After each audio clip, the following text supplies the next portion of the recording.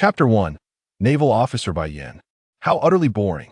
Bai Jing sat on the dock of Marineford, watching the warships continually come and go. Each vessel embarked on its own mission, departing the harbor to fulfill its duties and returning only upon their completion, bringing back personnel for respite. Yet, Bai Jing found himself confined, unable to venture anywhere. It was not that anyone within the Navy restricted his freedom, rather, it was his system that forbade him from leaving the naval headquarters until he reached adulthood. Hey, little Bai Jing, why are you sitting here all alone? If you were to fall into the water and get soaked, you might catch a cold. How frightful. A languid and peculiar voice drifted over from a short distance. Even without turning around, Bai Jing could discern who the speaker was. After all, he had spent a considerable time within the Navy. This individual was one of the highest combat powers the naval headquarters publicly promote. An admiral endowed with the abilities of the shining fruit, Kizuru, also known as Borsalino. Though titled an admiral, his rank in conventional military hierarchy was merely that of a general. Old Huang, where are you off to? Bai Jing turned his head to gaze at the man clad in a yellow-striped suit, adorned with brown sunglasses and draped in a white naval cloak, inquiring with curiosity. Marshal Sengoku assigned me the task of patrolling. It seems that recent times have been rather tumultuous, with a surge of wicked pirates emerging. It's truly terrifying. He spoke with a tone laced with sarcasm, yet his demeanor betrayed no hint of fear. In his previous life, while indulging in anime, Bai Jing had always found this laid-back character amusing. Despite possessing immense strength, he feigned nonchalance as if performing for an audience. Hence, netizens often jested that he was a master of slacking off, with his paycheck arriving while the four emperors languished. Well then, once I finish my training retreat, I shall accompany you on your voyage, Bai Jing expressed with palpable envy. Haha, splendid. I'm quite eager to see who among our naval prodigy and those notorious new generation pirates is truly the stronger. Through his brown sunglasses, his languid gaze lingered on Bai Jing, seated upon the stone bench. Just a bunch of little karamais. Bai Jing, being a transmigrator, felt a thrill upon entering the world of his beloved anime, though he lamented the inadequacies of the system he had received. It was a clock-in system, demanding compliance with its stipulations. The system dictated his destinations for clocking in, and failure to comply would lead to his obliteration. It was hard to fathom how he had endured 6 or 7 years under such constraints. Nevertheless, fortune smiled upon him as he had acquired several formidable abilities over those years. The 3 forms of Haki Conqueror's Haki, Armament Haki, and Observation Haki were all attained during the first 3 years of his tenure. Upon nearing Marineford, he finally elevated his mastery of all 3 types of Haki to an intermediate level. During his time aboard the warship en route to Marineford, he had also acquired swordsmanship. To Bai Jing, Marineford felt like a prison. After 4 years of honing his swordsmanship, he had achieved a level of excellence, his long sword, which had accompanied him for 4 years, now resembling obsidian.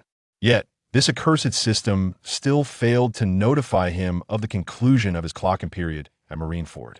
Had it not been for the individual who brought him to Marineford known other than the current Marshal Sengoku, it was difficult to imagine how the Navy had sustained Bai Jing for so long without purpose.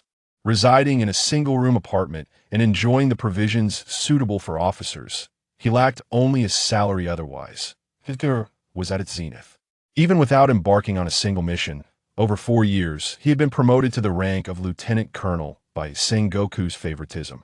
Many officers expressed discontent with Sengoku's bias. Even certain brigadiers and rear admirals regarded Bai Jing with disdain, believing he had risen to his rank through connections alone. However, only a select few within the corps ranks understood the extent of Bai Jing's prowess.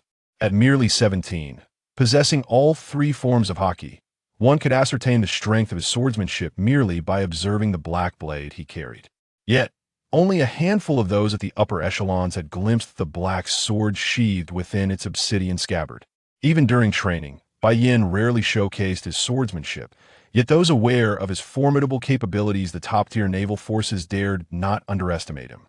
After all, who could consider weak an individual capable of engaging in full-force combat for hundreds of rounds under the legendary naval hero? Garp? What you say is truly frightening. Borsellino cast a glance at Bai Yin, then laughed heartily as he made his way toward his warship. At the naval headquarters, all officers of the rank of brigadier and above possessed their own warships. The only distinction lay in the scale of the vessels. Brigadiers and rear admirals commanded the smallest ships, while the ships of vice admirals were considerably larger. Among vice admirals, only Garp's ship could rival those of the three admirals. The size of a warship served as a measure of the strength of its naval crew. Garp's vessel was also the only one among the naval headquarters adorned with flamboyant embellishments. As Bai Yin watched Admiral Kizuru depart, a myriad of thoughts flooded his mind. Was the era of the worst generation upon them? Did this imply that the protagonist from the anime, Pirate King Luffy, had set sail? Alas, the thought of Hancock, the Empress, pierced his heart with anguish. As a fan of the anime, he had long fantasized about winning the affections of that naive beauty. Bai Yin's infatuation with Boa Hancock was unwavering. Capturing her heart would render her utterly devoted, unlike his ex-girlfriend from his previous life, who had been whisked away by a wealthy heir for a mere handbag. Were it not for his good friend discovering the truth during a hotel stay, Bai Yin would have remained blissfully unaware. Was this what one referred to as returning to the countryside to accompany family? The betrayal of his girlfriend had scarcely wounded Bai Yin. He felt momentarily saddened, realizing he had been deceived. Yet, regarding Hancock, it felt as though his heart were bleeding. If he were not in this world, it would be easier to dismiss it as just a small story. But now, he found himself within the world of pirates.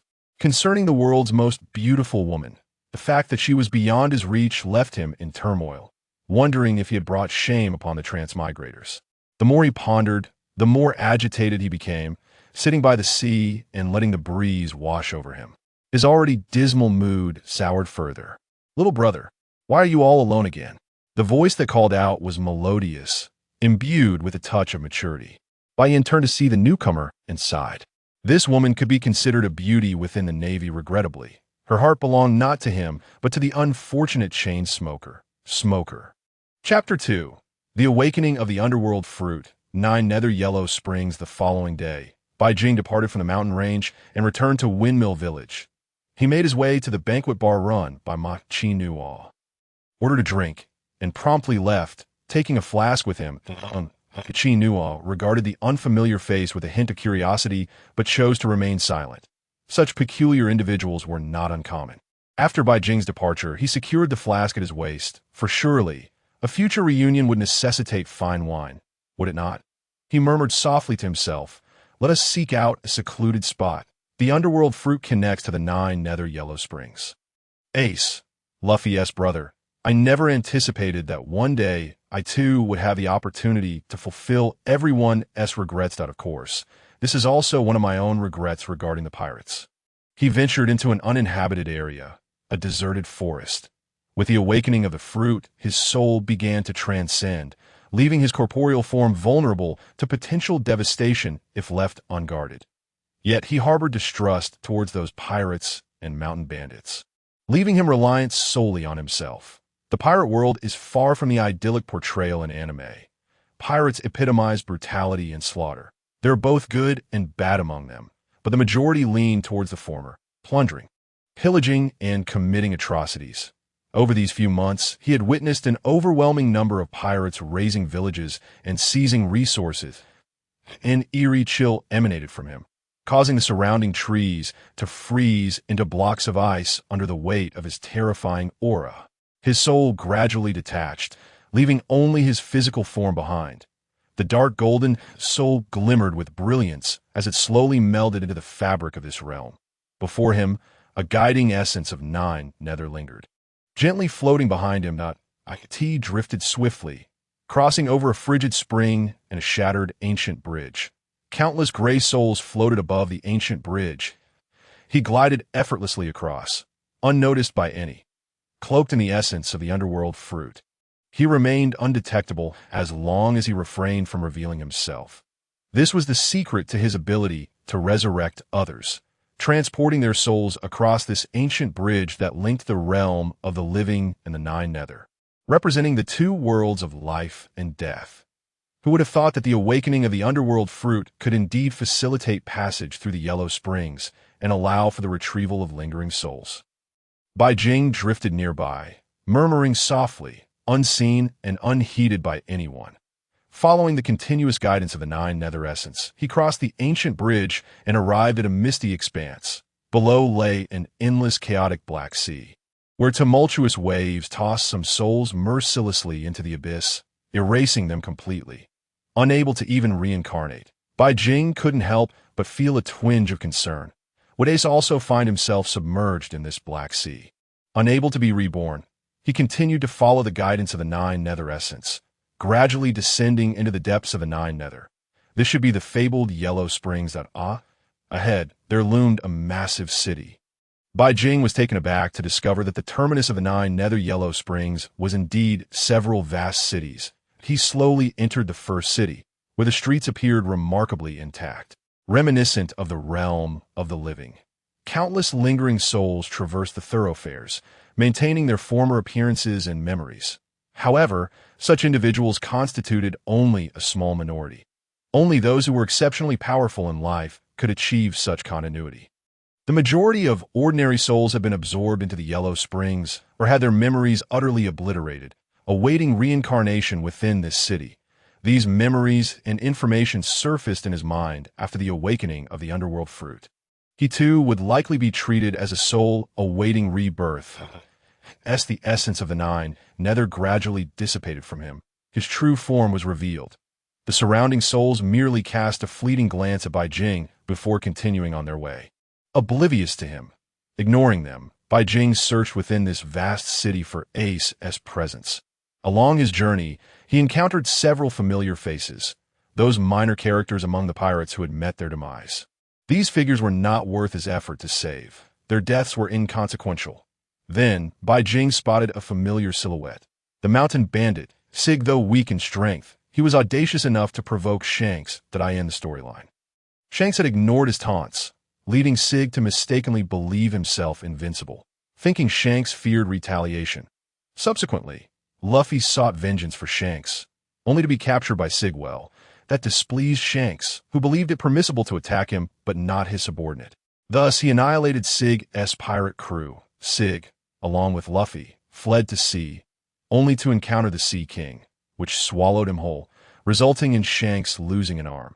Though Sig ultimately perished, he had managed to extract a significant prize from one of the 4 emperors, rendering him a formidable minor character. This event compelled Shanks to gamble his future on a single arm. However, Bai Jing found him utterly distasteful that he stealthily approached Sig, shrouded once more in the essence of the 9 nether, as if he were not meant to exist in this realm. With a sudden kick, he struck Sig squarely on the backside and shouted, "To hell with you." Having executed this act, Bai Jing felt unsatisfied. Emboldened by the 9 nether essence, he unleashed another powerful kick to Sig's rear. "How dare you threaten Luffy? How dare you knock Shanks to the ground with a bottle? I'll be damned if I don't kick you to death." Bai Jing continued to rain down kicks upon him, delivering 3 in total, before disdainfully spitting on the ground and departing. Spit. Sig, now sprawled on the ground, looked utterly bewildered. He called out in confusion, "Who is it? Which rascal ambushed me, Sig? Do you not know that I have a bounty of 8 million berries? Oh, you dare to stand and shout." Bai Jing felt invigorated. He temporarily set aside his search for Ace, knowing that locating him in such a vast ghost city would be no easy task. First, he would teach this arrogant mountain bandit a lesson. Sig had knocked Shanks down with a bottle, and now he was kicking Sig to the ground. That be why the rules of syllogism. He could claim to have defeated Shanks as well, that he advanced with another flying kick, sending Sig sprawling away. Then, adopting a soccer-style stance, he delivered a heavy kick to Sig's head while shouting, "To hell with you." On the streets of the 9 nether, a bizarre scene unfolded. Sig was continuously kicked about, resembling a puppet, with his head being struck this way and that, his body twisting in response to, "Who the hell ambushed you, Sig? You bastard. You don't hit faces when you fight. I'm sorry. I was wrong. Please, Great One, spare me." Sig cried out, while the street remained empty save for himself, drawing the incredulous gazes of onlookers as he wailed in defeat. Only after Sig surrendered did Bai Jing feel a sense of satisfaction. Clapping his hands before departing with a flourish. Chapter 3. Encountering little oars. Clue to Ace little oars. Boom! Boom! What is this fellow doing here? How did he arrive in this place? His size is immense. Is he a member of the giant race? The enormous commotion in the northeastern corner of the street caught Bai Jing's attention, that he murmured to himself, the first awakening of the underworld fruit. My time in this nine nether realm is undoubtedly limited. The essence of the nine nether within me is dwindling, that if I cannot locate Ace within a day, I must return my soul to the living realm, lest I become eternally trapped in this nine nether yellow springs. Due to the brevity of time since acquiring the underworld fruit and its limited development, he was unable to fully harness the essence of the nine nether. He needed to gradually accumulate and store it in the living realm. Only by absorbing the endless deathly energy and chill could he prolong his stay in the nine nether. Noticing the disturbance, he decided to investigate, dissipating the essence of the nine nether around him.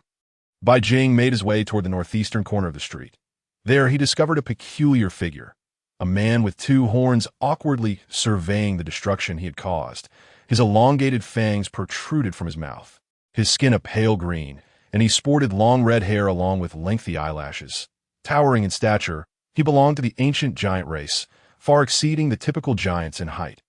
Adorned with a skull pendant and clad in warrior armor, he wielded a massive blade. Upon Bai Jing's arrival and recognition of the giant's appearance, he was momentarily stunned. Was this not little Oars, the captain from Whitebeard's ship? He carried on his back the straw hat woven by Ace, which led him to believe that Ace was exceptionally gentle.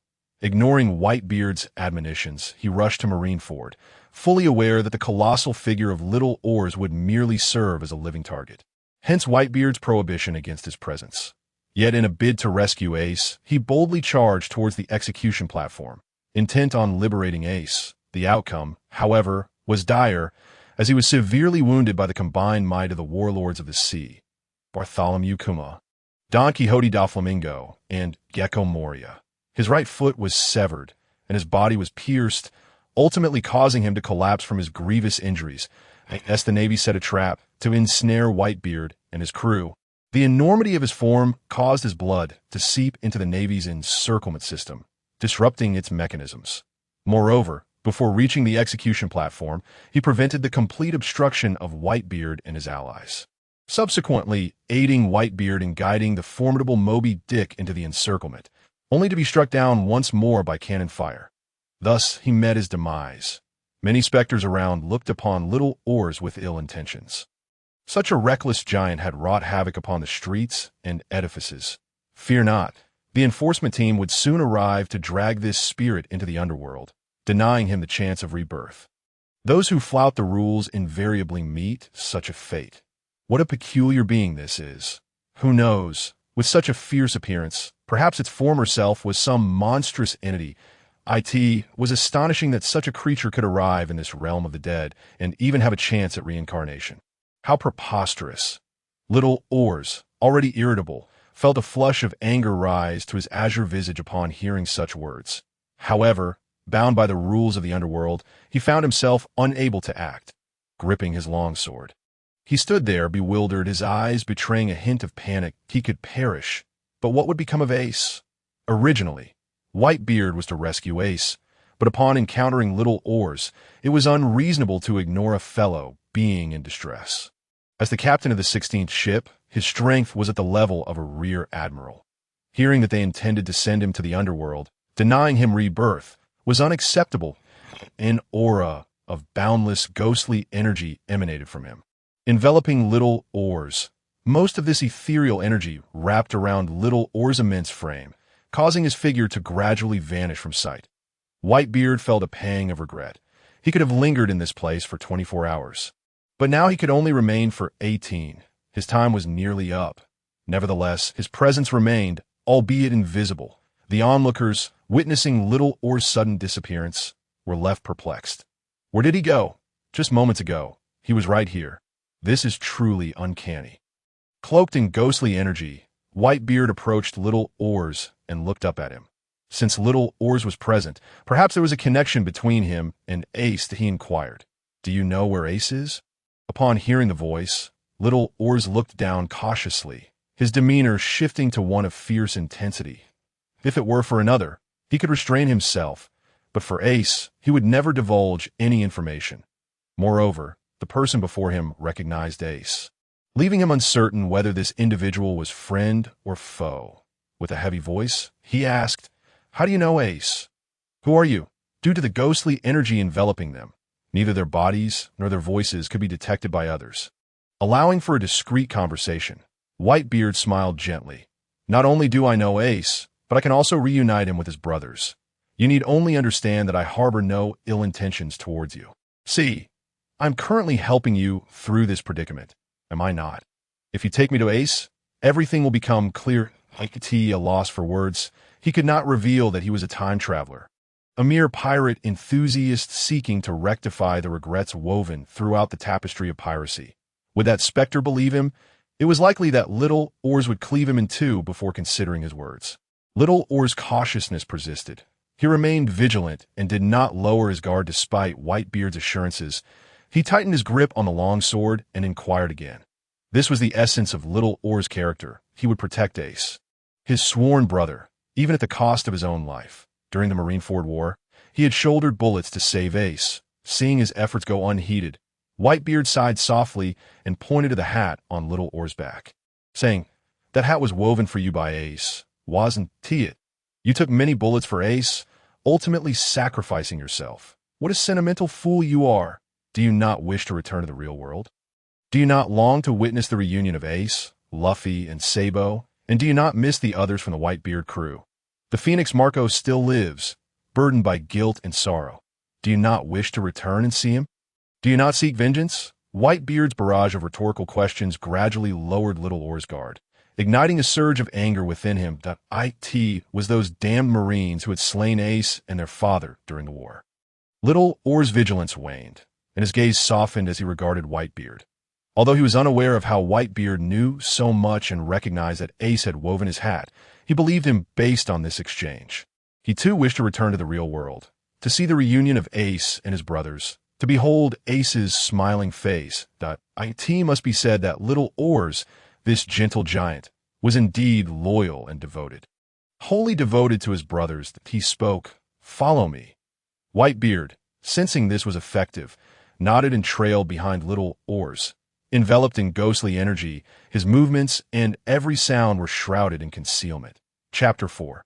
The long-awaited meeting with Ace. Ace's reluctance under Little Oars' guidance, the two traversed the streets, arriving at a dilapidated corner of the northeastern city. This crumbling abode, overgrown with weeds, stood desolate and uninhabited. It was just the right size to accommodate Little Oars' immense stature. Within the open space of this derelict house, a young man stood anxiously outside, scanning the surroundings as though searching for something, his face etched with worry. Upon spotting Little Oars' return, the tension in his expression slowly eased, and he let out a heavy sigh of relief. "Phew," he thought to himself, a smile of understanding gracing his features. "I thought you were lost. With a frame as large as yours, if something were to happen, it could disrupt the rules of this realm." Whitebeard emerged slowly from behind Little Oars. Upon confirming the identity of the young man before him, he finally allowed himself a relaxed smile, relieved to have found him.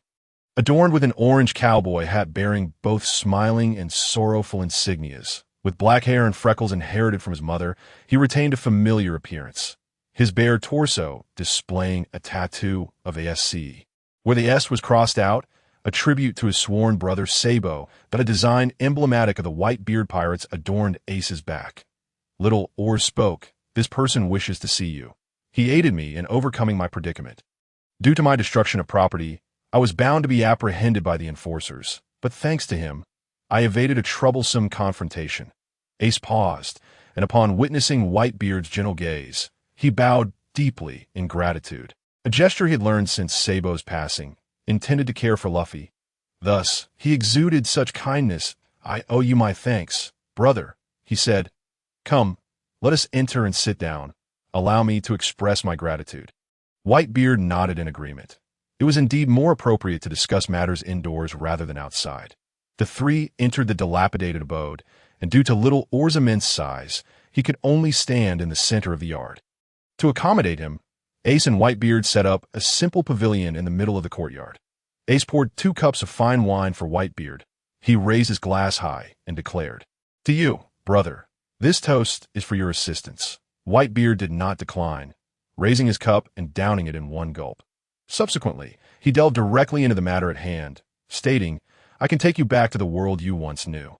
At this proclamation, Ace was taken aback, and he momentarily struggled to comprehend the statement. After a brief pause, he burst into laughter, seemingly incredulous. "Is what you say true?"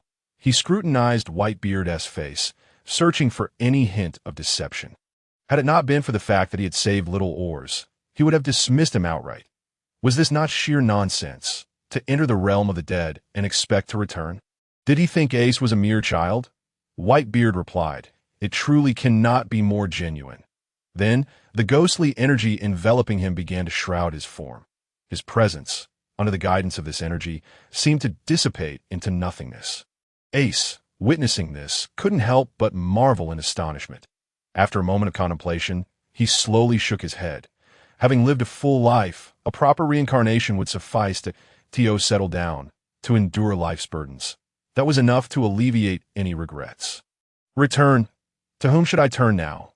Father sacrificed himself to save me, and many from the Whitebeard pirates have perished in their efforts to protect me. Upon my return, who will still recognize me? Whom can I face? Ace managed a self-deprecating smile, a hint of desolation lurking in his expression. Entangled in the events that had befallen the entire crew, he found himself ensnared in an abyss of guilt and sorrow. Even as a spirit, he struggled to regain his composure, the relentless anguish overshadowing him. Observing this, little Oar spoke up, "You are not to blame. We are all family." And that was Father's wish. This sentiment stirred within Bai Jing memories of a poignant moment among the pirates. One of Whitebeard's sons, Spider, deceived by the Navy and led astray, plunged a knife into Whitebeard's back. It was this very act that precipitated Whitebeard's decline. Yet in the end, Whitebeard did not take Spider's life. Instead, he embraced him tightly, his gaze filled with compassion as he declared, "Even so, I will love you, my son," tears welling up. However, this was not an excuse for Ace to evade responsibility. He was, in truth, fleeing from reality and his past. Bai Jing spoke slowly, his tone unyielding. "What if I could bring Whitebeard back to our original world? What if I could resurrect those who have departed?" Ace listened, but shook his head gently. "As spirits. We once sought to find Father's essence. Yet we searched for 2 long years throughout this realm of the dead and found nothing. Moreover, in this world of death, our abilities can still be wielded." As he spoke, ethereal flames flickered to life in his hand. A manifestation of the Mara no It was merely a different presentation of his power. This reflects the balance of yin and yang. Logically, since Sabo consumed the Mara no Mi, Ace's powers should have vanished. Yet here he was, still able to wield them. He continued, "But no one dares to cause trouble. There are enforcers who can completely suppress our abilities. Regardless of how formidable you are in life, here, dragons must lie low and tigers must crouch. The soul snare can obliterate all your powers and imprison you in boundless darkness, leading you to the underworld, where you would never know rebirth." This was the first time Bai Jing had heard of such a power distribution in the realm of death, and it was also the first mention of enforcers. No wonder little Oars had shown such trepidation towards them. Bai Jing countered, "Is this realm of the dead limited to just Huangquan City? Have you searched other cities?" Upon crossing the river of Huangquan, he had witnessed numerous cities scattered across the landscape. The fact that Ace and little Oars had not ventured to other cities seemed understandable. Other cities. Upon hearing Bai Jing's words, both Ace and little Oars appeared puzzled. They had indeed not explored other cities, as they could not even exit the gates of their own city. Bai Jing asserted confidently, "I can achieve this. First, I shall bring you back. Once my 9 nether energy is restored, I will venture to other cities and resurrect Whitebeard." The two fell into an unusual silence, seemingly lost in endless contemplation. Bai Jing did not disturb them, instead pouring himself a drink from the flask at his waist and downing it in one gulp. He had expected that such news of resurrection would invigorate Ace and little Oars. Yet the scene before him was one of despondency. It was precisely this that had ensnared Ace in a web of unresolved feelings, retreating into a self-imposed isolation from reality. Naturally, Little Oars stood by Ace, mirroring his emotions. He could hardly persuade Ace for the sake of a stranger. However, Bai Jing had his own thoughts. Today, Ace's resurrection was a certainty. No one could deter him, for this was a vow made by Bai Jing. His eyes were imbued with depth and contemplation. Like many fans of the sea, after the war at Marineford, he had believed that Luffy had saved Ace and that everything had come to a close. He thought, no, we all thought, that this battle had resulted in our victory. Yet the deaths of Ace and Whitebeard revealed the truth. It was all an illusion. Rising to his feet, he laughed heartily. He had once perceived Fire Fist Ace as a formidable individual, only to discover that he too was a coward, a man who had betrayed his own convictions. Ace remained silent, offering no rebuttal. Little Oars too said nothing further. Bai Jing bellowed, "You, Ace, are nothing but a coward. Who claims that Sabo is dead? Do you not know that Sabo survived and became a revolutionary?" This revelation ignited a spark in Ace's once dull eyes. He could hardly believe it, exclaiming in excitement, "Really? I thought he had ascended to heaven.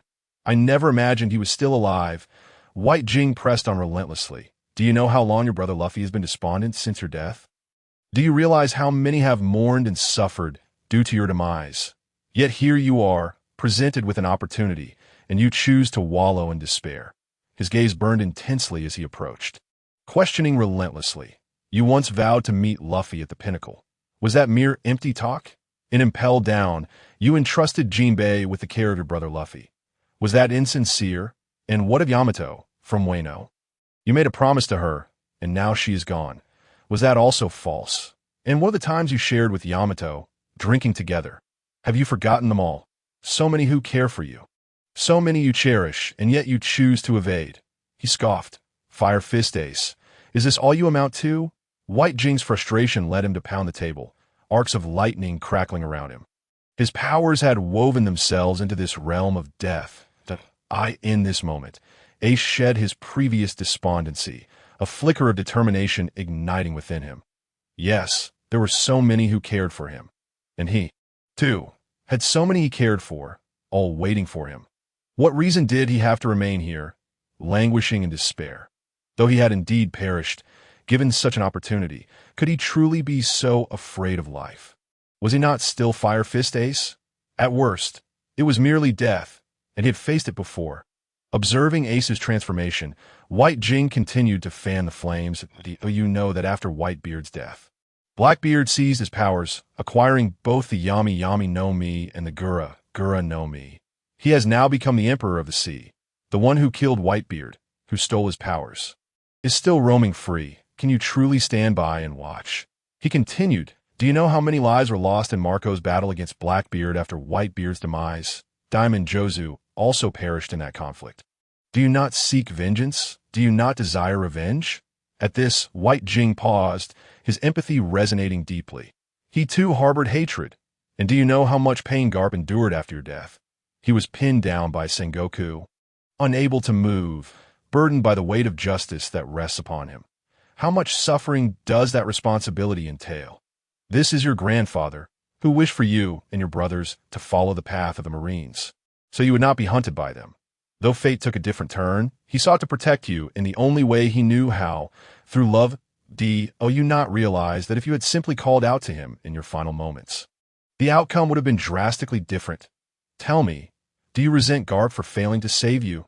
The moisture in Ace's eyes intensified, though no tears fell due to his spectral form. Yet the boundless pain he felt had been swept away, replaced by an overwhelming sense of guilt. His voice trembled, a rare sight indeed for the Fire Fist Ace, as he struggled to articulate his thoughts. "I do not harbor hatred. I only resent my own recklessness. When Father warned me against pursuing Blackbeard, I did not heed his counsel that I loathe my own cowardice, my tendency to retreat, and I regret not realizing the truth sooner, that I despise Blackbeard for betraying our family and for defying the very spirit of the Whitebeard pirates." As he spoke, an infinite fury flickered in his eyes, flames raging around him. Bai Jing, witnessing this, nodded in satisfaction before uttering one final remark. "There is one more person you owe. Have you not realized this until now?" The fire in Ace's eyes gradually dissipated as he stared blankly at Bai Jing. He had so many debts to others that he truly could not discern which one Bai Jing referred to. Bai Jing's expression turned serious. His gaze calmed. It is Dayton, the adoptive mother of you, Sabo, and Luffy. Though fierce, she protected you with a unique tenderness and love. She is the one who raised you three into adulthood. Do you understand the depth of her sorrow and pain caused by your death? She even struck the one person she feared most in her life. She trembled at the sight of Garp, like a mouse confronted by a cat. Yet upon hearing the news of your demise, Garp did nothing to save you. In her anguish, she charged at Garp, seizing him by the collar and bringing him to the ground with blow after blow. Her pain was so profound that her tears burned like fire, searing the hearts of us all. Here, us refers to the sea fans, of course. Ace could no longer contain himself. The boundless sorrow within him erupted. Even as a soul, his essence transformed into scalding tears, each drop cascading down his face, trickling through his freckles, and falling heavily to the ground. Fire Fist, Ace wept. Chapter 6. The Return of the Freckled Boy to the Mortal Realm. Body stolen by Jing made no attempt to stop him, allowing the long-suppressed emotions to burst forth, benefiting him greatly. Meanwhile, the rarely quiet Oz observed in silence, his gaze towards Bai Jing transformed, previously tinged with hostility. It now radiated gratitude that he understood the weight of Ace's psychological burden during their time in the realm of death. Bai Jing had relieved him of it. Not to mention, Bai Jing possessed the miraculous ability to resurrect others. After a brief moment, Ace gradually regained his composure, and his eyes, now filled with a different light, inquired, "How do we escape?" There are numerous enforcers within this city, firmly guarding the gates. It will not be an easy task to get out. Bai Jing sighed softly to himself. As long as he spoke, it would be manageable. It seemed that taking them out would be straightforward, and his 9 nether chi was still sufficient to sustain nearly 10 hours of travel. Easily accommodating both of them, he proclaimed, "My 9 nether chi can cloak your bodies and silence your sounds. I will carry you both aloft, floating out of this realm of death, and then we shall return to the real world. Are you prepared? If so, we must not delay any longer. Let us depart at once." The three exchanged glances, fully prepared. Ace and Oz had no lingering attachments left in this realm of death. They turned to Bai Jing and stated, "We are ready. We appreciate your assistance, brother." Bai Jing said little more, slowly releasing his 9 nether chi. This chi was cold and frigid, enveloping both of them. Due to Oz's massive size, it took a bit of effort. The two gazed at one another in astonishment. Under the cover of the 9 nether chi, they could not see each other at all, were it not for the chi allowing them to sense each other's presence. They might have believed the other had vanished into thin air. Bai Jing instructed, "Next, I shall lead you out of this realm of death. Your bodies will soon levitate. Do not move or emit any aura." With that, Bai Jing's expression turned serious. It was his first time undertaking such an endeavor. Their bodies slowly lifted into the air, following the path provided by the 9 nether chi. The three were gently drawn along, their speed increasing rapidly as they soon left the city of Huangquan, traversing the endless river of the dead, arriving beside an ancient bridge. Yet their velocity did not wane, rather intensified. Beyond the ancient bridge lay a radiant light, a portal to the mortal realm. Once they passed through this gateway, Ace and Oz would successfully be resurrected. The two souls crossed the light first, returning to the realm of the living, while for some unknown reason, Bai Jing's body hesitated in place. An ancient voice echoed in his mind. Such an act may disrupt the balance of yin and yang and alter causality. Are you certain you wish to proceed? This voice, whose origin Bai Jing could not discern, possessed the power to hinder him. Cold sweat drenched his back. Despite being a soul, there was no room for regret or hesitation now that he had come this far. Ignoring the voice, he intensified the release of his 9 nether chi and surged through the light, entering the realm of the living. Returning to the world of pirates, the moment he re-entered the pirate world. The voice resounded once more. "Very well. It is your choice." The voice abruptly ceased. Bai Jing departed. A long sigh resonated within the realm of death, echoing over the river of the dead. Was this fortune or misfortune? The original course of the world was altered because of you. How could you traverse into the realm of death? Even the awakening of the Huangquan fruit could not accomplish this. This individual radiates the aura of a higher civilization. Could he be from another place? With that, silence reclaimed the realm of death, shrouded in an impenetrable stillness. And no one knew that two souls had vanished from the city of Huangquan, nor did anyone comprehend how they had departed. In the deeper layers of this realm of death, familiar figures awaited, notably a robust elder with numerous bullet holes adorning his massive frame. His gaze was profound as he murmured, "There are no family members here. My children are all gone." As Bai Jing's soul gradually returned to the real world, he was accompanied by the souls of Ace and Oz. The moment their souls touched the sunlight, they solidified into tangible forms. Their flesh and blood reformed instantaneously, restoring their original appearances. The two stared wide-eyed at each other. Oz seemed somewhat incredulous. Clenching his fist, the tangible sensation affirmed that everything was real, not a dream. He and Ace had indeed returned to the real world. They had truly been resurrected. Ace and Oz, gazing at Bai Jing, who still floated in the air, were momentarily taken aback. "Why are you still a soul, and not in your physical form?" Bai Jing was equally surprised. "What? I am not in my physical body." He looked down in astonishment and exclaimed, "Oh no! Where did my body go? Which scoundrel has stolen my body?" His soul searched the surroundings, yet he found no trace of his physical form. The awakening of the Huangquan fruit had its drawbacks. If no one safeguarded his body, it could be taken by others. Concern flickered in his eyes. Ace's hands gradually ignited with the flames of the Mera Mera no Mi. Reigniting his entire being, a slight smile graced his lips. "I, Fire Fist Ace, have returned." With that, a cross of flame appeared behind him, followed by the flag of the Whitebeard pirates ablaze in the fire. He emerged from the flames, reborn anew. The Mera Mera no Mi had returned to the world, and in this pirate realm, Ace was not the only one with such abilities. Sabo possessed them as well. And their powers did not conflict. Of course, Bai Jing had similar capabilities. The resurrection of the Mera Mera no Mi stirred excitement in Bai Jing as he thought of the combined strength of the two brothers. "Sabo and Ace, now, we must find your physical bodies urgently. Let us first look at the nearest location to see if they were taken by wild animals or human thieves." Bai Jing nodded, and his soul traversed through the desolate forest, arriving at the coastline. Chapter 7, Alliance, Fire Gun. Electric light. Meanwhile, on a distant pirate ship, a number of pirates surrounded a body, their expressions filled with curiosity. "What is the matter with this kid? He has been slashed with so many blades, yet he shows no reaction to is he truly dead?" Upon closer inspection, this body unmistakably belongs to Bai Jing, marked by countless gashes and cuts, numbering in the dozens, left by those pirates. Fortunately, Bai Jing's soul has not yet returned to this corporeal form. Otherwise, the excruciating pain would undoubtedly transfer to him.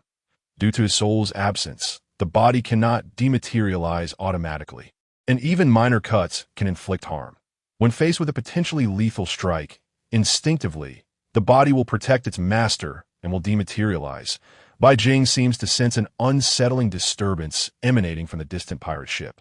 Feeling his physical form nearby, an urgency envelopes him. "I have located my body. Let's make haste." With that, his soul gently drifts towards the pirate vessel on the S.A.T. This moment, Ace and Little Oars exchange knowing glances, resolved to assist in this endeavor, for Bai Jing has granted them a second chance at life. Such a profound debt of gratitude is akin to being reborn by one's parents. It was indeed Bai Jing who roused Ace from his slumber, preventing his descent into despair. Now, Ace and Little Oars regard Bai Jing as family, as a friend, having shed their previous wariness. Ace directs his gaze into the distance, his hands transforming into blades as he severs a massive tree trunk. Hurling the pieces towards the horizon, he steps onto the makeshift raft, using branches as paddles to propel himself forward. Being a devil fruit user, he is unable to touch seawater, unlike Little Oars, whose immense form plunges into the depths. Swimming towards the pirate ship. On board the red gold pirate ship, one pirate gleefully declares, "Let us scour the next village. Our treasure trove is running low." Another chimes in, "Indeed, our patience wears thin." Those villagers dared to resist, and we dispatched countless of them in one fell swoop. Their desperate expressions as they faced death were truly delightful. Alas, these paupers possessed so little belly. They got what they deserved. Roughly 100 pirates revel in their debauchery, consuming food and drink, laughing heartily as if murder were but a trivial matter. Meanwhile, they disregard the body of Bai Jing, showing little interest until curiosity prompts one to pick it up. As Bai Jing's soul gradually approaches the pirate ship. One pirate, rubbing his bleary eyes, exclaims in disbelief, "Am I dreaming? Is that a soul floating in air? What nonsense! Have you lost your wits? Why shout such absurdities in broad daylight?" His companions retort, "I could tea that moment." Bai Jing's soul begins to merge with his body. Suddenly, he bolts upright, his eyes wide open, as the scars on his body gradually heal beneath the elemental power of lightning, returning him to his former self. Ace has arrived, and little oars navigates through the water that he leaps from the log, landing atop the pirate flagpole. Crouching slightly, with one hand resting on his hat, he gazes down with a faint smile. "It seems you have found your way back." Bai Jing stands, surveying the 100 pirates before him. He has just overheard their vile conversations, slaughtering villagers and mercilessly killing innocents. This is the stark reality of the pirate world. Devoid of any noble ideals or passionate fervor. It is simply a realm where killing is done without a second thought. Yet, having encountered them, it is their misfortune at least he possesses a moral compass. Having witnessed too much, his expression is devoid of emotion, entirely extinguished. Ace turns to Bai Jing and asks, "Shall you take the lead, or shall I? Let us each take our share." Bai Jing's lips curl into a slight smile as he observes the continuous influx of pirates onto the deck.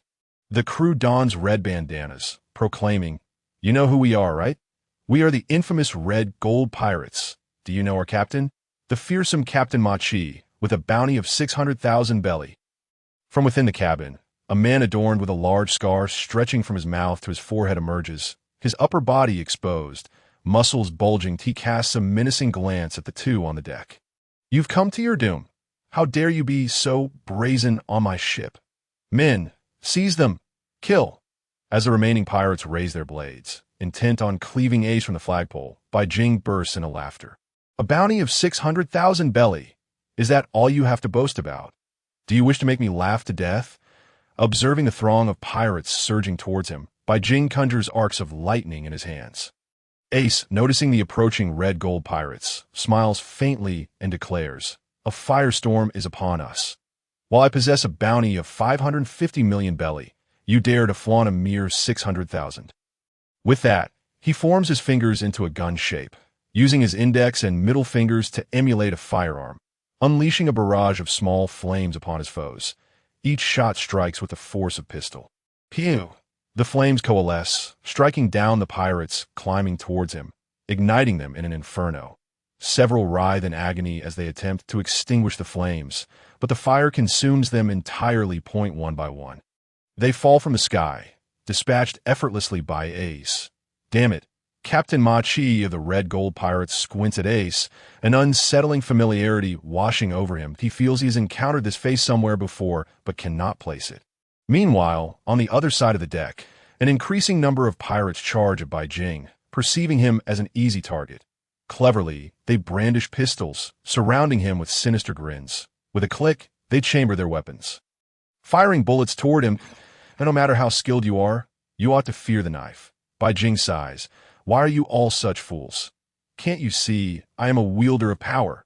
With that, electricity crackles around him as he commands, "Electrocute." Lightning erupts from his form, transforming into light and heat to nullify any physical assaults. The relentless arcs of electricity intercept the incoming bullets, rendering them ineffective. Chapter 8. The elegance of a fiery fist. Bai Jing unleashes a torrent of lightning, murmuring, "Discharge 1,000,000 volts." This allows him to emit lightning at his target, manipulating the voltage from 1 to 200 million volts at will. In this instance, he wields 1,000,000 volts, 20 million volts, 100 million volts, even max, 200 million volts. The battlefield becomes a tempest of crackling electricity, accompanied by a cacophony of sound. A pirate from the Red Gold crew encounters the arcs of lightning. His body seizes up, rigid and lifeless, collapsing as he succumbs to electrocution. Bai Jing gazes at the fallen pirates with exasperation. Why are you attempting to seize my body? What a mess this is. Meanwhile, Ace continues to rain down fiery bullets from above, each one striking true, claiming life after life among the red gold pirates. Yes, the captain witnesses his men falling one by one. Panic ensues.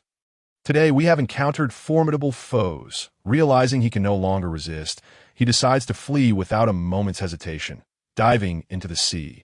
However, a colossal figure emerges from the depths, little oars towering at 38 meters. Looms over the water, showing no hesitation. With a powerful swing of his blade, Captain Ma Chi is cleaved in half before he even comprehends the threat. In his final moments, he recognizes Ace, Fire Fist. Ace, you live. Ace's relentless barrage of the flames cascaded upon them, reducing their bodies to mere ashes. Bai Jing's gaze shifted towards the interior of the pirate's ship, where a chest brimming with gold and silver treasures lay, an entire small chest, overflowing with golden jewels. Yet Bai Jing remained dissatisfied, curling his lips in disdain at the pitiful wealth, deeming it a meager sum. The treasures, if sold, would scarcely fetch around 10 million berries. After uttering this, he cast his eyes upon the still floating figure of little oars. Instructing, retrieve his head, a tea should be worth about 600 berries, which could be turned into some coin. Little oars, with his colossal fingers, plucked the head and tossed it aboard the vessel. Ace leaped down from the mast, gazing at the boundless ocean beside him, remarking, "It feels familiar. Nothing beats the freedom of being a pirate." He turned to Bai Jing and asked, "Do you have any plans? We could accompany you. 1. To await your resurrection of our father. 2. To express our gratitude for your kindness in reviving us." Having spent some time by Bai Jing's side, they aimed to assist him in whatever endeavor he pursued, be it piracy or otherwise. Bai Jing understood their intent and chuckled. Why not seek out Luffy or Sabo? Wouldn't it be heartwarming to reunite with your brothers? Ace slowly approached the deck, gazing at the infinite sea, softly stating, "The ocean embodies freedom, and one can shatter the wings of liberty. Luffy has his own adventures and companions, while I, as his brother, have long since passed away, that I shall not disturb him. In this vast ocean, we shall meet again one day, shall we not?" He turned his head, offering a gentle smile. Bai Jing nodded. "Precisely. How about this? You two accompany me, and together we shall sail the seas anew." Ace did not refuse. Agreeing to the arrangement for the time being, with future matters to be discussed later, they exchanged smiles, and Bai Jing finally unfastened the flask of liquor at his waist, tossing it to Ace. "Taste this familiar flavor." Ace uncorked the flask and took a hearty swig, exclaiming, "What fine liquor!" He then tossed the flask to Little Oars, who downed it in one gulp, his face alight with laughter. Above the east blue, 3 men laughed heartily. By the way, what are your aspirations? To be a pirate or a marine? Ace inquired. Bai Jing gazed at the endless sea, his spirit soaring. "I intend to assemble my own fleet, comprised of the mightiest pirates of this generation, or perhaps even the previous. I wish to be the most carefree pirate upon the seas. The title of Pirate King does not concern me. Let Luffy and others pursue that. What I desire is to revel in the splendor of this piratical world. Whether as a pirate or a marine, I shall steadfastly adhere to my convictions." He turned to them, his expression earnest. "I once heard a remarkable man say, 'I sentee it admirable for a man to perish while upholding his beliefs.'" A glimmer of nostalgia flickered in his eyes. Ace and Little Oars paused, struck by such words. Who could utter them with such resonance? They looked at Bai Jing, asking, "Is he still alive?" Bai Jing slowly shook his head. "He has passed on. But that matters not. I can revive him. Though our stances differ, I wish to persuade him to join my crew. This ship must not only host pirates, but also members of various other identities." With a slight smile, Bai Jing turned to Ace, saying, "As the first step in your resurrection, I shall present you with a fireworks display to celebrate your rebirth." With a light leap, he ascended into the sky, his right hand clenched into a fist, flames igniting around him. Ace, taken aback, exclaimed, "How is this possible?" "This is the power of the flame fruit." His astonishment was devoid of jealousy or malice. Bai Jing, unfazed by Ace's presence on deck, initiated a clash of the flame fruits, their abilities immune to one another. Transforming his arm into a torrent of searing flames, he elongated it, launching fiery punches towards his target. The speed was swift, the range expansive, and the impact tremendous. This was also Ace's signature move. Capable of sinking 5 ships with a single blow, the Inferno roared to life as Bai Jing shouted, "Flame Fist!" A colossal fireball, stretching dozens of feet, hurtled towards the red-gold pirate ship. Upon impact, the flames cleaved through the ship's sides. Engulfing it in a blaze, Ace, startled by the display, leaped high into the air, landing upon Little Oar's shoulder. They both gazed at the gradually burning vessel, marveling at the spectacle. After completing this act, Bai Jing clapped his hands in satisfaction. Perching on Little Oar's other shoulder, Chapter 9, The Emergence of Sea Kings, the Voice of All Things, Divine Retribution, he turned to Ace, asking, "What do you think? Are you satisfied with this bonfire?" Ace looked at Bai Jing as if he were a monster. He never anticipated that Bai Jing would also wield the Flame Fruit's power. The abilities Bai Jing had just displayed suggested the existence of the Thunder fruit, now accompanied by yet another fruit. This revelation shattered his understanding. However, they refrained from probing further. Everyone held their secrets, and this was Bai Jing's to keep. Besides, having saved them both and intending to rescue Whitebeard, they had little justification to pry into his affairs. Understanding this, they remained silent. Beside Little Oars, they began to drift slowly towards Windmill Village. It was time to reunite with some old acquaintances and, coincidentally, to collect the bounty of 600,000 berries. The ethereal aura of the 9 hells dissipated from Bai Jing. To swiftly replenish this energy, 2 methods existed. One was to take lives and absorb their death energy. The other was to seek the coldest regions to condense the 9 hells' aura, albeit at a painfully slow rate. Each life taken yielded a wisp of 9 hells' energy. When he amassed 100 wisps, he could linger in the underworld for 10 minutes. This was the most effective method of acquiring energy. Previously, the 9 hells' energy he possessed was garnered from slaying other pirates, all of whom deserved their fate for the atrocities they committed against the island's inhabitants. In light of this, Bai Jing resolved to return the favor, mirroring the pirates' actions against the residents. Only by doing so could he maintain sufficient 9 hells' energy, enabling him to descend into the underworld once more to revive others, standing upon Little Oar's shoulder. They drifted towards Windmill Village. Meanwhile, the tranquil surface of the sea began to churn, as though something was brewing beneath. Suddenly, a massive eel head burst forth from the whirlpool. Its enormous body gradually emerged from the depths. Its mouth lined with jagged teeth, stretching an estimated 30 meters in length, with a head width of 3 to 4 meters. The seawater splashed around, dousing Ace and rendering him weak, causing him to slump on Little Oar's shoulder. With a calm gaze, he muttered, "A sea king." The seawater that splashed onto Bai Jing bore no effect on him, but he gazed at the colossal eel head with delight, exclaiming, "Ah, this resembles the sea king that bit Shank's arm." Who would have thought a sea king would appear here? The creature's eyes glinted with greed as it surveyed the 3 men, its gaze akin to that of a top-tier predator eyeing its prey. It plunged its head into the ocean, emerging with its massive jaws agape, ready to bite down upon them. The roar echoed. Roar! This sea king sought to devour them whole. In that moment, Ace, affected by the splashing water, felt utterly drained. He glanced at Bai Jing, relieved to see him unharmed. If even Bai Jing had been affected, their situation would have been dire. He regretted his impulsiveness in incinerating the ship, though it had been a striking display. The consequences were severe. Bai Jing paused, realizing he had comprehended the creature's words. Translated, they meant, "Humans, perish." Astonishment washed over him. "I seem to possess the ability to hear the voice of all things," he mused contemplatively, stroking his chin as he observed the gargantuan eel, quietly pondering, should I braise it or grill it?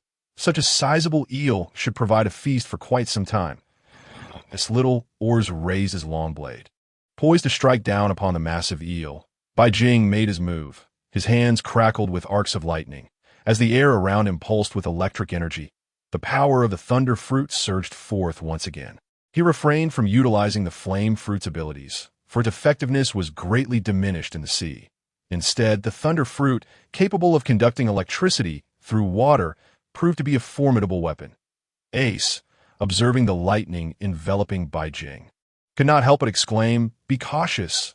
The seawater conducts electricity, and we could be electrocuted as well."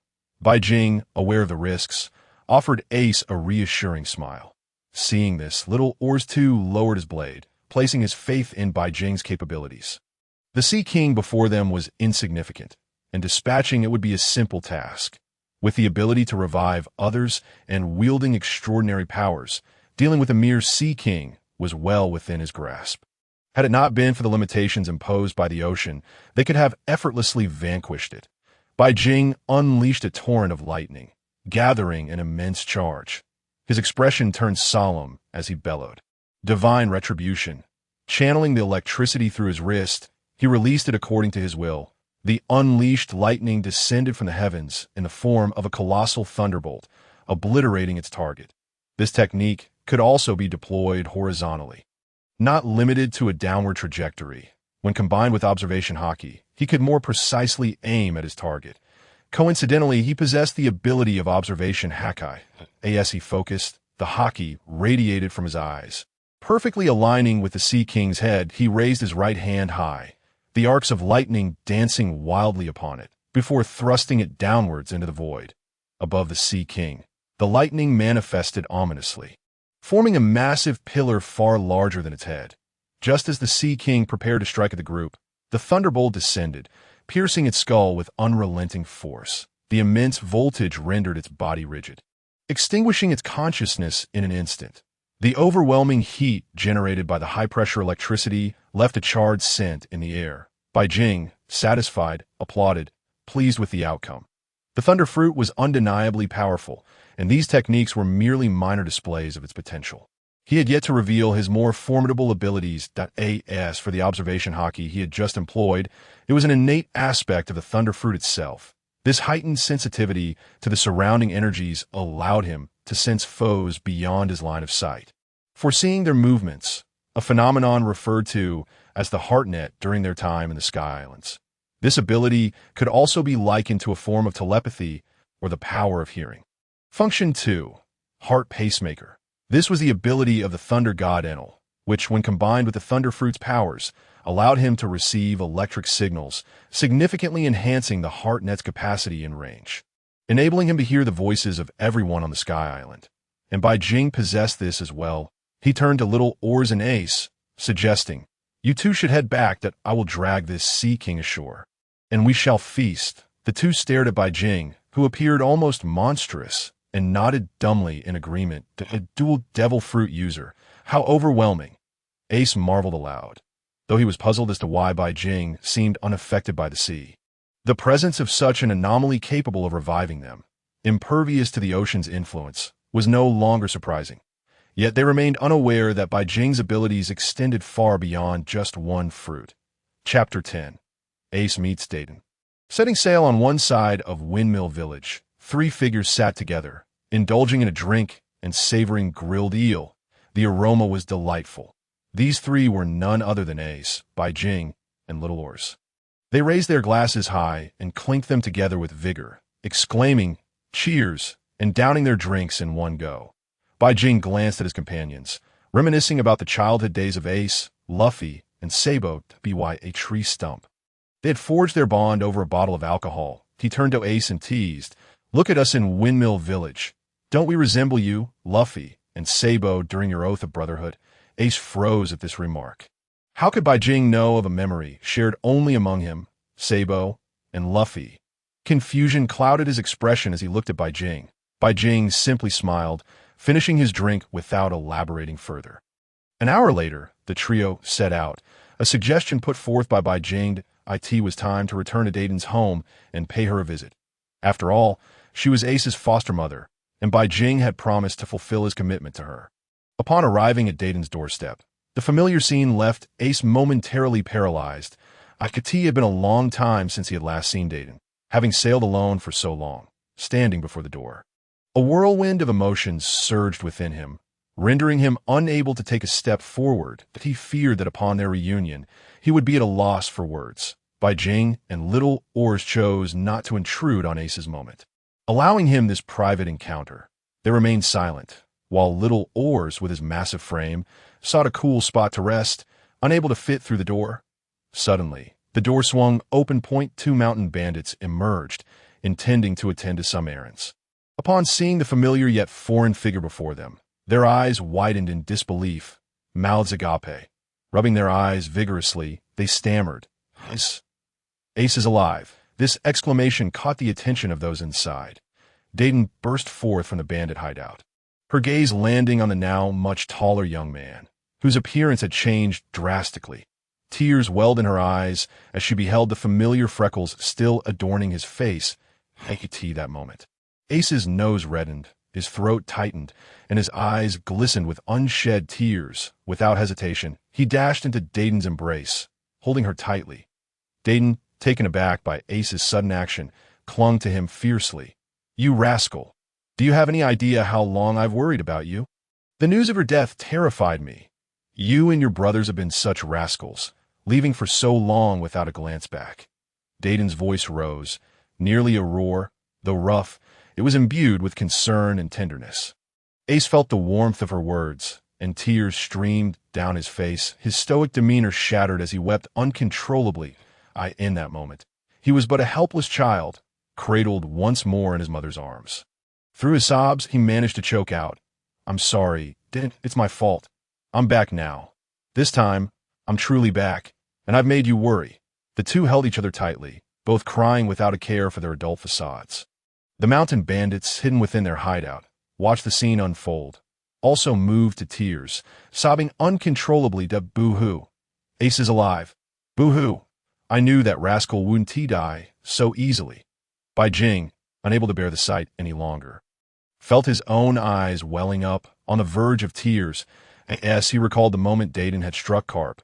Tears flowed freely down his face. The two remained locked in their embrace, sobbing for what felt like an eternity before gradually regaining composure and stepping inside the bandit hideout. Dayton soon noticed Bai Jing standing to the side, recognizing him as the boy who had come earlier to assure them of Ace's survival. Now, he had indeed kept his word and brought Ace back. Dayton cast a grateful glance at Bai Jing. A multitude of unspoken thanks conveyed in that single look. Countless words and shared experiences from the years apart lingered in the air, understood only by those who had endured separation. The two conversed for hours within the hideout, while Bai Jing listened quietly. Like an outsider. 3 days later, Ace, Bai Jing, and little Oars gradually prepared to depart. As they left, Dayton watched them go, a mix of emotions swirling within her. Once they were gone, her eyes filled with tears again, and she sobbed openly, shielding her face with her hand to conceal her vulnerability.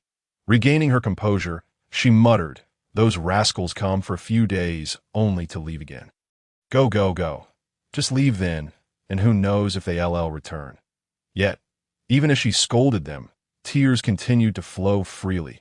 She turned back into the bandit hideout, murmuring to herself, "The children have grown, and they will have their adventures. Luffy, Sabo are safe, and Ace is not dead. Everything is truly wonderful." As the trio arrived in town, many townsfolk were taken aback by Ace's familiar visage. "This young man looks so familiar, doesn't he? Have you noticed how much he resembles the pirate Ace?" "Ace? Who is that?" "Fire Fist Ace. You know, he really does bear a striking resemblance." Surrounded by a multitude of whispering onlookers, Ace remained unperturbed. After all, news of his resurrection would soon echo throughout the world. As for little Oars, he awaited them by the shore. His towering stature made him prone to causing unnecessary misunderstandings and chaos. Ace made his way to the tavern run by Makino to indulge in a drink and reminisce. Meanwhile, Bai Jing ventured to the naval base to exchange a bounty for cash, while also acquiring a small boat in town.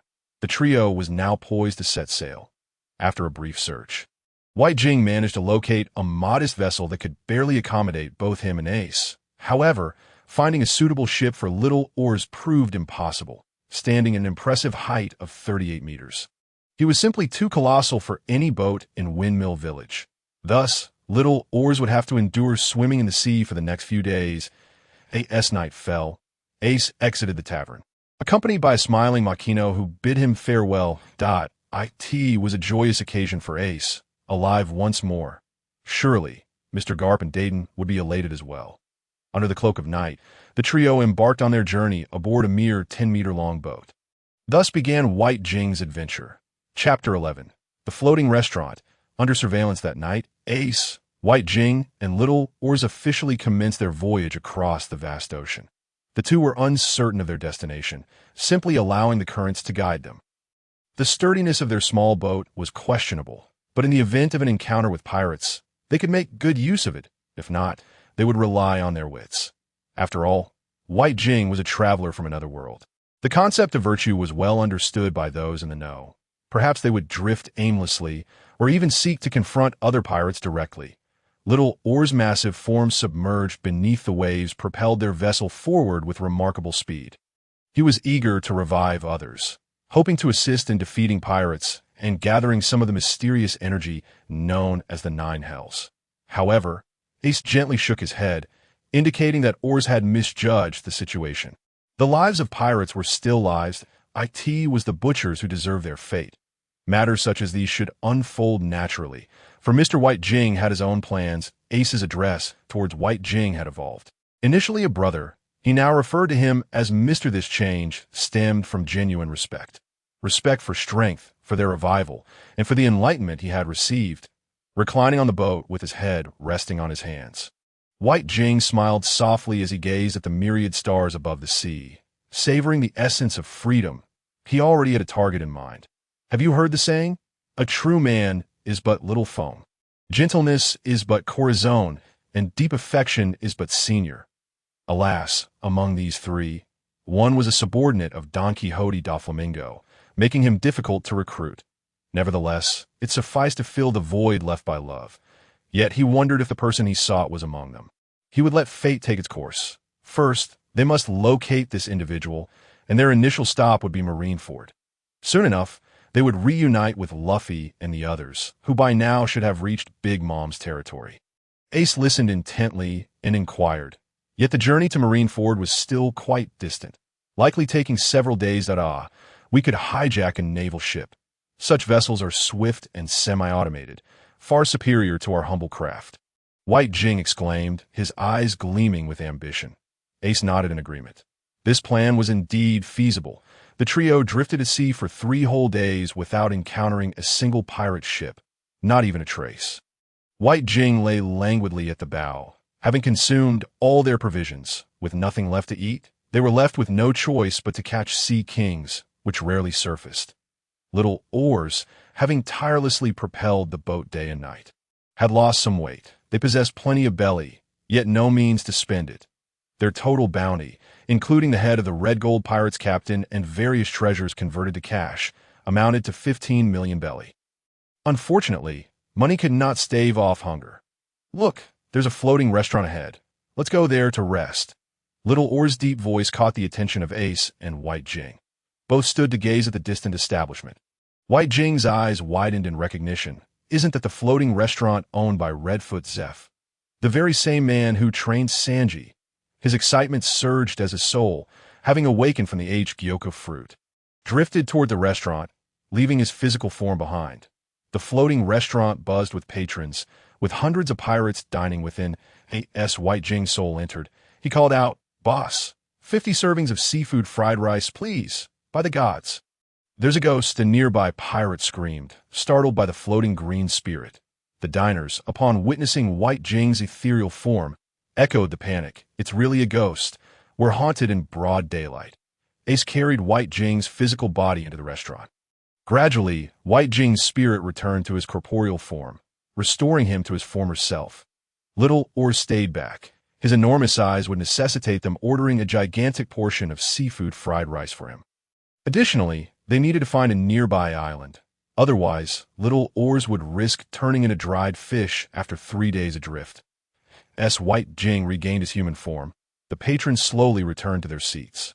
Observing Bai Jing's youthful appearance, several individuals harbored ill intentions. Some discreetly noted his features, lurking outside the restaurant, sneering, "This brat dared to make me lose face, pulling such pranks in broad daylight. He must have more than one life to spare." "Boss, the arrangements are complete. Our ship has arrived, and 100 crew members have surrounded this place, just waiting for the brat." "Excellent. Once he steps out, We shall make him pay for his insolence against the caribou pirates." Outside, the pirates quietly gathered. Bai Jing and Ace found a spot to sit and await their seafood fried rice, all while observing the commotion outside.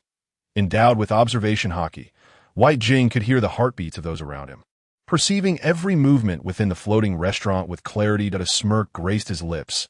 How foolish of these pirates to seek trouble. Perfect. Over 200 souls to gather some 9 hells energy to in the kitchen. Redfoot Zeph was busy preparing the 50 servings of seafood fried rice. Curious about the request for such a large quantity, he endeavored to craft the dish with utmost precision. Soon, 2 bowls of the golden, fragrant fried rice were ready to be served. As Bai Jing feasted on the delightful meal, he couldn't help but exclaim, "Such culinary skill! No wonder you are Sanji's mentor. This seafood fried rice surpasses my expectations."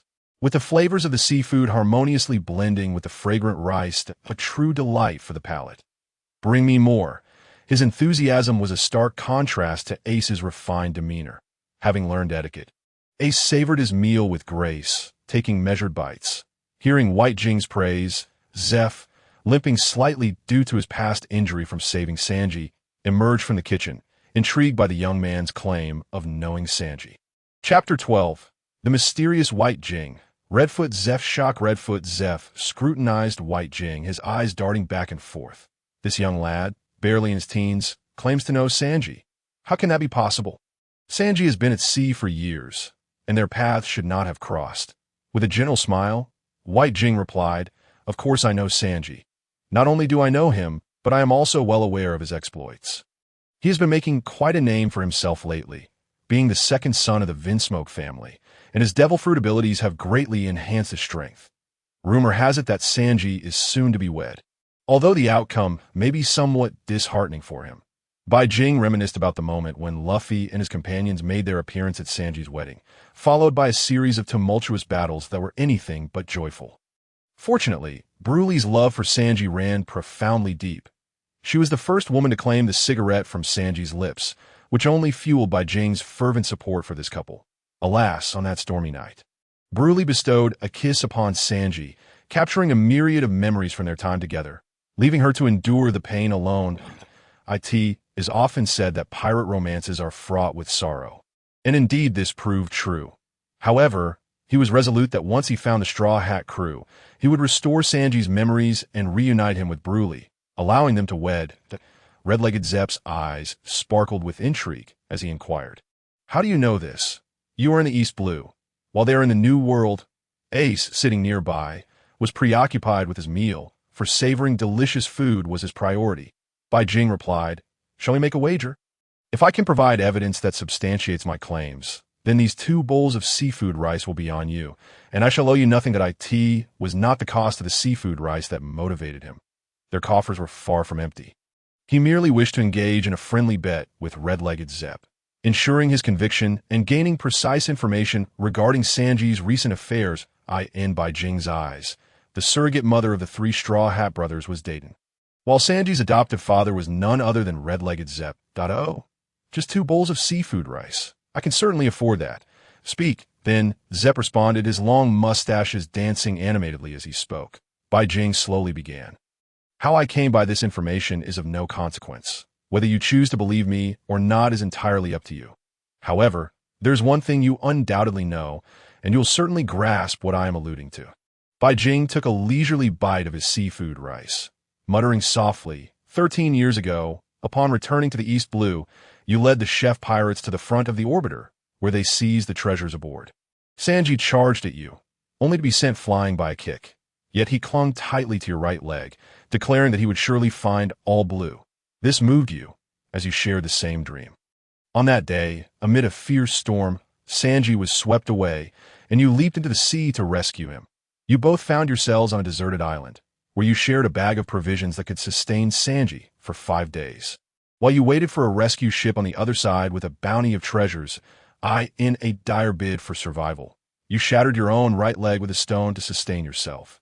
In the manga, in the anime, it is depicted that Zeph, in a heroic act, broke his leg with a ship's anchor chain to save the drowning Sanji. These final words were uttered so softly that only Bai Jing and Zeph could hear. Upon absorbing Bai Jing's account, red-legged Zep's pupils widened, and his gaze shifted towards Bai Jing, now filled with an unmistakable intensity. "Who are you?" he demanded in a low voice.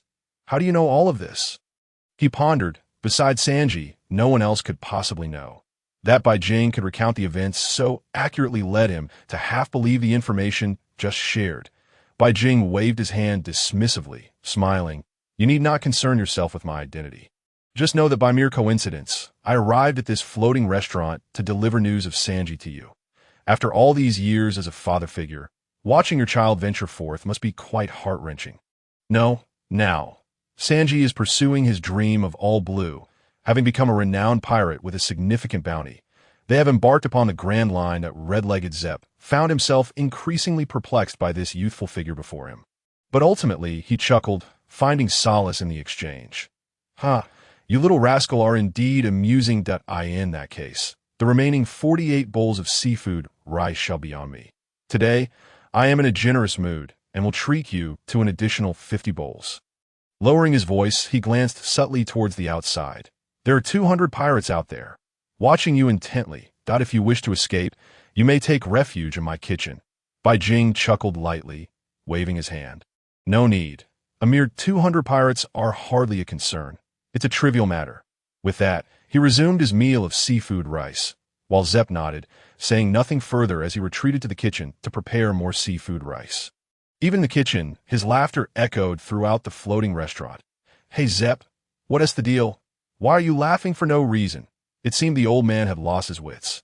"Let us just enjoy our meal. I must say, the flavors are quite delightful." Bowls of seafood rice continued to be served, and Ace and Bai Jing savored every bite. Once they had finished, Ace stood and shouted, "Pack up 200 bowls of seafood rice." "Who are these two? How can they eat so much? Are they here to give away money?" Some nearby pirates exchanged glances, their eyes glinting with greed. "Hey, that kid in the red hat looks strangely familiar. Where have I seen that face before? Do you feel the same?" "Yes, but I can't quite place it."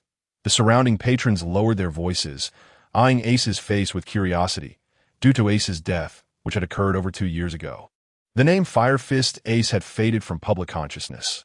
After packaging 200 bowls of seafood rice, they occupied an entire parcel, and the pirates paid several thousand berries before departing. Naturally, red-legged Zep would not accept this money, but Bai Jing insisted on leaving it behind. With a massive parcel in tow, they finally stepped outside. Chapter 13. The Chenyo Pirates. Bai Jing goes on a rampage. You finally emerged. Was it enjoyable inside? Did we scare you? Hundreds of pirates surrounded the entrance of the floating restaurant. You know how infamous my Chenyo pirates are around here. Go ask anyone. Who doesn't know about us? And now, you dare to provoke our leader. You have 2 options. Bow down and apologize, or bow down and apologize, or still, bow down and apologize. The leader of the pirates, bare-chested with a flag draped over his right arm, portrayed an old ox pushing a cart. The others similarly bore the same flag on their arms. Bai Jing sighed lightly, observing the surrounding pirates with exasperation. "What is it with you scoundrels? I haven't done anything to warrant your hostility." "Very well. I shall offer you 3 choices. Kneel and apologize, sing while you kneel and apologize, or collectively jump off this floating restaurant and swim 10 kilometers back before kneeling and apologizing." The pirates' expressions grew increasingly menacing. "You little brat, you dare to toy with us." Bai Jing turned to Ace. "You take this back to Little Oars. He must be starving. I'll handle these pests." Ace nodded, leaping effortlessly over the throng. "You think you can escape, kid?" Dozens of pirates pursued him, their sights set on the pirate ship docked at the restaurant's end, with only a short distance to traverse before reaching the ocean. They assumed Ace had nowhere to run. Unperturbed, Ace leaped again, landing at the edge of the floating restaurant. Crouching slightly, he soared into the air, executing a 360-degree spin, just as they anticipated his plunge into the water. A smirk graced his lips as he shouted, "Fire Fist!" A massive inferno coalesced in his hand, launching downwards with tremendous force. The fiery fist propelled them hundreds of meters away, landing perfectly on their nearby docked ship. Little Oars's enormous form floated beside. Ace thoughtfully delivered all the food to Little Oars, while the pursuing pirates, realizing Ace was a devil fruit user, broke into cold sweat. They were fortunate they hadn't chased him. Otherwise, they would have met their doom. Returning their gaze to Bai Jing, they remained fixated on him, for they were determined to pick on the weak. You little brat, your companion has fled, yet you still dare to speak so boldly? You have quite the audacity. Brothers, let us teach this brat a lesson. The pirates brandished their swords, lunging at Bai Jing. Bai Jing sighed, why is it that you refuse to believe my strength? I, too, am a wielder of a devil fruit. Little brat, you think you can just say whatever you want. I have the Mera no Mi in my possession. You know, the captain of the Chainyo pirate crew sneered. Bai Jing chose not to engage in a dispute. Flames slowly emerged from his hands as he clenched them into fists. A figure resembling the number 8 materialized, from which an endless torrent of flames erupted, shooting forth like bullets upon the pirates that charged at him. Even before their swords could strike Bai Jing, they were already engulfed in raging flames. A fireball pierced through their bodies, as if real bullets had passed through them. Bai Jing sighed softly. Why don't you believe me? It is too late now. Time to shoot. Showtime. In his hands, a fiery gun manifested, unleashing a barrage of shots. The flames transcended the limits of bullets, erupting continuously, claiming the lives of nearly 100 pirates in the blink of an eye. The deathly aura emanating from them transformed into pure Jiu energy, merging into his body unnoticed by the onlookers. How is this possible? Run. This kid is a devil fruit user. He is not someone we can handle. Run. It's already too late. Perhaps you should keep your eyes peeled in your next life. Bai Jing's voice resonated like a whisper from the Grim Reaper. His hands morphed into blazing guns, firing off relentless rounds, ruthlessly harvesting their lives. Within the seaside restaurant, numerous patrons peered out, gasping in astonishment. This kid is playing the fool to catch the tiger. He is a devil fruit user. Doesn't this fruit resemble the Mera no Mi? Isn't this just like Ace S Mera no Mi? Wait, was he the person who just sat across from this young man, Ace himself? It really looks like Fire Fist Ace. Didn't they say Fire Fist Ace was dead? Why is he here now? I don't know. Could be that the previous rumors were false. Lower your voices. If this young man hears us, we'll be in for a world of trouble. He doesn't seem like someone easy to deal with. The diners within the seaside restaurant were already in a state of shock, their minds racing with daring conjectures. The implication that Fire Fist Ace might still be alive would undoubtedly spread throughout the East Blue like wildfire. Big brother, please spare me. I was blind to your greatness. I have provoked you, but if you let me go, I promise I won't dare again. The captain of the Chainyo pirate crew, realizing he could not escape, immediately knelt, tears streaming down his face. Surrounding him were the lifeless bodies of his crew. Bai Jing's expression was cold as he gradually extinguished the flames on his hands. Just as the pirate thought he was saved, a dagger suddenly appeared in his hand, and he lunged at Bai Jing, shedding his previous facade. You little brat, you've made me lose face. Now you shall die. With that, he thrust the dagger deep into Bai Jing's body. However, the expected scene of blood spilling forth did not occur. The dagger and his fist passed straight through Bai Jing's abdomen. Bai Jing's midsection had entirely transformed into flames, incinerating the pirate's entire arm. The intense heat melted it into blood. He cried out in agony as he withdrew his right hand, now completely charred by the flames. All within the blink of an eye, Bai Jing had not been naive enough to believe this man would bow and admit his mistakes. He had been on guard the entire time. Even now, a smirk lingered at the corner of his mouth. Slowly, he pointed his right thumb. A bolt of lightning shot directly through the pirate's forehead, leaving a gaping wound. The man's eyes widened in shock as he collapsed to the ground, lifeless. After completing this act, Bai Jing turned his gaze towards the interior of the seaside restaurant and smiled. Thank you for the hospitality. With that, he skillfully leaped aside, seizing the Chainyo pirate crew's ship, sailing away into the distance. Chapter 14. Silver Fox Foxy, the slow fruit user. Now that they had acquired a pirate ship, there is no longer any need for the small boat they had set out on. Due to his enormous size, Little Oars was unable to board the ship and could only float in the sea. Ace glanced at Little Oars with concern, thinking that remaining in the water for too long wasn't ideal. Don't worry. It won't be long before we have a much larger pirate ship for our voyages. Little Oars grinned widely, his enormous tusks appearing somewhat fearsome. In a heavy voice, he replied, No problem. As a giant, if I can't handle this little bit of seawater, then I must be utterly useless. Ace and Bai Jing exchanged smiles as they painted over the pirate flag on their ship. The image of a small cow pulling a cart was simply too unappealing. Bai Jing couldn't help but recall a certain technique from his past life. Finding it rather strange, the three of them continued their voyage across the boundless sea. This time, they had learned their lesson and stocked up on plenty of provisions aboard the ship, along with the bread and beverages already stored on the pirate ship. They had enough supplies to last them for quite some time. Night, the three of them chatted and drank on the sea, eventually getting drunk and falling asleep. Along the way, they passed several small islands, allowing little oars to climb ashore to dry off and rest. Days later, they encountered a massive island that Bai Jing recognized, Long Ring Island. Long Ring Island was the territory of Silver Fox Foxy, where Luffy and his crew had engaged in a thrilling competition with him. Bai Jing's eyes sparkled with keen interest. He was not particularly intrigued by the contest itself, but rather by Foxy's fruit abilities.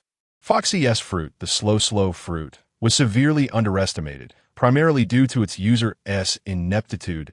It could slow down the flow of time for surrounding objects, effectively altering time to a certain extent. Such a powerful fruit was squandered on such a lackluster user. If Bai Jing were Foxy, he might as well go find a block of tofu to end it all. Standing at the bow of the ship, he gazed at the island with intense curiosity. The slow photons were an undiscovered particle in this world. Anything illuminated by this light, be it living beings, liquids, or gases, would lose a degree of speed while other energies remained unchanged. In simpler terms, anything that came into contact with this light would experience a significant slowdown. Within the area of illumination, all objects would decelerate, regardless of their initial speed, including the speed of falling to the ground. Objects slowed by this effect would appear to float in mid-air. As their reaction slowed. If they were attacked while under the slow effect, the accumulated force of the attack would erupt in an instant when the photons ceased to function. The slow effect lasted for 30 seconds before speed would return to normal. Of course, the emitted photons could also be stored in weapons beforehand. This was another remarkable aspect of this fruit. Just imagine, when Bai Jing had a large gang of subordinates, releasing the slow light would cause all opponents to slow down. However, there was a critical flaw. Photons would be reflected upon encountering a mirror, and the user would also be affected by the light's slowing effect. The pirate ship gradually approached the shores of Long Ring Island. Little oars remained nearby, unable to appear due to his imposing stature, while only Ace and Bai Jing disembarked. Primarily, it was Bai Jing who wished to set foot on the island, with Ace accompanying him. The moment the two stepped onto the island, a resounding cannon fire echoed all around, booming one after another. Bang, boom. The red carpet unfurled from beneath their feet, extending into the interior. Outside the carpet, Foxy made a dazzling entrance. He donned shimmering boots, striding step by step upon the carpet, appearing before the two. With a bulbous red nose and triangular eyes framed by slanted brows, there was no mistaking it. It was indeed Foxy. He looked at them with delight, his gaze darting towards their pirate ship, his eyes gleaming with excitement. Welcome to Long Ring Island. Come to compete with us, and you will be rewarded handsomely. If you lose, you only need to wager that pirate ship. He rubbed his hands together, eagerly anticipating the two, hoping they would engage in the competition, or rather, given their slender physiques, they would have no choice but to agree. With so many of them, were they truly afraid of two mere individuals? Bai Jing was overjoyed. He had never anticipated such an opportunity to present itself. Silver Fox Foxy was right before him, saving him the trouble of seeking him out. As for the nonsense about fairness and justice in the games he spoke of, pure nonsense. Had he never seen the pirate narrative? What a cunning fruit ability to reduce others' speed. How could that be fair? Bai Jing, without a word, moved with astonishing swiftness, transforming into a streak of lightning as he approached the Silver Fox. Foxy. Before Foxy could react, Bai Jing's hand had already rested upon his shoulder. The instant his hand made contact with Foxy's body, he acquired the ability to perfectly replicate the powers of others. Foxy felt an inexplicable void within himself, while Bai Jing suddenly sensed the addition of a new fruit ability. The slow fruit. Foxy's expression shifted dramatically as he shook off Bai Jing's hand and bellowed. "What are you doing?" Bai Jing placed his hand back on Foxy's shoulder and calmly replied, "Thanks to you, my dear friend is saved as for this game. I shall no longer partake. Until we meet again. Farewell." With that, he turned and departed. Remarkably, within less than a quarter of an hour of arriving on the island, an adversary had come to bestow him with fruit abilities. Meanwhile, little Oz, still on the island with water clinging to him, was preparing to set sail once more. "How dare you treat Long Chain Island as you please?" Foxy seethed, his hands clenched into delicate fists, unleashing beams of slow energy. However, Bai Jing was already prepared. His body elementalized once more, vanishing in a flash of lightning. Suddenly, he reappeared before Foxy, seizing him by the neck and lifting him high with a gaze of indifference, his voice as cold as December ice. "Silver Fox Foxy, valued at 24 million berries. Do you not think it splendid if I were to present your head to the government for a bounty?" Lightning and flames danced around him, and as they struck Foxy, they only inflicted a fraction of their power. The high voltage caused Foxy's hair to frizz dramatically, and the sparks incinerated his mane, leaving him bald. Foxy's face flushed crimson as he glared at his surrounding subordinates. Roaring, "What are you waiting for? Attack! Can't you see he is threatening me?" Chapter 15. Firefly Firedama. A man is but phone-like. The subordinates, initially poised to act, hesitated as Ace stepped forward to his center. A vast inferno ignited, encircling everyone. Within this fiery ring, flames blazed fiercely, and Ace himself was engulfed in flames. His voice drifted through the air. "You would do well not to move. Otherwise, you may find yourselves reduced to ashes beneath this fire. And I cannot guarantee your survival," he murmured softly. Firefly, Firedama, conjuring numerous luminous greenish-blue orbs resembling fireflies that floated around the crowd. These could all converge upon an enemy, detonating in an explosive display of damage, albeit also posing a threat to all present. Foxy's pupils dilated in shock as he recognized the man in the distance. The flames surrounding him and the whimsical hat adorned with smiling and crying faces could only belong to Port Gasti. Ace, the second commander of the Whitebeard pirates. Isn't he supposed to be dead? He thought, bewildered. Clearly, the others recognized Ace as well, their bodies trembling in unison at the sight of the infamous Fire Fist Ace, who had once spurned an offer from the 7 warlords of the sea. Foxy could not help but question, "Ace, why are you still alive?" His eyes were filled with trepidation as he regarded Ace. Yet, Ace remained silent, awaiting Bai Jing's next command, as the group had subtly begun to rally around Bai Jing, whose strength commanded respect. Bai Jing gently lowered Foxy and turned to leave. The members of the Silver Fox Pirates could only watch Bai Jing's retreat in silence, scarcely daring to breathe. After all, the inferno surrounding them meant that a single misstep could lead to their demise.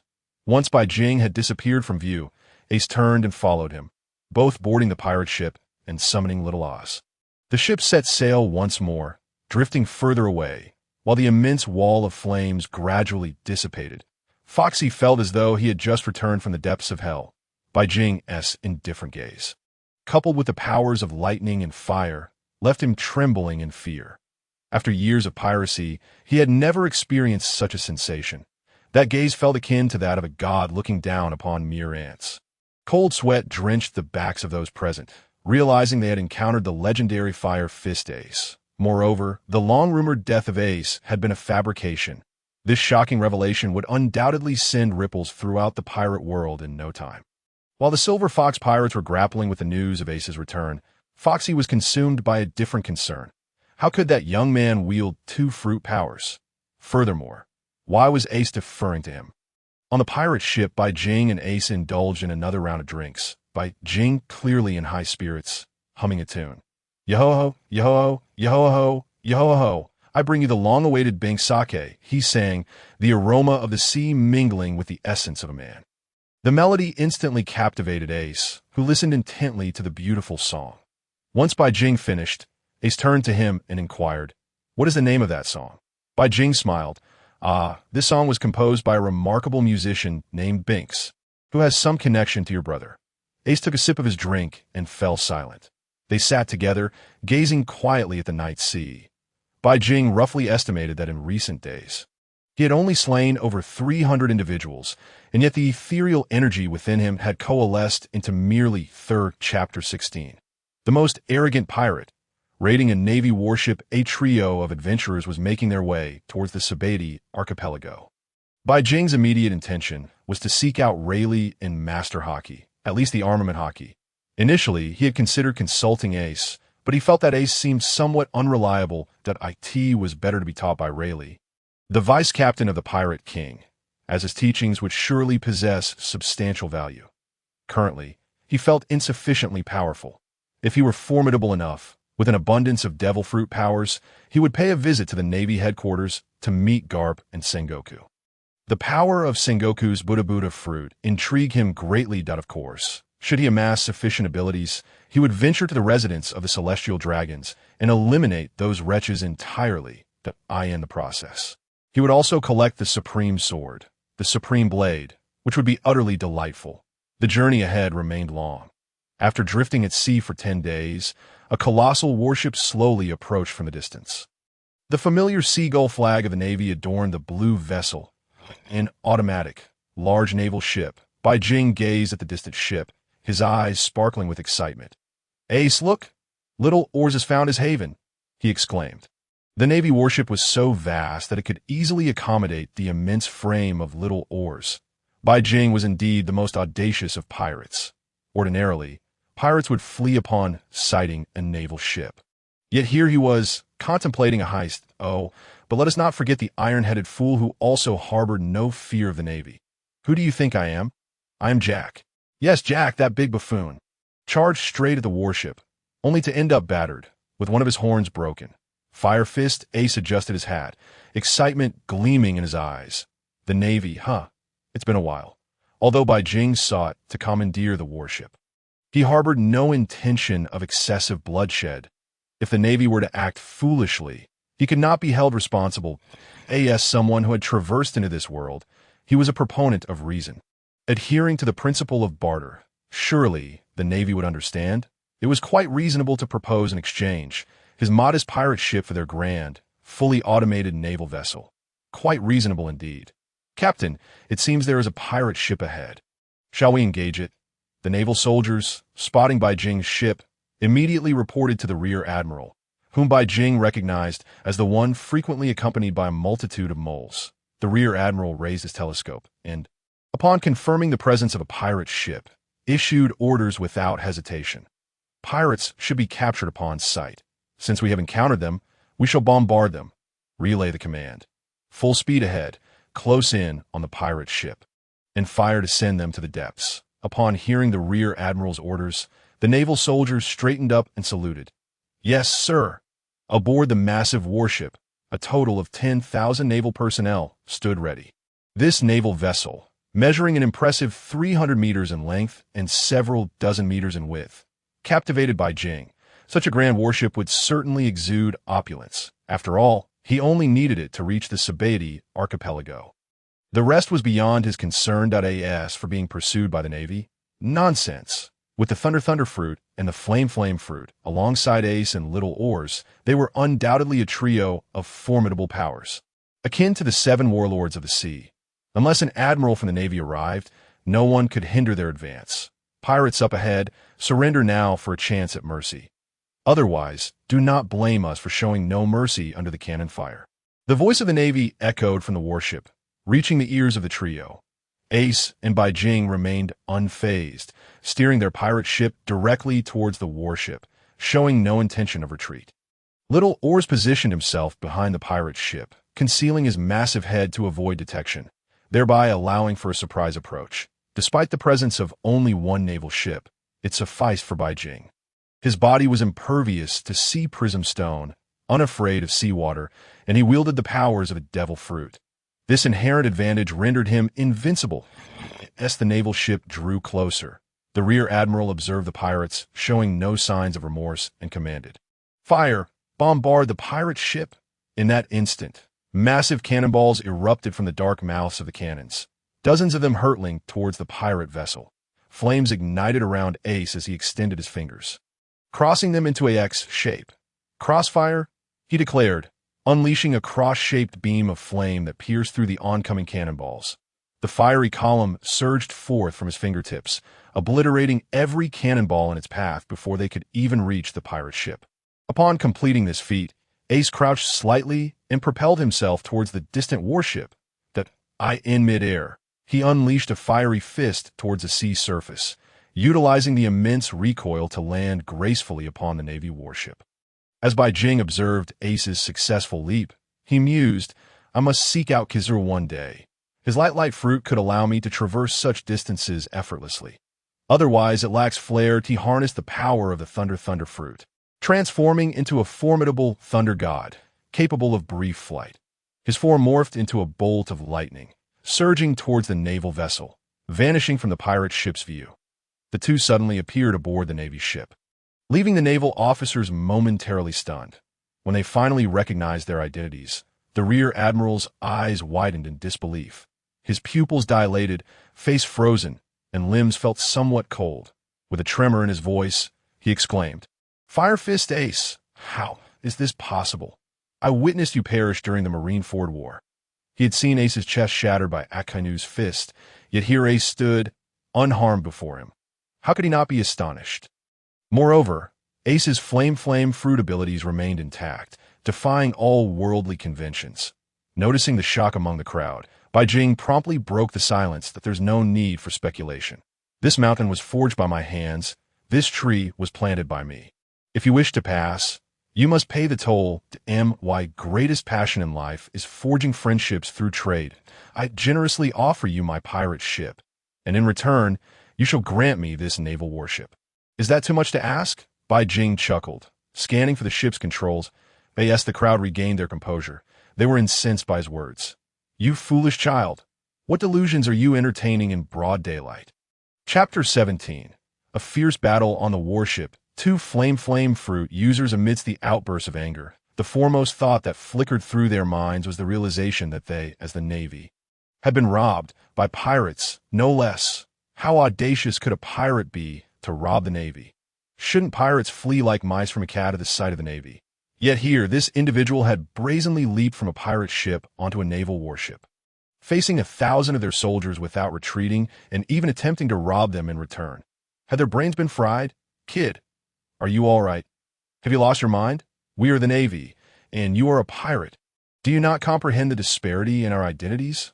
A nearby soldier cautioned. Bai Jing nodded, feigning innocence that, "Of course, I am aware. You wouldn't want to lose your lives over a mere warship, would you? Besides, who says those aboard a pirate ship must be pirates? Now that I stand on your naval vessel, why can't you say I am part of the Navy?" Rear Admiral Mole tightened his grip on his sword, resolute in his defense of justice. He would not back down, even in the face of Fire Fist Ace, a wielder of the strength of the warlords. Ace greeted Rear Admiral Mole with a slight nod. "Admiral, it's been a while since the Marineford War. How should I repay you Navy folks for this encounter?" No sooner had he finished speaking than Ace vanished from sight, shouting, "God fire! Unknown fire!" With hands transformed into flames, he hurled a lance of fire at his opponent.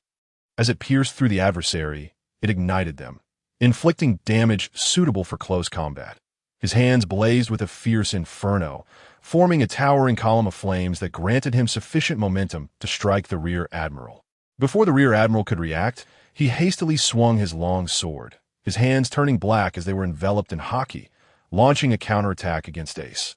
However, Ace's speed was overwhelming, and this maneuver caught his opponent by surprise. The two massive fire spears penetrated the body of Rear Admiral.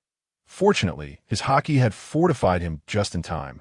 Otherwise, this blow would have left him bloodied. He staggered back several steps, spitting out blood, yet still retained considerable fighting strength. The Rear Admiral was undoubtedly not just a figure of authority, but possessed formidable prowess. His sword transformed into a long, black blade, cloaked in haki, as he unleashed the 6 powers of the Navy to engage Ace in combat. The surrounding Navy personnel, upon witnessing the infamous Fire Fist Ace, felt a surge of trepidation. Not recognizing the newcomer, they all turned their aggression towards Bai Jing. It was time to pick on the softest fruit. Thousands quickly converged, encircling Bai Jing, forming an impenetrable barrier, both inside and out. They raised their firearms, incessantly firing at Bai Jing, attempting to take him down. Bai Jing showed no inclination to defend himself, allowing the bullets to pierce his form. His entire being became elemental.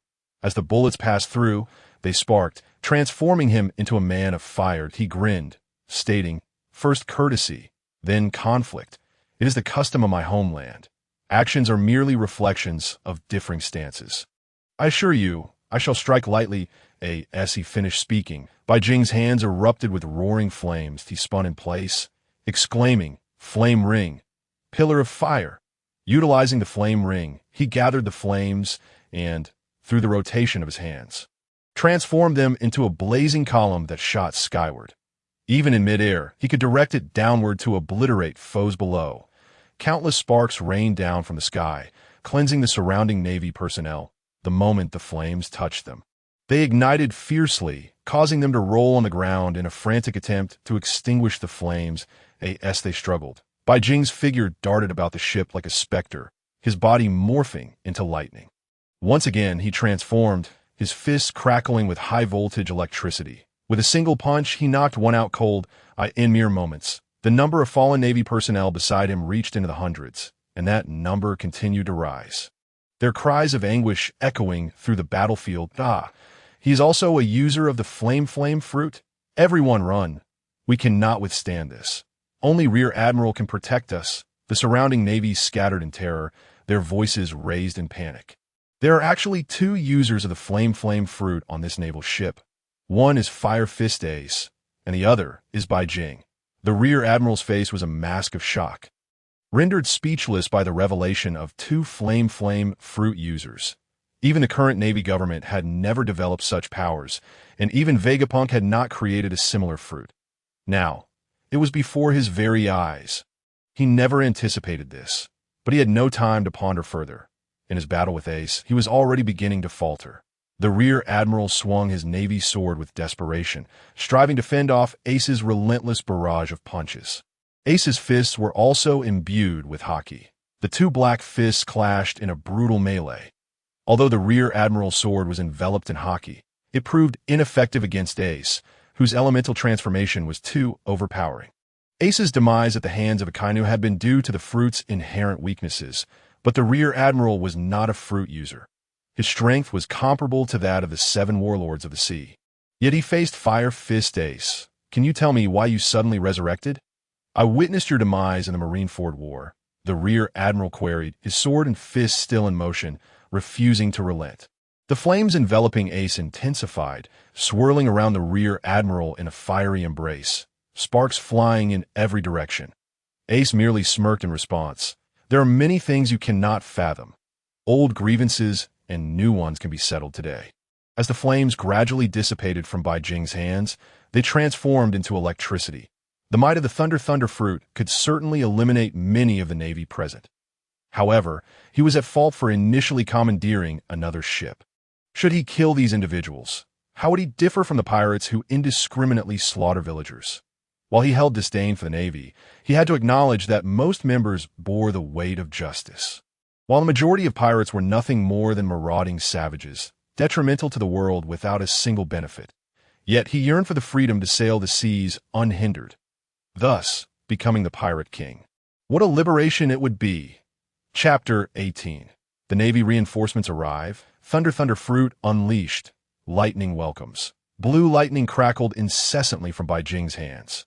Within a 10-meter radius around him, the air was filled with arcs of electricity. Sparking with a cacophony of sounds, Bai Jing surveyed the Navy personnel once more, issuing a final warning. "Withdraw at once. Otherwise, in the face of this thunder, your survival is not my concern." Although the Navy personnel were fearful, they were, after all, the embodiment of justice. They could not simply retreat. Moreover, when they had been ambushed earlier, they promptly sent a message to nearby Navy ships, summoning reinforcements. They were already en route, in the distance. 2 massive Navy vessels could be seen approaching, their seabird flag unmistakable. "Oh, you've called for help?" Bai Jing noted, having spotted the 3 ships hastening towards them. Yet he remained unfazed.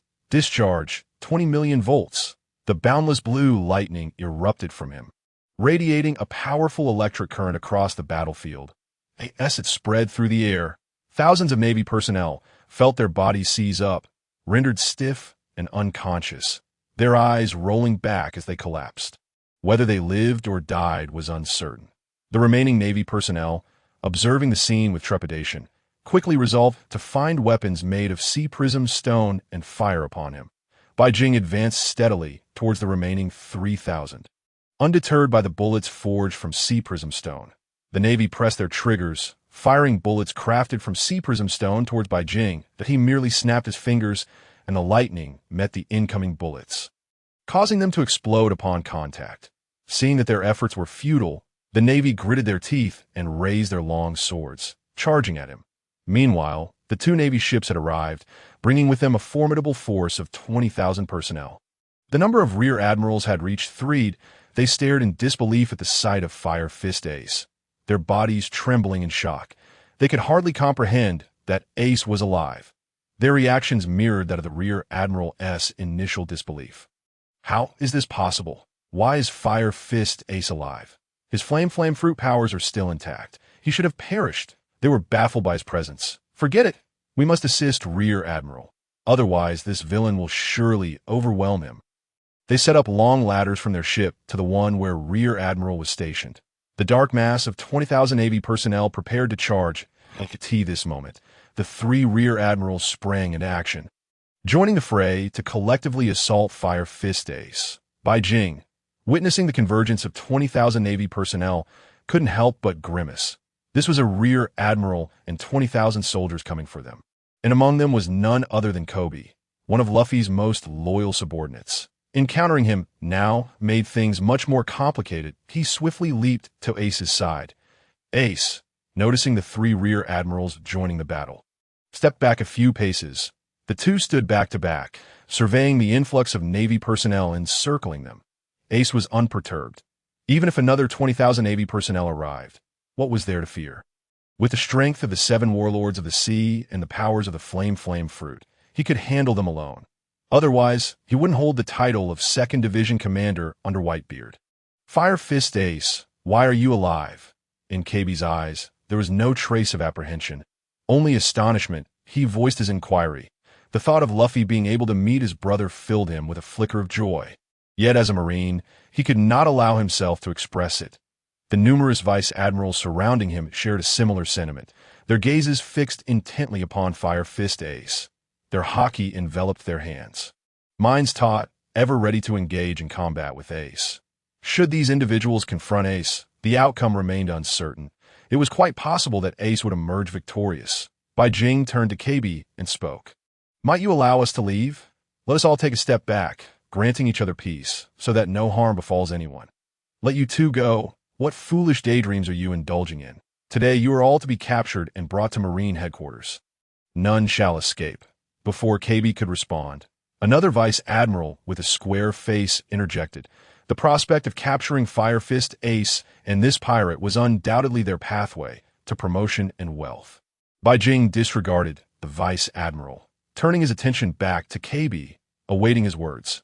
Alas, disappointment washed over Bai Jing as Kobe slowly shook his head, glancing at the 7,000 fallen Marines on the ground, and said, I fear that may be rather difficult. You should comply and return to Marine headquarters with us. Bai Jing sighed. It seemed negotiations had failed. You wouldn't want all these Marines to perish beneath my thunder, would you? Bai Jing had many aces up his sleeve, including the potential to awaken his thunder fruit. Moreover, the thunder fruit possessed a thunder god form, which would make it exceedingly simple to transport everyone away. Yet, out of respect for Luffy, he refrained from slaying his subordinate. In a hushed tone, Bai Jing murmured, Thunder arrival. An endless surge of lightning enveloped him, stirring the thunderous elements above. In an instant, the sky became shrouded in dense, ominous clouds from which a muffled rumbling could be faintly heard. Boom! Boom! Utilizing the arc maxim, he generated an expansive thundercloud, unleashing the lightning he had conjured. This would stimulate the thundercloud, transforming it into a colossal, spherical black cloud resembling ball lightning. Within this dark cloud, an astonishing current of air and electricity swirled, ultimately causing the black sphere of thundercloud to descend. unleashing a formidable burst of lightning capable of obliterating all targets within its range. This was a technique of Enel, capable of turning an entire sky island to dust in the blink of an eye. In the full force of Enel's thunder arrival, it could annihilate the populace of an entire country. The terrifying power was evident as the surrounding tempest of lightning surged ever more violently, accompanied by a cacophony of booming thunder. Boom! Boom! Boom! The 11 vice admirals gazed upwards, their eyes filled with profound dread. Should this terrifying lightning strike, all of them would surely perish, with no chance of escape. The range of the thundercloud extended several thousand miles in all directions. Bai Jing spoke again, his demeanor considerably colder than before. Addressing the others, he declared, "This marine warship is now ours. All personnel aboard, vacate immediately or perish beneath this thundercloud." Chapter 19. 1,000 miles of thunder sea envelopes, threatening the vice admirals. What began as two individuals surrounded had now, through Bai Jing's singular thunder arrival, completely reversed the tide of battle.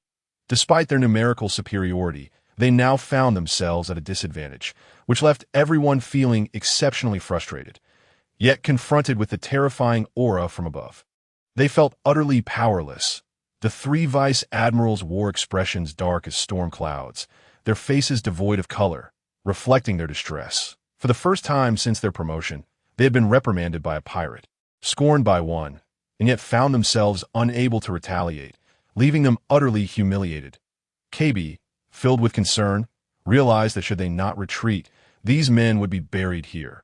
With determination in his eyes, he made a decisive call. Retreat. Facial dignity could be sacrificed, but the lives of the many must be preserved. The representative of the group, he bore this responsibility, a mission imparted by Mr. Carp. Upon hearing KB's command, the Marines collectively retreated along their original path. However, many remained behind, awaiting orders from the three vice admirals. The three vice admirals found themselves in a precarious position, unable to advance or retreat. To retreat would mean loss of face. To press on would lead to the demise of all. Yet, they bore the weight of justice upon their shoulders. For the sake of justice and the fight against piracy, how could they not sacrifice themselves? This was their marine mission. Bai Jing's expression grew increasingly frigid. While Fire Fist Ace observed the unfolding scene with admiration for KB, showing little interest in the other vice admirals. Flames began to flicker to life in his hands, his demeanor calming as he prepared for genuine action. Having merely warmed up until now, above, the boundless lightning began to cascade down. The immense force of destruction obliterated an entire marine warship, leaving nothing but debris in its wake. Furthermore, alongside the two marine vessels, fierce bolts of lightning surged violently. An expanse of thunderous chaos engulfed an area spanning 1,000 miles, a sight both terrifying and awe-inspiring. The voltage reached staggering levels of tens of millions of volts. Even a Marine admiral would suffer greatly from such a strike, surviving only by a thread. This was the aberrant nature of the Thunder Fruit, an almost invincible power, countered only by Luffy's rubbery abilities, which naturally insulated against electricity. Yet Bai Jing remained unconvinced. If the voltage of his lightning was sufficient to generate heat, it could still strip away the skin from rubber. Regrettably, Luffy's fruit turned out to be the sun god Nika form, granting immunity against flames and presenting its own complexities. Ironically, the flame fruit effectively shielded him from a potentially fatal blow. Bai Jing's voice became increasingly frigid. "I will count to 3. If you do not depart, you shall perish where you stand." Today, his actions were merely to uphold the sliver of justice within his heart. He harbored his own judgments and thus did not wish to senselessly slay over 20,000 individuals. Moreover, should he eliminate them, how would Ace meet with Luffy? KB could be considered a friend of Luffy's, as there was no conflict of interest between the two, and with KB still present, Bai Jing would not show mercy if they were to cross paths again. Seeing the 11 vice admirals still hesitating, KB urgently urged, "Vice admirals, your lives are paramount. This is our marine, and knowing we are outmatched yet still charging forth is unwise. During the Marineford War, it was precisely this way. Why not minimize unnecessary bloodshed?" KB implored earnestly, and it was the Mole Vice Admiral who first made the decision to turn away, stating, "Withdraw. As one spoke, many responded, though the 10 vice admirals were reluctant. They gritted their teeth and swallowed their humiliation, letting out a cold huff as they turned away, leading the thousands of Marines back to their remaining fleet. What an attitude! How dare you huff disdainfully? Bai Jing scowled, displeasure rising within him as he devised a new plan. Once everyone had retreated, Bai Jing turned to Ace and said, "Have little oars come aboard. We are heading to Sabeti Archipelago."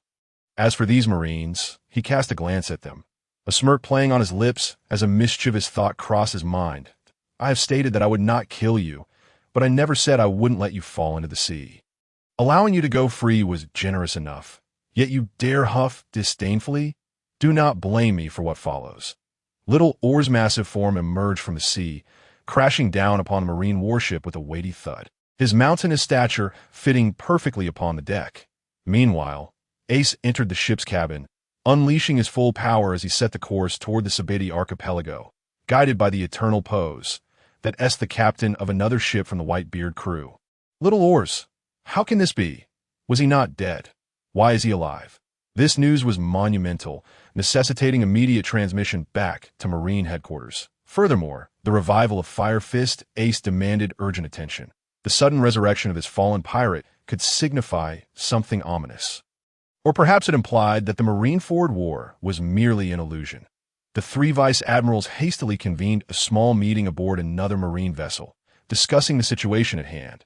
They utilized the transponder snail to relay this information back to Marine headquarters, insisting that personnel be dispatched to encircle Fire Fist Ace and Bai Jing. Their current strength was beyond what even the vice admirals could handle. Particularly concerning was Bai Jing, whose terrifying thunder fruit appeared almost like a cheat code. In a team battle, when that lightning storm descended, those present would meet their demise in droves. Moreover, he was a dual fruit user, unless it is an elite force, after Bai Jing's naval warships have long sailed out of this area. The thunderclouds and storms of the past 4 weeks have yet to dissipate. Bai Jing turned around, gazing at another naval warship nearby, a faint smile gracing his lips. Have you ever witnessed dumplings being dropped? If not, allow me to provide you with a glimpse. With that, the tempestuous aura of lightning emanating from his form stirred the endless thunderclouds above. Within those clouds brewed a colossal and ferociously potent sphere of lightning.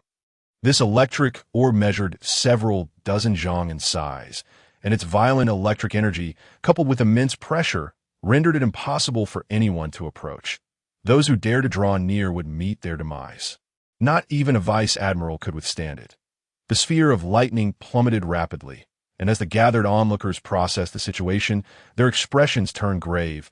They shouted in unison, "Scatter to both sides quickly. Hurry, or we shall all perish."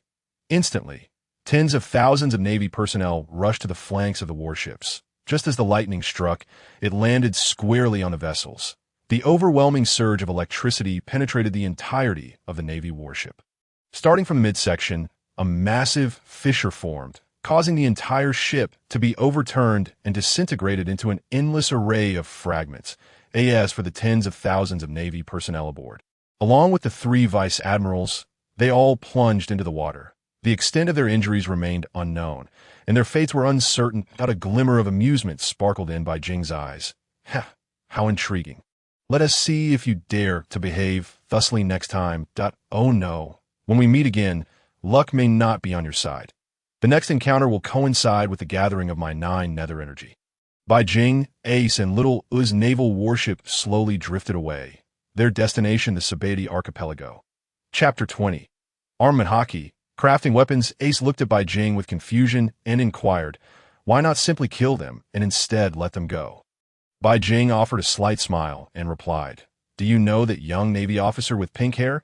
He is a devoted admirer of your dear brother. He holds great admiration for Luffy. If we were to kill him and all of them, it would not bode well for your brother." This was Bai Jing's subtle calculation. Should he and Ace eliminate Kobe, even though Ace's bond with Luffy would remain unaltered, it would nonetheless create a slight discomfort. Understanding dawned upon Ace, and he regarded Bai Jing with newfound respect. This man was enigmatic, meticulous, and thoroughly considerate. In comparison, Ace felt as if he were merely a teenager. Bai Jing, on the other hand, exuded the demeanor of a remarkably mature individual. This was, of course, due to Bai Jing being a fervent fan of the series. After watching One Piece for so long, could he possibly be unaware of the fundamental characters that would render his viewing futile? Let us proceed to the Sabati archipelago to seek out Rayleigh that I wish to learn about armament hockey and observation hockey. If you wish to master hockey, I can certainly teach you, Bai Jing remarked. Upon hearing this, Ace raised his right hand, enveloping his fist in a layer of black armament hockey. Armament hockey can be applied to weapons, the body, and even objects created from devil fruits. Its purpose is to enhance damage, protect one's weapons, and allow one to touch Logia-type users. He continued, observation hockey enables one to sense the presence of others and even anticipate an enemy's next move. However, each individual's observation hockey differs. Listening to Ace's words, Bai Jing nodded knowingly. He was well aware of this. Luffy could perceive the emotions of others, while Katakuri possessed the ability to foresee the future. Usopp's observation hockey allowed him to directly see the auras of others. Particularly with observation hockey, he had already attained it. Through this ability, he could distinctly feel the intentions of others towards him, their every movement, and even predict their future actions. He could accomplish all this, enhanced further by his Thunderfruit powers. However, he had yet to fully develop these abilities, as his time in this pirate world had been relatively brief. The most fundamental form of armament hockey is known as armament hardening, which allows one to cover their body or weapons in hockey to increase offensive and defensive capabilities. The notable characteristic of this phase is that any surface covered in armament hockey turns black. Bai Jing proceeded to emulate Ace and the others. Gradually concentrating his thoughts, the faint black hue began to envelop his fist.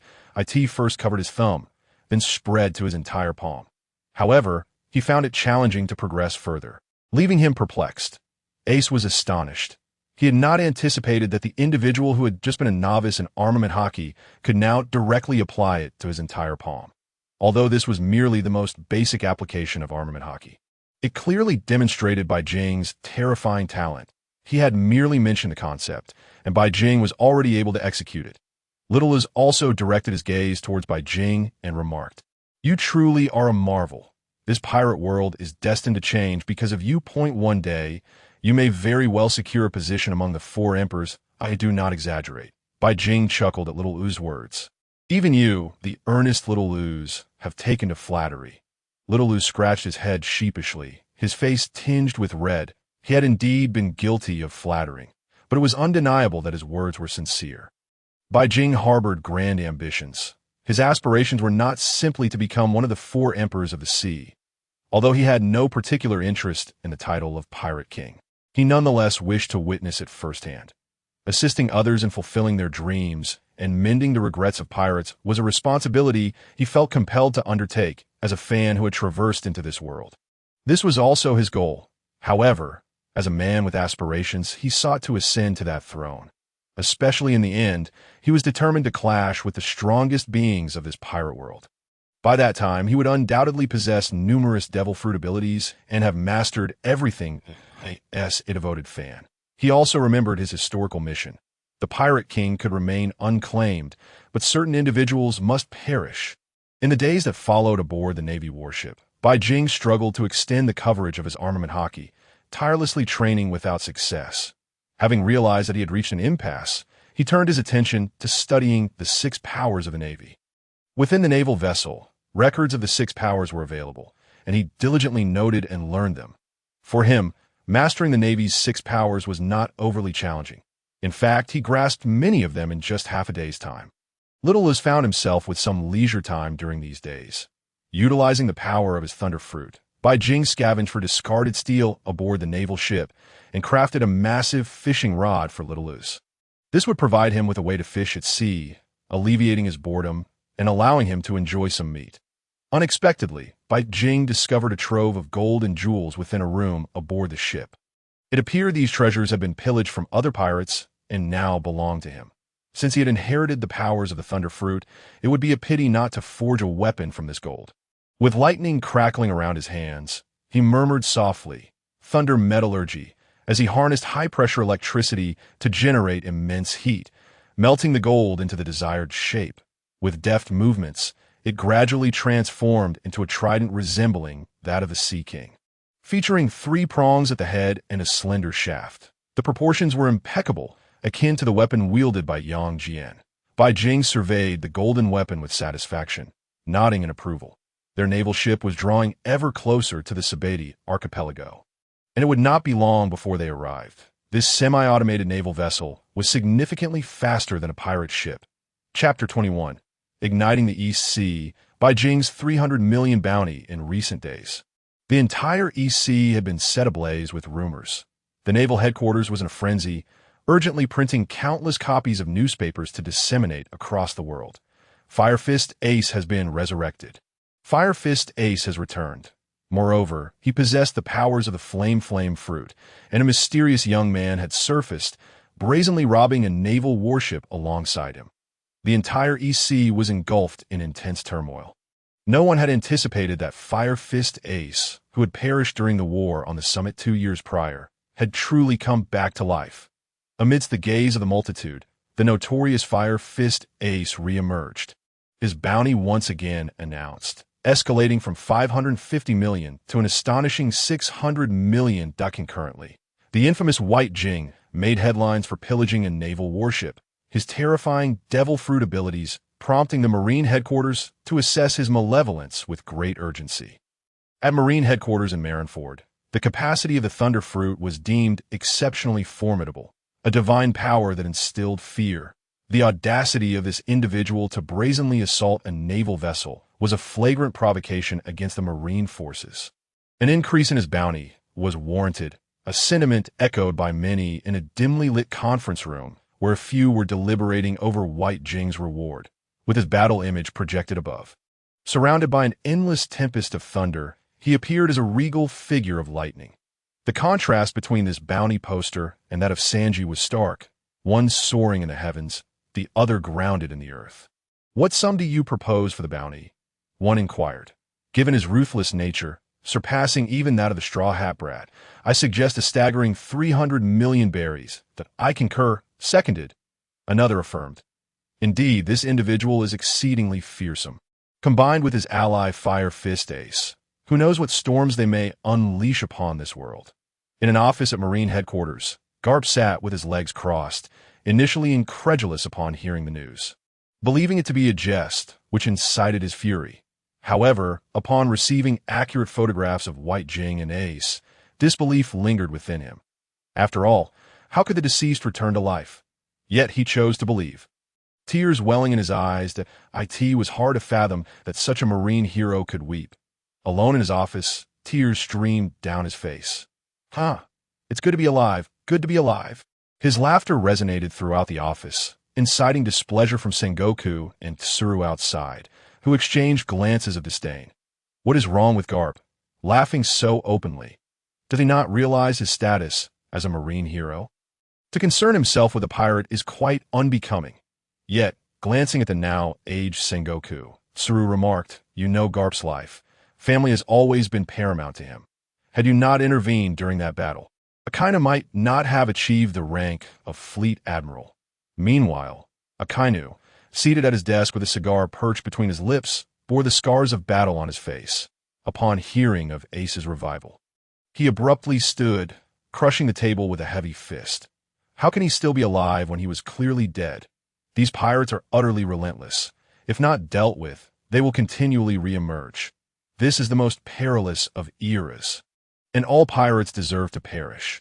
Before them lay the Zephyr archipelago, where Oz, Ace, and Bai Jing beheld the approaching chain of islands with excitement, for this was indeed the Zephyr archipelago, a pivotal entryway into the New World. Their ambition was to venture into the New World early, hoping to locate the legendary Gold Roger. The Gold Emperor was immensely wealthy, possessing nearly 13 of the world's riches. Securing his allegiance would grant them whatever they desired. Moreover, the grandeur of the Gold Emperor's ship was something Bai Jing coveted, as was the power of his golden fruit.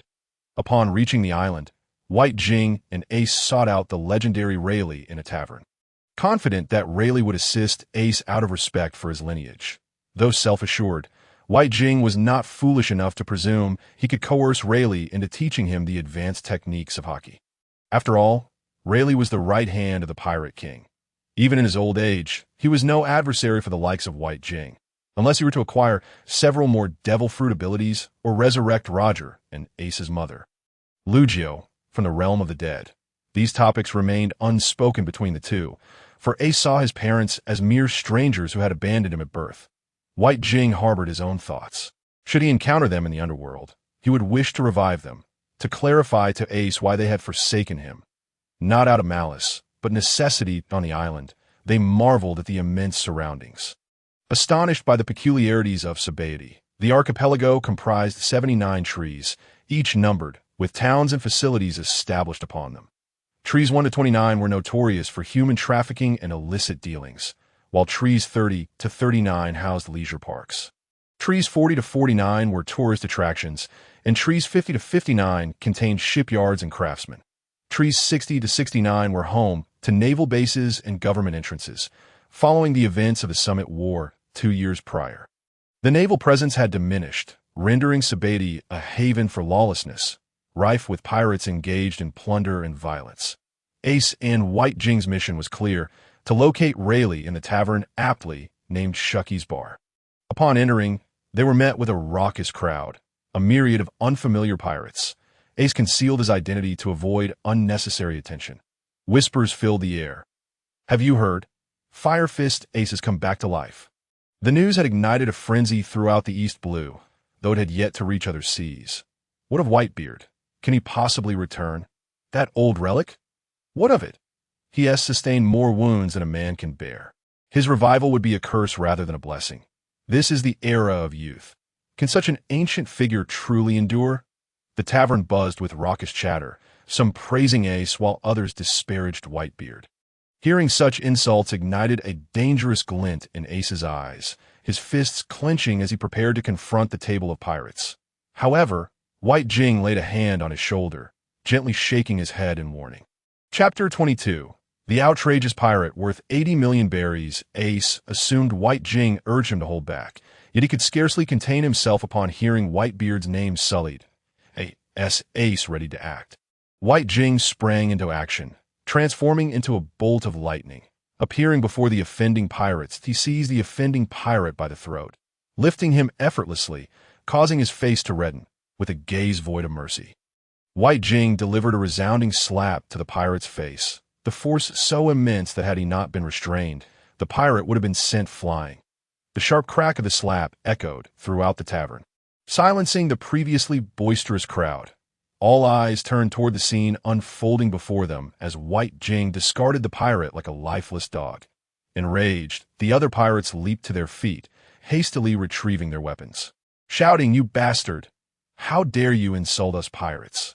You're truly courting death." In response, Bai Jing acted once more, flames igniting from his hands and engulfing the four attackers, incinerating their garments. His left hand crackled with electric energy, unleashing a torrent of blue lightning that struck the pirates, rendering them rigid and unconscious. The pirate who had been thrown aside seethed with fury, his face flushed with indignation. How could a pirate endure such humiliation? Tossed aside like refuse and slapped in public? Desperate, he drew his firearm, firing several rounds at Bai Jing, but the bullets merely passed through him as he approached, bending down with a cold, piercing gaze. "Just now, what were you barking about? Do you think you can tarnish Whitebeard's name? Do you not understand the consequences of your words? Now be gone." Bai Jing concluded his statement with a low voice. The Navy's six-style, gale foot line, an extraordinary extension technique of the gale foot, which concentrates the force of a kick into a slashing strike directed fiercely at the enemy, but the gale foot slash is as straight and relentless as a line, advancing directly towards its target. Like a lifeless dog, Bai Jing sent the man flying. The force of his strike terrifyingly immense. It was impossible to ascertain how many bones were shattered in the man's body.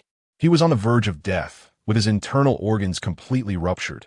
Despite the seething anger within him, he gritted his teeth and gradually crawled away into the distance. Bai Jing paid no heed to the man and promptly took a seat at the very spot where the men had just occupied. Calling out, "Madam Boss, bring us a few bottles of fine wine." Xiachi, who was busy polishing glasses at the bar, glanced over but did not recognize Ace, as he had obscured his entire face beyond recognition. As for Bai Jing, although she felt a flicker of curiosity, she had encountered numerous pirates stronger than him in her time. Yet, it was indeed rare to see someone so young. After instructing her staff to serve the two men a few drinks, she departed, her gaze lingering on Bai Jing that, in recent days, she had heard the shocking news of the resurrection of Fire Fist Ace, which left her astounded. Consequently, she had contacted Rayleigh, urging him to come to the bar to discuss the veracity of this matter. Perhaps it was fate, for Rayleigh was already en route. Ace regarded Bai Jing with astonishment, surveying him anew as if meeting him for the first time. Bai Jing's earlier display of anger was somewhat fearsome, as if Whitebeard held significant importance to him. How could it not be important? Among the pirates he had observed, Whitebeard was the man Bai Jing admired most. The commanding words, the invincible demeanor. Had he not been old? How could he have been defeated by the Navy? He was destined to be an unrivaled legend of the seas, akin to Roger. Should he acquire a fruit that could restore his youth, he would undoubtedly engage Whitebeard in combat. The bold proclamations were so grandiose that they ignited a fervor within Bai Jing every time he recalled them, but a surge of audacity welled up from his chest. I'm a remnant of the old era, and there is no ship in this new age that can carry me. Bai Jing's eyes sparkled with golden light as he murmured to himself. Words only he could hear. The new age has already birthed ships capable of carrying you. It merely awaits your resurrection. Ace, filled with curiosity, inquired, Do you know our father as well? Bai Jing smiled faintly, responding enigmatically, Not only do I know him, but I have long admired Whitebeard. Such a magnificent man is the true king of these seas, the embodiment of masculinity. Rest assured it will not be long before Whitebeard also rises again, and he will stand aboard our pirate ship. But a glimmer of expectation flickered in Ace's eyes as he clinked his glass with Bai Jing's, and they both drank deeply. The surrounding pirates regarded the two with trepidation, whispering amongst themselves, These two surely do not know the trouble they've stirred. That pirate just now belonged to the Senmu pirate crew. Their captain is Vincent, with a bounty of 80 million berry. Furthermore, Vincent is a lackey of the Navy, maintaining some connections with them, which is why he has been able to roam freely here, that he is considered a tyrant in these Sabati Islands. Who would have thought these two would provoke him? Keep it down. Those two don't seem like easy prey either, especially the young man. Did you not see how decisively he acted? He killed without hesitation, leaving 4 dead bodies sprawled out, unconscious and unaware of their fate. Ace and Bai Jing continued to drink nonchalantly, unperturbed by the presence of pirates. Whether it was an admiral or anyone else, they remained unfazed. Who is it? Who has killed my crew? Show yourself, or I shall tear you limb from limb today. I will chop your flesh bit by bit and feed it to the dogs. A sudden, coarse voice rang out as thousands of pirates surrounded Xiaqi's bar, the numbers ever increasing. The man at the forefront was none other than Vincent. The very pirate they had mentioned earlier. He was a gaunt old man, leaning on a cane, yet his voice boomed with unusual strength. Possessing the ability of observation hockey, Bai Jing sensed the collective heartbeat of the crowd, detecting every movement outside well in advance. Moreover, he keenly discerned that this old man was also a devil fruit user, though the specifics remained unknown for now. Ace stood up, ready to deal with these bothersome nuisances. However, Bai Jing smiled at him and shook his head, saying, Let me handle this. After all, it was my doing. They are merely ants to me. It would take but a mere flick of my finger to eliminate them without expending much effort. You should go speak with Xiaqi. Reveal your identity. It should not be a problem for you to meet Rayleigh. Ace nodded in agreement, rising to approach the bar, while Bai Jing stepped out through the door of the tavern. Chapter 23. A single strike to vanquish thousands. The rampant fruit, I am the one who killed him. What? You bring the old to confront the young. When the old are bullied, you bring out the even older. Speak. Do you wish to engage in a group fight or a one-on-one duel? Bai Jing's voice was languid as he gazed down at the crowd, showing little interest, though their numbers were great. To him, they were merely insects. Eliminating them would require but a simple gesture, hardly worth the exertion. Inside Xiaqi's bar, many pirates poked their heads out, curiously observing the unfolding conflict with gleeful anticipation. I said that brat was drawing too much attention. Now he stepped on a landmine. They laughed, group fight, or one-on-one. It's merely an excuse that let's see how he handles this. Provoking thousands of pirates, and even the captain with an 80 million berry bounty. He'll surely have to admit his wrongs. As Xiaoqi noticed Bai Jing stepping outside. She withdrew her gaze, observing the masked figure approaching her without any expression. Ace's voice emerged from beneath the mask. Sister Xiaoqi, it's been years. You don't recognize me? Xiaoqi froze at the sound, the familiar voice instantly revealing Ace's identity to her. Turning her gaze to Ace, she noticed the signature smiling and crying faces on his hat. She pulled Ace into a secluded corner of the bar, exclaiming in astonishment, "You're really alive?" Her voice trembled, seemingly in disbelief. Ace slowly removed his mask, smiling gently. "Of course it's me." Xiaoqi's voice quivered, her disbelief evident.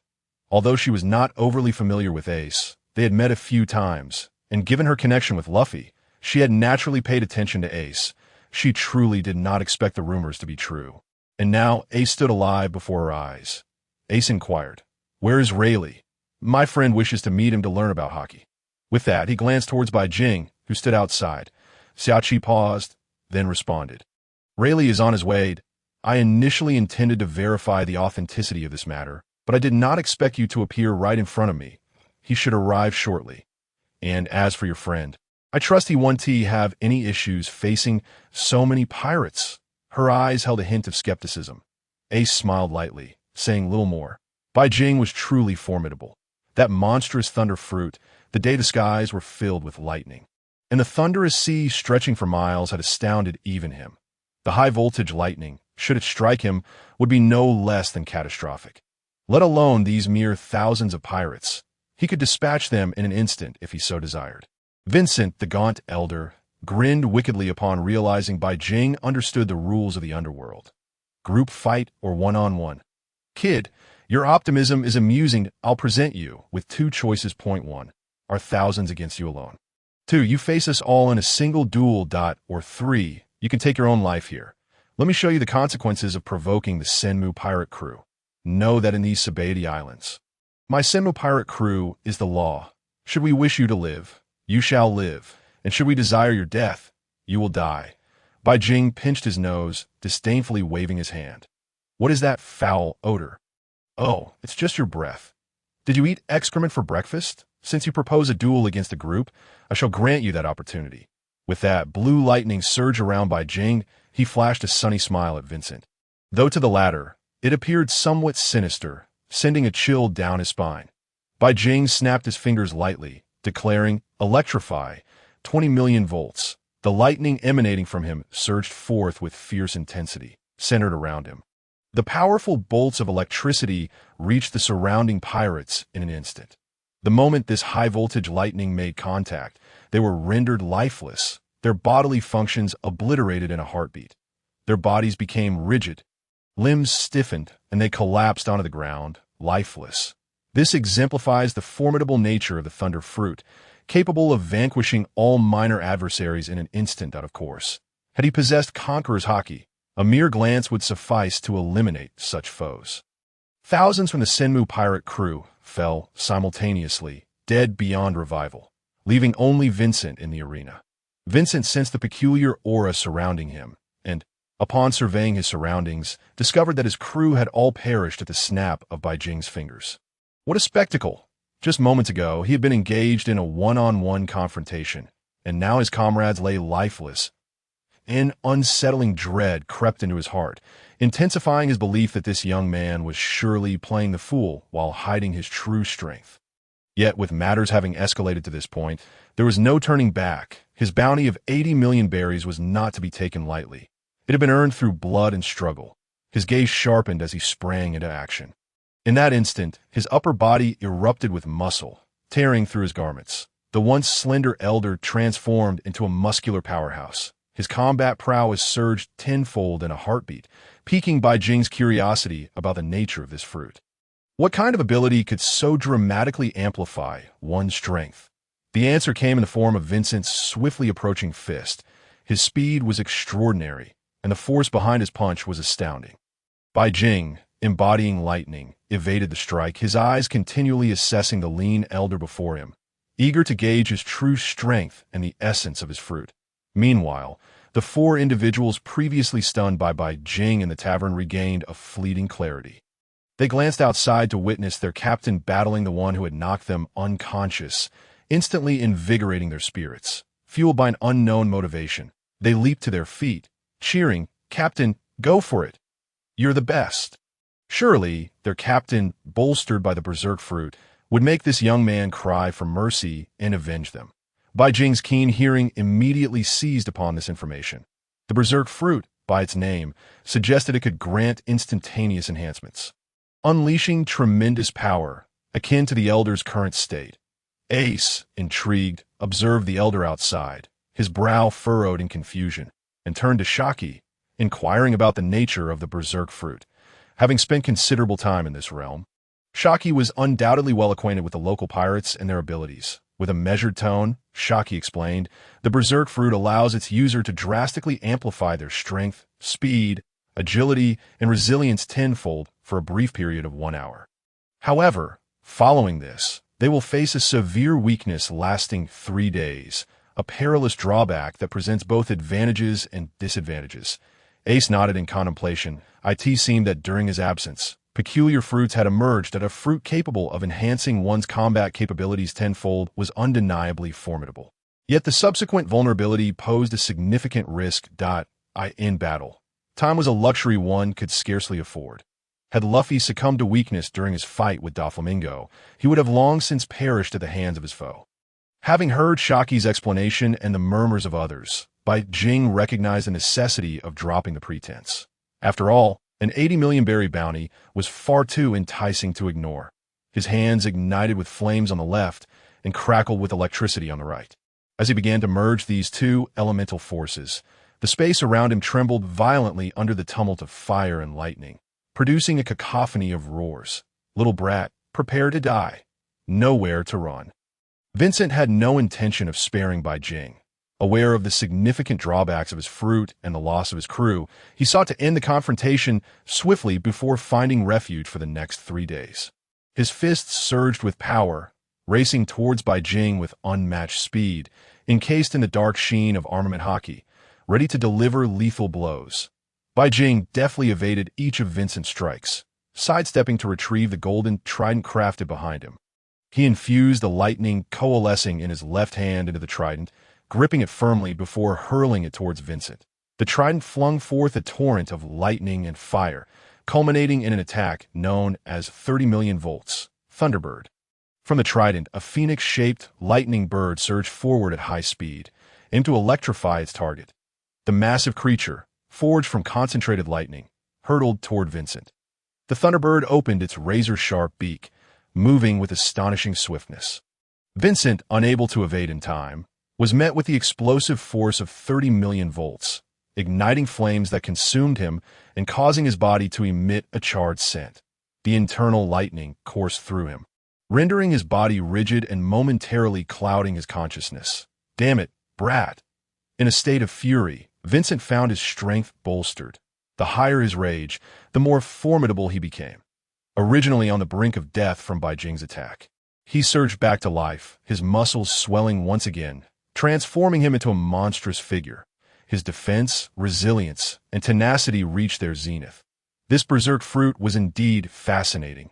Previously dismissed as a mediocre ability, it now piqued his interest. Bai Jing, sensing this shift, transformed into a bolt of lightning and vanished from sight. Vincent's speed became a blur, his massive fist crashing down toward Bai Jing's head. Bai Jing's fist, enveloped in armament haki, met the oncoming strike. Not merely a fist, but a harbinger of destruction. With a thunderous explosion and the sound of shattering bones, the atmosphere crackled with tension.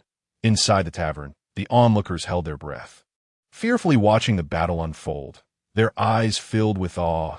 The sound of bones fracturing emanated from Bai Jing's fist, which had underestimated Vincent's berserk state. The tenfold enhancement proved to be 100-fold in its potency. Caught off guard, Bai Jing sustained an injury, but he also absorbed the essence of the fruit's power. Unfazed by the pain, a smirk crept across his face as he shouted, 60 million volts, Thunder Dragon. Let us see if you can withstand this. The lightning he conjured took the shape of a colossal dragon, surging toward its target with lethal intent. The dragon's head alone was 3 times the size of Vincent. As the thunderous roar echoed throughout the arena, the massive dragon pierced through Vincent's body, creating a gaping wound that obliterated half of him. Vincent, now only half conscious, collapsed to the ground, utterly defeated. Bai Jing, having executed his attack, withdrew his hand and examined his right fist. Chuckling softly, it seemed he had underestimated his opponent. Nevertheless, he grinned as his right hand transformed into pure lightning, rapidly healing the shattered bones, leaving only minor scars. Armament Haki proved effective against Logia users, allowing him to recover from the minor setback while gaining a formidable fruit in the process, a significant profit, with the golden trident poised at Vincent's neck. He made a swift cut, severing half of his head. Wrapping the remains in cloth, he lifted it and turned back toward the tavern. The onlookers gasped, witnessing such ferocity from a pirate for the first time. What kind of fruit ability is this? Lightning and fire combined, and so powerful. Who could possibly withstand that colossal thunder dragon?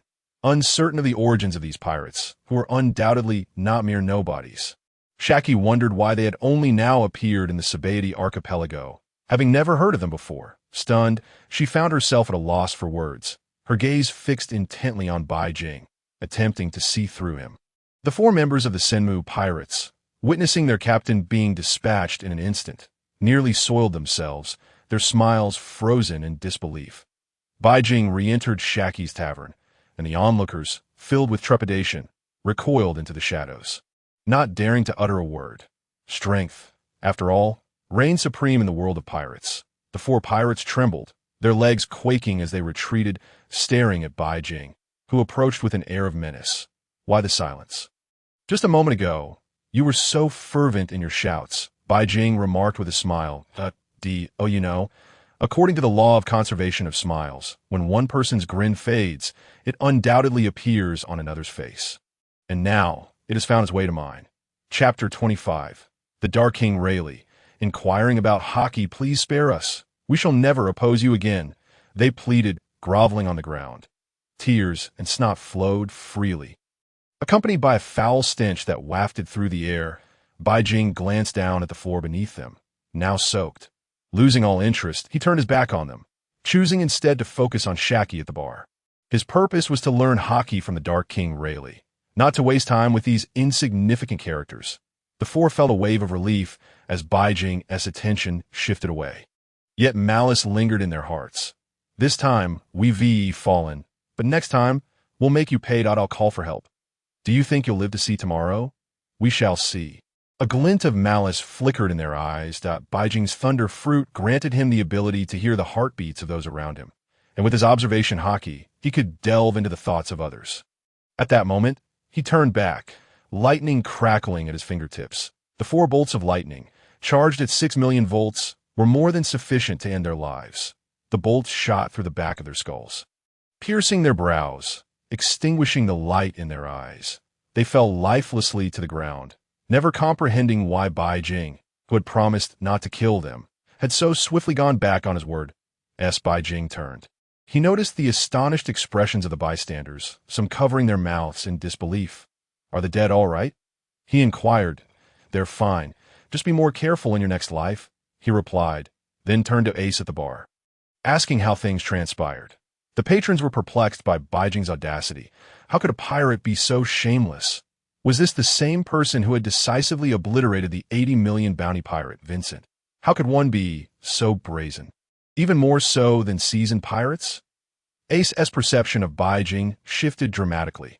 Once a cunning strategist, he now appeared as a sly jester, a wolf in sheep's clothing. That moment, an elderly man with transparent glasses entered through the door. His long, curly hair cascaded down, and his chin sported a silver beard. A scar ran vertically down his right eye. This man was none other than the Dark King Rayleigh. Bai Jing finally laid eyes on the person he had longed to meet, casting an appreciative glance at Ace and remarking, "Your efficiency is commendable."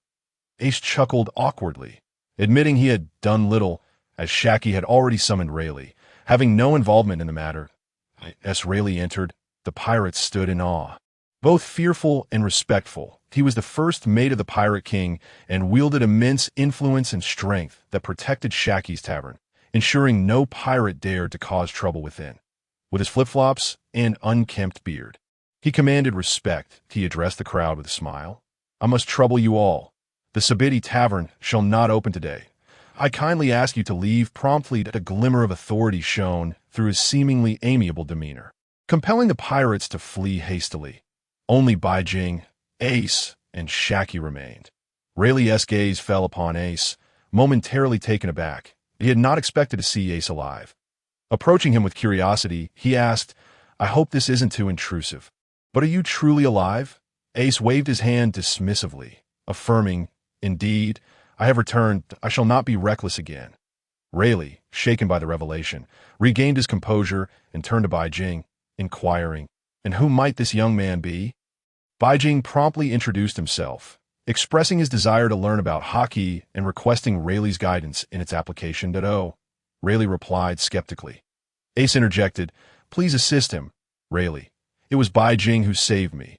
Without him, I might have perished and never returned." Rayleigh's interest in Bai Jing peaked as he considered Ace's words. After a moment of contemplation, he nodded, chuckling, "Is it merely a request for guidance in haki? You make it sound so trivial. Speak. What do you wish to know?" Bai Jing began, "Why can my haki only envelop my fists, failing to extend to other parts of my body?" "Oh, is that so?" Rayleigh responded, "Show me what you can do." Bai Jing nodded and quickly enveloped his palm with armament haki. It struggled to cover his entire arm and other areas. "Interesting," Rayleigh noted, detecting the presence of observation haki within Bai Jing. Uniquely, his observation haki not only predicted the future, but also eavesdropped on others' thoughts and discerned their next moves. In comparison, it was indeed formidable. Rayleigh, with keen insight and vast experience, quickly identified the underlying issue that it's not due to a lack of energy. Rather, haki must be honed through combat experience to reach new heights. Your current level of haki is beginner's level. There are 4 levels of haki: beginner, intermediate, advanced, and the 4th level. Even Ace remains at the beginner stage. Rayleigh cast a glance at Ace, who did not deny it. Knowing his strength stemmed from his exceptional martial skills and mastery of the Mera Mera no Mi now. "Follow me," Rayleigh instructed, leading the way to the back of the tavern, with Bai Jing and Ace following closely behind. Shaki puffed up her cheeks, watching the trio depart, muttering under her breath, "3 insufferable men, leaving me all alone here. Now, I won't make a single coin today." Chapter 26. Conqueror's Haki. Rayleigh shocked now. Attempt to channel your armament haki onto your fists. Let's see if you can break through the limits of armament haki with a punch. The Dark King Rayleigh spoke. The moment his words ceased, his figure sprang into motion. Though age had taken its toll on him, he remained the formidable vice-captain of the Pirate King, his strength far from diminished. In the blink of an eye, he appeared before Bai Jing with astonishing speed, his fist, enveloped in a dark hue of armament haki, descended upon Bai Jing with unrestrained force, showing no signs of mercy. A true mentor must be stern. To hold back would be a disservice to Bai Jing. The Bai Jing's pupils contracted as he hastily summoned his own armament haki to clash against Rayleigh's punch. Under the impact of that blow, he found himself at a disadvantage, being pushed back several steps before regaining his footing. Before he could utter another word, Rayleigh's second punch was already upon him. Both left and right fists launched in a relentless barrage, each one shrouded in haki, striking Bai Jing repeatedly. That moment, Bai Jing felt the sting of pain, prompting him to quickly raise his right fist in defense. However, the lack of haki on his left fist left him vulnerable. He managed to block one punch, but the other landed squarely on his abdomen, sending him staggering back a dozen steps before he steadied himself. Yet, Rayleigh was already in front of him again, delivering a flying kick, also covered in armament haki, aimed at Bai Jing's head. Ace, observing from the side, couldn't help but marvel at Rayleigh's impressive martial prowess, showing that age had only sharpened his skills. In the midst of battle, Bai Jing seemed to gain insight. He extended his left hand, enveloping it in armament haki to block the incoming kick. In a swift motion, Rayleigh flipped and delivered another punch aimed at the crown of Bai Jing's head. Seizing the moment, Bai Jing raised his right hand overhead, haki silently enveloping it just in time to deflect the blow. Seeing this, Rayleigh's eyes twinkled with delight, clearly impressed. Good lad, he thought. In just 3 moves, you've already shattered your limits. Now capable of enveloping both hands in haki, Bai Jing's extraordinary comprehension was evident. Rayleigh was eager to see if Bai Jing could transcend his own boundaries further. With a commanding shout, he declared, "Come again." He showed no signs of relenting, having only been lightly testing the waters before. Now, he was serious. His speed multiplied exponentially, and with each punch cloaked in haki, a flurry of strikes appeared before Bai Jing. Bai Jing, utilizing his observation haki, anticipated Rayleigh's next moves and the trajectory of his punches. Under the influence of this heightened awareness, time seemed to slow, and he could foresee each attack. Like a specter, Bai Jing dodged Rayleigh's onslaught, his fighting spirit ignited. His fist became covered in armament haki, which flowed steadily down his entire arms. With newfound resolve, he met Rayleigh's fists with his own, the pace of their exchanges accelerating. The air was filled with the sounds of their relentless strikes, each resounding impact echoing through the night. Suddenly, Rayleigh unleashed a powerful kick. The IT came so swiftly that Bai Jing barely had time to react. In that moment, a sense of imminent danger surged within him, igniting a primal instinct. An overwhelming force emanated from his core. And in his eyes, a fierce and sovereign aura erupted, creating visible golden ripples through the air. Seizing the opportunity presented by Rayleigh's kick, Bai Jing unleashed his own electric fury, shouting, 30 million volts, Thunder Beast, manifesting the lightning he had conjured. It took the form of a wolf, racing towards Rayleigh with blinding speed. Caught off guard, Rayleigh was unexpectedly knocked back, stumbling 10 steps before regaining his balance. This sudden turn of events captured the attention of Ace. Rayleigh and Shaki, their gazes fixed intently on Bai Jing, in unison. They uttered, "Conqueror's Haki," as Bai Jing retracted the lightning from his hands. The counterattack had been an instinctive reaction. Hearing the others mention Conqueror's Haki brought a smile to his face. The golden aura he had emitted earlier was indeed Conqueror's Haki, and he felt the burgeoning capability within him. IT seemed mastering this power was not as daunting as he had imagined. Moreover, after battling Rayleigh, he could now envelop his entire body in haki, elevating his prowess to a new level. Rayleigh, astonished by Bai Jing's growth, chuckled softly and shook his head. The younger generation is indeed formidable. We're just a bunch of old bones now. And you, my boy, are truly a marveled have attained Conqueror's Haki and elevated your armament haki within just 3 exchanges. Your potential is extraordinary. I have little left to teach you. Bai Jing scratched his head with a sheepish grin. Ace approached, draping an arm around Bai Jing's shoulder, leading him into Shaki's tavern for a drink. Rayleigh, in good spirits, joined them for a few rounds, celebrating the emergence of such a promising talent. As the evening wore on, they drank deeply, reveling in each other's company. Bai Jing, feeling the urge to explore the night market of Sabeti Archipelago, slipped away from the tavern unaccompanied. Meanwhile, Rayleigh and Ace exchanged stories of past years, with Ace glossing over most details and crafting a narrative that omitted the truth of his death. Unwilling to expose Bai Jing's abilities, Bai Jing, thoroughly intoxicated, wandered the streets aimlessly until he stumbled upon a bar tucked away in an alley, intriguingly named Roger Bar. Upon entering, he found the place in a state of disrepair, with hardly anyone inside save for an ancient man, his teeth long gone. Bai Jing took a seat in a spot of peculiar significance, one previously occupied by Luffy. The old man, adorned with golden earrings and a woven cap, regarded Bai Jing with a silent curiosity. As Bai Jing slowly sobered, he recognized his surroundings and exclaimed, Roger Bar, what a delightful surprise. In that moment, he stood tall, unconsciously exuding Conqueror's Haki, while the powers of lightning and fire danced behind him. Enhancing his commanding presence, he proclaimed, I do not resent those who came before me, only lament that they did not witness my rise. The old man was momentarily taken aback, sensing the extraordinary aura emanating from Bai Jing. He recalled having once perceived Luffy's potential for greatness here, and now he saw before him a man radiating an indomitable spirit. It felt as though he was gazing at a future deity, and he mused softly, this young man's fortune and presence surpass even that of the Straw Hat Boy from years past. I have a premonition that he will become an extraordinary figure in the future. In a fleeting moment, Bai Jing retracted his formidable aura and collapsed onto the bar, slipping into a deep slumber. The old man, meanwhile, resumed his solitary drinking, lost in memories of yesteryears, indulging in nostalgia throughout the night.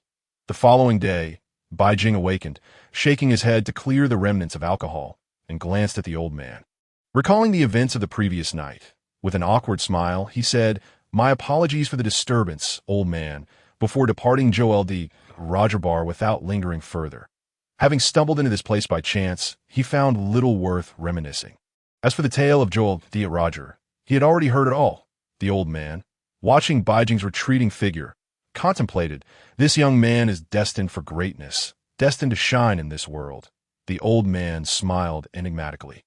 And the bar vanished from this very spot, as if it had never existed, for this bar was located in Rog Town, not here. As for how the old man appeared and how the bar came into being, all remained shrouded in mystery. On this street, a seagull, a herald of tidings, descended from above, issuing a bounty notice.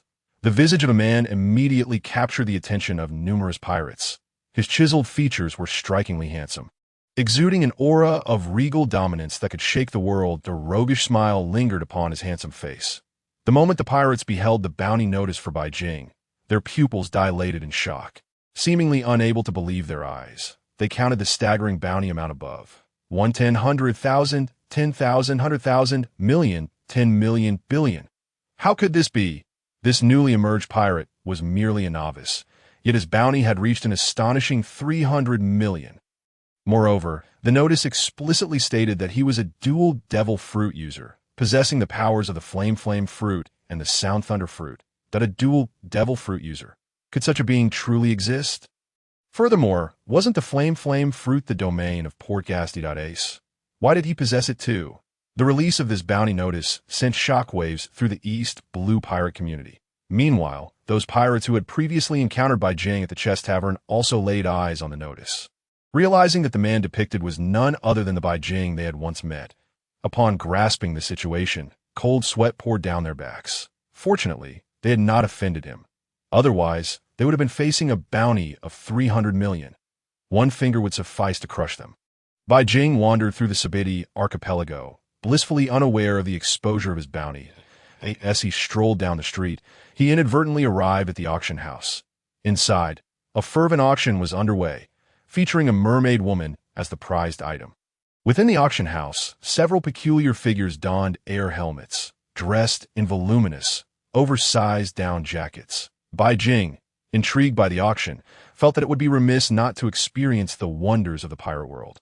As it would be an affront to himself, transforming into a bolt of lightning, he slipped through the entrance, evading the guard's notice. Were those not the scum of the celestial dragons? Bai Jing's gaze fell upon several men below who were eagerly bidding.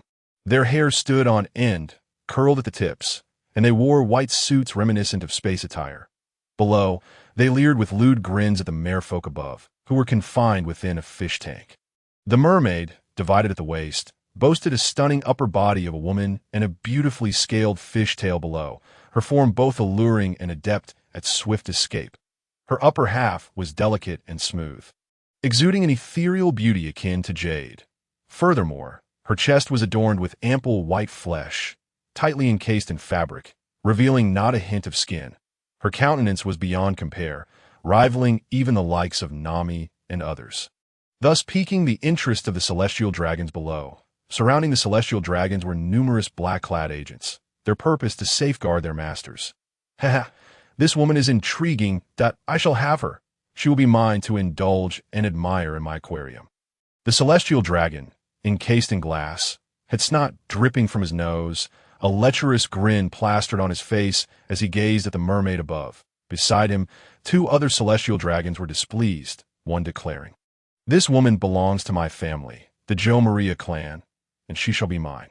His features differed slightly from the snot-nosed dragon, as he wore sunglasses that concealed his eyes, fixating his gaze on the mermaid's upper half. The other, a female celestial dragon, seethed with envy at the mermaid's beauty. Despite her own decent looks, she paled in comparison to no. This woman must return with me, so that I may mar her beauty. The world cannot harbor anyone more beautiful than I. All three celestial dragons, encased in glass, wielded the power to determine the fates of those above them. Once the mermaid was auctioned off, they would mark her with the celestial dragon's insignia. The auctioneer, caught in a dilemma, found himself in a precarious position. Offending any of the three was unwise. He awkwardly glanced between them, hoping for a resolution. Yet the three would not relent, shouting, "If you do not hand her over to me, I will annihilate your entire family." The snot-nosed celestial dragon led the charge. The other two added their threats. "If you do not give me this woman, I will flay you alive and toss your remains to the sea to feed the fish." The woman's visage transformed into one of venomous malice, devoid of beauty, becoming a most sinister figure. "Should I not have this woman in my possession, I will ensure the slaughter of your descendants and kin. Consider the consequences." At that moment, Bai Jing appeared, witnessing the scene unfold, and could not help but exclaim, "Scum! The celestial dragons deserve death. I had intended to grow stronger to seek you out, but fate has led me here to cross paths with you." With that, he emerged from the back of the auction house, standing tall and proclaiming, "I shall determine the outcome."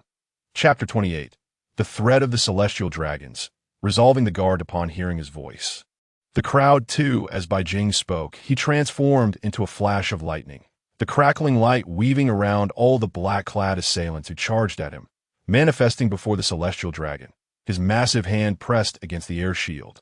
Flames surged forth from his palm, and in that moment, the temperature of the air shield soared dramatically, leaving a vivid red mark on the shoulder of the celestial dragon. The IT was a pure burn. With a fierce determination, his left fist struck towards the celestial dragon's abdomen. The flames consumed his garments entirely. This punch was executed with all his might, without the slightest restraint, sending the celestial dragon hurtling backward. Blood and bile erupting from his mouth. The two other celestial dragons nearby were thrown into a state of panic. Witnessing Bai Jing's overwhelming strength, they could not help but issue another threat. "Wretched creature, do you comprehend what you have struck? We are noble celestial dragons, while you are merely a native. Kneel and apologize now, and you may yet retain your corpse intact. Otherwise, your entire family, everyone related to you, will meet a fate worse than death, to be fed to dogs that oh, you hear me? Or are you deaf? Cease this at once." The two, in their growing disarray, maintained their notion of superiority, viewing all others outside of the celestial dragons as mere natives. At that moment, the black-clad agents rushed in, their eyes narrowing as they declared natural-type devil fruit. Cloaked in haki, they surged forward, intent on overwhelming Bai Jing with sheer numbers. Meanwhile, another guard had already utilized a transponder snail to alert the Navy headquarters. "Hurry, the celestial dragon has been harmed. Otherwise, you will bear the consequences." Guard from the surrounding area were swiftly mobilized. They loaded bullets infused with sea prism stone and fired upon Bai Jing, while those wielding long knives advanced toward him. Hundreds encircled the auction house, their chaotic movements disrupting the entire event. Other nobles fled in terror, unwilling to remain any longer. The scene descended into chaos, with the auctioneer cowering beneath the stage, trembling at the audacity of Bai Jing. How dare he confront a celestial dragon? The auctioneer stammered in fear. Within a fish tank, the mermaid displayed evident panic, yet as she gazed at Bai Jing, an inexplicable hope flickered in her eyes. To her, this man embodied a savior. Bullets composed of sea prism stone pierced through Bai Jing's form, yet he elementalized once more, as he had not consumed a fruit. Thus, the sea prism stone and seawater held no sway over him. His ability to elementalize remained intact, for only haki could restrain a natural type. Otherwise, nothing could limit him. Such was Bai Jing's extraordinary nature. With a cold demeanor, he murmured, "Discharge! 80 million volts!" Countless arcs of lightning surged forth, crackling in the air. The high voltage exploded within the atmosphere, producing a sound that gradually intensified. In that instant, the hundreds of agents encountered the high-pressure electricity, losing consciousness and perishing from the shock. This exemplified the ruthless nature of high-voltage electricity, yet Bai Jing intentionally restrained some of his power, ensuring that the three celestial dragons were not affected by the 3 bolts of lightning. All the agents and their guards have been dispatched by Bai Jing, leaving only the 3 powerless celestial dragons. The auctioneer, hiding beneath the stage, uttered no further words. He merely pointed a bolt of lightning, rendering him unconscious. the snot-nosed celestial dragon staggered to his feet, his voice trembling with fear. "You are doomed. You dare oppose a celestial dragon. The Navy will arrive shortly. Do you understand the calamity you have brought upon yourself? I will have you torn to pieces." He nearly roared by the end, while the other two celestial dragons continually retreated, and Bai Jing advanced step by step towards them. The celestial dragon wearing sunglasses and the female celestial dragon once again issued threats. "If you take your own life now and kneel to apologize, we shall let bygones be bygones. Your family and friends will be spared. Otherwise, they will surely die, and your entire household will be enslaved and tortured to death. Do you understand the consequences? Surrender quickly." Chapter 29. Tormenting the Celestial Dragons, Slaying the Celestial Dragons, Navy Encirclement. Fools, you are truly at death's door and yet remain unrepentant. Do you have any idea how many lives have perished under your Celestial Dragon's dominion? How many have sacrificed their lives due to your so-called noble status? If Golden Emperor were here, he would undoubtedly torment the three of you to death. Bai Jing knew that at least one admiral would be dispatched by the Navy in response, as the safety of the Celestial Dragons warranted such action. Regardless, he felt no fear towards whoever might arrive. However, he was determined to eliminate these three scoundrels as he stepped forward, his feet propelling him with great force. Vanishing from sight, his massive hand grasped the glass air shields of the remaining two Celestial Dragons and crushed them with ferocity. With one hand, he seized each of them. Flames surged from his palms, incinerating their attire entirely, down to the last strand of hair. The snot-nosed Celestial Dragon was unceremoniously thrown to the ground by Bai Jing's powerful hand.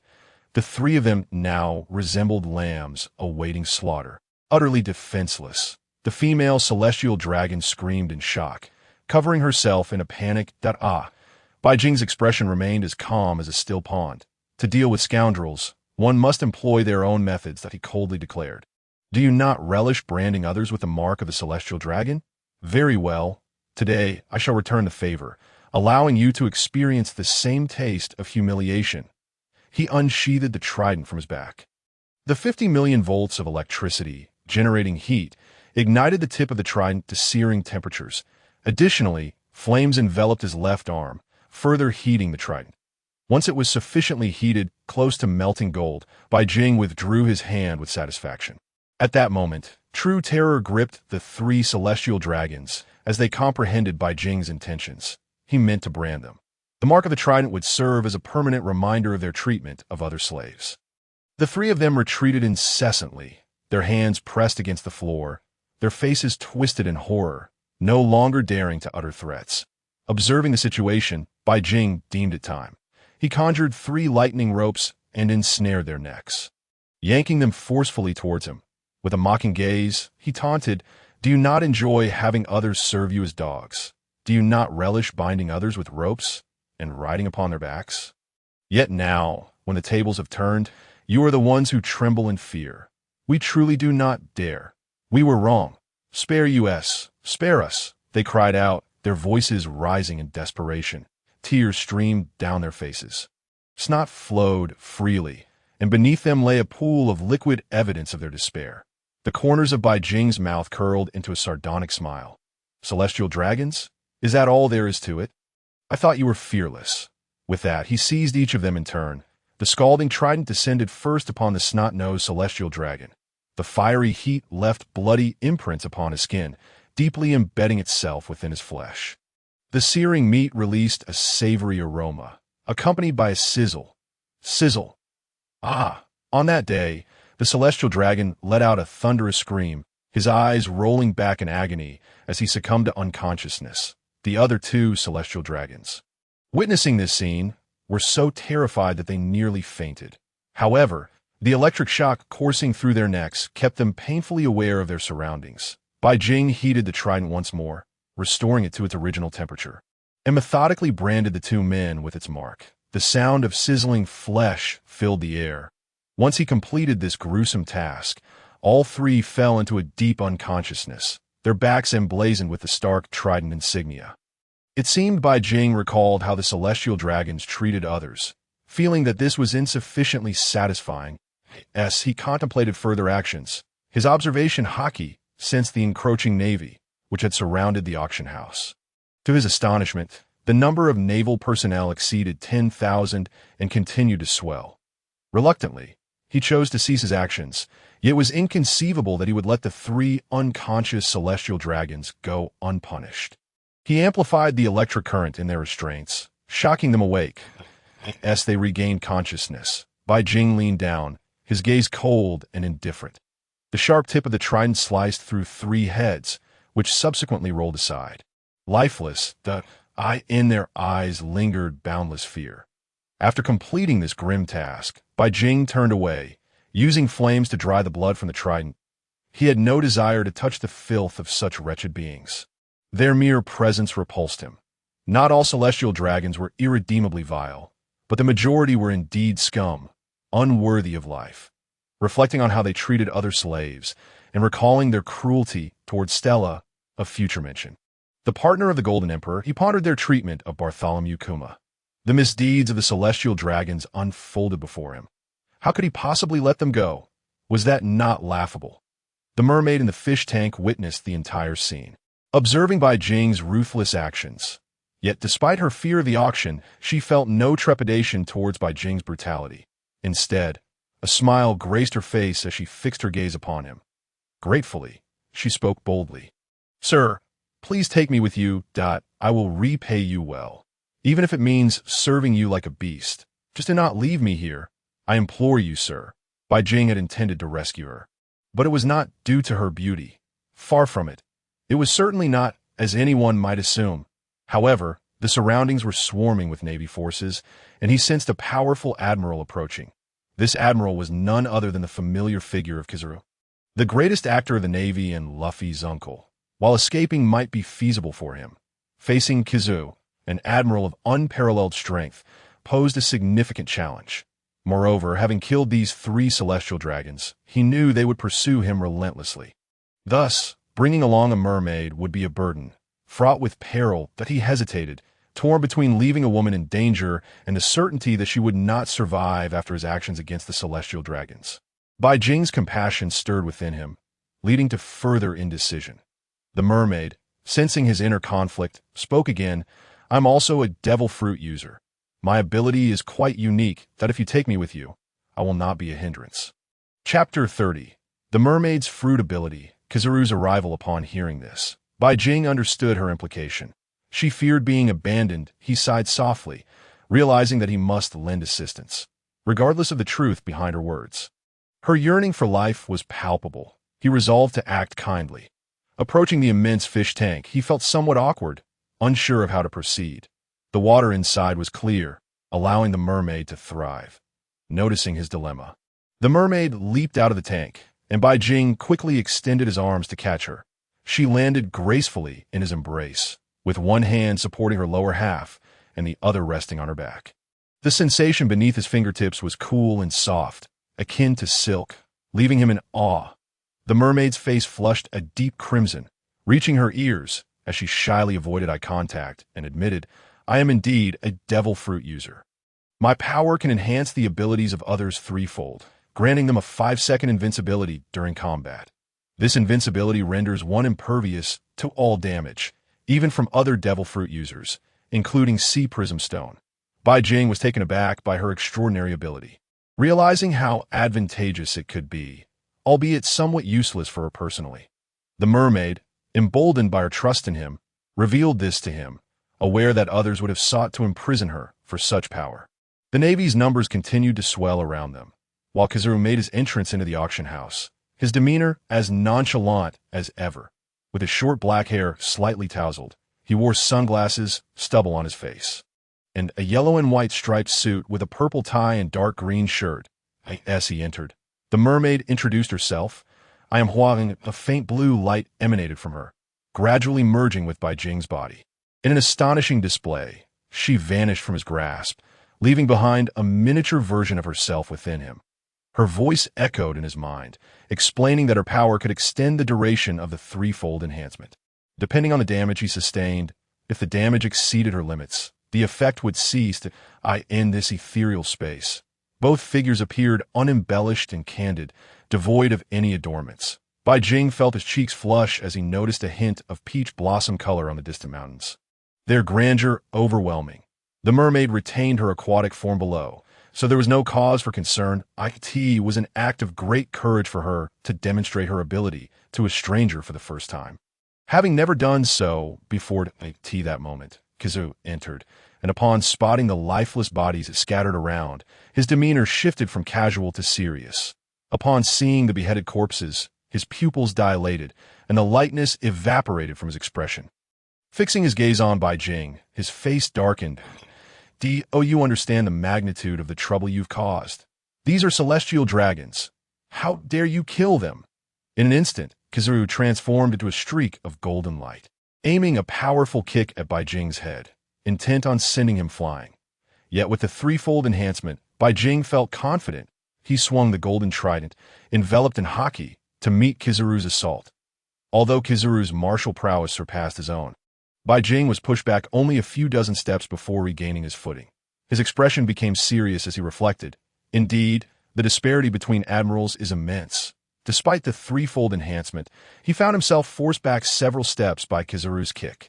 The yellow ape let out a soft sound of surprise, seemingly taken aback by the fact that Bai Jing still possessed some strength beneath this kick. He had shown no mercy whatsoever. His body shimmered once more, enveloped in a radiant yellow light, as he appeared behind Bai Jing, delivering yet another kick aimed squarely at the crown of his head. This time, Bai Jing did not flinch or evade. Instead, he summoned the armament haki, surging with power, and raised his hand high above his head to shield against the blow. The force of this kick was tremendous, embedding Bai Jing deeply into the auction stage beneath him, sinking him a full 10 fathoms down. Meanwhile, within the realm of the soul, Hua Jin felt the impact of this kick, her beautiful eyes narrowing slightly in discomfort as a twinge of pain coursed through her. Yet it remained within her threshold of endurance. Bai Jing couldn't help but feel a pang of sympathy. Indeed, this fruit was beneficial to others while being detrimental to himself. While assisting others, he was forced to endure such suffering. He murmured softly, "Thank you for your hard work," a peculiar expression crossing his face. Since he had made direct contact, he resolved to seize the power of the glimmering fruit. His expression turned serious as he began to shimmer, the yellow light vanishing from his current location and reappearing elsewhere. Not only that, but upon reappearing, his entire being transformed once more into yellow radiance, as he burst forth from the venue in the mere span of a second. Bai Jing accomplished this feat with effortless grace, devoid of any hesitation or clumsiness. The yellow ape, witnessing Bai Jing's acquisition of the glimmering fruit's abilities, found his regard for him growing increasingly profound, the previous contempt in his eyes entirely absent. Outside, the Navy had long since surrounded the area, sealing it off entirely, with layers of troops armed to the teeth, poised and waiting for Bai Jing to make his escape. The yellow ape immediately pursued him from within, his form transforming into a flash of light as he appeared relentlessly behind Bai Jing. Observing the situation, Bai Jing accelerated to his utmost limit. Utilizing the fruit's powers to their fullest, the shimmering light flickered back and forth, until he finally came to a halt outside the venue, with the yellow ape hot on his heels. "Surrender. Do not resist needlessly. Hand yourself over, and that will be your best course of action, or else." The surrounding Navy, filled with trepidation, regarded Bai Jing with a mix of awe and recognition, clearly identifying him as this new supernova pirate from the EC, who, despite being a newcomer, boasted a bounty of 300 million recently. He had slain 3 celestial dragons and hijacked slaves intended for auction, making it likely that his bounty would soar even higher and that he would be hunted by the Navy and CP0. The yellow ape, wielding a sword of light forged from yellow radiance, swung it toward Bai Jing. His speed had increased dramatically, now twice as fast as before. This time, he was truly intent on killing Bai Jing. Having fully embraced his murderous intent, as the yellow ape charged at him once more, Bai Jing saw the Navy closing in from all sides, the encirclement becoming tighter and tighter. His expression darkened. In order to escape completely, he needed to shake off the pursuit of the yellow ape. Bai Jing's thoughts sharpened, and he quickly devised a strategy. Lightning crackled around his right hand, while the powers of the glimmering fruit coalesced above. The golden trident he wielded gathered 3 distinct forces, fire, light, and lightning. With Haki enveloping it, he met the yellow ape's sword head-on. The clash of this retaliatory strike, infused with the triad of powers from the Golden Trident, resulted in an explosion. The light sword was obliterated by the might of Bai Jing's trident, scattering into countless sparkles, while the yellow ape was forced back a step, with Bai Jing retreating 10 paces. Though he had not yet turned the tide, the combination of these three powers had shattered the yellow ape's sword, igniting a spark of inspiration within Bai Jing. The Navy continued to surge forward, a relentless barrage of gunfire and bullets ringing out incessantly. Countless projectiles, made of sea stone and otherwise, rained down upon Bai Jing. In a sudden burst, he unleashed a torrent of lightning, obliterating the barrage entirely. However, a Navy soldier charged from behind, swinging a blade at him. Yet, how could the elementally transformed Bai Jing be struck by such a blow? A fierce glint flashed in his eyes. The lightning in his hand pierced through the attacking Navy soldier, dismantling his bodily functions entirely, causing him to collapse. Just then, a new wave of gunfire erupted, a deluge of bullets aimed at Bai Jing. The yellow ape, hovering above, was preparing to unleash a powerful move. Bai Jing, feeling exasperated, muttered, "Is this never-ending?" His hands formed a virtual embrace, golden lights swirling within it. In a hushed tone, he declared, "Yada, no Kagami." He concentrated a beam of light, reflecting and refracting it towards surrounding targets, creating a path of light through which he could move at light speed. Utilizing this shimmering ability, he accelerated, his speed increasing several-fold. The yellow ape, witnessing Bai Jing employ the Yada no Kagami, gasped in astonishment. "Isn't that my technique? How does this kid know it?" Ace heard the transmission from Bai Jing. Although he was unsure how he managed to communicate through the void, he complied with his request. He had just witnessed Bai Jing's fruit ability and noted an additional one. Thus, he chose to place his complete trust in his companion. Bai Jing had eliminated countless foes, and the aura of the Nine Nether had nearly gathered to fruition. It would be sufficient for him to remain in the underworld for 3 days. Therefore, he could subsequently venture to the underworld to resurrect those he wished to bring back to life. Chapter 32, 200 million volts. Thunder God. Just as Rayleigh hesitated on whether to assist, Ace exchanged a few words with him and departed. Rayleigh cast a deep glance at Bai Jing before leaving, allowing Bai Jing to engage with Kizaru and the numerous Marines.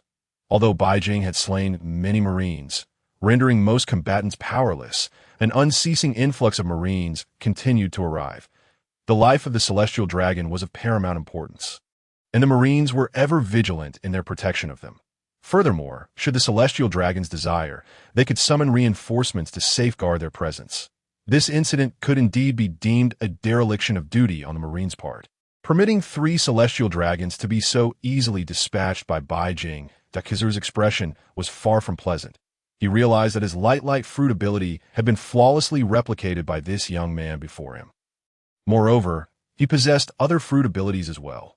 This was a most troublesome encounter, undoubtedly the most challenging he had faced since becoming an admiral. Even during the Marineford War, he had not encountered such arduous circumstances. Bai Jing was genuinely formidable. The number of Marines surrounding them had quietly increased. The Marines had begun to encircle the entire Sabeti archipelago, preventing Bai Jing's escape, with reinforcements arriving in a steady stream.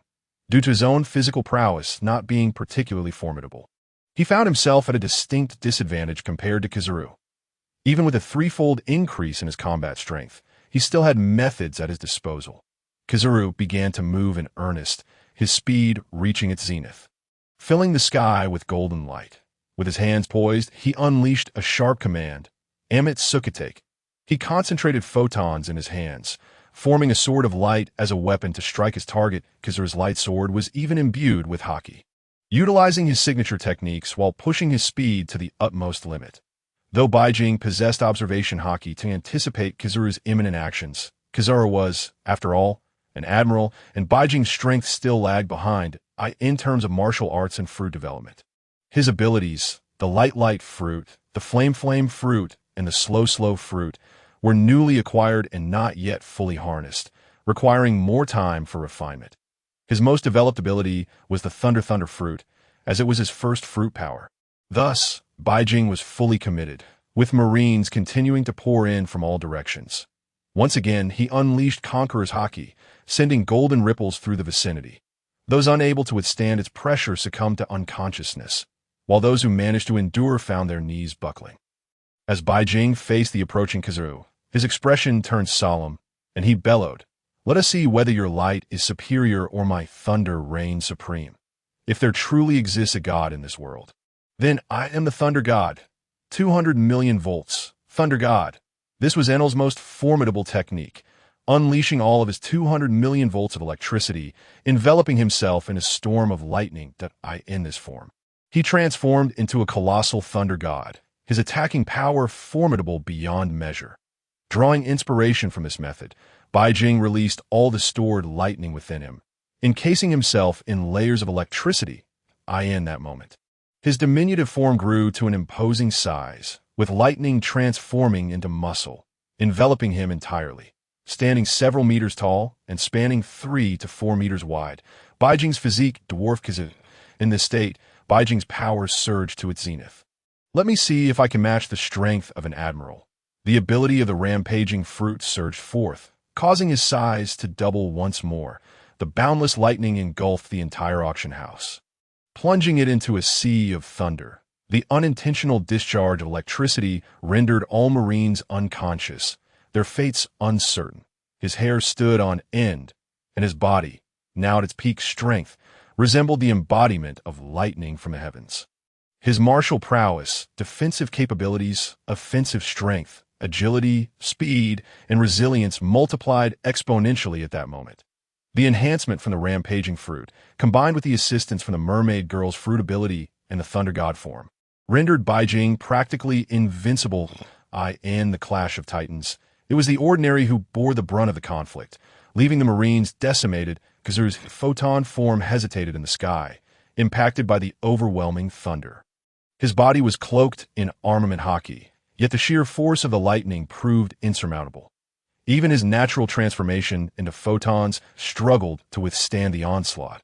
His speed began to wane, and seizing the opportunity, Bai Jing leaped into action in less than a breath. His figure transformed into a massive bolt of lightning, vanishing from sight. This velocity surpassed even Kizaru's light fruit.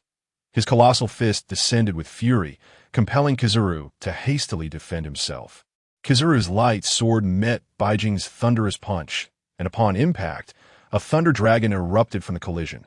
The wild lightning propelled Kizaru's body away, crashing into the auction house and shattering numerous stones. Yet Bai Jing had no intention of ending the battle so easily. He transformed once more into a streak of lightning, disappearing from view, as the tumultuous purple lightning engulfed a radius of 100 miles at that moment. The Sabeti archipelago was beset by storm and tempest. The Marine headquarters dispatched yet another admiral to converge on the scene as Kizaru rose from the rubble, preparing to confront Bai Jing once more. Bai Jing had already materialized before him, offering no chance for reprieve. His colossal fist descended with increasing speed, the endless lightning cascading from the heavens. The lightning pillars, as thick as barrels, fell in tandem with each of Bai Jing's strikes. With each blow, the thunderous columns descended upon Kizaru, electrifying his form, even though he wielded an elemental fruit. This was the tyranny of the thunder fruit. This was the strength of Bai Jing in his thunder god form. Kizaru was relegated to a position of passive defense, lacking any opportunity to counterattack, let alone mount a defense. Bai Jing relentlessly pummeled him into the rubble, each strike landing with bone-crushing force. The ground itself formed a massive crater with a 10-meter radius, excavated by the sheer ferocity of his blows. Yet Kizaru, a true admiral of the Marines, withstood the onslaught despite blood spilling from his mouth, resolutely enduring the barrage.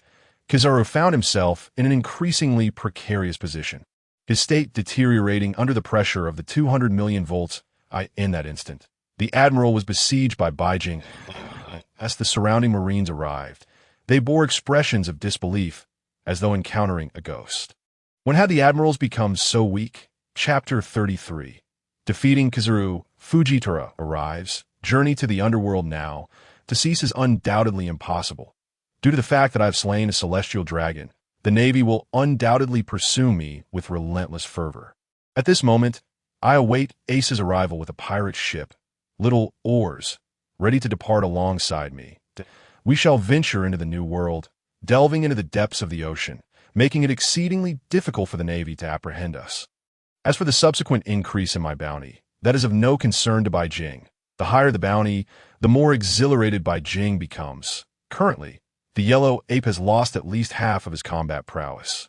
The overwhelming pressure of 200 million volts of lightning has rendered his body incapable of enduring it. The terrifying bolts are wreaking havoc on his form, and his condition is gradually deteriorating. Observing that the surroundings have been mostly cleared and that the yellow ape's state has declined, his aura beginning to wane, Bai Jing transformed into a flash of lightning, vanishing from the spot and retreating into the distance. The yellow ape harbored the intent to pursue, yet he lacked the strength to do so. Having been mercilessly beaten by Bai Jing in his thunderous form, he was in no condition to retaliate. Not to mention, having a paramecia-type fruit ability, he spat out a mouthful of blood, powerless as he collapsed to the ground, gasping for breath. He had been holding on until now, unable to withstand the 200 million volts of electricity. That thunder god form was simply too fearsome. However, he did not feel any sorrow or sadness. Rather, he chuckled lightly. Oh dear, I'm getting old. A few hits, and I'm out of commission. This kid is truly monstrous.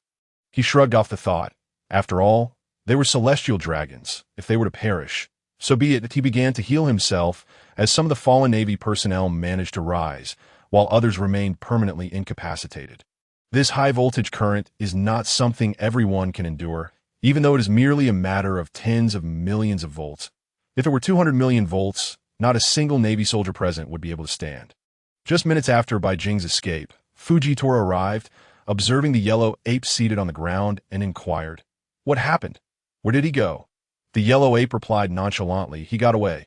That kid is quite the freak. He possesses 3 types of fruit abilities and can even replicate others' powers. That my flicker fruit has been copied by him. That if you wish to pursue, you should hurry. Otherwise, he will truly escape." Fujitora nodded, though he could not see. He nonetheless began to pursue slowly. Utilizing his observation haki, it was quite simple to discern the path. Meanwhile, Bai Jing had reached the edge of the Sabeti archipelago. Ace and Little Oars had boarded a massive pirate ship, which had been coded and personally procured by Silver's Rayleigh. Bai Jing, noticing that everyone was prepared, leaped onto the ship. Ace, Little Oars, and Rayleigh regarded Bai Jing's Thunder God state with great curiosity. The effects of the berserk fruit would soon wear off, leading him into a 3-day period of weakness. Thus, it was prudent to set sail early, delving into the depths of the ocean. Additionally, since Little Oars was not a devil fruit user, should they encounter any mishaps involving seawater, he would still be capable of self-defense. The 3 exchanged glances, dropped anchor, and prepared to plunge into the deep sea, heading towards Fishman Island.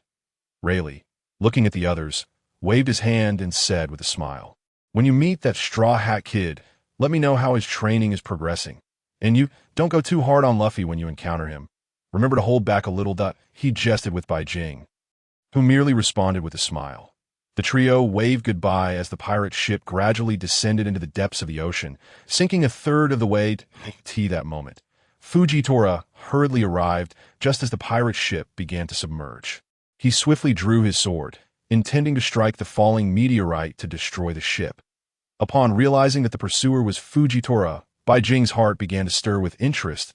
He was also intrigued by the gravity fruit. Since he was still in his Thunder God state, he harnessed the powers of the Thunder Fruit, amplifying his speed once more.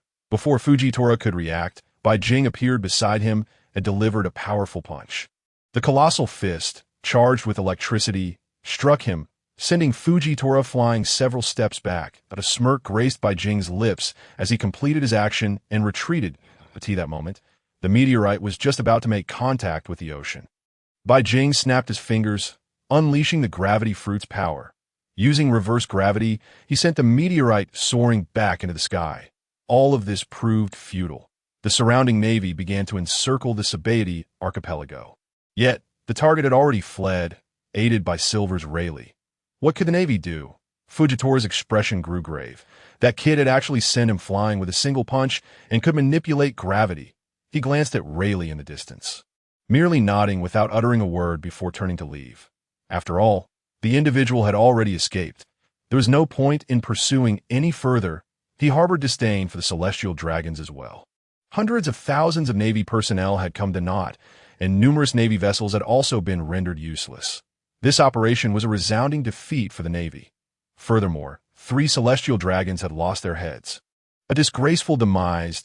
It is difficult to imagine what kind of repercussions this will trigger. After all, these are celestial dragons, slain in decades past. No pirate had dared to kill a celestial dragon. This is the first instance. Moreover, it occurred right under the Navy's nose, with someone providing protection during the ACT this moment. The pirate ship was descending into the boundless depths of the ocean, the light gradually fading, surrounding them. A few other pirate ships were also sinking.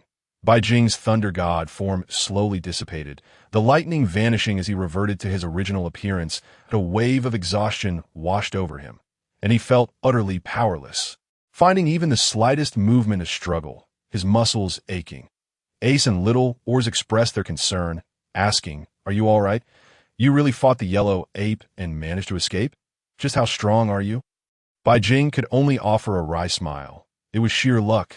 This is merely the aftereffect of the fruit's power. I will be in a state of weakness for 3 days, so I must rely on you for navigation during this time."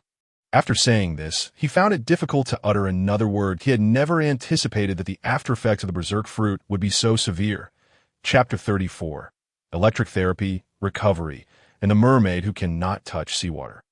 The two nodded, steering the ship towards Fishman Island, in Bai Jing's mind. In a space resembling a soul realm, the mermaid girl, Huang, though not significantly injured, continued to provide her auxiliary fruit abilities to Bai Jing. Having endured so much suffering, she had not withdrawn from this supportive state. After all, if she were to exit this state, Bai Jing's resilience and resistance would diminish by 1/3, hindering his recovery. Thus, she persisted in this state. An hour later, Bai Jing seemed to recover slightly.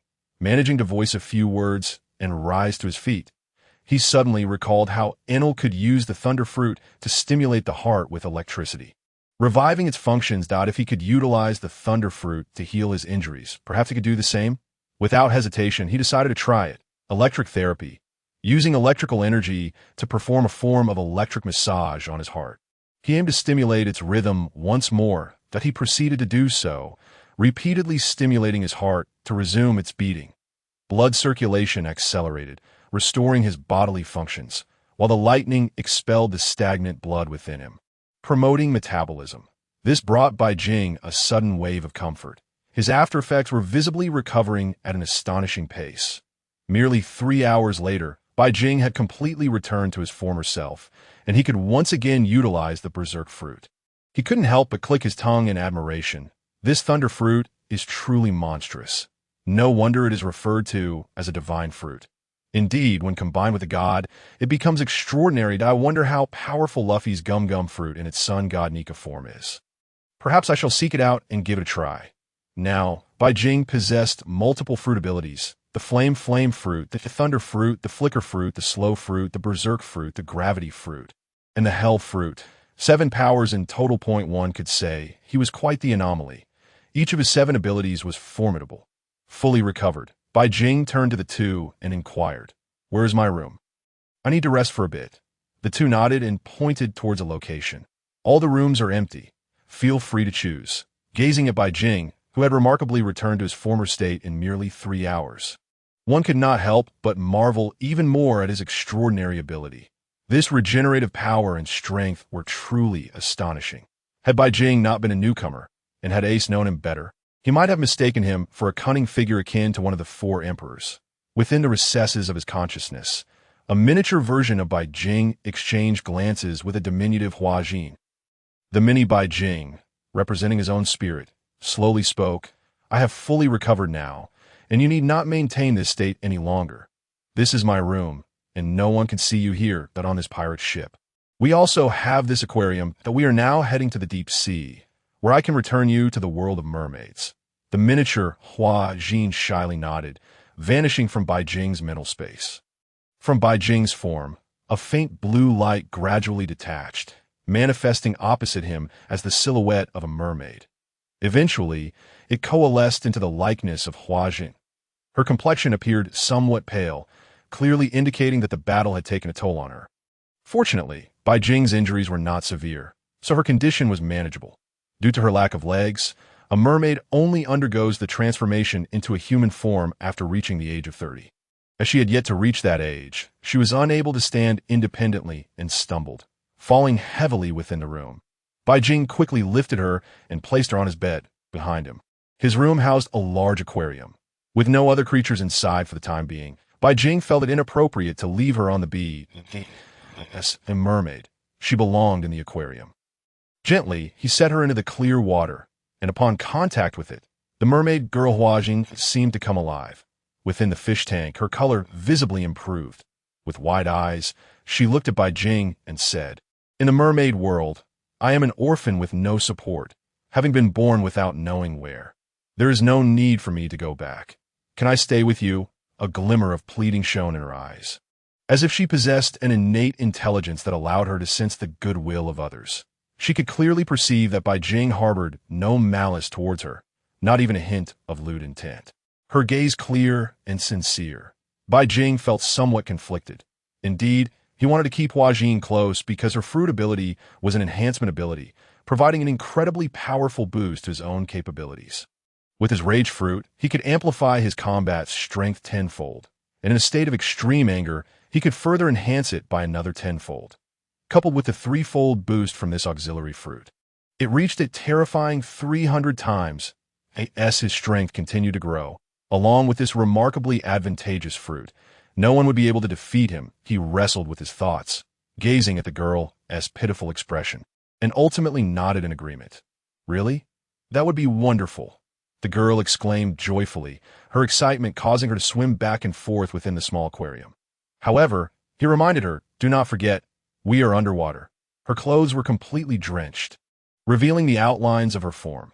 Bai Jing felt it was time to find her some clothing. Otherwise, he would hesitate to introduce her to Ace and Oz. For the next few days, she would have to endure her current state. "What would you like to eat? I will bring it for you. Due to your attire, it would not be appropriate for you to meet the other two. That once we reach Mermaid Island, I will buy you some clothes. And then you can meet Ace and the others." Bai Jing paused, listening to Bai Jing's words, her gaze dropping to her own upper body, her cheeks flushing crimson, reaching all the way to her ears. She hurriedly covered her chest with her hands and nodded. Bai Jing shook his head and smiled. After all, the girl had previously utilized her auxiliary fruit ability in his presence. There was nothing new to see. So why feel shy? Yet, for some inexplicable reason, Bai Jing found himself asking, "Have you ever exposed this fruit ability before?" The moment he posed the question, he sensed it might not have been the best choice.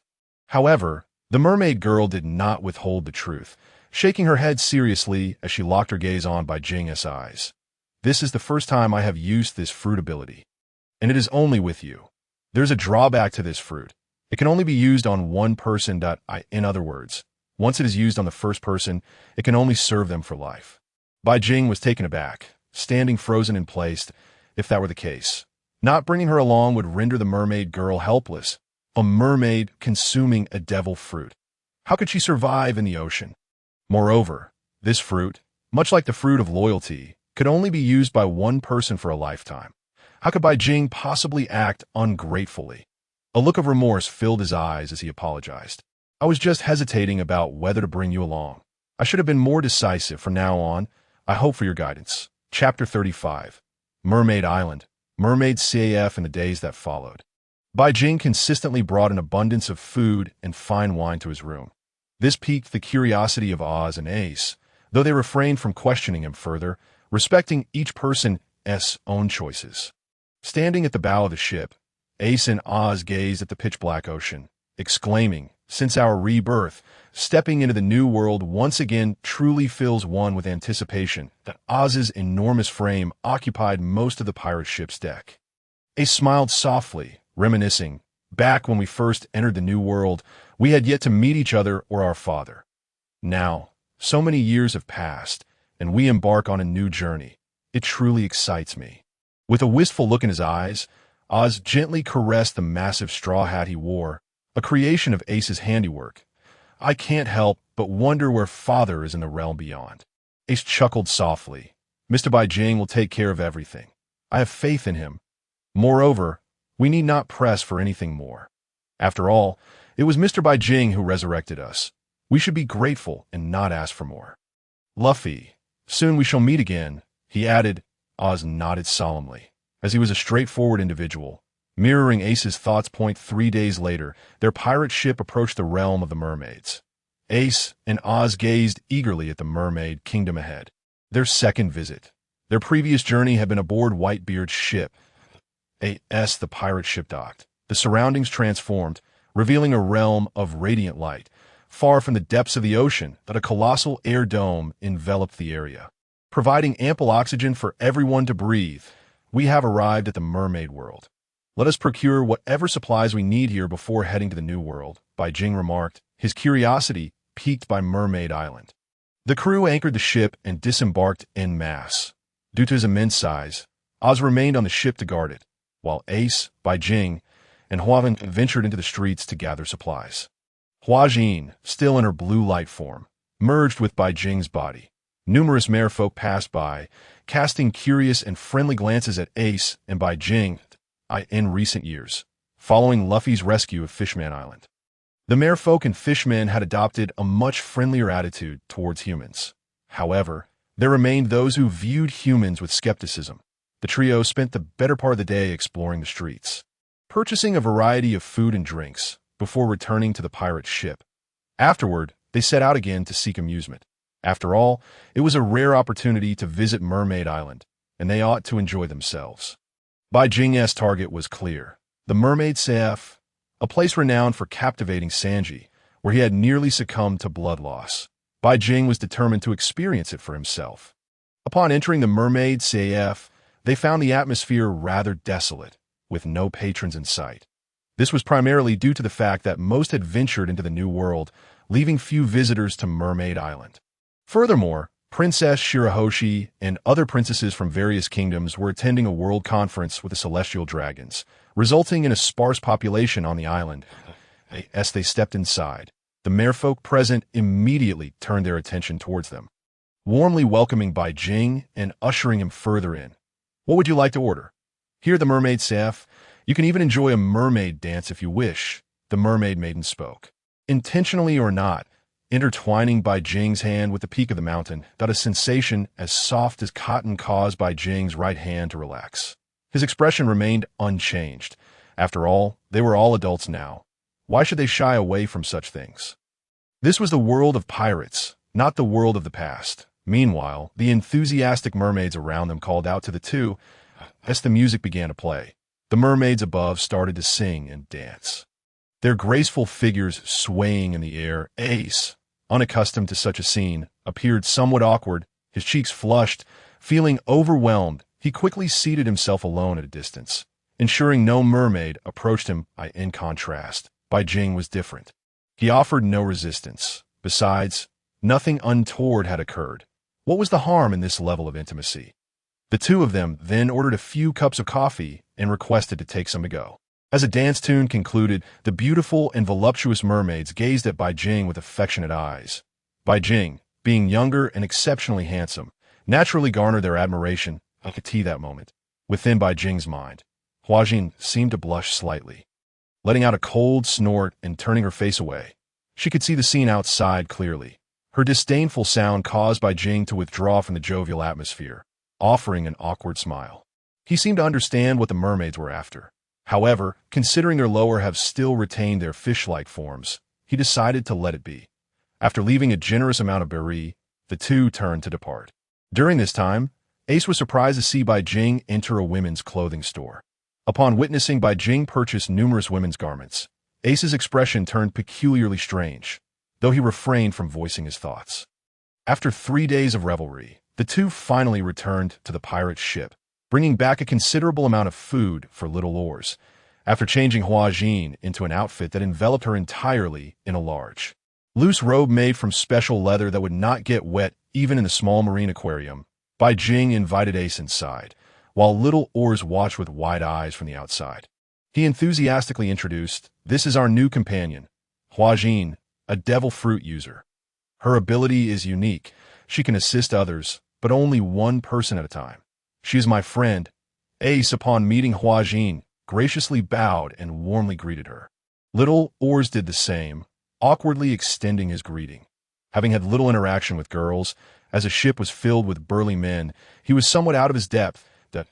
In the following days, they grew more familiar with each other and prepared to set sail for the new world.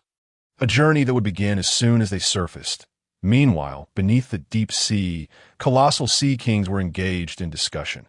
Have you sensed that aura? It feels as if it belongs to a deity. Indeed, I sensed it too, that a divine presence appeared briefly within the Mermaid Island over the past few days before vanishing. Is it not said that this world has lost all remnants of the divine? Why then does it still manifest? Who knows? Is this a blessing or a curse for the king? On the pirate ship, Bai Jing seemed to hear those voices, gazing down into the abyss. Yet, all he saw was an impenetrable darkness. Roger possessed the ability to hear the voices of all things, and so did Luffy. Bai Jing, too, shared this gift. The recent dialogue echoed clearly in his ears, and he murmured to himself, "What deity?" Chapter 36. Returning to the underworld, the city of no return to encounter Whitebeard, they were not far from the new world now. The pirate ship was on the verge of surfacing. Bai Jing introspected, feeling that he had gathered enough of the 9 nether energy. It was time to venture into the underworld. I wish to take a trip to the underworld. Just ensure my physical body remains safe. He stated solemnly to the two that Ace and Little Oars nodded earnestly. Rest assured, no one aboard this pirate ship can take your body from you. What happened last time will not repeat itself. Bai Jing felt reassured as the power of the underworld fruit awakened once more. A chill pervaded the air, as a wave of cold energy from the underworld froze the surrounding seawater into ice, plunging the pirate ship's temperature. Guided by the 9 nether energy, his soul began to gently leave his body. The trio marveled as they watched Bai Jing's spirit abruptly vanish from the pirate ship, leaving behind his physical shell. For Bai Jing, it was her first time witnessing Bai Jing in this state. Her curious eyes widened as she observed his soul departing. Ace and Little Oars maintained their usual course, steering the ship toward the new world. They were keenly interested in who Bai Jing would resurrect this time, as 4 people aboard felt rather solitary. Following the guidance of the 9 nether energy, Bai Jing crossed the familiar ancient bridge and traversed the endless underworld, gazing ahead at the numerous densely populated cities. The first city was named the City of the Underworld, where he had previously found Ace and Little Oars. Since they both claimed that Whitebeard was not present in this city, he decided to search for him in the next one. He turned his gaze toward the city behind the City of the Underworld. The 9 nether energy completely concealed his form, leaving him unnoticed by anyone. That he floated to a city gate at the back of the City of the Underworld, raising his head to observe the 3 large characters inscribed above, City of No Return.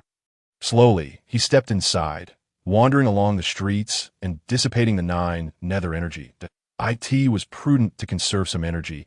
He wondered if he could find any familiar faces during these 3 days.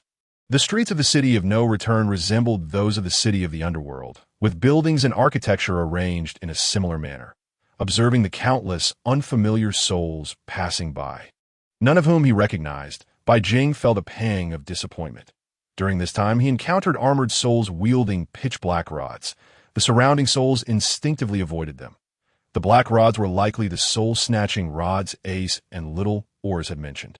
The identity of these individuals became clear. They were part of the city's enforcement team. Though their strength was not formidable, the soul-snatching rods were powerful. Have you heard? The 10 strongest individuals in the City of No Return have been selected. They now possess the right to jump the queue and choose their reincarnation timing, whether to expedite or delay. Delay. Who would want to linger in this desolate place? Isn't it better to live out the next life sooner? No one wished to delay. Everyone desired to reincarnate as soon as possible. The opportunity for reincarnation was exceedingly rare. Some spent decades without achieving it, remaining trapped in the City of No Return. Alas, the law in the City of No Return was one of strength. Over the years, while everyone was a soul entity, many had perished. The hushed murmurs surrounding him piqued Bai Jing's curiosity. What was this tournament? Who were the 10 strongest? He continued to listen intently As the individuals spoke in low tones, the 10 from the north of the city have emerged. Today they will make their decision, whether to reincarnate early or delay. Let us go take a look. It would be interesting to observe the strongest 10. Bai Jing decided to head north, feeling aimless but intrigued. Perhaps he could find some familiar faces among the throng, allowing him to resurrect them, thus saving him the trouble of searching extensively. As he floated to the northern part of the city, he was met with a thrumming crowd, not of people, but of spirits. Numerous spirits flitted about, watching the 10 individuals on the stage. The 10 varied in height, build, and form. Not all appeared human, as other races were evident among them. Bai Jing's gaze fell first upon the last participant, a blue-skinned spirit. A fleeting image of a Smurf sprang to mind. I asked that a Smurf?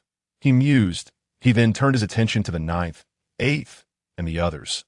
The earlier figures were tall and imposing, their faces exuding a menacing aura. Even as souls, the scent of blood lingered heavily around them, suggesting they had taken many lives in their previous existence. As he focused on the foremost figures, his intrigue deepened. The world was indeed full of wonders. The 4th individual resembled a grotesque creature, possessing 4 arms and 6 legs. The 3rd and 2nd were relatively normal, appearing human-like with long swords strapped to their backs. However, when his gaze landed on the 1st, his eyes widened, and his heart raced with excitement. The 1st individual sported a crescent-shaped white beard and wore a black cloth around his head. His massive robe draped over his robust physique, revealing numerous scars across his chest. This person was none other than Whitebeard, the very individual Bai Jing sought. Bai Jing had not anticipated such smooth progress, as he found Whitebeard in the 2nd city. At that moment, Whitebeard's expression was utterly indifferent. The enforcer had taken the stage and inquired, "When do you intend to undergo reincarnation? You may choose to be the first to enter or to delay. The decision rests solely with you." Upon hearing this, Bai Jing felt a surge of urgency. If Whitebeard were to reincarnate, what hope would there be for his revival? Would everything not dissolve into nothingness? Below, a multitude of souls eagerly gazed at Whitebeard. Wherever a strong individual may be, they command the respect of the masses. Moreover, Whitebeard possessed the bizarre ability to induce earthquakes. How extraordinarily formidable. Were it not for the enforcer's presence, Whitebeard would undoubtedly be the strongest in the city of no return. Bai Jing felt both relieved and apprehensive. He was reassured that, true to the title bestowed upon him by the warring states, Whitebeard was indeed a man capable of annihilating worlds. Even in the realm of the Yellow Springs, he stood as the foremost power. Yet he was troubled by the thought that if Whitebeard had no attachments and understood the futility of revival, being the first to reincarnate would render all efforts moot. With so many eyes upon them, he could not afford to act rashly.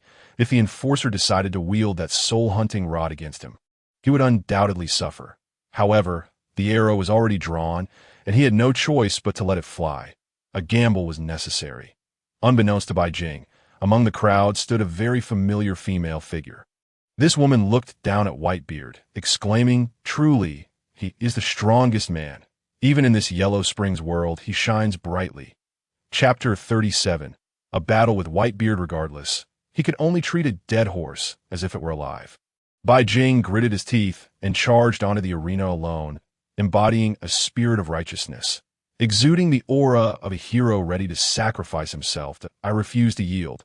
I challenge you to a duel to see if your title as the strongest is justifiable." This proclamation immediately stunned many around him, particularly the enforcer. Despite being a ghostly entity, it was evident that his expression was far from pleased. Rules were rules. The battle had already concluded, and even if one wished to compete again, that would have to wait until later. To brazenly disrupt the established order now would invite punishment. The enforcer raised his soul-hunting rod, poised to strike Bai Jing at that moment. Whitebeard cast a glance at Bai Jing and stated, "You refuse to yield? Then I shall beat you into submission. Grant him a chance to face me one-on-one." Whitebeard's voice was heavy and domineering, though he was merely a ghostly entity in his elder state. An unmistakable aura of authority emanated from him. The crowd erupted into fervent cheers. This was their first powerhouse of the city of no return, Edward Newgate. The enforcer hesitated for a moment, but eventually nodded. After all, Whitebeard deserved some respect.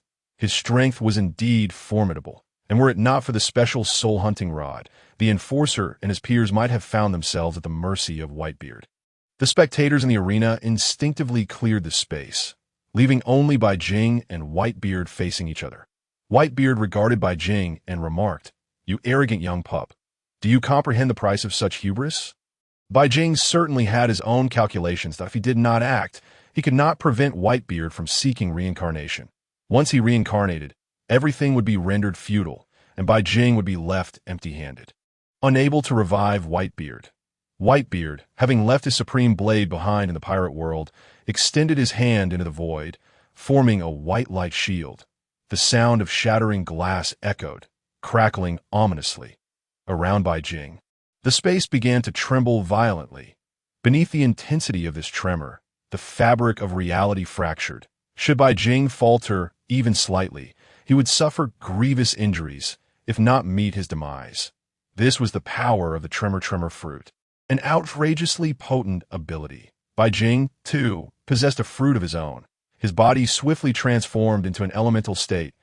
As Whitebeard wielded his fruit, so too did Bai Jing wield his. He became an embodiment of boundless lightning, which, though somewhat scattered by the tremors, remained largely unaffected. Bai Jing, now a streak of lightning, dashed towards Whitebeard, seemingly intent on close combat. With a thunderous cry, he declared, 200 million volts, Thunder God. Endless arcs of electricity manifested upon him, his muscles bulging as he became enveloped in lightning, resembling a deity of thunder. His expression was grave, as a halo of purple lightning formed behind him, akin to a divine ring. Whitebeard regarded Bai Jing's state with interest. Although he was not at his peak in this Yellow Springs world, he had no doubt he could handle a tussle with this young fool.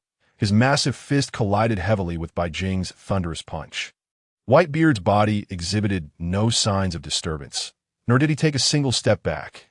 Instead, it was Bai Jing who was forced to retreat 3 or 4 steps before stabilizing himself. Nevertheless, he chose to press forward, exchanging blows with Whitebeard, their fists dancing in a flurry, each strike crackling with electricity. The electric assaults were particularly lethal against a soul entity, and each successive punch inflicted considerable damage upon Whitebeard.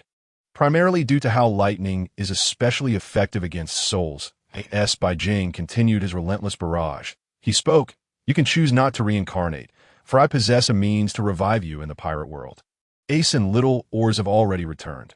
Upon hearing Bai Jing's words, Whitebeard paused momentarily, but his fist still crashed into Bai Jing's electrified punch. He inquired, "Boy, are you speaking the truth?" Bai Jing continued to unleash a series of punches, his voice barely audible amidst the chaos. "No wonder I couldn't find Ace and the others in the city of no return. It appears I was the only one here, as long as they have been revived. That is what matters. Ace must be seeking his foolish younger brother now. Let him go. It is good that Little Oars is with him, and why foolish sons?" Whitebeard spoke, his expression betraying no emotion. Bai Jing observed Whitebeard's demeanor, sensing a lack of desire for revival, which caused him to grow increasingly anxious. Why was it that everyone seemed to transform upon entering the Yellow Springs world, losing their will to revive? What were these pirates thinking? Bai Jing cursed inwardly. Asa behaved similarly, and now Whitebeard too. What a frustrating predicament. He persisted, "What will it be? If you wish, I can revive you right now and take you away from this Yellow Springs world." Whitebeard slowly shook his head as their fists continued to clash, each blow resonating against the other's body. Whether it was a matter of belief or disbelief, they were both deceased. What significance did it hold to return? Furthermore, the new world now belonged to the supernovas, and there was no need for them, the old guard, to compete for attention with these young brats. All of his peers had perished. What meaning would his return carry? "Youngster, do you not understand that no one can reclaim their youth?" Bai Jing listened quietly. He certainly understood all of this. However, this was a regret among pirates, a lament for the fans. He had this opportunity to traverse worlds, and if he did not fulfill it, he would carry that burden within. Witnessing the war at Marineford had already weighed heavily on him. As he listened, the force behind his punches intensified, and he shouted in anger, "What about your family? Are you truly willing to abandon them?" He continued, "Marco, the Phoenix still lives, and your entire family remains. They seek vengeance against Edward Teach. Diamond Jozu has perished, yet many still endure. They hold you in deep reverence. And now, you would forsake your family. Are you still the king of the seas? Edward Newgate. Bai Jing's pointed inquiry caused Whitebeard to momentarily pause, and in that brief hesitation, Bai Jing's punch intensified, igniting with flames and radiance. Enhanced by his fruit, this powerful strike pushed Whitebeard back several steps, causing him to gasp for breath, his eyes aflame. Whitebeard opened his mouth, seemingly poised to speak. I could see that moment. Bai Jing pressed on with relentless questioning. You may be a remnant of the old era, but a vessel for the new age has already emerged. Join my pirate crew. They ask for your claim that no one can regain their youth. I have the means to restore you to your youthful state. Your family still exists. Do you not yearn for another exhilarating adventure? Do you not wish to reclaim glory alongside your family upon the seas? The new generation of pirates has already arrived, and this generation is the most ruthless. Such adventures are precisely what befits a man of the sea, do they not? The ocean is the epitome of freedom. Vast and boundless. Chapter 38. A bet with Whitebeard. A 10-year pact. Listening to Bai Jing's words, Whitebeard, for once, fell silent. With a gentle sigh, a complex expression crossed his face. The scars upon his body gleamed with the luster of honor. He did not lack desire. Rather, he pondered the futility of returning without regaining his peak strength. What significance would it hold to return as a shell of his former self, plagued by ailments and reliant on others for care? What meaning could such a return hold? Rather than merely existing, it would be preferable to embrace death. Like a tea leaf thin, he could leave behind a legendary tale of his white beard upon the seas. He could accept his frailty, yet he could not tolerate even the slightest decline in his strength. Should he return to his former state, then all would be rendered meaningless. Who is he? He is Edward Newgate, the former king of the seas. Young one, do you comprehend the extent of my strength when I reclaim my youthful vigor? Are you aware that in my prime, I regarded all with disdain?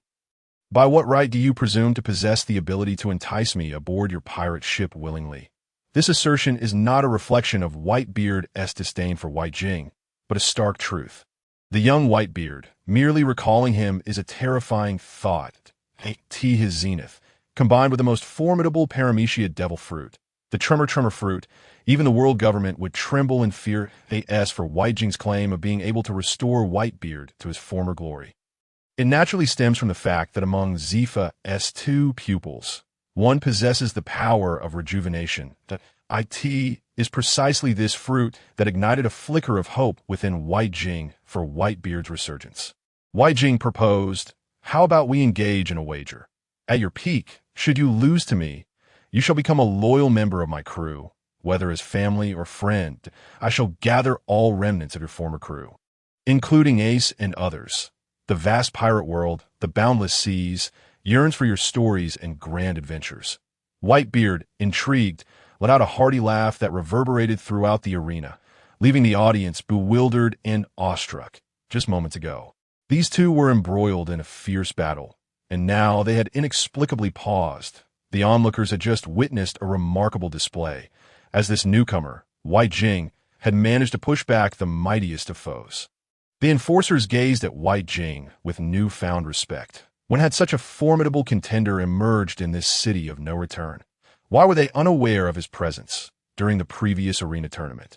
Why had he not participated? Had he done so, he could have at least secured second place. If you remain the same, the indomitable Whitebeard, do you not yearn to witness the grandiose waves of the ocean once more? What if, in the next life, you were merely an ordinary person? Would you truly be content? In this life, you have acquired a family, individuals you hold dear. Can you truly bear to leave them behind? Bai Jing inquired softly, prompting the crowd to listen intently, albeit in confusion. You claim there are no old acquaintances left in the new world. Sengoku and Garp are still around. If I wish, I could even resurrect Roger and the Golden Lion. The collision between the old era and the new is exhilarating. Bai Jing's words stirred a sense of excitement within him. Contemplating the clash between the new and old emperors of the seas is nothing short of breathtaking. Whitebeard seemed to relent, addressing Bai Jing. When you possess the ability to restore youth, we shall battle once more. Should you win, I shall join your crew without hesitation. If you fail, my crew will owe you a favor. Whenever you require assistance, merely call upon me." "Agreed." Bai Jing nodded. As long as Whitebeard was amenable, the prospect of revival was within reach. His implication was clear. Once Bai Jing acquired the power to restore someone to their peak, they would engage in combat. If victorious, Whitebeard would join his crew, and if not, Whitebeard would continue to reign at his pinnacle upon the seas, for he is one of the 4 emperors, proud and unyielding. It is only natural for a strong individual to possess pride and dignity, and this is the true essence of the man Bai Jing envisions, Whitebeard. After concluding their exchange, an ethereal energy surged around Bai Jing, and his figure vanished from the arena. The spectators, astonished, exclaimed, "Where has he gone? What sorcery allows him to disappear in plain sight?" Meanwhile, Whitebeard, observing Bai Jing's disappearance, found himself believing a fraction of what Bai Jing had claimed. Within the city, the enforcers turned to Whitebeard and said, "State your choice. Your ranking remains unchanged." Whitebeard nodded and replied, 10 years hence, I shall choose reincarnation. For now, I shall remain in this city of no return." With that, he turned and strode away, leaving behind a striking silhouette. From the shadows, Bai Jing watched Whitebeard depart. Nodding in satisfaction, in the next decade, he only needed to locate one of Zephyr's 2 students. This posed no challenge for him. Furthermore, having confirmed Whitebeard's presence, finding him again in the future would be straightforward. The ethereal energy would sustain him for a few more days. He prepared to explore other cities, seeking out others. As he glanced down at the crowd, a familiar female figure caught his eye. Bai Jing paused, murmuring to himself, "I never expected to find 2 acquaintances in this city of no return. With you here, our next destination in the new world becomes simpler." His figure vanished quietly, a smile gracing his lips, for through his recent confrontation with Whitebeard, he had gained yet another fruit ability. His voice lingered in the air. Edward Newgate possessed a grand spirit. His crew, largely composed of those shunned by society, were regarded by him as sons and family. This sentiment garnered him immense admiration and gratitude, endearingly referred to as Old Dad. Even the songs sung by children across the world depicted him as more fearsome than any monster. Though hailed as a living legend, he himself did not place great value on the title of the strongest, believing that the strongest among humanity ultimately possesses but one heart and must. One day, confront death. This is your choice. After death, you have your options, but I too have my choice. Whitebeard, I am determined to resurrect you. Upon hearing Whitebeard's decision, the crowd erupted in a frenzy. Is he unaware of how precious the opportunity for reincarnation is? Does he not realize the value of being the first to reincarnate? How could he choose to wait 10 years? Lower your voices. He is the strongest in this city of no return. Should you provoke him, the consequences could be dire. The crowd eyed Whitebeard's retreating form with trepidation, only daring to whisper once he had departed. Meanwhile, the remaining contenders, as anticipated by Bai Jing, all chose to reincarnate without hesitation. After the choices were made, the arena began to clear, leaving only a few solitary figures behind. Bai Jing's gaze fell upon one such figure, whose presence was ethereal as he appeared beside her. The woman, startled by his sudden arrival, recognized him as the one who had just battled Whitebeard, and instinctively became wary. "What do you want?" The woman was tall, with a striking figure and exquisite features, her golden hair shining brightly. She was none other than Stella, the one taken by the celestial dragons, who would meet her demise 2 years later due to the Golden Emperor's theft of the golden fruit, which propelled him to become the wealthiest individual in the pirate world. Bai Jing smiled slightly. "Do you wish to be resurrected? Do you long to escape this realm of shadows? I possess a means." Stella, listening to his words, felt bewildered, but ultimately shook her head slowly. It was prudent to keep her distance from this peculiar individual. After all, who would take seriously someone claiming they could whisk you away to paradise? Bai Jing understood Stella's apprehension and, undeterred, continued. "Did you ever love Guild Tesoro? Do you still remember him? Is he still in your heart?" With each of Bai Jing's inquiries, Stella's brows furrowed, her expression shifting to disbelief as she exclaimed, "How do you know Tesoro?" Rather than respond directly, Bai Jing proceeded to share a tale, perhaps one that intertwined with her own. In this ghostly city, where peculiarities abound, the two engaged in conversation, unnoticed by the throngs around them. The boy, fond of singing, was born into a life of poverty. Due to his impoverished circumstances, he was ostracized by others. And he found solace in entertainment performances. His father, a gambler, fell ill one day and passed away. Subsequently, the family's financial situation deteriorated even further. His mother despised Taizolo's singing, and in her despair, she fled alone. The young boy, driven by hunger, resorted to theft to survive, and with the money he acquired, he forged friendships. At this point, he paused, his expression unchanged. One fateful day, he suffered a tremendous loss at the casino and was captured by human traffickers. The friends he thought he could rely on fled without hesitation, leaving him to endure severe beatings as he desperately tried to escape. It was at this very moment that the escaping Taizolo encountered a woman named Stella in the human trafficking market. After recounting this, Bai Jing cast a meaningful glance at Stella's expression.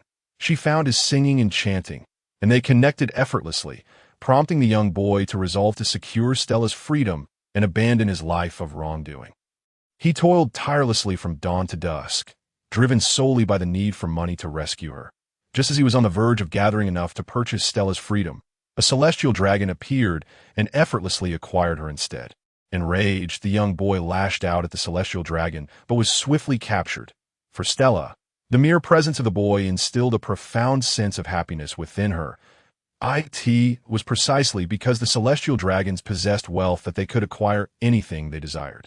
Taizolo became a notorious criminal, ensnared and forced into slavery under the celestial dragons, stripped of the freedom to even smile without permission. The boy believed that Stella, too, had been taken to marry Geos. And thus he set off in that direction. Upon hearing this, Stella's pupils constricted in shock, leaving her momentarily speechless. The tale Bai Jing shared was, in fact, a recounting of her own past experiences with the Golden Emperor. Word for word, without a single deviation. She fixed her gaze intensely on Bai Jing and inquired heavily, "And what of the story that follows?" In truth, her curiosity lay more with the Golden Emperor than herself. For the subsequent years spent in Mary Geos were akin to a living hell, filled with unbearable torment. It was precisely during this time, 2 years later, that she met her demise. One day, upon hearing of Stella's death. The boy's heart shattered into pieces that he lamented that had he possessed wealth, things could have been different. Thus his obsession with money intensified. Fisher Tiger instigated the slave liberation incident in Mary Geos. And the boy managed to escape from that place, harboring a deep-seated hatred for the nobility and the affluent. Following that, he consumed the Goma no Mi, establishing a stable career, amassing loyal subordinates, and constructing the grand ship Gran Turo. The power of gold he once loathed had transformed into his own strength. In the face of the wealthy, he aspired to become even wealthier, compelling them to bow before him. One day, he would make the celestial dragons grovel before this power. The expressions of despair on the faces of those who lost money in the casino were, to him, the finest performances. This spectacle he named the Gold Stella Show. He had once proclaimed, "I am destined to become the god of this world. There is nothing that cannot be bought with money, and those without it can achieve nothing." This encapsulated his present as the Golden Emperor. Stella's face reflected a painful expression, her eyes devoid of life, softly murmuring to herself, "You must have endured so much along this journey that it's truly been a hardship for you, Taizolo, due to my character transformation." Her visage was a complex tapestry of emotions. Subsequently, she seemed to harbor a sense of fear and concern as she gazed at Bai Jing, cautiously asking, "Does he currently have a partner? Is there a woman who loves him by his side? Or is he still all alone?" Her timidity was palpable, evoking a twinge of sympathy in Bai Jing. Even after death, this woman still cared for the Golden Emperor. Was this the nature of love among pirates? Was this the tragic essence of pirate romance?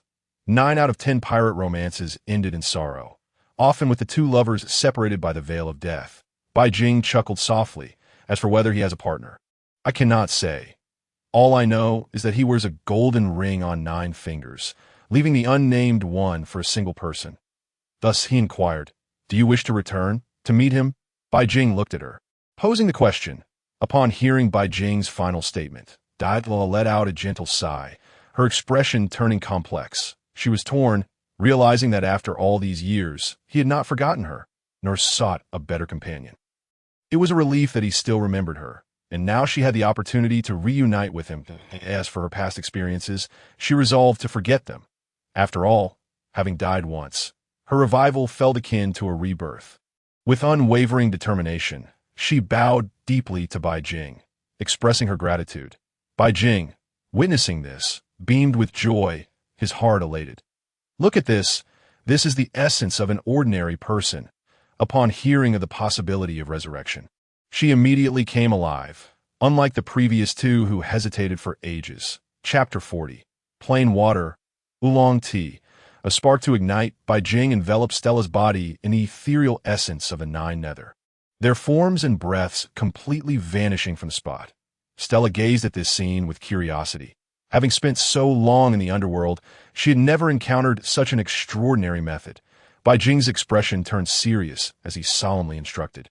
From now on, do not utter a single sound, nor make any sudden movements. Simply follow the nine nether essence I will guide you with, and we shall leave this underworld safely. Stella nodded emphatically. And together, their bodies gradually lifted from the ground, soaring above the city of no return. Departing from it, they traversed the skies above the underworld city, crossed the boundless expanse of the underworld, and then passed over an ancient bridge, completing the journey in one fluid motion. This was Stella's first experience of such a journey. Her eyes filled with both wonder and amazement. Ahead, a familiar white light beckoned. Crossing through it would lead them into the true world. Bai Jing and Stella's figures once again passed through this luminous realm, returning to reality. The essence of the nine nether that Bai Jing had utilized was still sufficient for him to linger in this realm for another 2 days. Stella's form, her soul traversing the realm of the dead, transitioned into the realm of the living. Her soul materialized visibly, restoring her to her former self, her flesh and blood becoming clear, her visage breathtakingly beautiful. Suddenly, an unfamiliar woman appeared on the pirate ship of Ace and the others, drawing the attention of both Little Oars and this moment. Bai Jing's soul gradually returned to his corporeal body, and upon opening his eyes, Ace and Little Oars immediately understood that this was the person Bai Jing had resurrected from the underworld. However, they did not recognize her, although they did not see the anticipated Whitebeard. They felt it best not to say much. Haste would not serve them well, as Bai Jing had his own plans. Hua Jing glided out from her quarters. Notably, her mode of transport was a small aquarium mounted on a cart, allowing her to float within it, facilitating her movement. Tonight, she would sleep in Bai Jing's bed.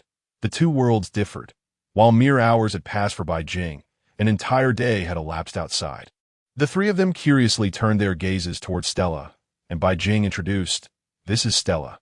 Soon we will have another companion joining us on the ship, and we may even acquire a larger pirate vessel. Henceforth, she will also be one of our companions." Little Oars and Ace displayed no signs of surprise. Ace looked at Stella, offering a gentle smile, causing his freckles to dance. He removed his hat and introduced himself. "Hello, I'm Ace." True to form, he was the gentle boy. Little Oars chimed in happily. "I'm Little Oars." Meanwhile, Hua Jing, for reasons unknown, had grown wary of any woman Bai Jing brought along since his experience of the mermaid Zephyr. She herself could not articulate why, but she softly introduced Hua Jing of the Mare Folk. The sudden appearance of the three left Stella feeling somewhat disoriented. She smiled as she greeted each of them and introduced herself. Bai Jing understood Stella's confusion and explained, "We are currently still in the underwater world, quite a distance from the new world. It is also a considerable trek from the Golden Pirate City established by the Golden Emperor. So it will take some time to locate him. We will spend these days aboard this pirate ship." Stella nodded appreciatively, feeling immense gratitude toward Bai Jing. His benevolence felt akin to that of her reborn parents. Thus, the crew welcomed another companion aboard the ship. The 5 of them stood on the deck, observing the vibrant deep-sea fish surrounding them.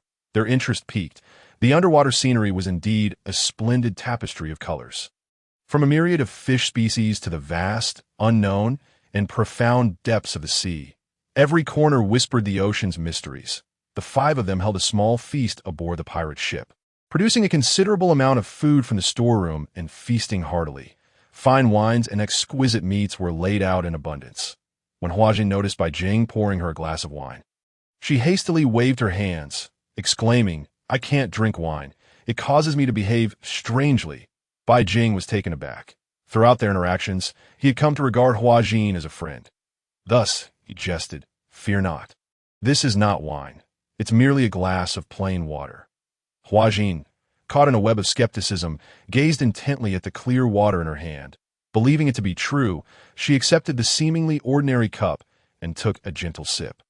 Little did she know, upon swallowing, she would discover its distinctiveness. The liquid was unexpectedly spicy, with a hint of rich aroma. Once fully consumed, a subtle sweetness lingered in her mouth. That moment, Bai Jing observed her with a gleeful smile. Hua Jing immediately grasped the truth. This was no ordinary water, but rather a fine spirit. She turned to Ace and spoke. "Ace, could you lend me a flame?" With a grin, Ace approached, conjuring a flame on his fingertip and lightly touching the surface of the cup.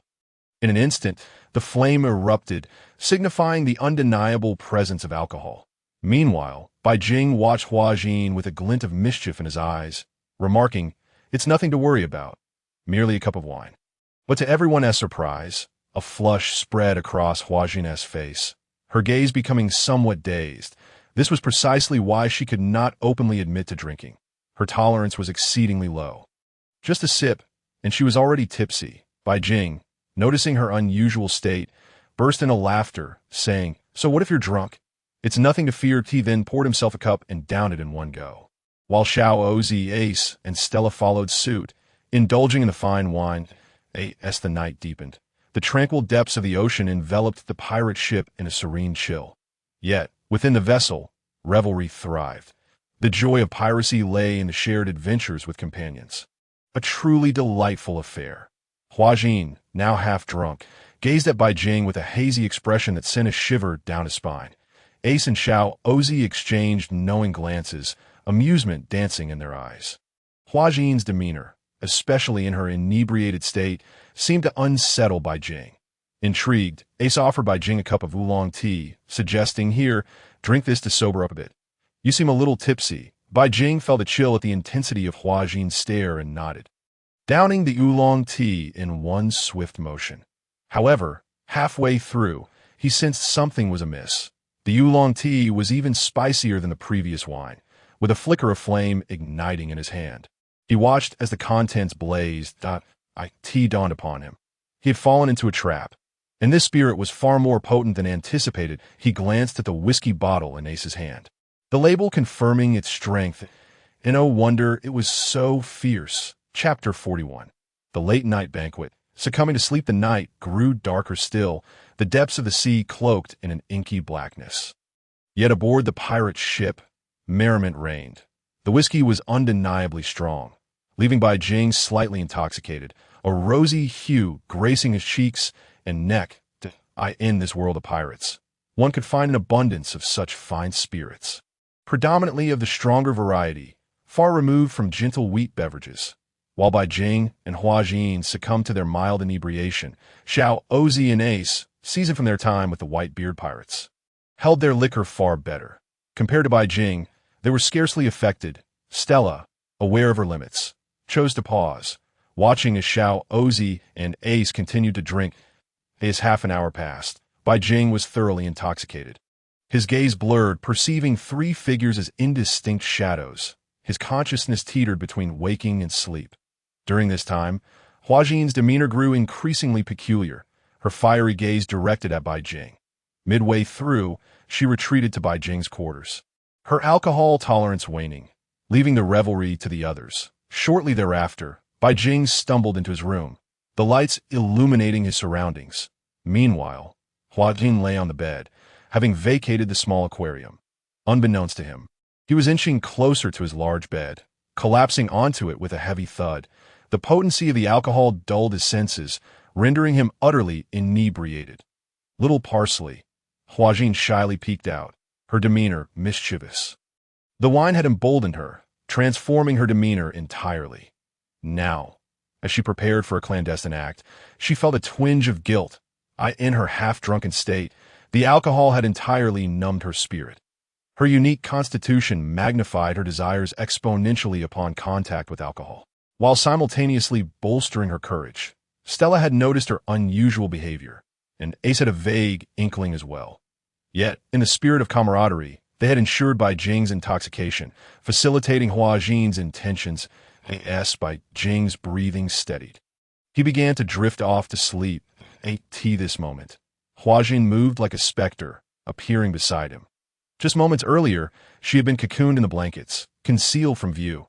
Now, she revealed herself completely. If Bai Jing were to awaken at that instant, he would surely compose a poem. Alas, he remained a drunken fool, entirely unconscious. With newfound audacity, Bai Jing whispered softly, her voice as delicate as a whispering breeze. "Thank you for saving my life that I have lived in solitude, unheeded. Now, I have..." She gazed at Bai Jing with longing, leaning in to gently press her lips against his. After a lingering moment, their lips parted. She resolved to make the greatest decision of her life. Letting out a soft sigh as she beheld her mermaid form, "That I cannot offer you anything yet, but I can give you this." Her cheeks flushed with a rosy hue. Bai Jing was taken aback by Bai Jing's unexpected reaction. When she realized he remained asleep, she exhaled in relief, her face still burning. Outside, the atmosphere buzzed with revelry as Ace and Xiao Ozi indulged in their libations, while Stella had retreated to her own quarters, succumbing to her intoxication. It's been ages since I've enjoyed such a hearty drink. Here as to us, brothers." Ace and Xiao Ozi raised their cups high, clinking them together and downing their contents with gusto. Meanwhile, Bai Jing, lost in slumber, sensed something was amiss. Bai Jing's complexion deepened in hue, an unmistakable sign of her state. The contrast between her initial demeanor and her current condition was stark. The earlier detachment had given way to a more alarming reality. Intensifying her blush, cold sweat trickled down her forehead, the tension palpable. Such an anxious affair was only born from the effects of intoxication. Bai Jing felt a wave of embarrassment wash over her. Regardless of whether it was on the deck of the pirate ship or within this room, the atmosphere buzzed with excitement.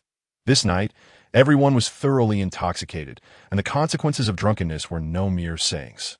Of course, it was not the dire kind of chaos, merely the ordinary sort. Bai Jing, startled by this unexpected turn of events, blinked open his hazy eyes, feeling out of sorts, upon his gaze falling upon the scene before him.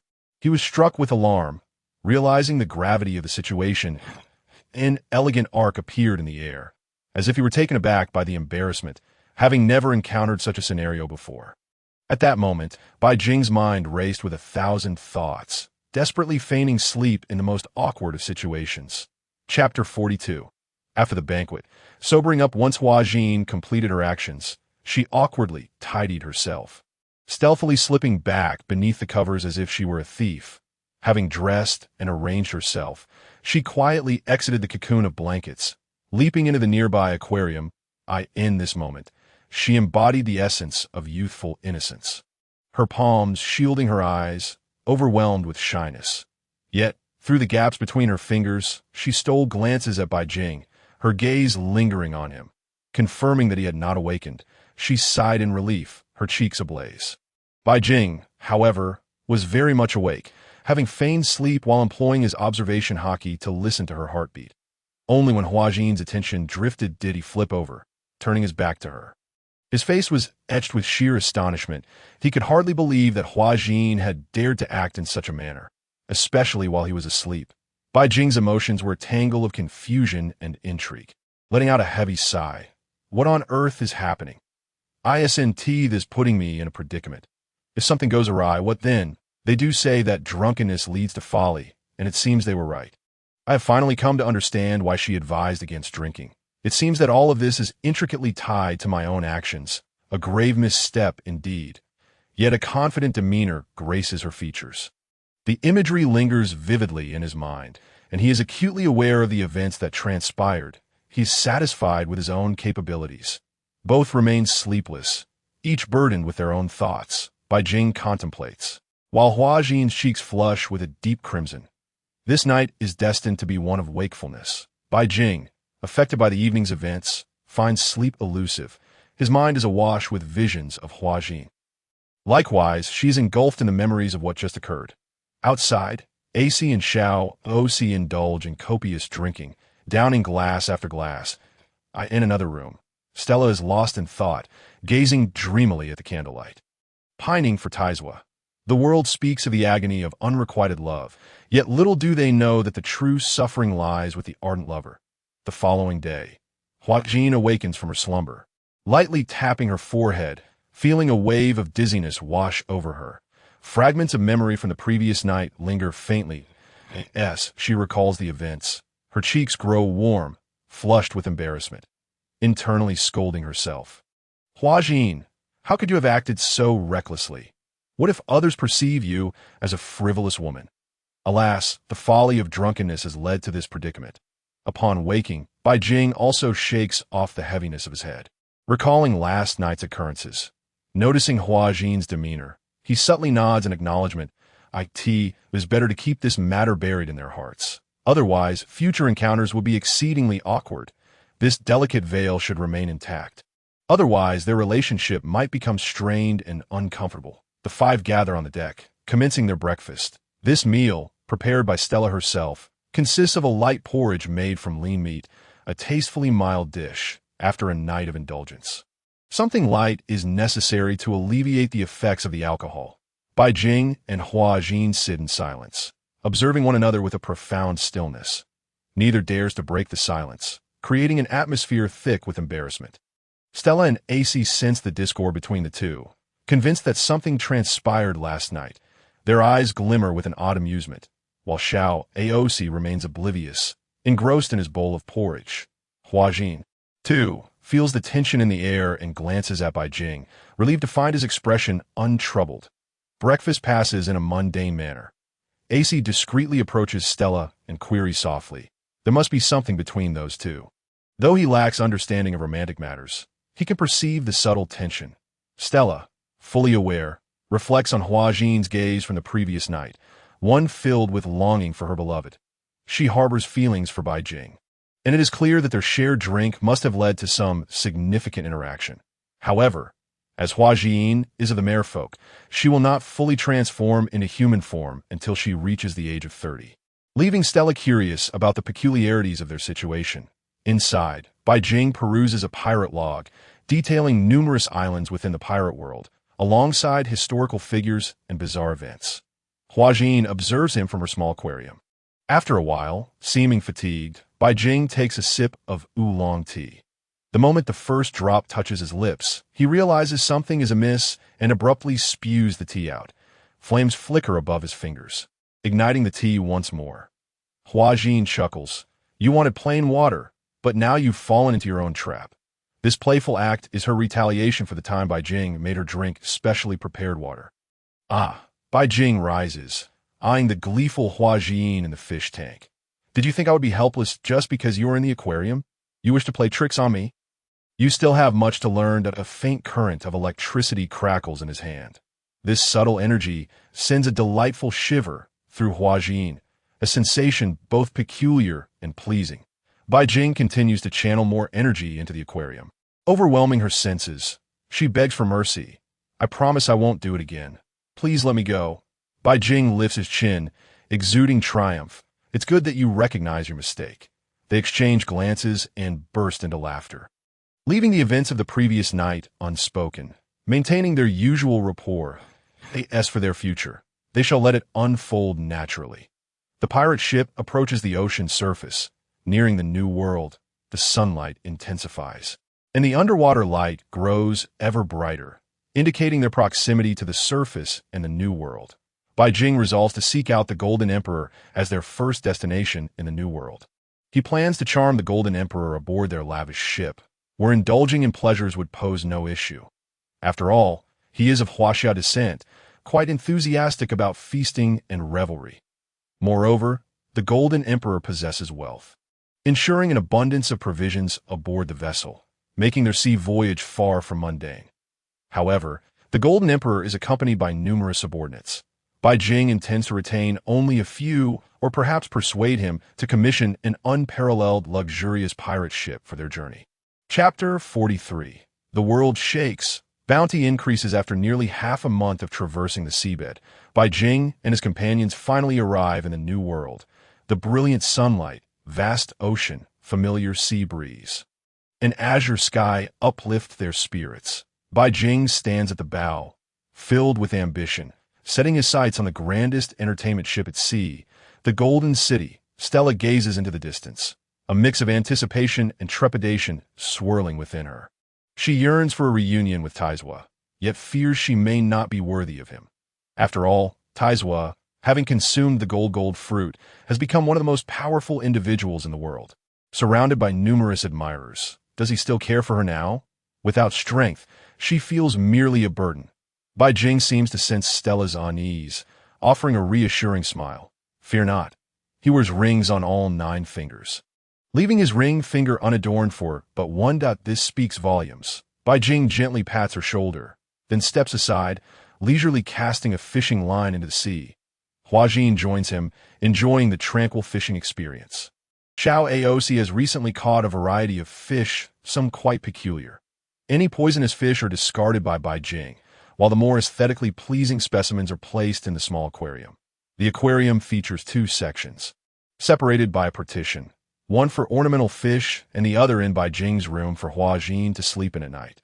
The merfolk possess a peculiar sleeping habit, floating above and feeling no chill, which has led Bai Jing to observe her discreetly on several occasions. At this moment, a tremendous news spreads across the seas. 3 celestial dragons have been slain by the most vicious of the supernova pirates. Among these supernovae is none other than Bai Jing himself. His visage graces the front page of the newspaper, accompanied by an increased bounty in Mariehua, upon learning that the celestial dragons have been murdered by pirates. The outrage is palpable. Even the elders seek out Akainu for a discussion. Akainu departs Mariehua with a grim countenance, returning to Navy headquarters where he sits in his office, his expression dark and foreboding, the scar on his face gleaming ominously. Opposite him sit Kizaru and Fujitora. His strength is truly formidable. He even replicated your light fruit abilities. If you cannot defeat him, what hope do we have of bringing this insufferable pirate to justice? Akainu glares at Kizaru, his tone grave. Kizaru maintains his usual nonchalant demeanor, seemingly unfazed by the situation. I've grown old and can no longer fulfill the role of an admiral, but it's time for the youth to take charge.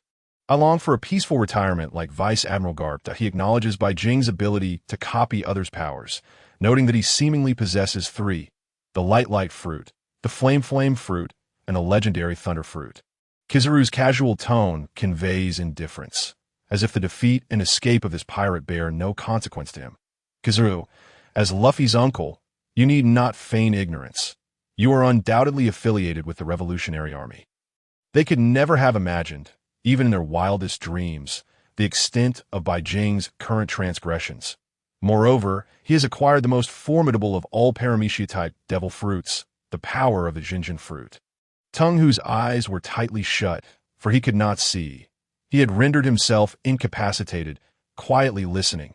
Molten magma oozed from Akainu's body, and the smoke from his cigar curled upward, obscuring his face, leaving only a pair of fierce eyes flickering within the haze. The Navy headquarters has once again reissued the bounty on Bai Jing. This marks the swiftest adjustment of a bounty in the history of the Navy, though it had been less than a month since the initial announcement. They have now reprinted the notice. The image of Bai Jing remains unchanged, but this time his bounty has undergone a staggering transformation, skyrocketing from mere 300 million berries to an alarming 800 million berries, a staggering increase of 500 million, solely for the murder of 3 celestial dragons. Furthermore, there are no restrictions on Bai Jing's bounty notice. IT explicitly states that whether alive or dead, anyone who can bring him back to the Navy headquarters will receive a reward in the New World. CP0 has set out to hunt Bai Jing. Numerous Navy ships have been dispatched to patrol the New World, analyzing Bai Jing's route in order to intercept him and bring him back to the Navy headquarters. This situation has captured the Navy's utmost attention, especially under the pressure from the Celestial Dragons and the 5 Elders, leaving them with no choice but to act. Vice Admiral, the Navy hero Garp, munched on a crunchy biscuit.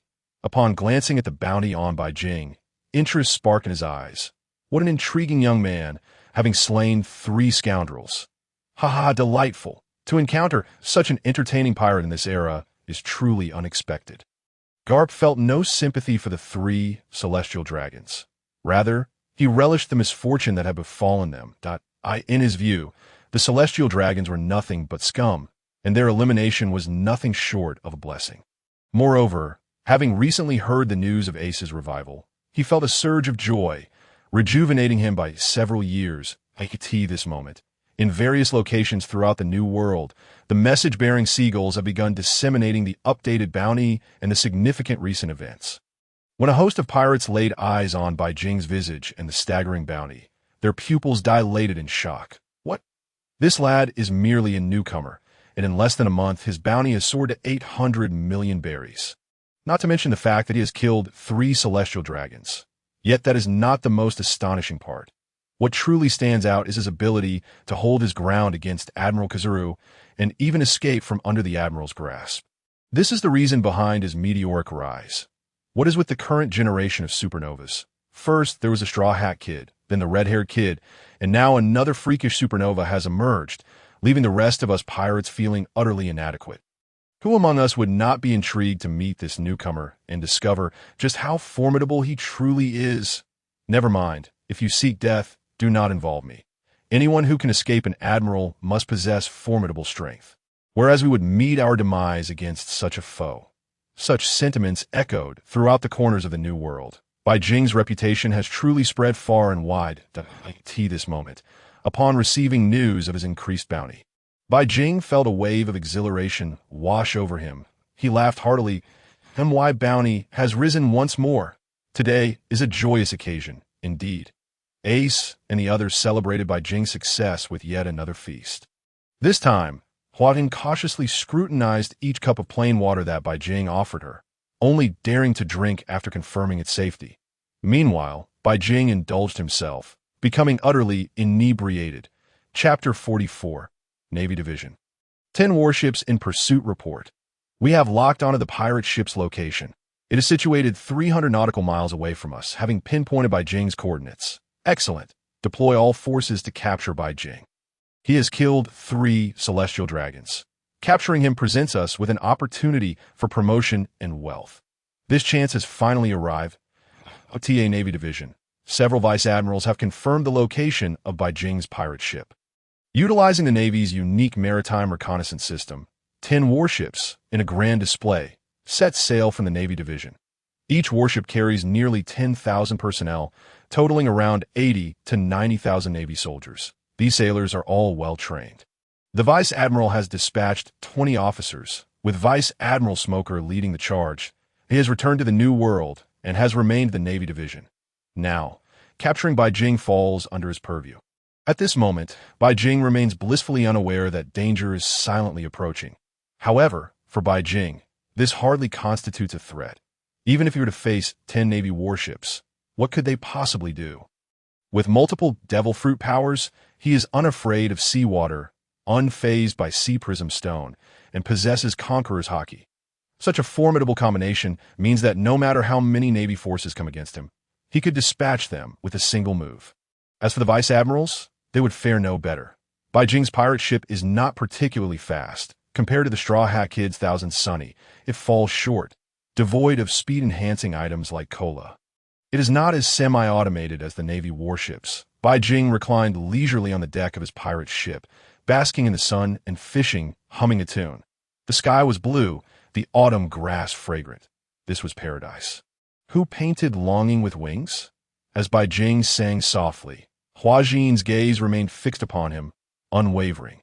Ever since that day, a fire has burned within her heart, her love for Bai Jing deepening with each passing moment. She yearned to age rapidly to 30, yet she was only 20, with a decade still ahead of her, a source of great distress. An hour later, Bai Jing stood up and addressed the group. In the distance, 10 Navy warships are approaching. His observation haki had provided him with this clarity. Nearby, there was an uninhabited island. Let us dock there and await the Navy's arrival. After all, we have already traversed the New World. There is no need to dive underwater. We can simply switch to a Navy ship to reach Gold City even sooner. Ace, upon hearing this, took the helm, steering the pirate ship toward the nearest uninhabited island. The crew anchored the ship and set foot on the vast island. Little Oars, with his immense stature, awaited their arrival atop the island. If there was an opportunity to slack off, he would take it, preferring not to involve Bai Jing unless absolutely necessary. Thus, Bai Jing would merely watch from the sidelines, singing his little song to cheer them on. Report, Vice Admiral. Bai Jing and his crew have docked at the uninhabited island ahead and have all disembarked. A Navy soldier, holding a telescope, observed from a distance, accurately relaying their real-time situation. Excellent. Relay the order to advance swiftly, surround that island, and leave 100,000 men aboard the warships. Prepare the cannons and sea prism stones for immediate firing at them. The rest of you, disembark with me and capture Bai Jing alive. Our chance for promotion and wealth has arrived at a nearby Vice Admiral, his eyes alight with excitement, could hardly contain himself. Meanwhile, Smoker, with 2 large cigarettes clenched in his mouth, exhaled smoke that swirled around him. Behind him lay his familiar weaponry, a steel rod with 2 iron prongs. Des Bonnes followed closely behind, ever the same, wearing his glasses. It has been nearly 2 years since their last encounter with the Straw Hat Kid. Now, the Straw Hat Kid has reached Wano country and is likely on the verge of confronting Kaido. Doflamingo has been captured by the world government, and Jack has yet to clear his name. If the opportunity arises, Bai Jing would indeed like to bring Doflamingo under his wing. He has a deep admiration for such a formidable character. Moreover, the power of the string fruit is quite intriguing. As for whether he could manage Doflamingo, that would depend on Bai Jing's own capabilities. They're drawing near. Little Oars, with his towering stature, stood tall and gazed far into the distance that he spoke. Meanwhile, the crowd was already prepared, eager and restless, ready for action. Stella stood to the side, guarded by Bai Jing, as she was merely an unarmed, ordinary person, a burden under such circumstances. However, Bai Jing's mission and responsibility were to escort her to meet the Golden Emperor, to rectify the regrets left among the pirates. Thus, she could not sustain even the slightest injury, and with Bai Jing's protection, there was absolutely no cause for concern as for whether the Navy would stoop so low as to launch a surprise attack and seize Stella as a hostage. Bai Jing could not guarantee. Among the Navy, there are indeed just individuals, but there are also scoundrels. Human nature is the most elusive of all, and no one can be certain. 10 naval warships approached the shore. Surrounding the island in layers, 5 of these warships had their cannons trained on the position of Bai Jing and his companions. A formidable force of 100,000 Navy personnel descended from above, wielding firearms and long blades. Leading them were 20 Vice Admirals. Among them was Vice Admiral Smoker. The moment Smoker set foot on the island, his gaze locked on a Fire Fist Ace that he shouted loudly. "Are you truly Fire Fist Ace? How could you have returned to life? You were supposed to be dead." In the background, Dasky adjusted her glasses, scrutinizing Fire Fist Ace to confirm his identity. The two had previously fought in the desert, with no clear victor. Now, seeing Fire Fist Ace alive, Smoker felt a tumult of emotions within. Ace's lips curled into a slight smile. Flames blazing in his hands, he drew back his colossal fist momentarily before thrusting it forward with a mighty roar. Fire Fist, a massive fist of flames, surged toward the assembled crowd. The Navy personnel were caught off guard, about to be struck by this fiery assault. That moment, Smoker sprang into action, his body rapidly transformed into smoke. Thick vapor shielding the flames before him, and his fist morphed into a smoky punch to confront Ace's Fire Fist. The two powerful forces clashed in the air, ultimately resulting in a tremendous explosion. Boom! Clouds of dust were sent swirling into the air. Smoker had confirmed that before him stood Fire Fist Ace, unmistakably. This was the power of the Mera no Mi, while he was curious about how Ace could come back to life and possess the Mera no Mi abilities. Now was not the time for such considerations. Capturing Bai Jing was paramount. As for Fire Fist Ace, Smoker held no illusions about his strength. He knew it all too well. He was determined to capture Bai Jing with all his might, allowing others to escape if necessary. Smoker commanded, and the surrounding Navy nodded in unison, charging toward Bai Jing's direction. Chapter 45. Vice Admiral's Assassination. Tremor Fruit Ability. Surrounded by Stella and Hua Jiyin, Bai Jing watched as the Navy relentlessly advanced toward him. momentarily taken aback. "Tell me, what are you all doing tormenting yourselves like this? Why come after me? Isn't that courting death? Look at that simpleton over there. He seems weaker. Go pick a fight with him. And that cowboy hat-wearing kid beside him looks frail. Why not target him?" "Why me?" Bai Jing grumbled, observing the approaching Navy with no hint of mercy, a mysterious smile playing on his lips. Yet his actions belied his words. From the corner of his eye, he unleashed his conqueror's haki. The golden aura radiated outward in rippling waves from him, causing the thousands of Navy personnel charging at him to roll their eyes back. Their bodies going limp, collapsing in unison. In that instant, out of 50,000 Navy members, 40,000 fell. Only 10,000, resolute in their intent, continued to advance toward Bai Jing. Little Oars grinned widely, swinging his long blade forward. The 5 vice admirals rushed forward, attempting to impede the advance of this colossal giant. With a single slash, Oars sent thousands of Navy personnel flying. The 5 vice admirals engaged in battle with Little Oars. The Navy vice admirals were no pushovers, especially with the Navy's 6 powers at their disposal. The 2 admirals shouted as they leaped into the air, "Suru! Iron block!" after launching themselves off the ground. They spun rapidly, combining their speed with the Suru technique to swiftly target the enemy, employing the iron block. All their attacking power concentrated at the apex, striking the enemy, and then unleashing the force generated by their rapid rotation to deliver a powerful blow. Iron block, shatter. The other 2 Navy members, their bodies enveloped in iron block, unleashed punches at Little Oars. The impact had the potential to shatter the ground, capable of inflicting harm even on the massive Little Oars. Ace's mouth twitched. He had heard everything Bai Jing had just said. Despite being the strongest here, he was trying to divert attention away. How devious. Old rivals faced off. Smoker against Fire Fist, ACAS for the other Navy personnel. Without Sea Prism Stone, they were mere fodder. The Sea Prism Stone weaponry and bullets posed a headache for Ace. However, in his battle with Smoker, he would hold nothing back, engaging in a fierce struggle for survival. It was indeed a fight to the death. Ace extended his 10 fingers, forming a cross, and shouted, "Crossfire!" 2 index fingers crossed to create a cross, for which a cross-shaped beam of light shot forth, aimed at his opponent. Following that, flames erupted along the path of the cross-shaped beam, hurtling towards Smoker. Smoker's fists, shrouded in swirling smoke, collided with the crossfire, forcing him to push forward with great effort. Ace was no slouch either. After executing his move, he vanished from his original position, using his agility to appear behind Smoker. His fist struck Smoker with tremendous force, igniting a burst of flames. The surrounding Navy raised Sea Prism Stone bullets, firing them at Ace. Ace glanced at the advancing Navy, then leaped to the side, evading the Sea Prism Stone bullets. Should these bullets strike him, they would limit his abilities. Meanwhile, on Bai Jing's side, the 10,000 Navy personnel continued to close in, surrounding him, deploying a full 10 vice admirals to confront him. Bai Jing exclaimed, "You really think highly of me? I'm not that impressive. There's no need to send so many people. Have you seen that simpleton? Your Navy is being held back by him. You should send more combatants. And what about that fire-wielding kid over there? He's powerful too. There's no need to focus solely on me." Lightning crackled around Bai Jing. Observers could only twitch their mouths at the sight of him, that if they believe his words, they would truly be fools that of course. Everyone knew that he was the strongest here, still trying to play the innocent. He also had the highest bounty. Enough with the nonsense. Come and die. The Navy Vice Admiral shouted, unleashing the Navy's 6 powers, his hands covered in haki. The other 9 surged for various directions toward Bai Jing, leaving him no opportunity for retaliation. "You guys have no sense of honor. Ganging up on me like this? Are you still the righteous Navy?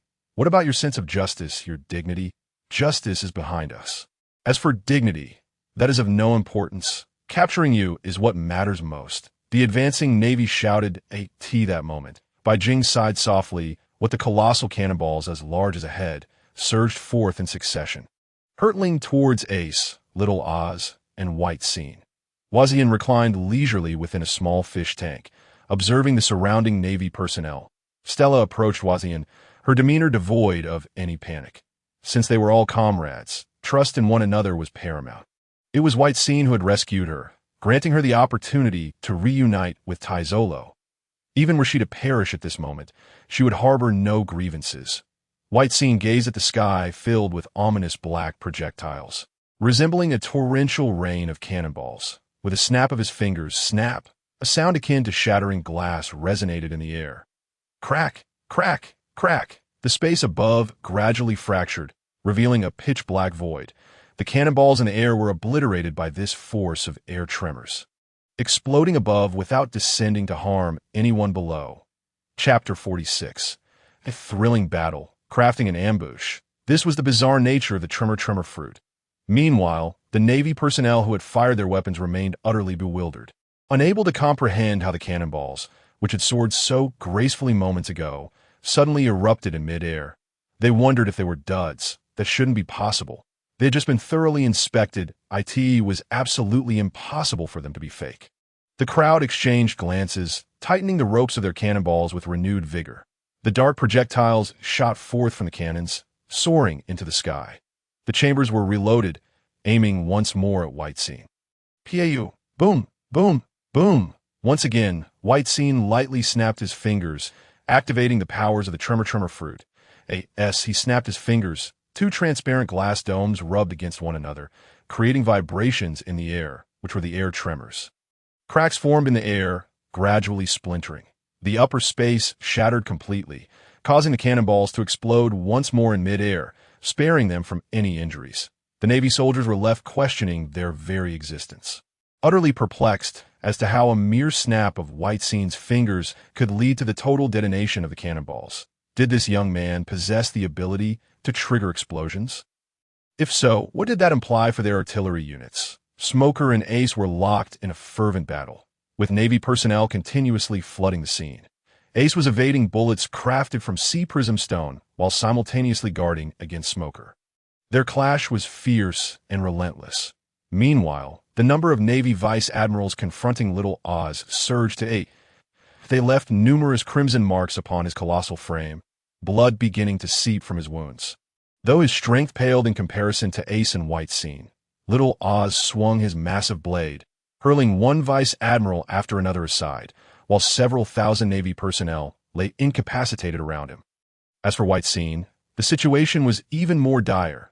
The relentless tide of Navy soldiers continued to advance, and the golden hue of his conqueror's haki radiated from his gaze as if it were free of charge. Golden ripples once again reverberated through the air, rendering thousands of Navy personnel unconscious. In this manner, he located a densely packed area of Navy soldiers. Unleashing his conqueror's haki, incapacitating many, he sought yet another densely populated spot. Releasing his haki once more, causing waves of unconsciousness to ripple through the ranks. As for the bullets, he allowed them to pass through his corporeal form. His elemental transformation rendered him unaffected by sea prism stone, rendering the bullets utterly ineffective against him. Among the 400,000 Navy personnel present, more than half had succumbed to White Scene's cunning and unscrupulous tactics, leaving only 100,000 standing. The 10 vice admirals who had been hurled aside by White Scene regained consciousness, their eyes glinting with intent as they beheld the unguarded Wathian and Stella. The method was inconsequential. What mattered was the outcome. Capturing White Scene would resolve everything. The 10 exchanged knowing glances, stealthily preparing to approach the two women. Both were female and had not engaged in combat, suggesting their powers were limited. However, their association with White Scene indicated they were his allies. By taking them hostage, they could coerce White Scene into compliance, eliminating any fear of his refusal to submit. Unless he were willing to abandon these two, they could sow discord between him and Ace and Little Oz, ultimately leading to their capture. It must be said. The minds of these 10 vice admirals were remarkably agile, swiftly formulating a strategy. They felt no guilt, only an insatiable thirst for fame and rank. In contrast, Smoker was solely focused on engaging in a thrilling battle with Ace. The two were locked in fierce combat, smoke swirling and sparks flying amidst a cacophony of explosions. In their prime, flames blazed, consuming the smoke entirely. Beneath Smoker's form, numerous burn marks appeared. Yet Smoker was unyielding, his smoke solidifying to extinguish one fiery onslaught after another from Ace. And on Little Oz's side, 2 or 3 vice admirals had already been sent flying, collapsing to the ground, their fates uncertain. Meanwhile, the surrounding navy continued to unleash a barrage of gunfire against him. His massive form presented a perfect target, bearing numerous bullet holes as he swung his blade with increasing ferocity, each strike more desperate than the last. Seeing the precarious situation, White Jing summoned forth a surge of lightning. Exclaiming, 60 million volts, lightning dragon, a colossal lightning dragon, stretching 100 feet long and several dozen feet wide, writhed with fury, roaring forth towards the navy surrounding Little Oz. Roar! This lightning dragon seemed to come alive. Paralyzing thousands of Navy personnel, I must assist Little Oz. If this continues, he will surely suffer grievous wounds from the relentless gunfire. White Jing also took note of the 10 vice admirals nearby, harboring ill intentions, attempting to seize his allies. This he could not allow. Transforming into a cascade of golden sparks, he appeared before the 10 vice admirals, who were a mere dozen paces from Wazian and Stella. Upon arriving, White Jing regarded the 10 with a scornful smirk. Are you truly vice admirals? You resemble pirates, more despicable than I have yet to take hostages, yet you dare to attempt to do so. I will hold them off. You go ahead. The leading man bellowed with a menacing countenance, enveloping himself in armament hockey as he unleashed the 6 powers of the Navy, proclaiming, the process is unimportant. The result is what matters. We, the Navy, are here to uphold justice upon these seas. White Jing observed the approaching figures behind him and those charging at him, a sardonic smile gracing his lips. Justice? What utter nonsense! While there may be justice within the Navy, it certainly does not reside within you 10 scoundrels. They have committed no wrongdoing, yet you seek to take them hostage. Ha! What a farce of justice. The hypocrisy is palpable, and you 10 are the epitome of it. Have you ever experienced despair? Today, allow me to grant you a taste of tea that moment. The divine markings of the god of fire manifested upon him. Flames emanated from his being in an unending torrent, creating an immense inferno that encircled the 10 individuals. Though a few attempted to break free, they found themselves ensnared, unable to move an inch. The searing heat rivaled that of molten lava, reaching temperatures in the tens of thousands of degrees. This terrifying warmth reduced their garments to mere ashes.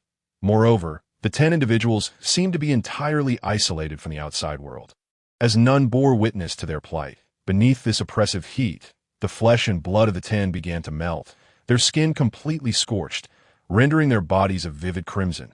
They were as though submerged in an endless sea of flames. With Bai Jing at the very heart of this infernal realm, the closer one drew to Bai Jing, the more intense the heat became. This fiery realm stretched infinitely into the horizon, with the sky tinged in red and the ground ablaze. The temperature soaring to unimaginable heights, their feet began to liquefy, bones exposed, while their flesh ignited slowly in the fire's embrace. The 10 cried out in agony, for even the might of their hockey could not withstand such extreme temperatures. Terror etched across their faces. They were gripped by genuine panic in that moment. Their aspirations to capture Bai Jing for personal gain had long eclipsed any pretenses of righteousness they once held. Having occupied positions of power for years, they were well-versed in treachery, which had led them to devise a plan to kidnap Hua Jin and Shi Daila to threaten Bai Jing. Yet Bai Jing discerned their nefarious nature, emboldening him to act without hesitation. Standing amidst the inferno, Bai Jing remained unaffected, his form transforming gradually. He became entirely elemental, morphing into a colossal fire giant. Boundless flames constituted his body, with endless fire shaping his arms and legs. His head was also formed of flames, save for a pair of eyes that peered out. His voice resonated from within the inferno, proclaiming, "Welcome to the realm of fire. I am the sovereign of this fiery domain, the king of fire." This was the true capability of the flame fruit, an ability that Ace had yet to fully unlock. Each individual possesses a unique capacity to harness their respective fruits. And Bai Jing was no exception.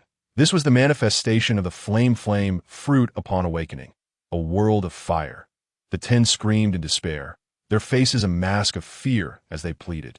"Let us go. We will never dare to capture you again. Whatever benefits you desire, treasures, status, women, we shall provide. Spare us." Their bodies were already half melted, death looming near, the agonizing awareness of their impending demise proved most lethal. This fiery realm diverged from the original pirate world that, of course, it could be developed to an even greater extent, igniting everything around into a true world of flames. The fiery realm they inhabited was within Wang Xuanji's domain, which is why it appeared so boundless to onlookers. It seemed merely that the 10 had fallen into Bai Jing's fire pit, oblivious to the horrors transpiring within, only hearing the anguished cries and pleas for mercy from the 10 Marine generals. This cacophony severely impacted morale. The Navy, already disheartened, found their resolve further diminished upon hearing that their generals had surrendered. Bai Jing paid no heed to their misery. With a sweeping gesture, the boundless flames transformed into fire beasts, firebirds and fire dragons, consuming them in the blink of an eye. The 10 perished beneath the flames, their bodies reduced to cinders. Having completed this grim task, Bai Jing retracted his fiery form, returning to his original state as he gazed into the distance. Ace and Smoker were locked in a fierce standoff, neither able to gain the upper hand. Meanwhile, on the other front, several Marine generals had been sent flying by little oars, who, despite sustaining injuries and bleeding profusely, leapt onto Little Oar's shoulder, his form aglow with golden light. The lightning surged into Little Oar's body, invigorating his blood circulation and metabolism, stimulating his heart. In that moment, his wounds visibly healed, old injuries gradually scabbing over. Bai Jing murmured softly, channeling the healing power. With his recovery, Little Oars grew increasingly formidable, wielding his great blade with devastating precision. Many Marines were dispatched, with numerous casualties among the ranks. The remaining generals were utterly panicked. Smoker, realizing the dire situation, decisively commanded everyone retreat, with the 10 Marine generals having met their grim fate. The number of those slain by Little Oars stood at around 3. Thus, they had lost 13 generals in total, with the Marine ranks further diminished by tens of thousands. Those conscious bore on, while those stunned by the conqueror's hockey hurried towards the Navy's ships. Once awareness returned, the dazed rushed frantically towards the Navy vessels. Bai Jing was a veritable monster, wielding the powers of the Flash fruit, the Flame fruit, and the Thunder fruit, rendering him virtually indomitable. Initially, it was believed that a dozen generals could subdue him, yet the overwhelming might of the lightning had claimed so many lives. Moreover, Huavin had yet to lend her strength to Bai Jing, and with Sir Daila as a burden, the collective was unable to withstand him. Ace watched Smoker retreat without pursuit, as did Little Oars. All of this was by Bai Jing's design. Their immediate goal was to repulse the Navy and seize a warship, luring the Gold Emperor onto their pirate vessel, for that was the true path to victory. As for whether the Navy would pursue them afterward, the answer was an unequivocal yes. As long as Bai Jing remained at large, the Navy's pursuit would be relentless, growing fiercer with each encounter. After all, he had slain 3 celestial dragons and numerous Marine generals. It was inevitable that his bounty would rise upon his return. The Navy, under Bai Jing's leniency, retreated almost entirely, boarding their ships. As for the fallen Marines, they could not be taken back. Their fates were sealed. The harsh reality was undeniable, and Bai Jing, with hands clasped, formed a radiant mirror. From this mirror, a beam of light shot forth, directly landing upon a Navy vessel. Bai Jing's figure elementalized, transforming into a point of light that followed the beam onto the Navy ship. The onlookers were gripped by fear, for this ruthless pirate was beyond their means to confront. Bai Jing languidly scratched his ear and remarked, "Is it not against the rules to let you leave so easily? And you have left nothing behind. It's rather too convenient, is it not? Leave behind one Navy ship, and you may depart. Otherwise, everything shall remain here." Their faces darkened, shrouded in grim determination. Marines, when had they ever been threatened in such a manner by a pirate? Without hesitation, Smoker commanded, "Grant them that Navy ship. Everyone, evacuate swiftly to our vessel." The crew rapidly disembarked from their ship. Bai Jing, pleased by their efficiency, wore a smug expression that was almost infuriating. He welcomed everyone aboard, ensuring that Sir Daila and Huajin were placed on the Navy ship. Little Oars' eyes was just right for the deck of the Navy vessel. He waved his hand, and Ace activated the ship, steering it into the distance. Bai Jing called out, "Farewell." Next time, be sure to invite me for such delightful affairs. I shall gladly accept any Navy ships you have left, but do not bring such weaklings again. Seek out the strong, preferably those with devil fruit abilities, and do take the dead back with you. After all, the deceased deserve respect. The crew listened to Bai Jing's provocations, their expressions darkening further. How could such an infuriating brat exist? It felt as if he were sprinkling salt on their wounds and then roasting them over a fire, ensuring their suffering was maximized. This encounter had left them reeling, both mentally and physically, bearing significant scars. Smoker cast one last reluctant glance at Bai Jing's departing form before slowly averting his gaze. His expression grim. Taking a couple of deep puffs from his cigarettes, he exhaled a cloud of smoke and declared heavily, "Return to the Navy headquarters. We must deliberate on this matter. Relay this incident to the Marine HQ. This boy possesses strength that even a Vice Admiral cannot subdue, and the Rear Admirals pose no threat to him." Fire Fist Ace's power was already nearing that of an Admiral. This entire crew was a collection of monsters. At this moment, the naval warship is racing at full speed towards Gold City. The faces of the crowd are filled with anticipation. Bai Jing shares in this excitement, particularly regarding the fruit that could enhance his luck. His eyes gleam with interest. He is also intrigued by the Jing fruit.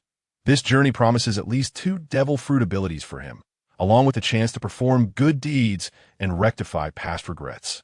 Chapter 48, Gold City. The giant pirate crew. After a fortnight of sailing, the naval warship has finally arrived at the grandest entertainment hub on the seas, Gold City.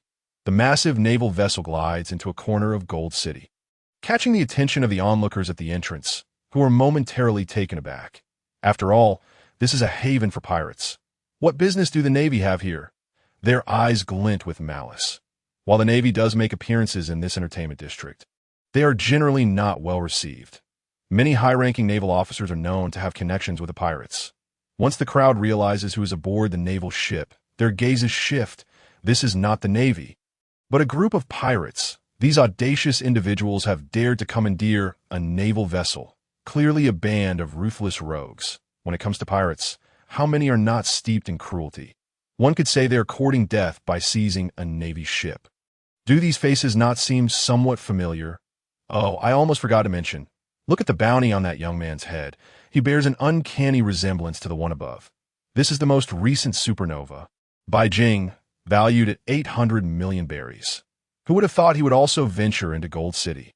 A number of pirates at the entrance gasped in surprise as they observed the individuals on the naval vessel.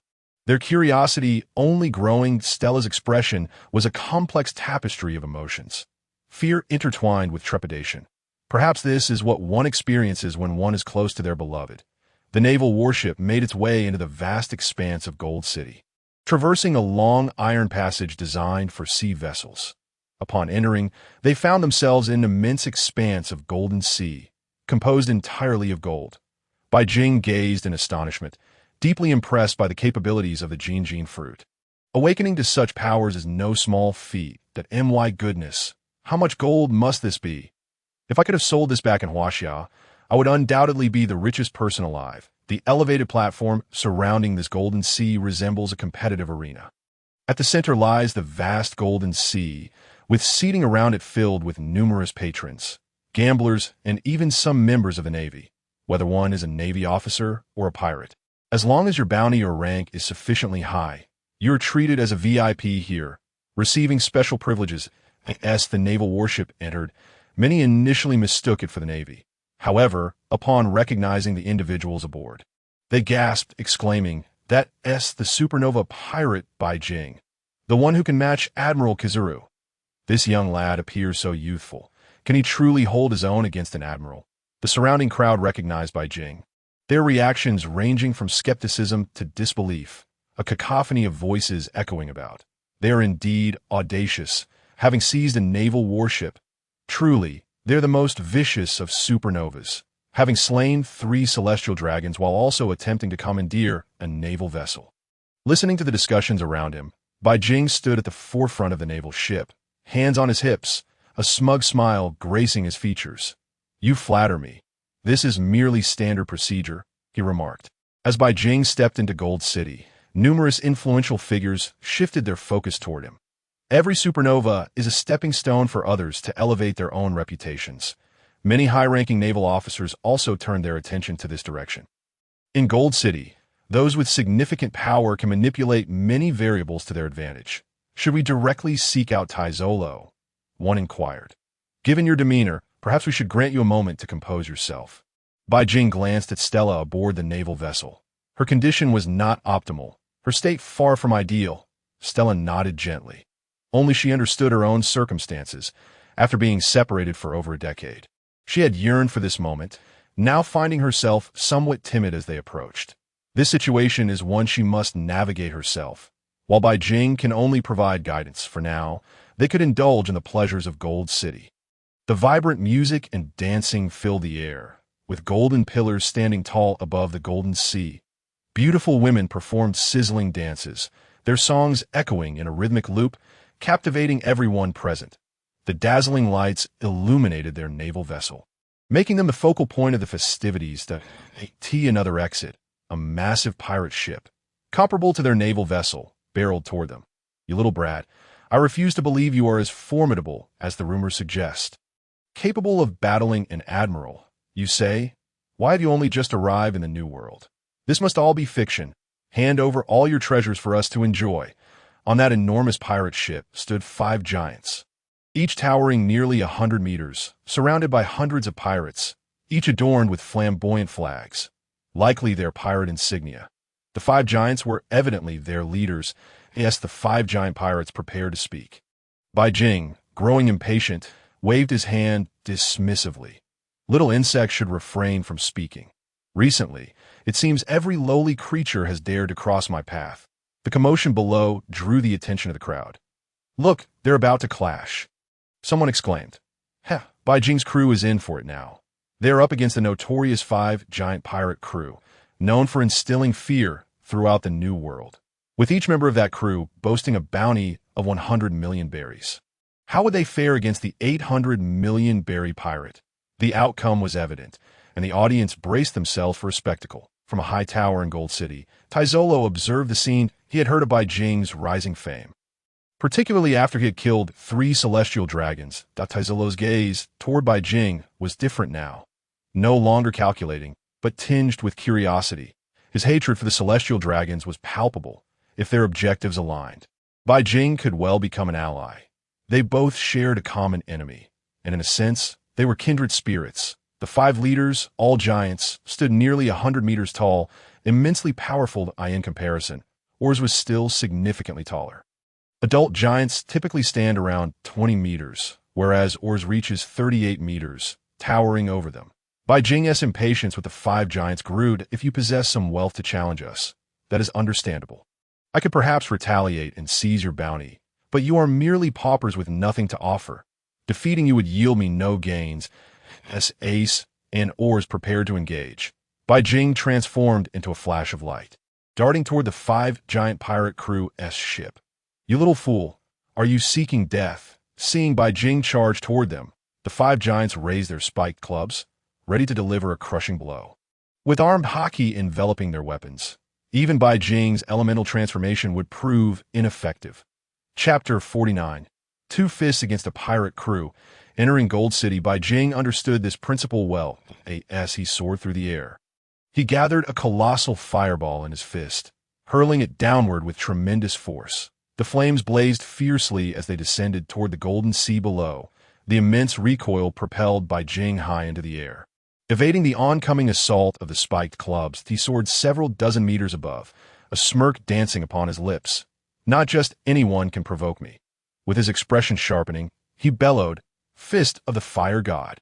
Behind Bai Jing, flames gradually coalesced into a colossal phantom, reaching to the heavens and the earth, resembling a deity of fire. His entire being was composed of flames, and as Bai Jing's right fist descended with tremendous force, the fiery giant mirrored his action, launching a massive flame-imbued fist downward. This technique was an original creation of Bai Jing, unborrowed from Ace. Sparks of lightning crackled around his left fist and behind him. Immense bolts of lightning converged to form the spectral image of a thunder deity. The 2 colossal phantoms of the Fire God and the Thunder God, one to the left and one to the right. unleashed their respective fists. These colossal fists, extending 100 zhang in length and tens of zhang in width, struck the mighty pirate ship, simultaneously ensnaring the 5 giants and the minions above. The ferocious impact and explosive force of the flames cleaved the pirate vessel in twain, severing it at the waist. The 5 giants were propelled outward by the overwhelming force, plummeting into the Golden Sea along with the wreckage of the ship. Following closely, the thunder deity's fist descended, unleashing a tempest of lightning that electrocuted all aboard the pirate ship, particularly in the Golden Sea, where water conducts electricity and gold is an exceptional conductor. The high-voltage current rendered everyone motionless. Their bodies stiff, eyes rolled back, floating lifelessly atop the golden waves. The onlookers were captivated by Bai Jing's dual strikes. Truly, he was a pirate worth 800 million berries. With just 2 punches, he had dismantled an entire giant pirate crew. And now the ship lay in ruins. The 5 captains now mere corpses adrift above. Was this the might of an 800 million berry pirate? Who could withstand the thunder deity's punch? Moreover, this was the power of the Mera no Mi, and his fiery fists surpassed even Ace. Spectators above gazed skyward, their expressions shifting as they beheld Bai Jing descending. Ace had been observing Bai Jing intently, contemplating the punch he had just unleashed. The flame coalescing into a giant phantom and striking was considerably more powerful than his own fire punches, demanding a high reserve of flames. Having completed all this, Bai Jing elegantly executed a 360-degree turn in midair, landing gracefully in the water with a splash. Plop. Hadn't he been a devil fruit user? Now submerged in the Golden Sea. Had he lost consciousness? Would anyone venture to rescue him? Then, perhaps eliminate him, seizing the opportunity to profit 800 million times over. After all, 800 million berries were a fortune. That if you wish to go ahead. Who knows what tricks this pirate may have up his sleeve?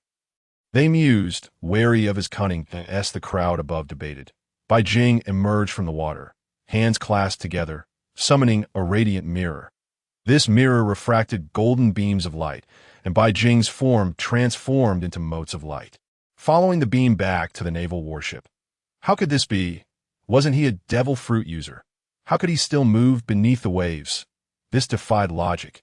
His presence was enigmatic. Fortunate they had not pursued him, lest they fall victim to his schemes that in the conductive water. Should he unleash his lightning power, it would spell doom for any who approached him and could see the pinnacle of the Golden Tower.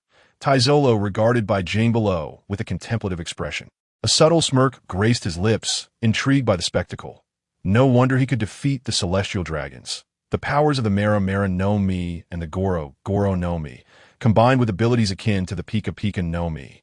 The Goro no Mi was a natural counter to him. Taizolo's gaze flickered with thought, his eyes dancing with shifting light, concealed in darkness. No one could discern his thoughts. Gold conducts electricity, regardless of how Taizolo transformed. He could only wield the powers of the Goro no Mi. Bai Jing, endowed with the Goro no Mi, was destined to counter the Guru no Mi, much like how the Gomu no Mi counters the Goro no Mi.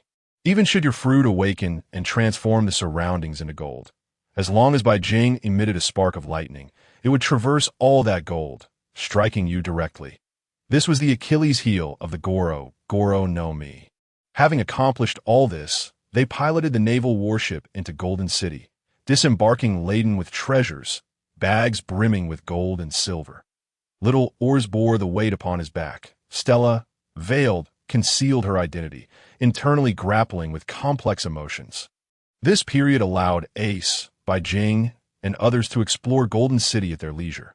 They found lodgings in a grand hotel within the city. Due to his size, Little Oars, as a member of the giant race, had access to accommodations in Golden City, though the conditions were far inferior. Nevertheless, it sufficed. Alone in the luxurious hotel, Stella wrestled with her thoughts, ultimately exhaling a soft sigh. As the saying goes, the nearer the destination, the more fearful one becomes, afraid to inquire of the traveler. The closer one is to a beloved, the more one fears meeting the old acquaintance. Meanwhile, Bai Jing reveled in the vibrant nightlife of Golden City. He first discovered a vast gambling den, where he squandered a considerable amount of wealth. Yet, fortune eluded him. He lost every time, his luck extraordinarily poor. After a short while, Bai Jing emerged from the establishment, his countenance dark with frustration. What wretched luck is this? I've played dozens of hands without a single win. He suspected that perhaps the Golden Emperor had siphoned all his luck away. However, he had never seen them before. He could only blame his own dreadful fortune. His face was a deep shade of displeasure. Chapter 50, Pursuit. Meeting the Golden Emperor, Bai Jing stroked his chin, deep in thought, muttering to himself, I must find Baccarat and steal her luck fruit to augment my own fortune. Then I shall win every bet, and my luck will surely improve. With that resolve, he chuckled to himself, determined to proceed. This casino, in essence, relied on luck, though there were certainly individuals at work behind the scenes, which drew in a steady stream of gamblers. Bai Jing strolled through the streets of Golden City, which sprawled magnificently, flanked by towering edifices illuminated by night. It was truly a city that never slept, constructed entirely of gold, with golden streets reflecting its opulence. Is someone watching me? He mused, intrigued. Suddenly, his observation hockey detected someone trailing him from the shadows. Yet he chose not to reveal his awareness. Instead, he continued his solitary walk down the street. Bai Jing clearly observed that the man shadowing him was one of the Golden Emperor Taizolo's subordinates, a figure with a large, dark head resembling a doll, who possessed the power of the escape fruit. However, in Bai Jing's eyes, the escape fruit was rather akin to the Pika Pika no Mi. If he were to touch it, he would gain another ability without harm. With a few swift movements, he transformed into a streak of light, appearing behind the man. Where did he go? The large-headed subordinate looked around, bewildered at the sudden disappearance of Bai Jing. At that moment, Bai Jing manifested behind the subordinate, gently tapping the doll-like figure on the head. Due to the disparity in their heights, he could only reach up. The sudden jolt startled the subordinate, who leaped and dove into a nearby dark portal. Vanishing from sight, a smile crept across Bai Jing's lips, his eyes glimmering with amusement. He had succeeded, mimicking the subordinate. He leaped upward, entering a black circular portal, reappearing at the corner of the street. Meanwhile, the large-headed subordinate was in disbelief. How could he find me and observe my every move? This is bizarre. What is so strange about it? I am right here, Bai Jing chuckled lightly. The subordinate, appearing as if he had seen a ghost, turned to face Bai Jing, exclaiming, How did you know I was watching you? A hint of fear flickered across his face.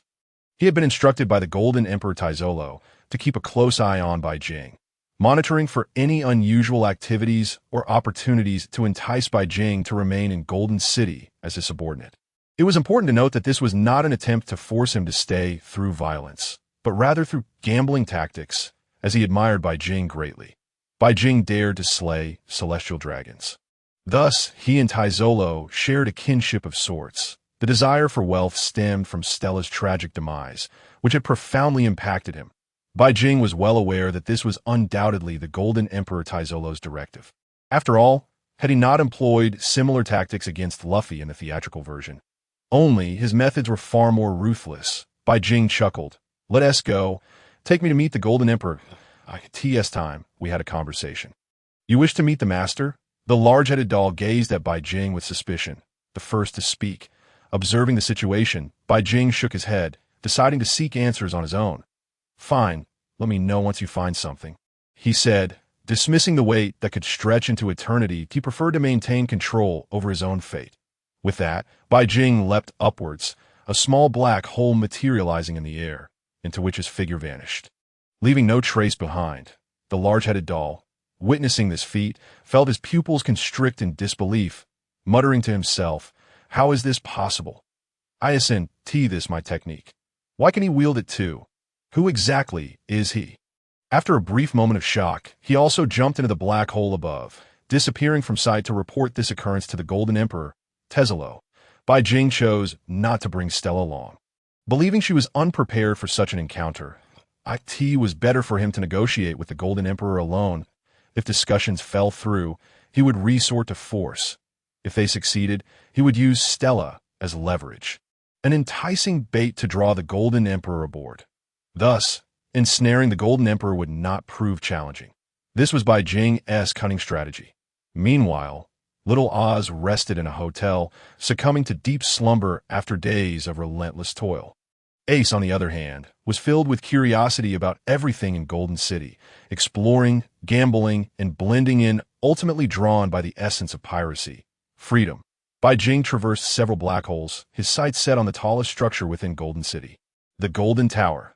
After navigating through numerous portals and locations, he arrived in a dimly lit grand hall at tea that moment.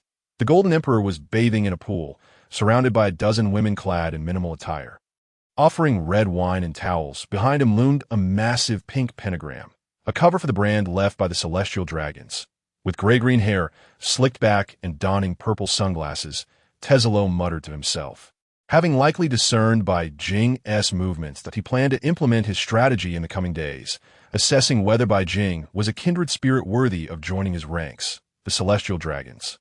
Those scum must perish. I possess ample wealth now, yet it cannot erase past grievances. I shall eradicate every last one of them. As Bai Jing materialized before Tezzalo, he plummeted into the water with a splash. Emerging, he met the startled gaze of Tezzalo, who immediately stood, eyes locked on Bai Jing. Bai Jing, now upright, surveyed Tezzalo and the women by his side, the atmosphere thick with tension as they exchanged glances. Bai Jing cast a sly smile at the women behind Tezzalo, waving cheerfully. "Hello." Upon realizing it was Bai Jing, Tezzalo's interest deepened, and he taunted, "What a surprise! How did you manage to intrude upon my domain? Aren't you afraid of being arrested?" The women, momentarily bewildered, whispered among themselves, questioning the identity of this striking figure before them. Despite their allegiance to the Golden Emperor, Bai Jing chuckled nonchalantly. "Not at all." Chapter 51. Conditions to Bordeaux. "Why is that?" Tezzalo replied. "You must understand, I am the Emperor of the Seas with countless loyal followers within this city. My word is law. I can grant you life or death at will." With a mocking glint in his eye, Tezzalo lifted a goblet of red wine from the platter held by one of the maidens, swirling it in his hand as he took a delicate sip. Scrutinizing Bai Jing's reaction, Bai Jing simply smiled. "You have your ambitions, and I have mine." Tezzalo's pentagram, a mere fade to conceal the scars of his past, drew a narrowed gaze from the Golden Emperor. A menacing aura enveloping the hall. Tezzalo exuded a regal presence, radiating an aura of terror as the sovereign of the seas. He would not tolerate anyone discussing their past misfortunes before him, nor would he allow laughter to grace his presence. Only one could smile before him, but that person was now a phantom of the past. Emerging from the pool, the Golden Emperor donned his attire, a golden hat and garments, while Bai Jing leapt up, enveloped in crackling blue lightning. The intense heat of the electrical energy dried his drenched clothes in an instant. Tezzalo, noticing this display, felt a flicker of concern. Bai Jing was not to be underestimated. He waved dismissively, sending the women from the hall, leaving it a vast expanse occupied solely by himself and Bai Jing. With matters laid bare, Tezzalo declared, "I hold you in high regard. Join my golden pirate crew, and I shall grant you anything you desire. Wealth, status, beauty, all at your disposal." The smile graced Tezzalo's face as he raised his hands to the sky, exuding an air of relaxation. Bai Jing shook his head with a grin, recognizing that Tezzalo sought to recruit him, possibly due to the shared enmity towards the Celestial Dragons. However, Bai Jing, a traveler from another realm, had his own aspirations and would never bow to another. With a light-hearted tone, he proposed, "How about we settle this with a wager? A duel between us. If I win, you join my crew. If you win, I will unconditionally join yours in celebration. Oh, now that's intriguing." Tezzalo replied, raising an eyebrow. Astonished that Bai Jing dared to propose terms on his turf, he pondered briefly before nodding. He had his own calculations. Even in defeat, he could spin a narrative to his advantage, and he believed victory was assured on his home ground, crafted from gold. Bai Jing had discerned this mindset, emboldening him to speak so boldly. He had myriad strategies to bring Tezzalo under his command. First, he would conquer him with sheer strength, forcing his body to submit. Then he would summon Stella, compelling Tezzalo to yield emotionally. This back and forth would surely ensnare the Golden Emperor, drawing him onto Bai Jing's ship. Bai Jing stealthily observed the Golden Emperor's hands, adorned with gold rings, save for the ring finger, which remained bare. A significant detail. In the vast hall, their eyes locked for a moment before Bai Jing vanished, manifesting a colossal fiery fist aimed at Tezelo. Flame God. Fire fist, he bellowed, invoking a technique of his own creation, as a phantom of the flame god appeared behind him, delivering a blazing blow toward the Golden Emperor. This attack was swift beyond comprehension, causing Tezelo's pupils to constrict in surprise at Bai Jing's incredible speed. He raised his arms defensively, transforming them into gold, absorbing the impact of the blow. Despite his efforts, he was propelled backward, staggering several steps before regaining his footing. Tezelo braced himself against the ground, commanding Golden Bomb. His fist morphed into an armored weapon, enveloped in haki, unleashing a molten gold barrage. The ground erupted with torrents of gold, surging toward Bai Jing like a geyser. Unfazed, Bai Jing continued to build his fiery fist, charging forward as the golden deluge struck him, with haki enveloping his chest. He felt the impact, yet remained unyielding, merely furrowing his brow at the pain. His fiery fist collided with Tezelo, sending him flying once again. Tezelo's eyes gleamed with a peculiar light as golden dust appeared on his fingertips. This powder, known from the pirate saga, was once used against Luffy. Tezelo pointed decisively, unleashing the endless golden dust toward Bai Jing. Golden water splash, he murmured, dispersing the golden powder like water droplets, ascending high into the sky. Once the powder entered a person's body, regardless of their strength, Tezelo could manipulate them with ease. Having successfully controlled everyone in Golden City with this technique, he had previously entrapped Zoro with little effort. As the golden dust settled upon Bai Jing, he felt his body stiffen. Tezelo, with a mocking gait, approached Bai Jing, stating, "Pirate Bai Jing, you are still too young. This golden water splash can bind you. You've already lost this duel. Is there anything left to say?" He clasped his hands before his chest, as if he were certain of victory. Bai Jing gently shook his head. Just moments ago, his fists had struck the Golden Emperor with considerable force. This implied that he had indeed made contact with the Golden Emperor. Thus, he had acquired the powers of the gold fruit. Given this newfound ability, could he still be affected by its influence? A laughable notion that a smile adorned his face, and golden dust coalesced upon his fingertips, floating atop his thumb. Bai Jing teased, "Oh, is this what you meant? With this, you think you can control me? The battle has not yet concluded. Let us continue." Chapter 52, Awakening of the Golden Fruit. The Golden Giant, what? Impossible. The Golden Emperor's pupils constricted in disbelief, astonished that his seemingly infallible tactics were ineffective against Bai Jing. Nevertheless, he quickly regained his composure. Donning an air of nonchalance, he remarked, "Pirate Bai Jing, truly deserving of the title of recent supernova. Your methods are indeed enigmatic and unpredictable. It is no wonder you managed to escape from the Yellow Monkey's grasp. Moreover, you have slain a celestial dragon. Now that piques my interest even further. You shall undoubtedly face defeat today. You must board my golden pirate ship." Bai Jing's mysterious prowess, capable of breaching his golden barriers, only intensified the excitement in the eyes of the Golden Emperor Taizwa. The prospect of having such an individual at his disposal was nothing short of splendid. The Golden Emperor reached into the ground and pulled forth a gold brick, effortlessly molding it into the shape of a trident, launching it towards Bai Jing. In response, Bai Jing unsheathed the trident from his back and charged at the Golden Emperor Taizwa in kind. The two golden creations clashed, both enveloped in the aura of armament haki. The sound of their metallic collision echoed, accompanied by an immense force that left Bai Jing's hands slightly numb. The Golden Emperor's martial prowess was significantly superior to others, and Bai Jing faced a critical flaw. His physical combat. A phantom voice of Hua Jin echoed in his mind, suggesting, "Shall I bestow my power upon you?" Bai Jing replied, "No need for that. I can manage. Trust me." Despite the slight numbness in his hand, he pressed on. With his right hand gripping the weapon, his left hand crackled with lightning and surged with flames, launching a powerful punch towards the Golden Emperor Taizwa. Boom! A conflagration of flames and boundless thunder erupted. Observing this, Taizwa also coated his free hand with armament haki and charged at Bai Jing. Fist met fist, flesh against flesh, colliding with tremendous force. Bang! This time, Bai Jing gained the upper hand. His astounding punch, imbued with the powers of fire and lightning, caused the Golden Emperor Taizua's hand to tremble with numbness. The electric shock coursed through his entire right hand. Even with the protective coating of armament hockey, he could still feel its effects. What? This lightning, it truly counters my fruit. The Golden Emperor's left hand gripped the trident tightly, forcefully pushing Bai Jing away while he staggered back a few steps. His expression grave. Gold is an excellent conductor, and this electricity counteracted his gold fruit abilities. The disdain in Taizua's eyes evaporated, replaced by a solemn countenance. From this moment on, he prepared to engage seriously.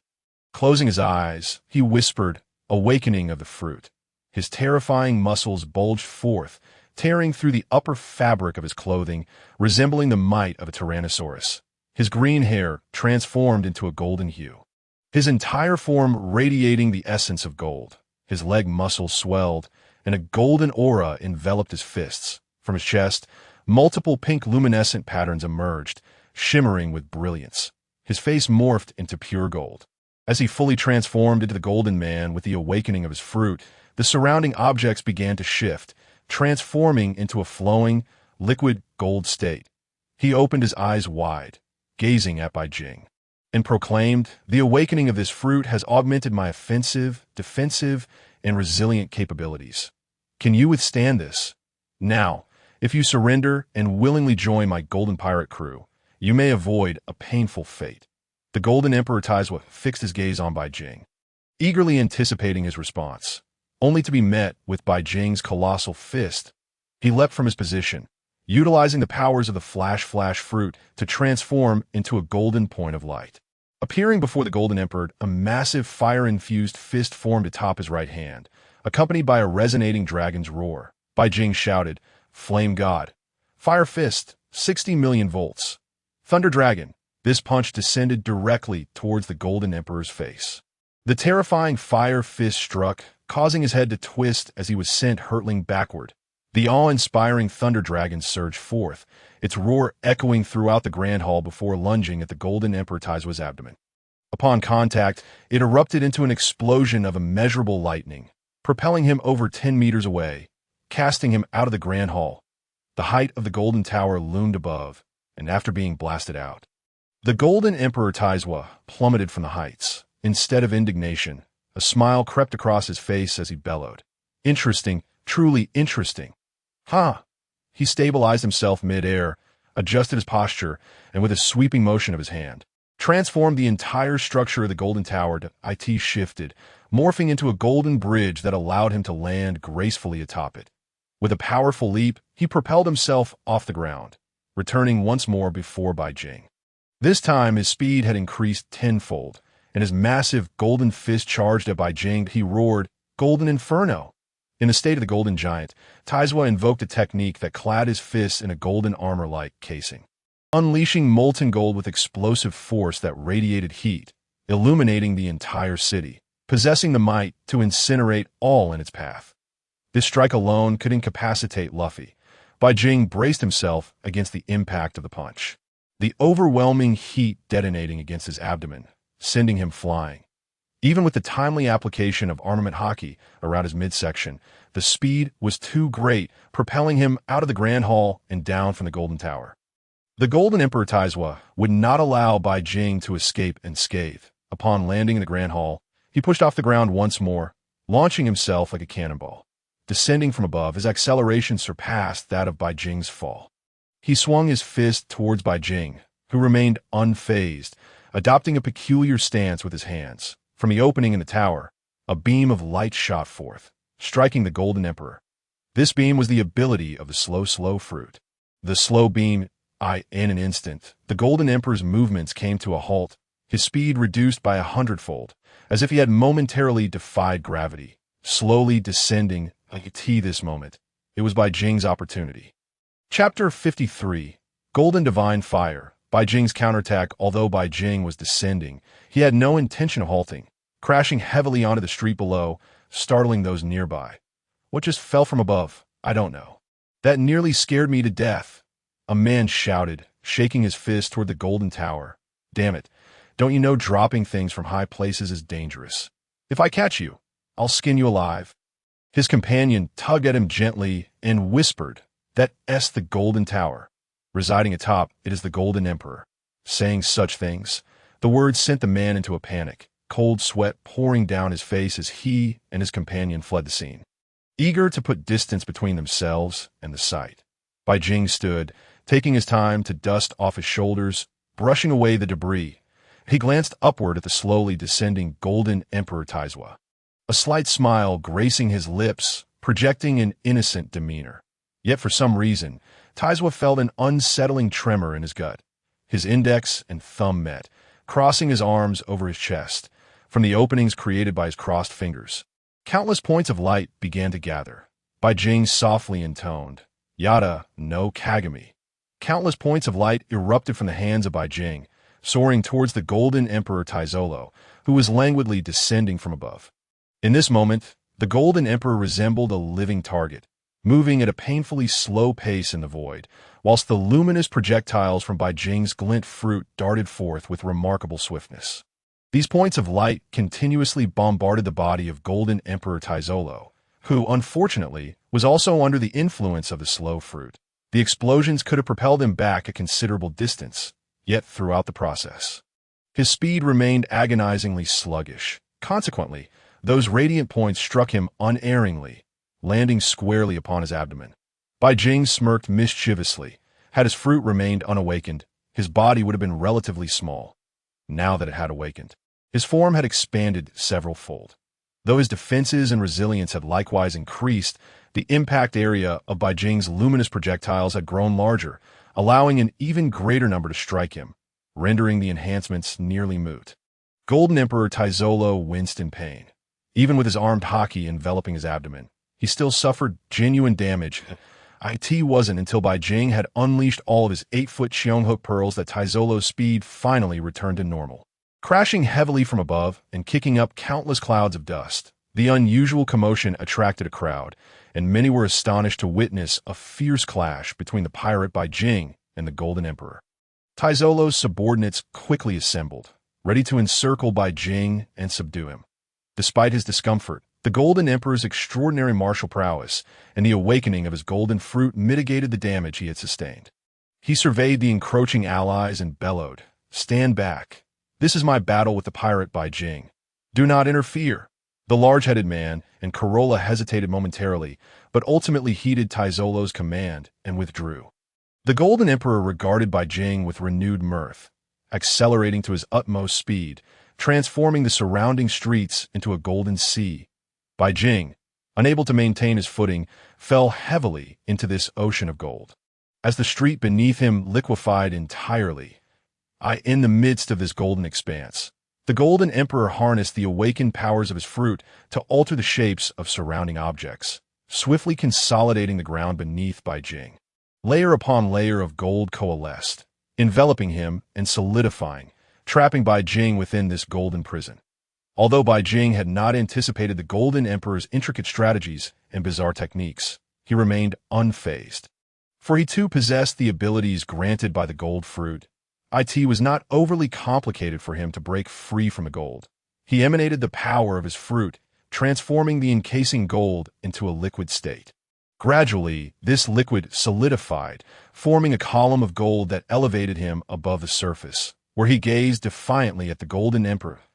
That moment, the Golden Emperor charged forth, his fist cloaked in armed haki. Bai Jing quickly crossed his arms defensively, enveloping himself in haki as well, bracing for the impact of the mighty fist that sent him reeling.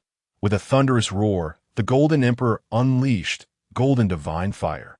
In his giant form, Taizolo executed this technique, utilizing haki as its energy source, heated through mechanical transmission within his colossal body, generating high-temperature, high-density energy that rapidly expanded.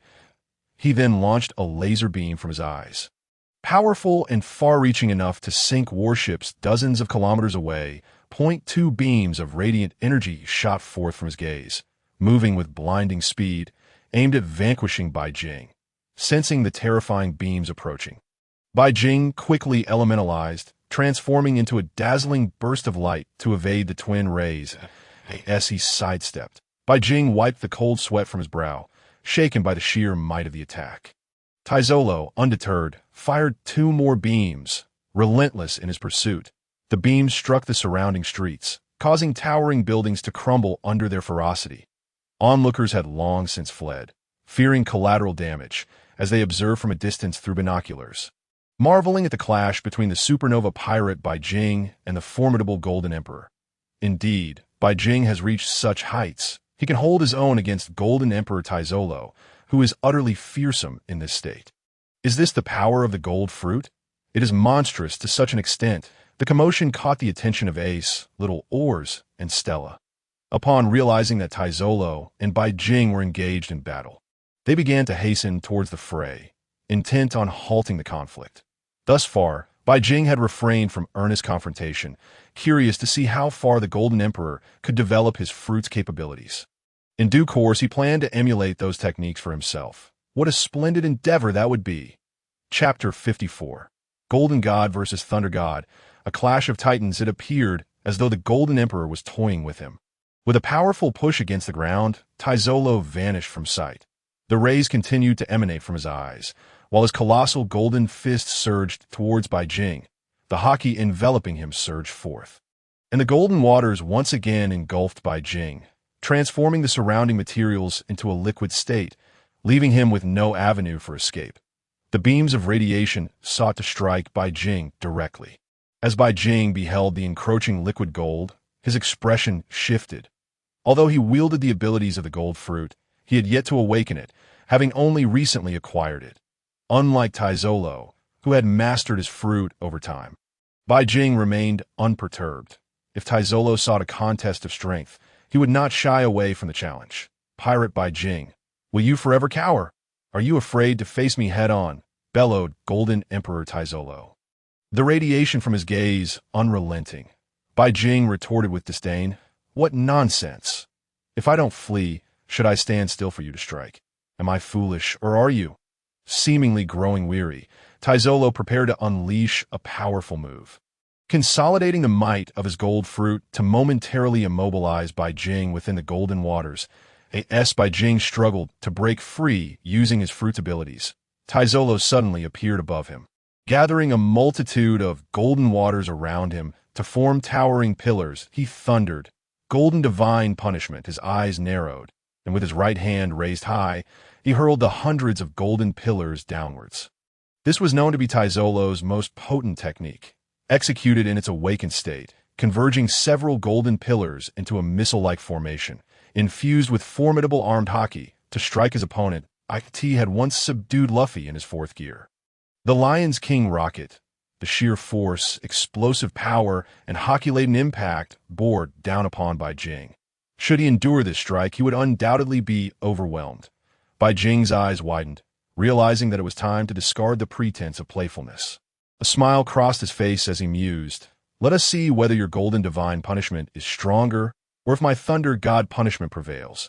You can grow massive. I can do the same."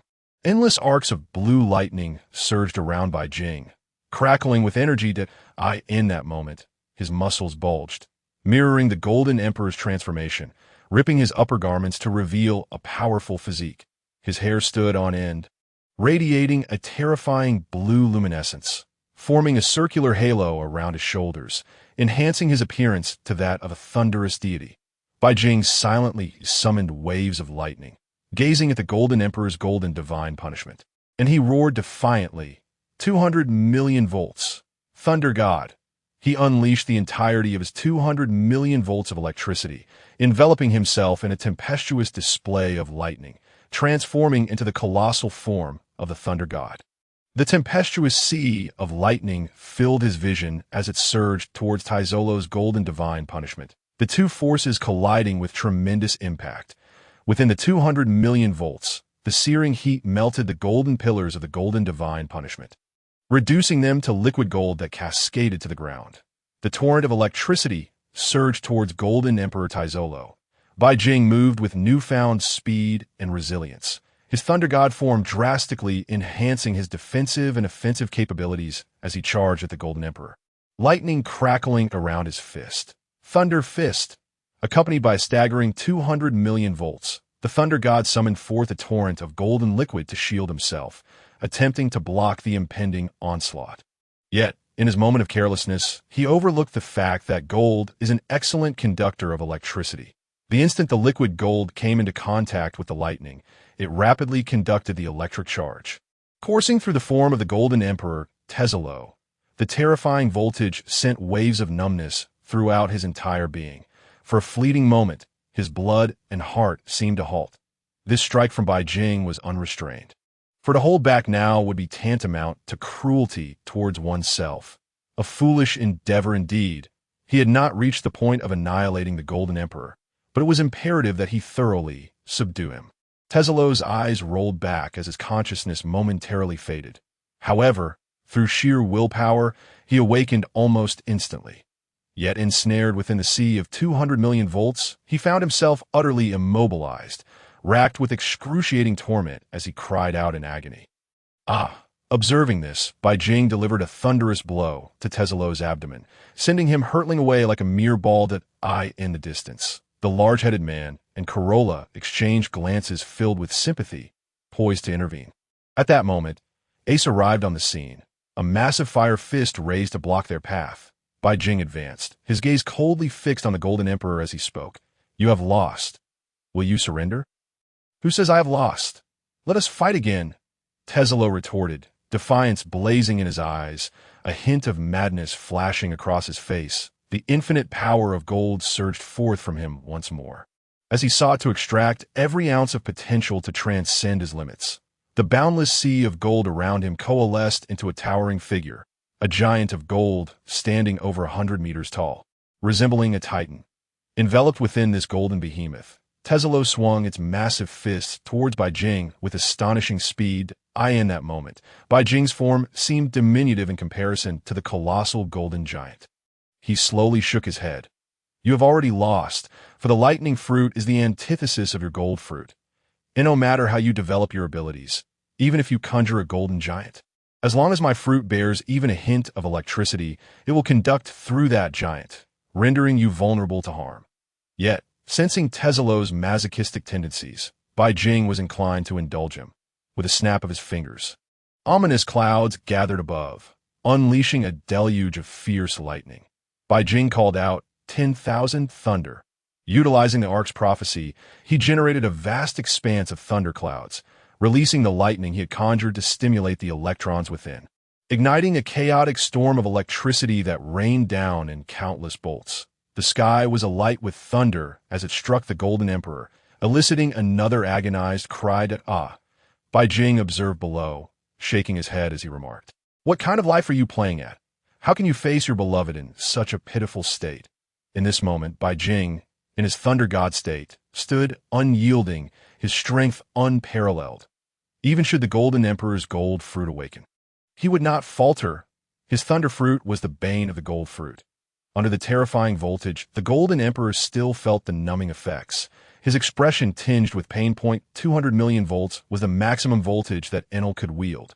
Yet it was not Bai Jing's limit. He too could awaken his lightning fruit, transforming into a true thunder god, though he deemed it unnecessary against the Golden Emperor. In his current state, he was already formidable. "Come again," Tezelo declared. Unwilling to concede, he summoned the surrounding golden liquid to surge towards Bai Jing, attempting to impede his advance. The golden liquid coalesced into a barrier, blocking his path. Bai Jing launched himself from his position. He pierced through the golden water, which began to solidify that moment. The Golden Emperor thought he had fully ensnared Bai Jing within his golden wall, ready to deliver a crushing blow. Unfortunately for him, that was merely his assumption. Bai Jing remained motionless, feigning a trap, a look of derision in his eyes that he too was a master of the gold fruit. Thus, the golden entrapment posed no threat to him. As the towering figure of the Golden Emperor approached, Bai Jing quietly extricated himself. On his right fist, not only did lightning dance, but it was also laced with flames and a glimmering aura, infused with a hint of chilling energy from the yellow spring fruit. The explosive power of these four attributes intertwined, creating an effect far beyond mere addition, a factorial relationship of power. Bai Jing intoned. Flame God, Fire Fist, 200 million volts, Thunder God's Punch. his fist imbued with the four formidable attributes, collided with the Golden Emperor's massive hand. Boom! The catastrophic impact sent both Bai Jing and the Golden Emperor flying. Despite his significantly smaller stature, Bai Jing endured the Golden Emperor's strike. The force of his own punch, however, was no less punishing for Tezzalo. This was the final straw, as the four terrifying powers surged through the Golden Emperor, creating a gaping wound as his golden right arm shattered, propelling him from the giant's form. Blood spewed from his mouth as his eyes rolled back. Crashing heavily to the ground, he gasped for breath. Fighting to cling to life, deeply wounded. His internal organs had shifted, and he struggled to regain composure. Bones shattered beyond count. His chest caved. Bai Jing observed the Golden Emperor's pitiful state. He approached, channeling a spark of electricity to stimulate Tezzalo's heart, igniting it into a state of alertness. This accelerated his bodily recovery, and visibly his condition improved, his complexion returning to normal, though his lips remained pale. Bai Jing smiled down at him, saying, "Will you yield? You have lost this battle." Tezzalo's expression was complex.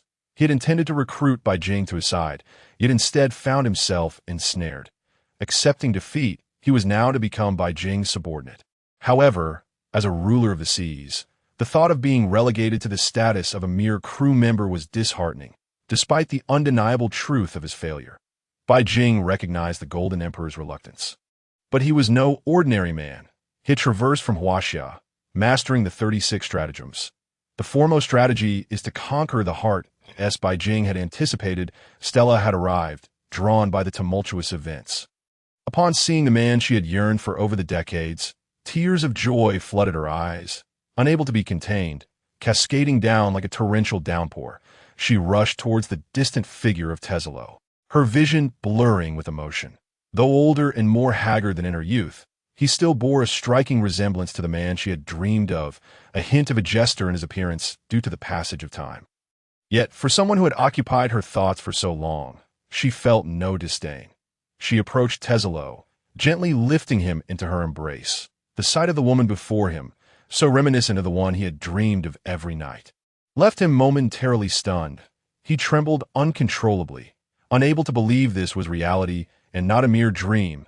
It was rare to see the Golden Emperor so unguarded.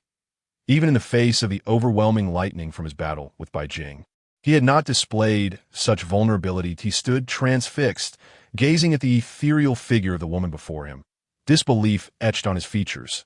Though weakened to his core, he still found the strength to reach out, tenderly caressing Stella's face, whispering, "Is it truly you?" Stella held him close, her tears flowing freely, unable to be stifled. She nodded vigorously, wishing to embrace him with all her might, yearning to merge their very beings. This was the one she had longed for, the one who had occupied her heart for countless years. Tezzalo felt the same. This was his long-lost beloved. After more than a decade apart, the scene was undeniably poignant. As Stella confirmed his suspicions, the dam of tears in Tezzalo's eyes broke, cascading down his cheeks. In that moment, even a man who possessed a fifth of the world's wealth could not suppress his tears. A man may not easily shed tears, but only when the heart truly aches does the floodgate open. Now, the two are weeping like children, nestled together. Under the gaze of all, Stella lowered her head towards the blood-stained lips of Tezzalo and bestowed upon him a heartfelt kiss. Bai Jing stood nearby, rarely displaying a knowing smile, the corners of his mouth lifting. The large-headed man and Corolla were bewildered. When had they ever witnessed their master so vulnerable, shedding tears as he did today? They refrained from intruding, choosing instead to quietly observe. Ace and Little Oz were equally taken aback. The title of Golden Emperor was well known to them, yet seeing the Golden Emperor weep, someone whose strength could rival that of the four emperors of the sea, was an astonishing sight. As he sobbed like a child, all present silently took in this bizarre scene, too stunned to utter a word. Chapter 56. Golden City. Revelry. Seeing that the two were still crying, Bai Jing estimated they would indulge in this tender moment for a while longer. So he simply observed in silence that, in his mind, Huang, witnessing the touching scene before her, couldn't help but burst into tears as well. This startled Bai Jing. Why was she crying during their reunion? It was far too moving. The story was simply too poignant. Hua Jing sobbed and stammered. Bai Jing was taken aback. He hadn't shared the tale of the Golden Emperor and Stella with her. So how could she know? He inwardly scoffed, thinking, "You don't even know the backstory, yet you're so moved." Hua Jing retorted through her tears, "How could I not know? I saw everything you were thinking just now." The story of these two is simply too touching. One man, striving to earn for the woman he loves, only to lose her, leading him to aspire to become the richest in the world.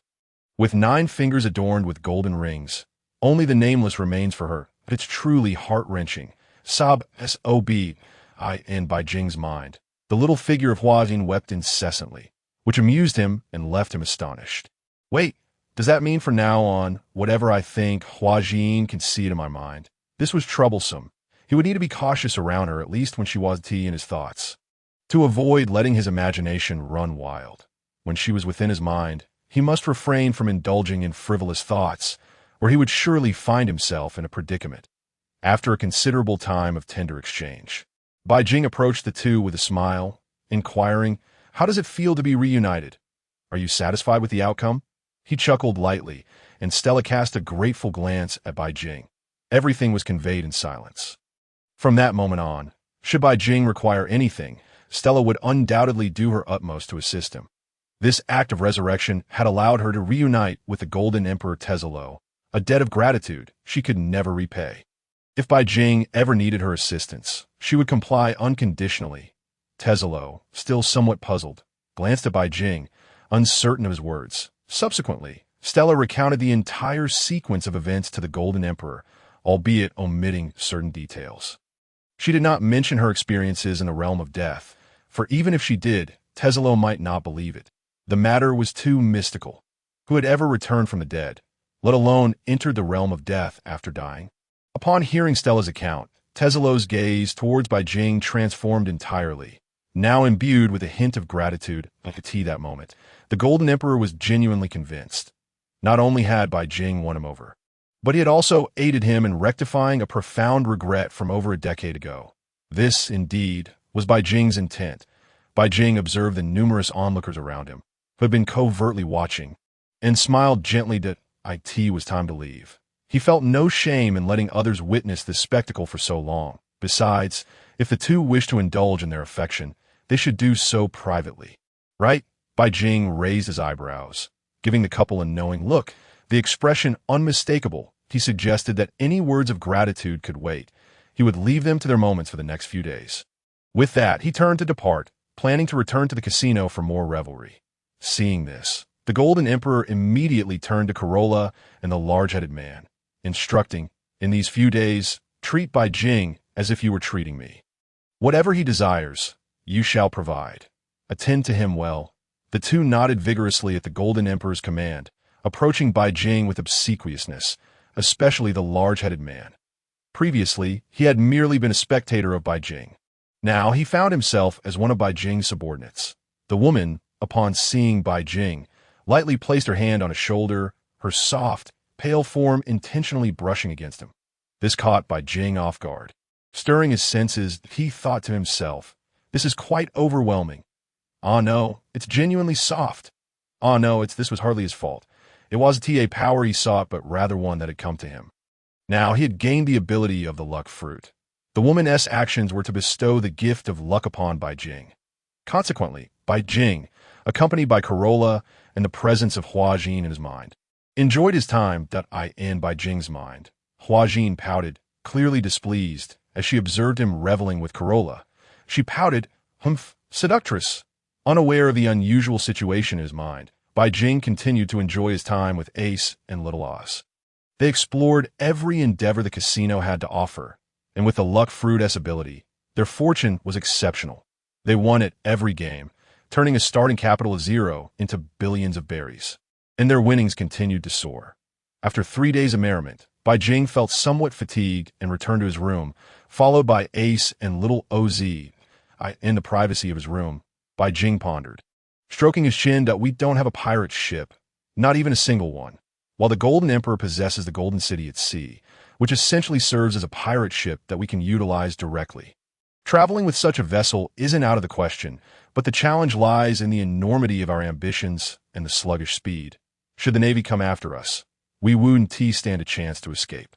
After careful consideration, Bai Jing resolved to ask the Golden Emperor to commission the construction of a large pirate ship suitable for their needs. The initial crew would be minimal, and he had no intention of bringing the Golden Emperor's subordinates along. They could remain in the Golden City. After all, they were far too weak. One wielded a luck fruit, while the other could only flee. As for Stella, she had yet to return, likely still enjoying her time with the Golden Emperor. Perhaps they were discussing their respective experiences over the years. Regardless, Bai Jing felt that a significant regret had been addressed in the days to come. He intended to explore other locations that he wanted to check on Xiao Feng and see if he was still alive or trapped within impelled down. If he had perished, Bai Jing would revive him. If he were alive, he would rescue him from impelled down. He had other regrets to address one by one, and once all were resolved, they would seek out Luffy for a grand reunion. Additionally, Bai Jing planned to acquire a gum-gum fruit for himself, along with a fish fruit to play with Kaido. The more abilities he possessed, the stronger he would become. Presently, his weakest aspect was his physical prowess. Chapter 57. A brief meeting to plan the pirate ship. Days later, Bai Jing had thoroughly explored nearly everything the Golden City had to offer, having indulged in close to 15 different attractions. Despite the seemingly modest number, the vastness of the Golden City meant that in the span of half a month, he had barely scratched the surface. This place boasted not only amusement parks, but also racing tracks and a myriad of entertainment options. Anything one could imagine was possible here. There were even establishments of ill repute. It was indeed a paradise where, with enough money, anything could be obtained and enjoyed. Consider that the Golden City housed a population of hundreds of thousands. With wealth, one could acquire influence. Those in the know would understand that, of course. Bai Jing refrained from visiting such places, as Huajin's presence in his mind kept him from even contemplating such ideas. The thought of her discovering his musings was enough to deter him from exploring those avenues. Finally, one day, Stella and the Golden Emperor Tezelo returned together to their quarters, where Ace was also present. Bai Jing and Ace exchanged glances, observing Stella nestled in Tezelo's embrace, feeling as though they had just consumed a mouthful of dog food. With a half-smile, Bai Jing remarked, "So, how was the wildness of the past few days?" How was the tenderness?" Listening to Bai Jing's words, Stella cast a glance at him, her face slightly flushed, the color reaching the roots of her ears. Meanwhile, the Golden Emperor Tizolo burst in a hearty laughter. Offering no explanations, his eyes, however, still reflected gratitude towards Bai Jing. Without Bai Jing, Stella would not be here, and they would not have had the chance to meet again. Bai Jing noticed that Tizolo was now wearing a ring on his ring finger. Similarly, Stella's hand was adorned with rings, a customized couple set. Bai Jing spoke, "Since you are convinced, shall we embark on the ship?" "There should be no issue with that." Tizolo nodded without a second thought. Over the past few days, their interactions had not only been tender, but Stella had also shared many things with the Golden Emperor, leading him to willingly join Bai Jing's pirate crew. As long as Stella was present, he would follow her anywhere. For her sake, he was willing to forsake all his riches. Bai Jing was immensely satisfied and cheerfully suggested, "Let us commission a pirate ship. Otherwise, Golden City is too vast, and it would be challenging to escape if the Navy were to pursue us." "Rest assured," Tizolo replied, "I possess 20 of the world's wealth, and my presence on the sea is unshakable. No other pirate can seize it from me, as I have the strength to ensure this point." A strong confidence shone on Tizolo's face. After all, he had amassed such wealth over the years and operated a maritime casino, engaging both the underworld and the Navy, as well as various other professions. Yet he stood firm and unscathed, indicating he had a certain backing, potentially connected to government officials. Bai Jing slowly shook his head. "Speaking mysteriously, Golden City remains inconvenient. We need to customize a grand and swift pirate ship." Bai Jing had his own concerns. In the near future, he intended to resurrect Whitebeard. Moreover, it was not just Whitebeard. He sought to bring back a host of legendary pirates if the opportunity arose. Even Joel D. Roger could be among them. He aspired to be the Terminator of pirate tales, uniting all legendary pirates and a new generation under his banner. Just imagine a ship not only with Whitebeard but also other legendary pirates. It was a terrifying thought. Even the former Admiral Zephyr could be aboard. The more Bai Jing envisioned it, the more exhilarated he became. his body trembling with anticipation as he imagined the day he would possess such a formidable crew of legendary pirates. Whether they would pledge allegiance depended on Bai Jing's methods. His fruit abilities were numerous. Observing Bai Jing's determination, Taizolo refrained from further comments. He understood that following orders was sufficient.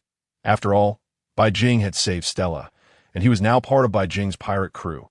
Taizolo nodded and promptly commanded the expenditure of significant funds to hire the finest shipbuilders to craft a magnificent pirate ship. This vessel would rival the grandeur of Whitebeard's ship. The brief meeting concluded, and everyone awaited the ship's completion, ready to set sail together. Bai Jing's next target was clear: to locate the two students of Zephyr. Once he found them and accessed the fruit ability that could rejuvenate, he would resurrect Whitebeard and confront him, aiming to surpass him and recruit him onto his ship. That would grant Whitebeard an unparalleled fruit ability, allowing him to reclaim his former glory as the king of the seas, the legendary man. Just the thought sent waves of excitement through Bai Jing. However, before that, he needed to refine his physical skills, which were currently lacking. Even with powerful fruit abilities as a foundation, if his speed was inadequate, it would be like constructing a towering edifice on an unstable foundation. He had prepared to enhance his physical training, with Ace and little oars as his guides, confident that he would make rapid progress in the coming days. After all, Ace's physical prowess was significantly stronger, and as a member of the giant race, little oars was even more formidable. Over the past few days, Bai Jing had also devoted time to studying the new fruit abilities he had acquired in the expansive expanse of Golden City.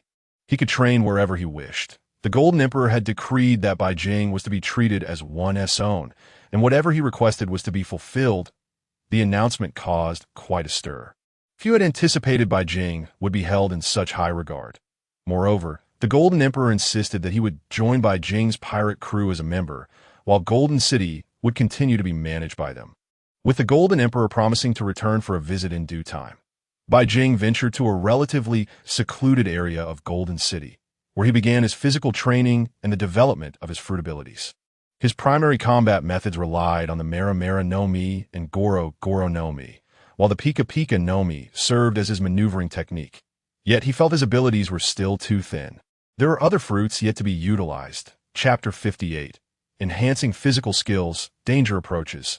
The Doka Doku no Mi could be maximized to slow an enemy's speed during battle.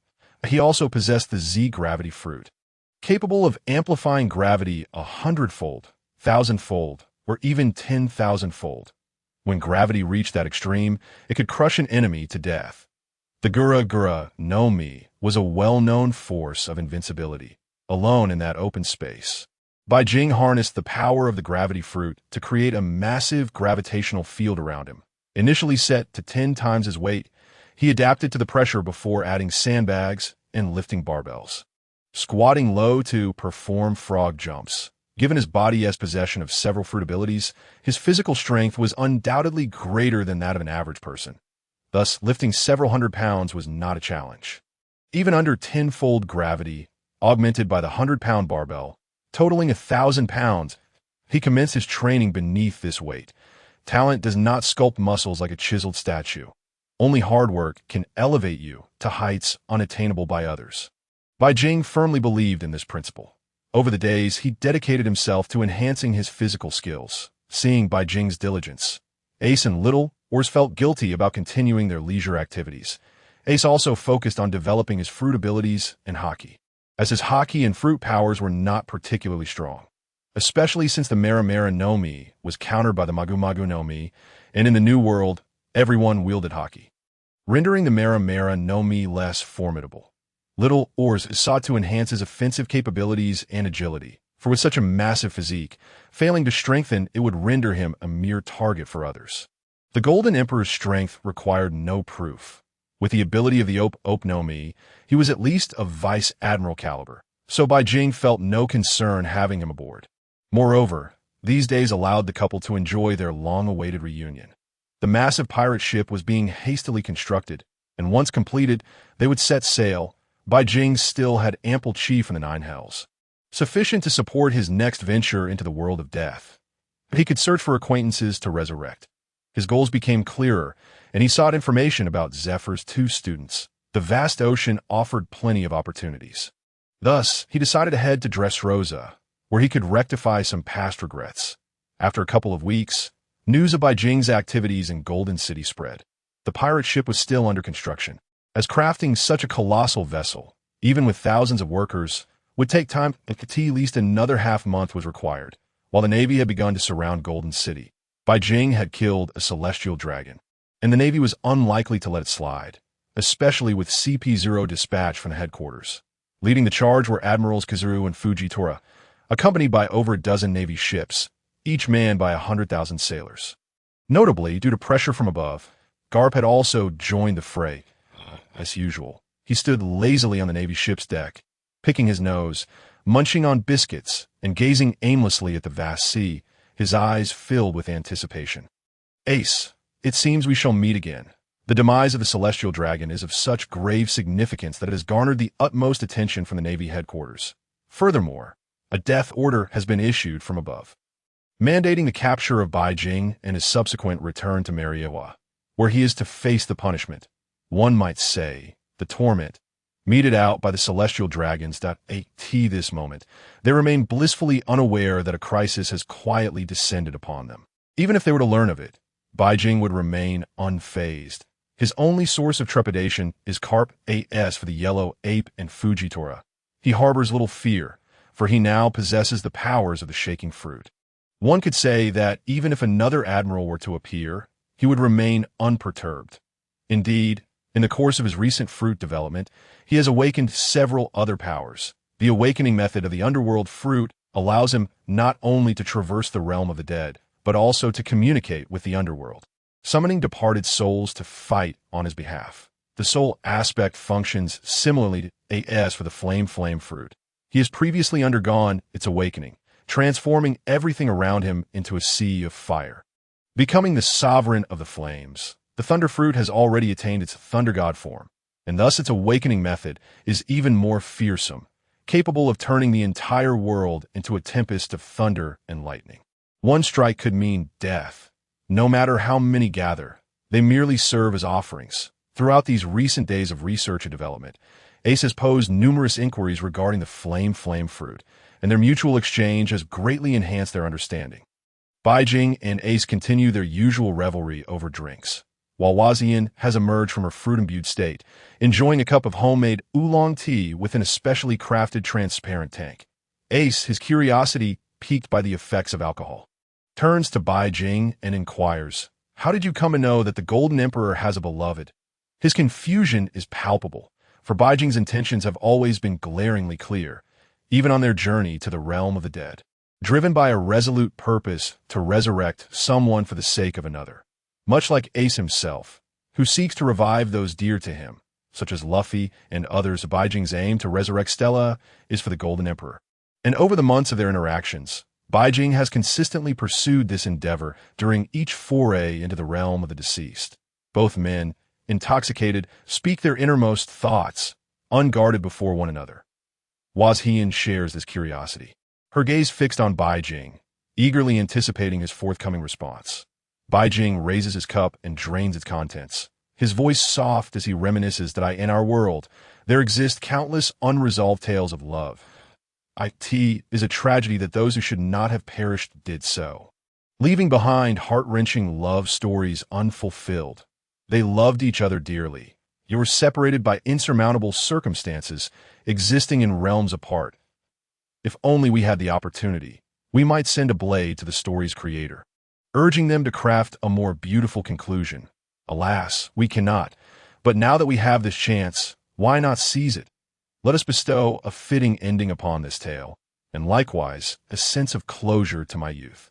Bai Jing muses softly, pouring himself another cup of fine wine and consuming it in one go. Wazian gazes at him, entranced by his words. Chapter 59.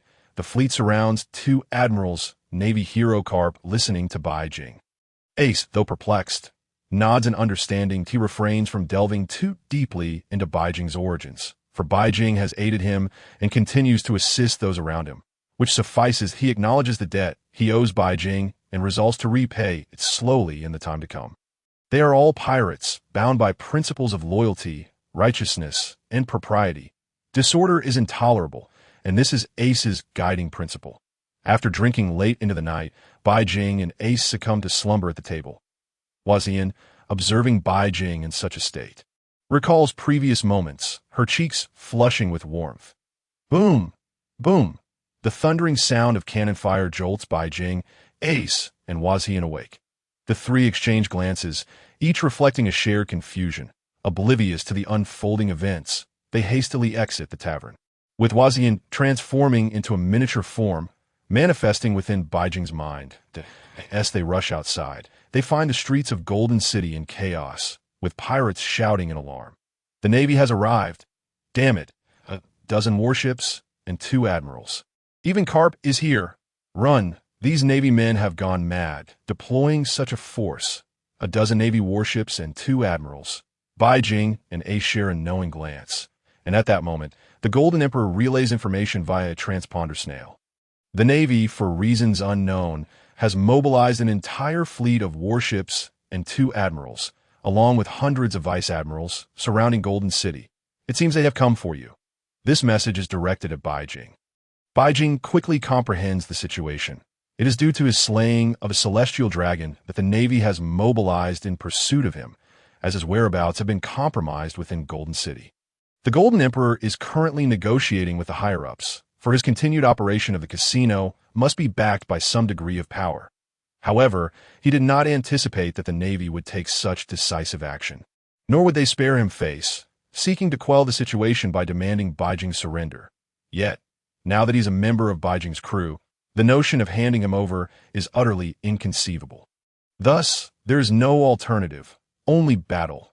Bai Jing hastily communicates through the transponder snail, "Do not engage the Navy just yet.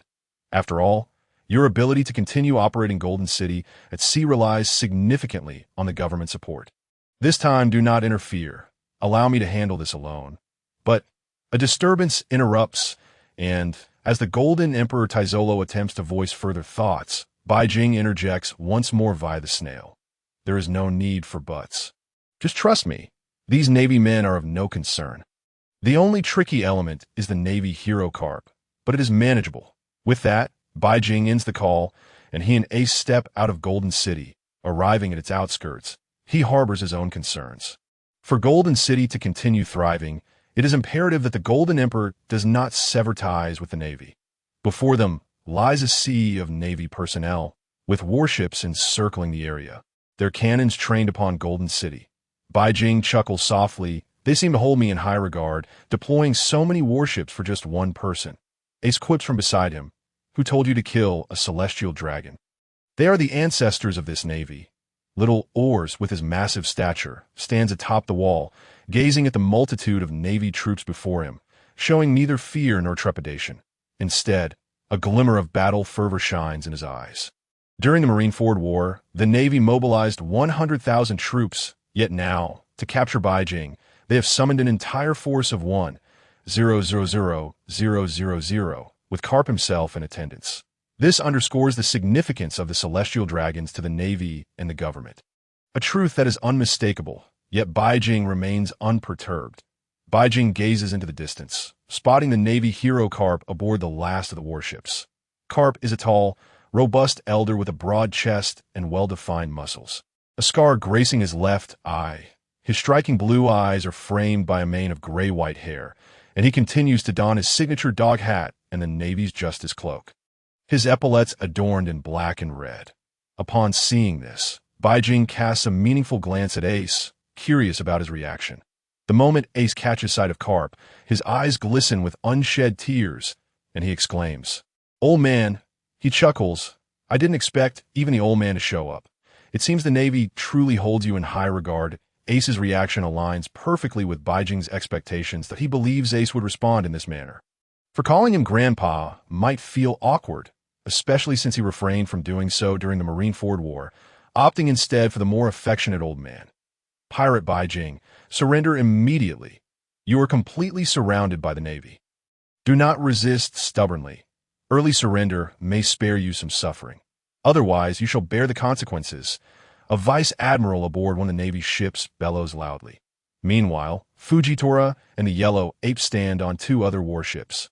Watching the scene with keen interest, their gazes fixed upon Bai Jing, especially the yellow ape, who after his previous defeat at Bai Jing's hands, is now eager for a rematch. Fujitora, having narrowly escaped Bai Jing last time, is keen to discern the true nature of this formidable foe. Garp's gaze is fixed on Ace, recognizing him instantly by his freckles and appearance. There is no mistaking it. This is indeed Ace.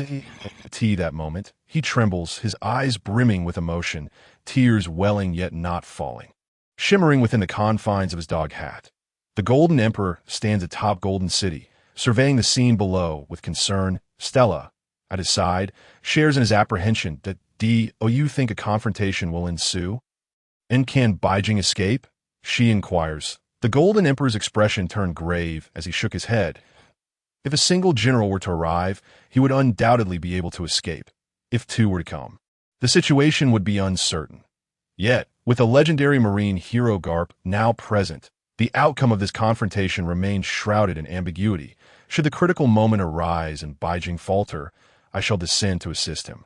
In that case, you must remain here and refrain from venturing outside. The Golden Emperor, Taizoro, gazed tenderly at Stella, clasping her hand tightly. Stella nodded, a profound sense of helplessness swelling within her. She felt utterly powerless, devoid of any capabilities. Whether it be the Golden Emperor, Bai Jing, or Ace, they constituted the primary combat strength aboard this pirate vessel. Even Wazian played a supportive role. Chapter 60. The Tremor Fruit. A single punch to shatter a warship. Bai Jing cast his gaze towards the distant marine hero Garp, contemplating the fact that he was not yet prepared to confront him. Garp, despite his advancing age, had not diminished in strength. This old man was capable of capturing Roger and apprehending the Golden Lion. Bai Jing did not believe he could match Garp at this moment, so he consciously diverted his attention to Ace, a sly grin forming on his lips. Ace, you know Garp is your grandfather. I cannot strike him. So this duty must fall to you. As for the other two blind fools and that lecherous old man, I shall handle them. These two admirals are surely formidable, while Garp, being only a vice-admiral, cannot be too strong. Do not think I am neglecting you. I will leave Garp to you. With that, Bai Jing took the initiative and soared into the air, transforming into a streak of golden light. Ace's expression darkened upon hearing Bai Jing's words. Was he serious? How could he suggest that Garp was comparatively weak? Garp's monstrous power and his iron fist of love were not to be underestimated. Even if one were to cloak themselves in haki, or wield a logia or paramecia fruit, it would be of no avail. With a single punch, one would find themselves sporting a few unsightly lumps on their head. As the Marines noticed Bai Jing charging towards them, they braced themselves. The commanders aboard each warship shouted, "Fire!" These cannonballs have been specially crafted to capture Bai Jing, forged from sea prism stone, designed specifically to deal with him. Yet Bai Jing, who was unperturbed by seawater and merely possessed a fruit ability, found these sea prism stone cannonballs utterly ineffective against him. Bai Jing chuckled, his body becoming ethereal, transforming into boundless lightning as the cannonballs passed harmlessly through him, hurtling towards Ace and the others. Ace was taken aback, as was little Oars, their eyes nearly bulging from their sockets. They had anticipated the cannonballs would strike Bai Jing, but now they were headed for them instead. Just as the two prepared to retaliate, the Golden Emperor intervened from above, manipulating the golden water to form a colossal golden barrier that deflected all the sea prism stone cannonballs. Had those projectiles struck his golden city, it would have suffered severely. Seeing that their sea prism stone projectiles had no effect on Bai Jing, the Marines gritted their teeth and called out, "Fire again!" Bai Jing laughed heartily, ascending to the skies above a marine warship, and shouted, "Tremor!" A white, glass-like dome coalesced in his hands, crashing down into the void. The surrounding space echoed with the sound of shattering glass, and under Bai Jing's punch, the space fragmented like shattered glass, gradually splintering. The rupture in space swiftly extended to a nearby marine warship, cleaving it in half, reducing the entire vessel to countless shards. One massive warship sank just like that, with Marines plummeting into the water. Some, under the terrifying might of the Tremor Fruit, were forcefully obliterated. This was the power of the Tremor Fruit. Witnessing Bai Jing's overwhelming strength, even Garp's eyes reflected a hint of gravity. Kizaru, intrigued, remarked, "Remarkable indeed." With that, he transformed into a flash of light, soaring upwards to deliver a powerful kick to Bai Jing's head. Bai Jing remained vigilant against this cunning adversary, wary of a potential ambush, for the speed of the light fruit ranked among the fastest of all abilities. Bai Jing met Kizaru's advance with a fierce punch, enveloped in hockey, ice, light, lightning, and flames, 4 elements converging in one strike. His martial prowess had been enhanced exponentially in this encounter, and as a result, Kizaru was sent flying, landing on another marine warship at that moment. Fujitora, in concert with Kizaru, summoned meteors from the heavens, hurling them towards Bai Jing. The remnants of the shattered warships below surged upwards, targeting Bai Jing, with meteors above and fragments of marine vessels below. They aimed to encircle him. Bai Jing smiled, stating, "I too possess the power of the gravity fruit. This shall not suffice against me." With a casual wave of his hand, he sent the debris of the shattered warships plummeting back down. Simultaneously, the descending meteors, under the influence of Bai Jing's gravity ability, were redirected upwards, unable to affect him in the slightest. Utilizing the momentum of his descent, Bai Jing leaped onto a marine warship, facing the encirclement of 100,000 marines with unflinching composure. Kizaru, on another warship, transformed into a golden flash and charged towards Bai Jing, wielding a golden sword that he thrust without restraint. Fujitora also sprang into action, leaping from his warship with a long sword aimed at Bai Jing. The 2 admirals engaged Bai Jing in battle, while the surrounding marines, unwilling to be outdone, unleashed a barrage of gunfire, their weapons crafted from sea prism stone. Boom! Boom! Cannonballs hurtled towards Bai Jing, as others drew their marine sabers. "Pirate Bai Jing, you are surrounded. Surrender immediately, for that is the path of righteousness. Otherwise, you shall be forcibly subdued," commanded the Vice Admiral above. Meanwhile, on the 3 CP-9 marine vessels, Lucci, Kaku, and Bruno observed Bai Jing from above. Their role was to protect the celestial dragons. Yet, with their safety compromised, they sprang into action. "Oh, I am surrounded. Are you certain?" Bai Jing's conqueror's haki radiated outward, ready to dispatch these insignificant foes. The terrifying aura of his haki resonated, creating golden ripples that spread across the entire marine fleet. Many marines, unable to withstand such pressure, collapsed, leaving only 20,000 standing from the original 100,000. Kizer's light sword and Fujitora's long sword struck towards Bai Jing from either side, their speeds astonishing. The Bai Jing's gaze sharpened as he recognized the angles of their attacks. He transformed into a flash, soaring into the sky. Yet neither was willing to relent. Leaping after him, one wielded the light fruit, the other the gravity fruit, both capable of flight, and in the blink of an eye, they once again confronted Bai Jing. Chapter 61. The most reckless pirate in history. Bountied by the Marines seeing Bai Jing had engaged in battle, Little Oars and Ace realized they could no longer afford to dawdle. Little Oars leapt from the Golden City, his massive frame plunging into the sea as he swam towards a marine warship, their adversaries being CP-9. Ace's primary mission was to hold back the marine hero Garp, who instilled a sense of apprehension in Bai Jing. Garp had yet to make a move, his justice cloak billowing in the sea breeze, its sound echoing in the air. Deep in thought, Ace pondered his next action, then leaped onto a marine warship, gripping his cowboy hat tightly, a smile gracing his lips. "Fire Fist, Ace has arrived." He bellowed, unleashing his fire fist. His right hand drew back, an inferno of flames coalescing into a colossal fist extending over several meters, sweeping towards the Marines aboard the warship. With that punch, thousands of Marines were reduced to ash. The Vice Admiral aboard the warship could no longer tolerate the devastation, gathering his haki to retaliate against Ace. Little Oars, with his immense size, shielded the front of the warship, using brute strength to lift it. Gritting his teeth, he roared, pushing the entire marine vessel away. Bai Jing intoned, 500 million volts. Thors formed at a T this moment. Bai Jing had transcended the outdated abilities that Hiruluk could muster, breaking through the threshold of 200 million volts to reach a terrifying 500 million volts. His muscles bulged ominously, and 2 azure rings shimmered and flickered with boundless lightning above his shoulders. When the 2 swords struck him, they could not penetrate, repelled by his lightning-infused muscles. Observing this, Fujitora and Kizaru both changed their expressions. While a smile danced on Bai Jing's face, a fearsome lightning dragon erupted from his form. Two serpentine bolts extending 100 feet long, crashing heavily into the two of them, unleashing a torrent of lightning.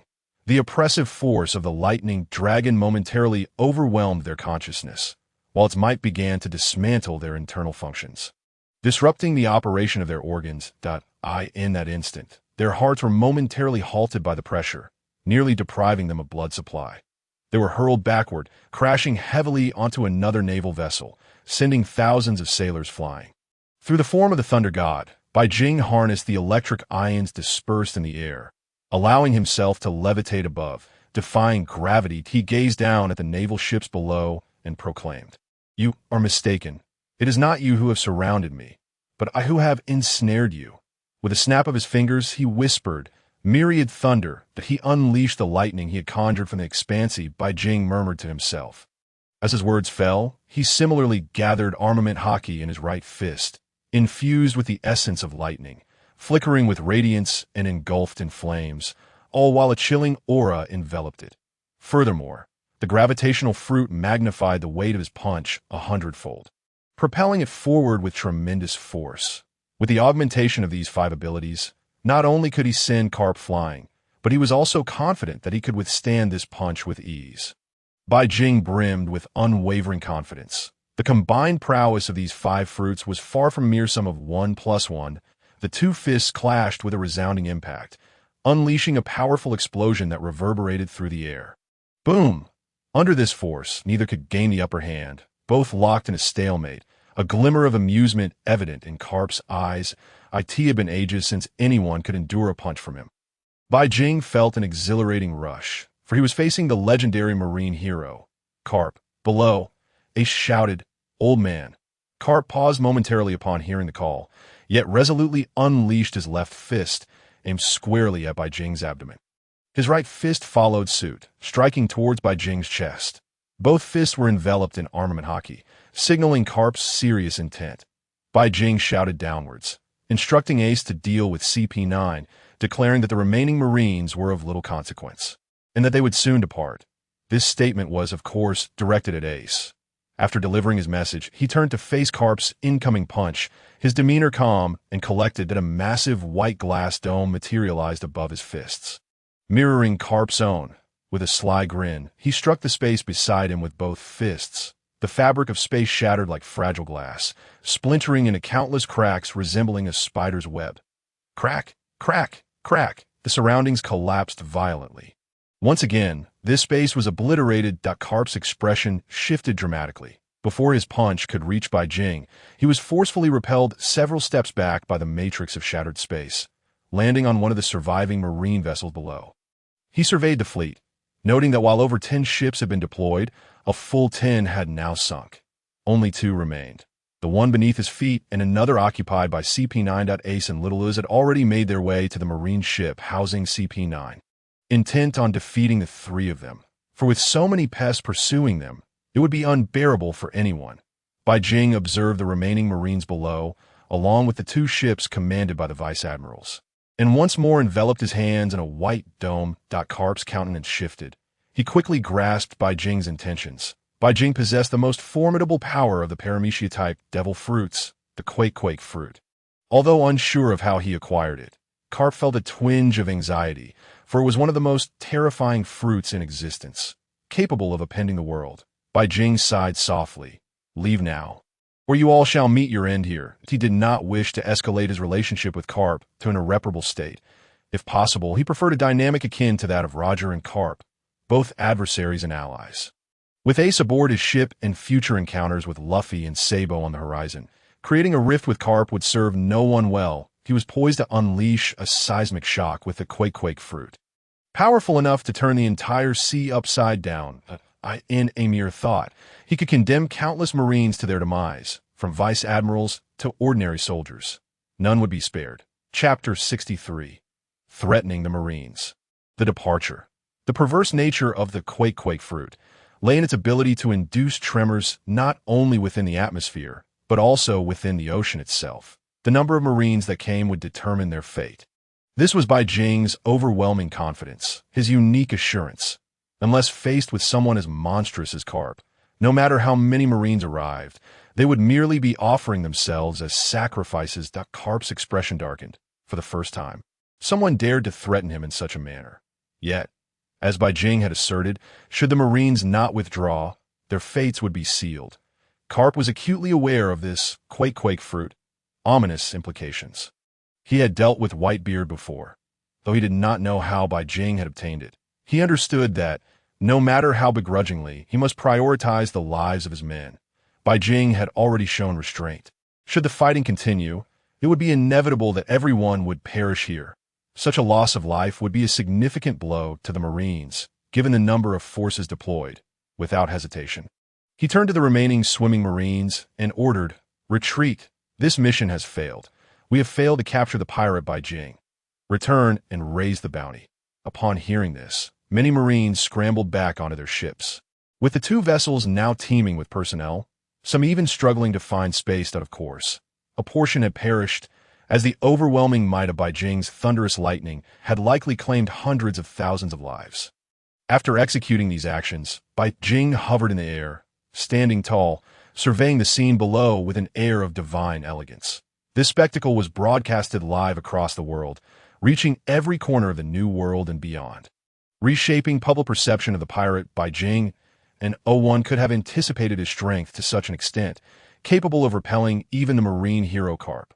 Moreover, it became evident to all that Bai Jing was a wielder of multiple devil fruit powers: the flame fruit, the thunder fruit, the flash fruit, and most critically, the quake fruit. On the seas, 2 users of the flame fruit, 2 of the flash fruit, and 2 wielders of the gravity fruit emerged.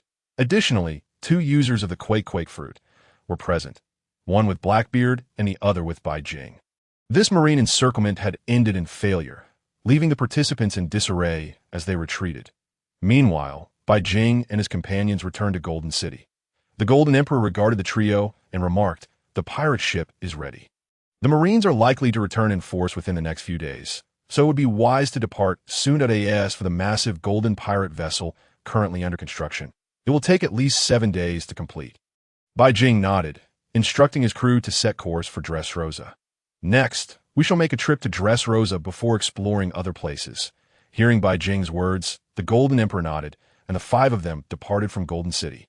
Naturally, they took a great deal of wealth with them, and the pirate ship was specially customized.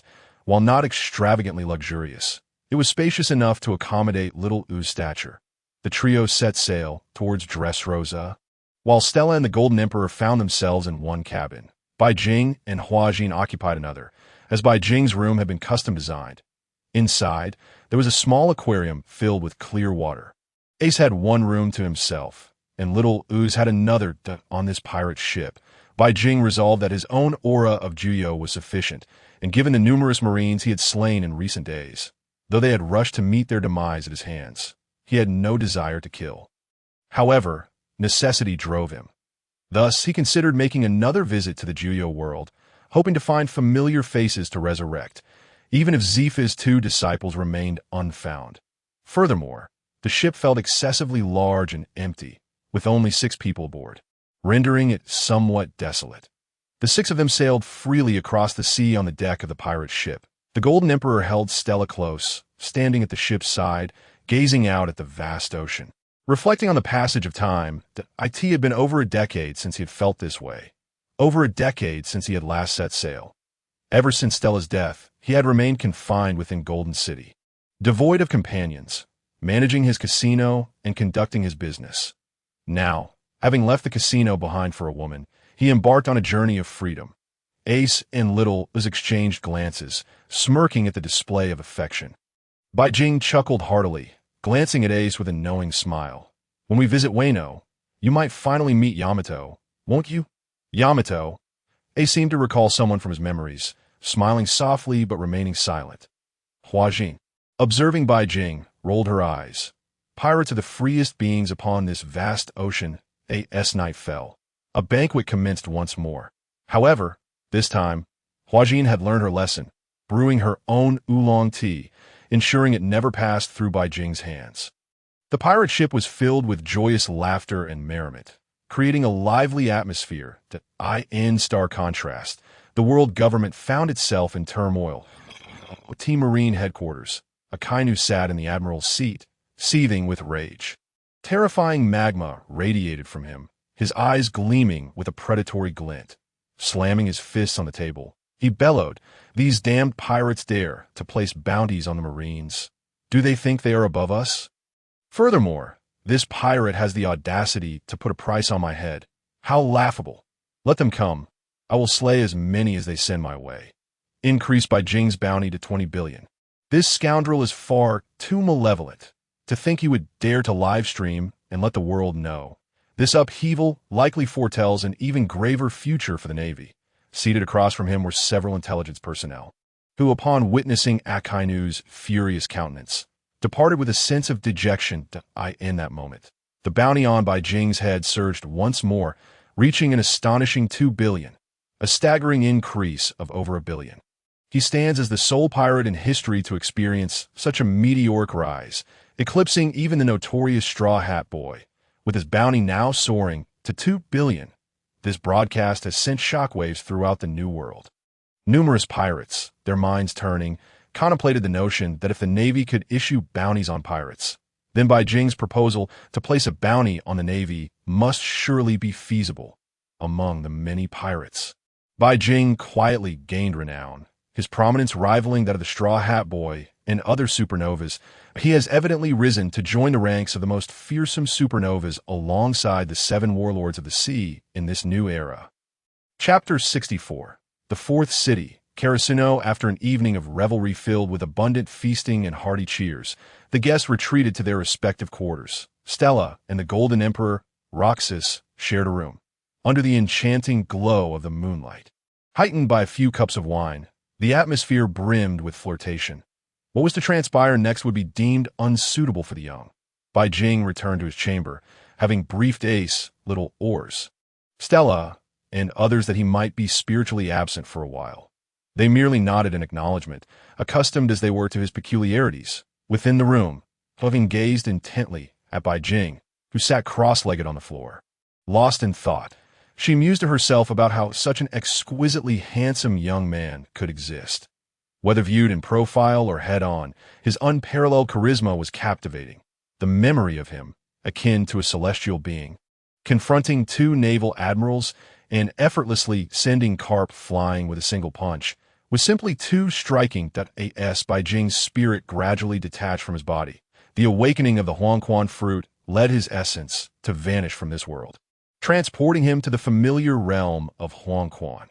His spirit drifted across the Naiha Bridge and traversed the boundless Huangquan until it reached the far side of the realm of death. In the numerous cities within, Bai Jing skillfully navigated past the city of no return and Huangquan City. In the city of no return, Whitebeard remained seated in meditation, his eyes closed, the title of the city's foremost figure resonating loudly. He awaited Bai Jing, having delayed for a decade. Bai Jing continued onward to the 3rd city, for he had already explored the first 2, making a journey to the 3rd city all the more enticing. This 3rd city was named the City of Death. Bai Jing immersed himself within, reassured by the abundant aura of Juyo surrounding him, confident that he would not be hindered by a lack of this energy. The sufficiency of the Juyo aura allowed him to linger in the City of Death for over half a month. He materialized above the city, surveying the streets below, observing the figures bustling about. Could such beings truly exist in the world of pirates? Bai Jing watched curiously as creatures with 4 legs and horns sprouted from their heads traversed the streets. Were these not beasts of legend? How could such entities inhabit this realm of death, which should be populated solely by other races? Bai Jing, intrigued, explored thoroughly for 3 days, yet he found no familiar faces. However, many of the minor characters who had perished among the pirates were present. Yet Bai Jing did not recognize them. Resurrecting them would serve no purpose, unless he were to find himself utterly bored. Moreover, reviving such insignificant figures would be futile, as they would merely be cannon fodder. Shaking his head, he muttered to himself that it seemed the 3rd city had yielded nothing of value, and he decided to investigate the 4th city instead. How the fortune fruit makes a difference. Upon arriving at the 4th city, Bai Jing spotted a man smoking at a street corner, dressed in a black feathered cloak and adorned with a red woven hat that hung down. He bore a distinctive black, downward thorn-like pattern beneath his right eye. The man's identity was unmistakable. Karasuno, the one who had shown all his tenderness to Law. Bai Jing descended from above, approaching Karasuno unexpectedly, nearly startling him out of his wits. The abruptness of Bai Jing's appearance was utterly uncanny, devoid of any forewarning. "Who are you?" Karasuno inquired warily, scrutinizing Bai Jing. The sudden emergence of this individual had nearly frightened him to death. After all, one could perish from sheer fright. Bai Jing offered a slight smile. "Mr. Karasuno, I've been searching for you for quite some time." This was, of course, a mere fabrication, as he had not anticipated encountering Karasuno here. What a delightful surprise it was. Meeting Karasuno rendered this journey worthwhile. "How do you know my code name?" Karasuno inquired, taken aback, his gaze fixed on Bai Jing with bewilderment. Bai Jing smiled faintly, refraining from providing further explanation he could hardly admit. "I'm a traveler from another world.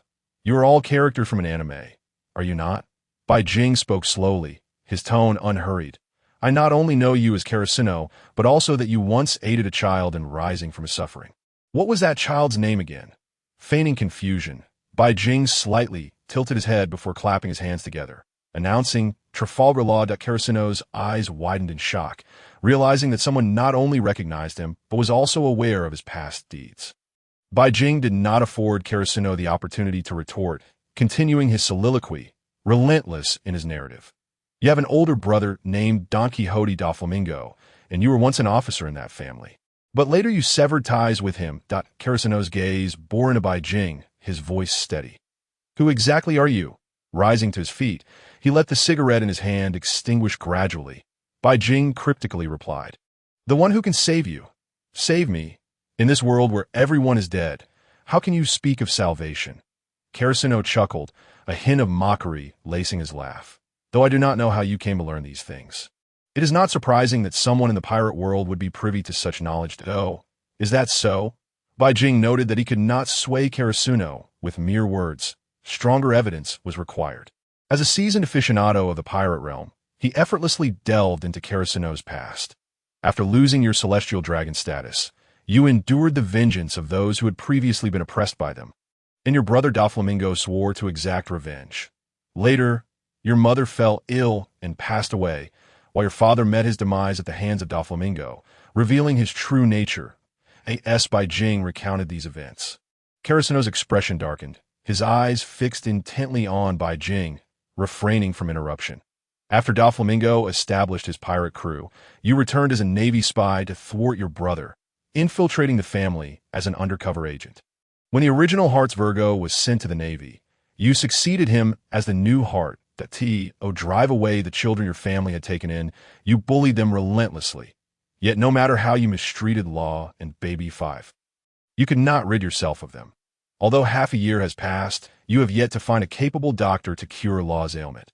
Subsequently, upon learning from Doflamingo that the Navy was amassing substantial funds to procure the surgery fruit from the crew of D. Barrels, as well as plans for a surprise attack on the Don Quixote pirates, you braved the journey to Minion Island with Law. You utilize your abilities to silently set fire to the building where D. Barrel's crew was located, stealing the surgery fruit. However, due to a moment of carelessness, you fell and were captured by the pirates. Although you defeated them and successfully retrieved the surgery fruit, you sustained severe injuries. Upon returning with the surgery fruit, you allowed Law to consume it." Bai Jing paused, observing Karasuno's face, which reflected the astonishment he had anticipated. Continuing, Bai Jing stated, after providing Law with the information, when Law was to relay it to the Navy, he mistakenly delivered it to Virgo, who was undercover in the Navy. When Virgo arrived and discovered that you could speak, he was astonished and, upon unsealing the information, realized your true identity as a spy. You battled him but were ultimately outmatched, escaping alongside Law. You concealed Law within a box, and when your family arrived, you deceived Law into believing he had escaped the cage, silencing his cries and shouts with your abilities. After revealing the truth about your brother Doflamingo, you were shot dead by him, all the while smiling to ensure Law remembered you with a smile. What a gentleman you are, am I correct? Chapter 65. Taking Karasuno Away. Another familiar face. The words spoken by Bai Jing were precisely aligned with the realities he had encountered, even enriched with further details, which stirred memories within him that moment. The gaze he cast upon Bai Jing transformed entirely. His expression grew grave, and he found himself half convinced by Bai Jing's words. Yet he was equally beset by questions, unable to fathom how Bai Jing possessed such intimate knowledge of his past. Especially given its intricacies, he was certain that among the ranks of his family's officials, there was no one like Bai Jing, and the tale of himself and Trafalgar Law was a secret known only to them.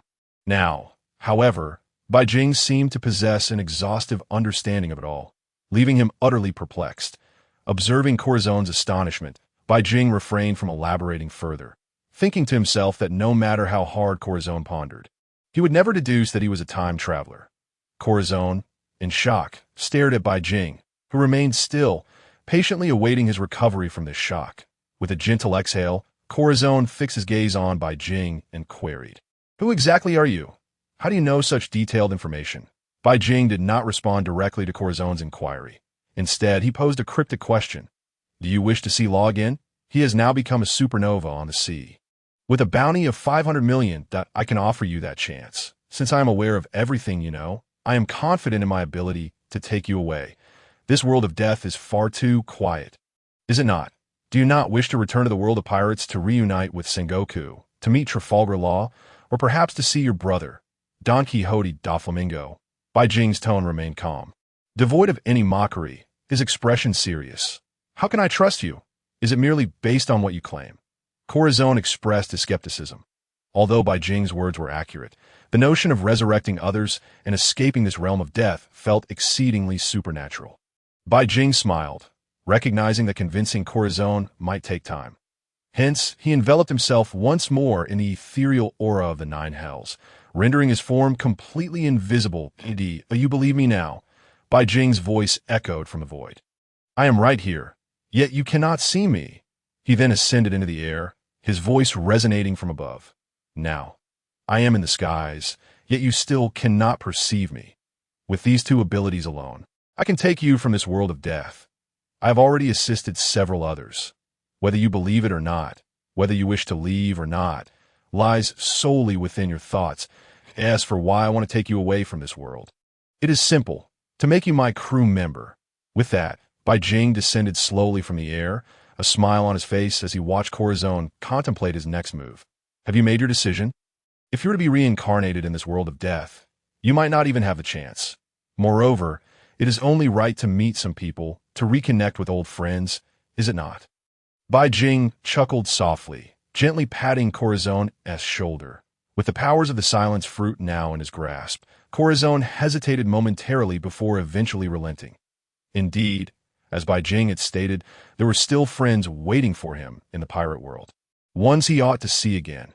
Having spent over a decade in solitude within this realm of death, the prospect of seeing the world again was far too enticing to ignore. "All right," Corazon nodded. "If you can truly bring me back to life, I would be eternally grateful to you. Becoming your crew member is not an issue. I can repay the favor gradually." Seeing Corazon nod, Bai Jing smiled. When next he encountered Trafalgar Law, another regret would be resolved. This gentleman would be successfully revived by his hand. Furthermore, once he met Trafalgar Law again, he would have the opportunity to experiment with the abilities of the surgery fruit, a prospect that thrilled him immensely.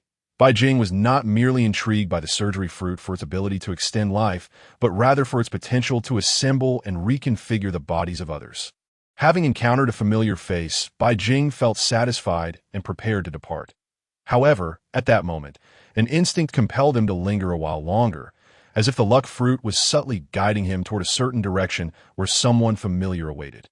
This revelation startled Bai Jing. Turning to Corazon, he said, "Let us head northwest from this fourth city. It seems I have an acquaintance there whom I wish to resurrect." Corazon nodded in agreement, saying nothing further. The identity of the person to be revived was of little importance to him as long as Bai Jing could lead him out of this realm of death. Bai Jing unleashed the aura of the Nine Hells, enveloping both Corazon and himself, and solemnly instructed, "Do not make a sound, nor exhibit any movement. Simply follow the path of this aura." Corazon nodded once more, and Bai Jing manipulated the Nine Hells' aura to elevate their bodies above the streets of the fourth city. The two ascended into the air, heading toward a secluded corner of the northwest. Bai Jing's eyes scanned the surroundings, searching for the direction guided by the luck fruit toward an old acquaintance. After flying for a solid 10 minutes, Bai Jing spotted a figure wielding a katana in a nearby alley, causing a commotion. Surrounding him were several members of the law enforcement team, who eyed the man with caution. Upon their arrival, suspended in the air, Bai Jing wasted no time as he unleashed the Nine Hells' aura, enveloping the swordsman and lifting him from the ground into the void. The swordsman was bewildered. One moment he was on solid ground, and the next he was airborne. As he looked down, the enforcement members exchanged confused glances, exclaiming, "What just happened? Where did he go? Was it some sort of sorcery?" It was not entirely impossible. Some individuals, having possessed great power in life, retained fragments of that strength after death. This swordsman likely belonged to that category. Damn it, he escaped. Raise the alarm throughout the city. We must find this man. Having weathered many storms, the swordsman remained composed despite the bizarre circumstance. Instead of panicking, he patiently awaited to discover his destination. Ultimately, this unexpected turn of events proved beneficial, as he had been wary of the enforcement team's soul sniper sticks, regardless of how powerful one was in life. Encountering that weapon meant certain death. Bai Jing skillfully maneuvered the Nine Hells' aura, bringing both men to a secluded, uninhabited corner before gently setting them down. The aura gradually dissipated, allowing Corazon, Bai Jing, and the swordsman to see one another. The swordsman donned a kimono adorned with dragon motifs, traditional wooden sandals on his feet, and bore a striking resemblance to Zoro, though he sported a top knot. This not Ryuma. Bai Jing mused. It seemed fortuitous that the luck fruit had guided him to Ryuma in the fourth city. Otherwise, he might have left with Corazon without a second thought. To his surprise, Ryuma had been wandering this realm for decades, a fact that intrigued Bai Jing immensely. Yet, it was precisely this peculiar situation that presented Bai Jing with the opportunity to revive Ryuma. Though Ryuma had only made a brief appearance in the anime, he was later elaborated upon in the narrative, revealing his legendary status. It was said that he had slain dragons and was a samurai from Wano country centuries ago. Regardless of his opponent, he could effortlessly vanquish them in a single flash, earning a reputation as an undefeated swordsman throughout his life. After his death, he was revered as the sword god in Wano, enshrined alongside the famed sword, Akushi. Now, Bai Jing had a new ambition, to witness Ryuma at his peak once more, engaging in a duel with Zoro to determine who was superior. Realizing that Bai Jing had saved him, Ryuma, with a look of confusion, expressed his gratitude. "Thank you for saving me, but I do not believe I am familiar with you." "And who might this be?" He cast a curious glance between Bai Jing and the peculiarly dressed Corazon. Bai Jing smiled gently, replying, "Whether you recognize me is inconsequential.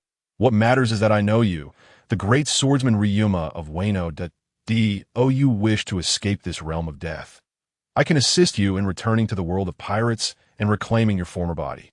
Upon hearing Bai Jing's words, Ryuma was taken aback, echoing Corazon's earlier disbelief. "You speak as if it is possible. Although you saved me, your claims are absurd. We are all trapped in this realm of death. How can you resurrect me? Is this not a fool's dream?" Kelisong secretly chuckled at the sight, realizing that he had just been in the same predicament. However, he soon found himself convinced. Bai Jing's peculiar method had indeed earned his respect. Bai Jing spoke, "You have witnessed my capabilities. I can elevate you into the air without a sound, rendering you invisible to all. That alone is sufficient. Now, I ask you one thing. Do you wish to be revived? Do you long to return to the world of pirates and contend for the title of the world's greatest swordsman to protect your homeland, Wano?" In Dragon Horse's eyes, contemplation flickered. Bai Jing's techniques were undeniably strange. And after a moment's thought, he shook his head. It was not that he did not yearn for resurrection, but after centuries of death, returning would only reveal a world transformed, rendering the journey meaningless. He was indeed a grand swordsman, yet the essence of a grand swordsman did not solely reside in the physical form. As long as the spirit of the grand swordsman endured, all would persist. This was his samurai code and the enlightenment he held as a grand swordsman. Indeed, it was happening again. These individuals had all lost their minds, each unwilling to be revived. Bai Jing could not help but scoff. Realizing that he would have to rely on his eloquence once more, Mr. Longma, he began, have you pondered this thoroughly?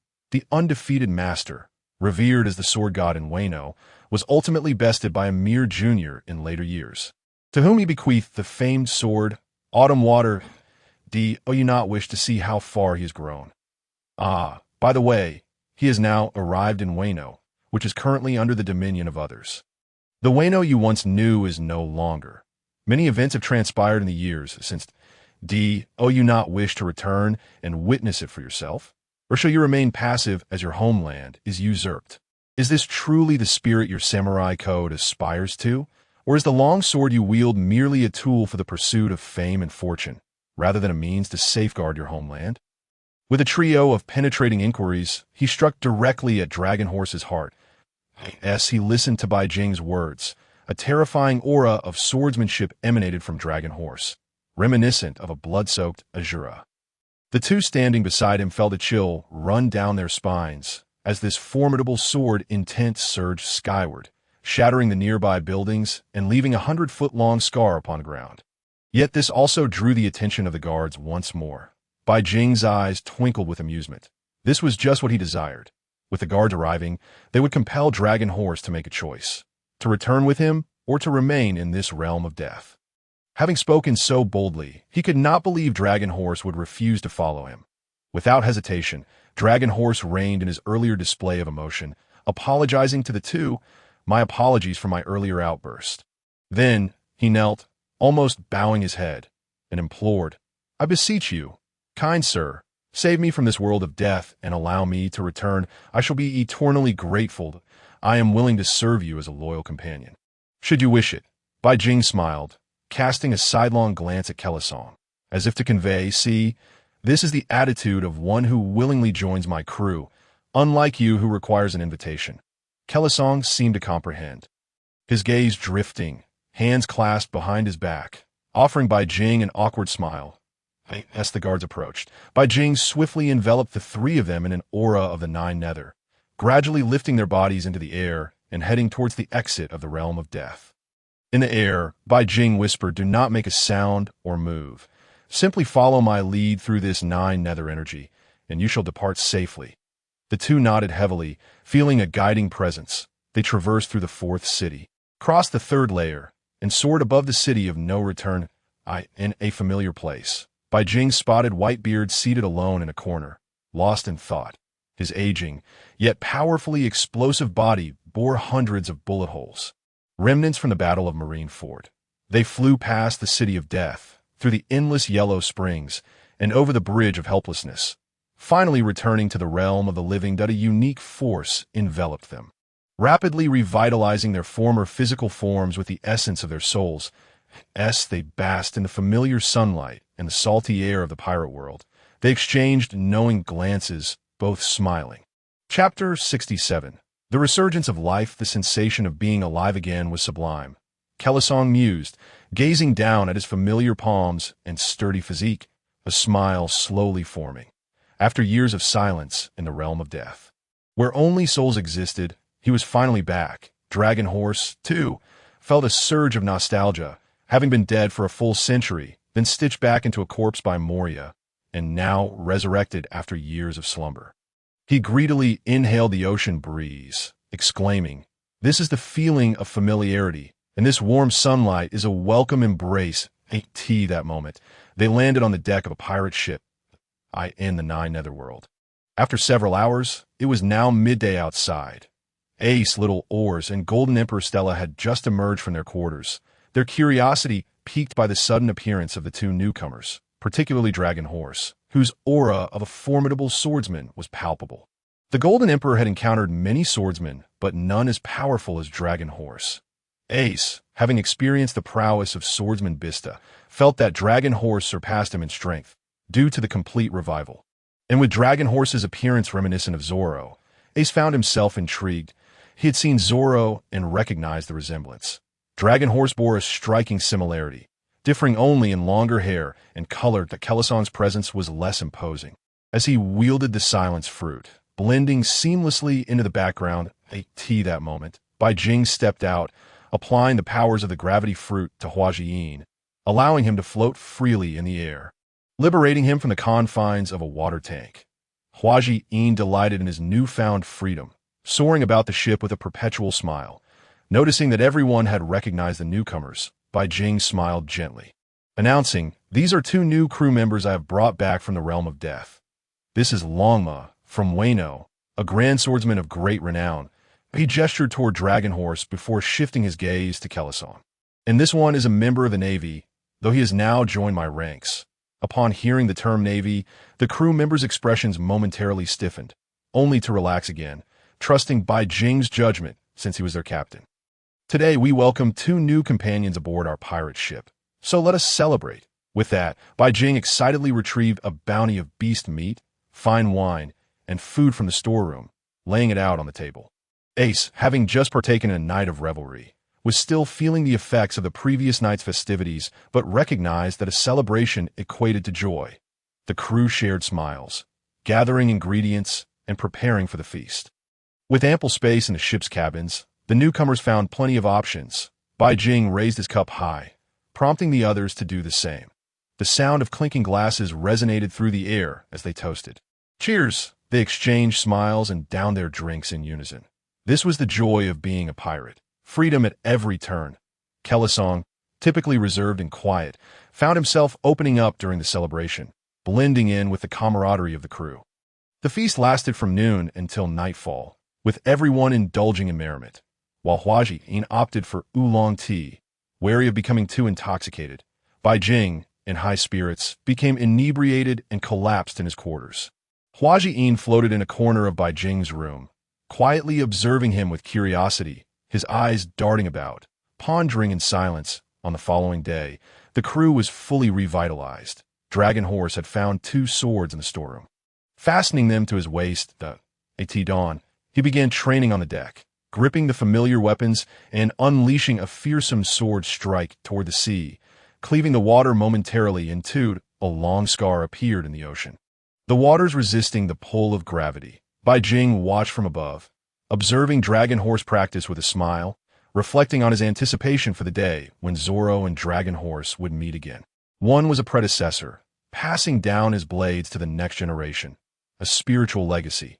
Now that Dragon Horse had returned to life, he wondered if this new exchange would spark further brilliance. Beneath the railing of the deck, Corazon leisurely smoked a cigarette, exhaling puffs of white mist as his gaze fixated on the distant expanse of the sea, lost in contemplation.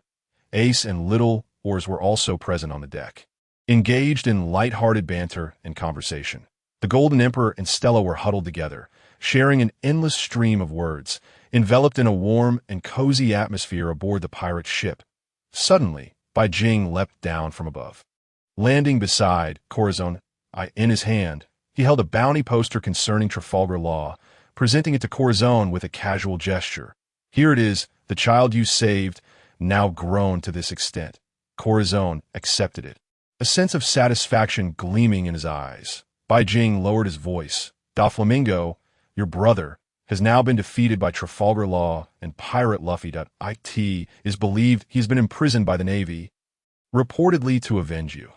Corazon froze for a moment, his expression growing increasingly complex, eyes filled with nostalgia. It was unclear whether he was reminiscing about Trafalgar Law or Doflamingo. The nature of their relationship was ambiguous.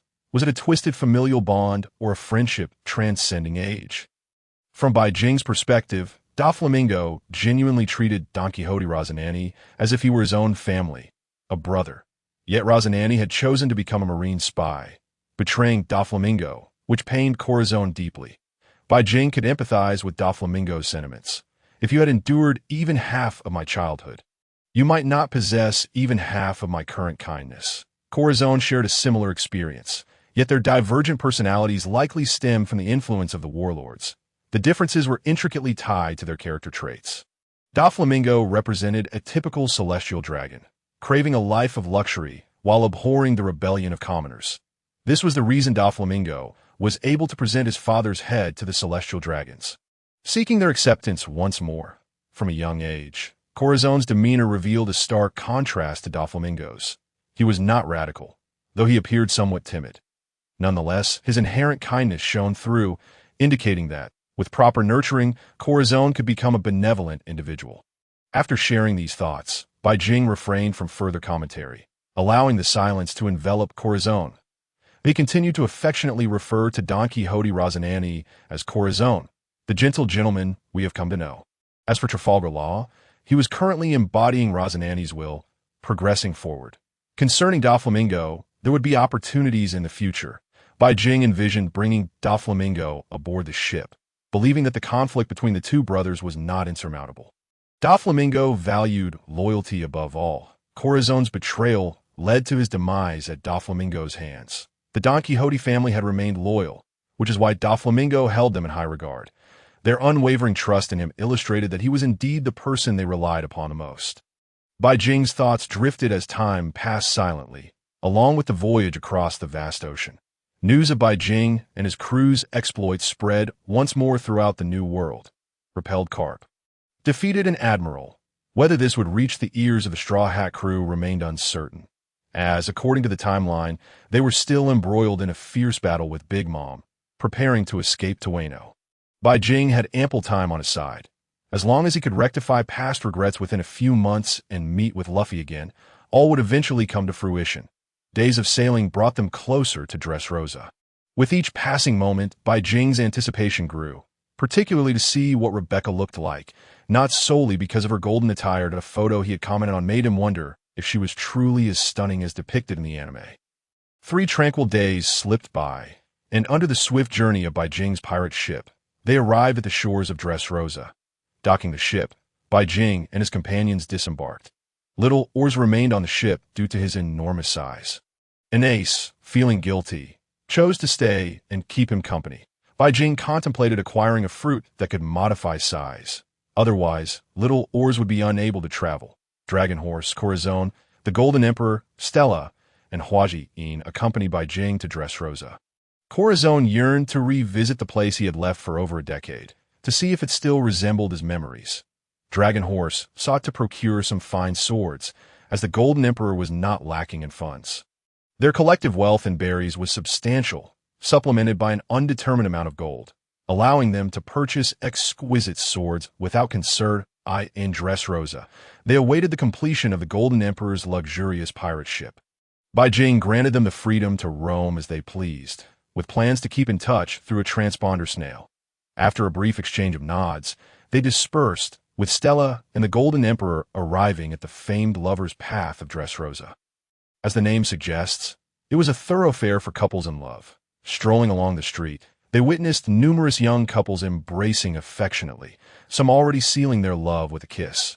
Sharing a glance, they recognized the unique tenderness they held for one another. Meanwhile, Corazon walked alone along the familiar street, a solitary figure, perhaps reflecting a sense of melancholy. Dragon Horse, perceiving his demeanor, empathized and gently patted Corazon's shoulder. With new companions, it's better to let bygones be bygones, he advised before cheerfully striding towards a sword shop. Bai Jing decided against being a third wheel. He intended to visit the bullfighting arena to admire the statue of Cyrus and immerse himself in the lively atmosphere. Ultimately, he planned to meet Cyrus and Rebecca. As for Senior, he had heard he was taken away by the Navy, and Bai Jing intended to gather information regarding his whereabouts for a potential rescue. He wished to bring this couple aboard his ship. The ethereal energy of the realm of death was still ample, and with the guidance of the luck fruit, locating anyone would be significantly easier. Today, the bullfighting arena was bustling with crowds. Bai Jing had registered early, and Huajin followed closely behind him, puzzled. You're clearly far superior to these individuals. Why still sign up? Bai Jing chuckled, merely to maintain appearances. After all, men live and die for 4 things: face, wealth, power, and women. Huajin nodded in confusion, casting a skeptical glance at Bai Jing. Transforming into a miniature form, she became a spark of light that merged into Bai Jing's being. The bullfighting arena today was not as lively as before, but was still filled to capacity. The Roman architectural style showcased an arena in the center, surrounded by spectators that a crowd of thousands cheered for the competitors below. many of whom were death row inmates or pirates who had voluntarily signed contracts of life and death. Bai Jing's aim, of course, was to establish a streak of victories that if Cyrus could achieve such a feat. So could it at the very least. He wanted to check off these famous pirate landmarks and set a record within the world of piracy. This was the reason Bai Jing had come to partake in a thrilling battle. His identification number was 666888, and he stood in the waiting area of the arena. Gazing at the statue of Cyrus, he could sense the immense strength Cyrus possessed in his youth, having triumphed in 3,000 battles, earning him the title of God of War. 666888. It's your turn to enter the arena. A voice boomed from above. Bai Jing paused, a slight smile gracing his lips as he murmured, "It's my time." Although the duration may not be ample, defeating 3,000 to 5,000 should pose no issue that if Cyrus could set a record beyond 3,000 victories, then achieving a count of 3,000 to 5,000 would certainly etch his name in history within the bullfighting arena. With a carefree smile, Bai Jing walked steadily toward the passageway, hands clasped behind his back. This location held sentimental value, as it was where Luffy and Sabo reunited. He had watched that episode numerous times. Chapter 69. I will defeat 3,000. This is our contestant number 666888, the pirate masked Garfcat. The voice of the commentator reverberated above, invigorating and exhilarating, resonating throughout the bullfighting arena. Bai Jing had donned a golden mask, concealing his identity. After all, he was now a celebrity worth 2 billion. If others were to discover that a pirate of such immense value was here merely to trample the weak, it would tarnish his reputation. Bai Jing still desired to maintain a semblance of dignity. Who is this new face, unseen before? It remains a mystery, perhaps a newcomer seeking fortune in the arena. Could he be one of the latest criminals from the kingdom? Why have I never encountered him before? And this name, Masked Garfy, what an absurd moniker. Bai Jing paid no heed to the jeers above, akin to an elephant disregarding the taunts of an ant. Their levels were simply incomparable that in this moment, Bai Jing stood in the stratosphere. His perspective expanded. Before his opponent had even appeared, Bai Jing tilted his head upwards, addressing the commentator. I shall take on 3,000 foes. Otherwise, it will not suffice. This proclamation left the commentator momentarily speechless, and the spectators were taken aback, collectively bewildered. What? You wish to fight 3,000? Why not declare you want to ascend to the heavens? The audacity! Has this child lost his mind? Taking on 3,000 is madness. Even defeating 3 would be a challenge. The commentator chuckled, dismissing it as a jest, and proceeded to introduce Bai Jing's opponent. This is Sabro No, one of the 10 most notorious criminals of the Dressrosa Kingdom. The man wielded 2 long blades, his eyes flickering with a hint of bloodlust. He licked his cracked lips, fixating his gaze on Bai Jing. Taunting, you little one, think you can take on 3,000? Dream on. Today you shall perish beneath my blade and become my 32nd victim. With that, Sabro No launched himself forward, blades raised, moving with astonishing speed, closing the distance to Bai Jing in the blink of an eye.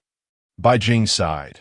You are woefully weak. He then summoned a spear of lightning in his right fist, hurling it forward with tremendous force. The spear crackled with blue arcs of electricity, illuminating the air with a series of explosive sounds as it pierced through Sabro No's body. Sabro No's eyes widened in disbelief. His blades halted mid-swing, suspended 3 meters from Bai Jing. Never to descend, he lowered his gaze stiffly to see the lightning spear protruding from his abdomen. Then his eyelids fluttered. Eyes roll on the opposite side of Bai Jing. There stood 3,000 tattooed men, each a formidable figure, diverse in appearance. Some gazed at Bai Jing with curiosity, while others harbored a more sinister intent. In their eyes, anyone who dared to ascend to prominence atop their ranks faced but one fate: death. They were also seasoned and cunning, having heard the sounds of the previous battle, where Bai Jing had struck first, seizing the initiative and leaving no opportunity for a counterattack, resulting in the swift demise of 300 men. They believed that by eschewing idle chatter and charging directly at Bai Jing, they could overwhelm him with sheer numbers. The collective grin spread across the 3,000, and as they emerged, they brandished their weapons, some even wielding the powers of devil fruits, albeit of rather unimpressive variety. Bai Jing merely revealed an innocuous smile, softly murmuring, I never expected these fools to have learned to strike first. Yet, the chasm in strength was insurmountable. Behind Bai Jing, dark storm clouds began to gather, casting a shadow over the arena, enveloping it entirely. With a subtle snap of his fingers, he whispered, 200 million volts, thunderfall. Columns of lightning, thick as barrels, descended from above, infused with a ferocious electrical might. This was but a miniature manifestation of the thousand thunder. The terrifying bolts struck the crowd and the arena, cleaving a massive hole in the ground. The throng was ensnared in a tempest of high-voltage electricity, their bodies collapsing as they were rendered unconscious upon contact. The overwhelming force obliterated their bodily functions, disrupting their vital organs and causing their blood to stagnate. Bai Jing, these 3,000 were merely 3,000 ordinary souls, insignificant in the grand scheme. Though some of them bore the aura of Haki, it was still woefully inadequate. Without any surprise, another swift strike ensued. Lying sprawled across the arena were 3,000 lifeless bodies, the remnants of flickering lightning still dancing in the air. The dark clouds above served as a testament to the reality of Bai Jing's lethal prowess, affirming that this was no mere illusion. The two men, who had just wagered against Bai Jing, found themselves aghast, their bravado evaporating as they scrambled to escape. In that moment, the gazes of all present shifted towards Bai Jing, their expressions transforming as they chanted in unison, Masked Garfield, Masked Garfield, Masked Garfield. Bai Jing remained calm, unperturbed by the commotion, and once more directed his gaze towards the commentator, declaring, "Bring forth another 5,000. As his powerful words resonated, the audience echoed, "Another 5,000. Another 5,000. Another 5,000. The commentator, stirred by Bai Jing's audacity, shouted in excitement, "Masked Garfield secures yet another victory. What will be the outcome of this battle with 5,000 opponents? Let us await the spectacle." Of course, this was a pre-approved spectacle orchestrated by those behind the scenes, granting him the right to such audacity. With the commentator's words still hanging in the air, 5,000 more emerged from the entrance, a dark mass of figures, each armed and rushing forward to confront Bai Jing. They were determined to deny him any chance of survival, for he was deemed too terrifying, a wielder of devil fruit powers. Above the arena, two men observed the unfolding battle, having orchestrated this grand conflict. The man on the left, though aged and sparse of hair, bore a muscular frame and eyes that sparkled with a golden light. This was King Riku. Beside him stood a tall woman clad in a violet polka-dotted dress, her hair cascading like a violet waterfall. Accompanying her was a blonde woman, dressed in a flowing purple gown, resembling a pristine rose, none other than Rebecca.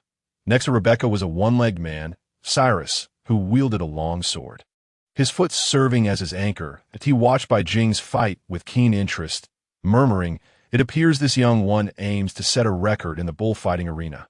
Bai Jing himself had not anticipated such attention.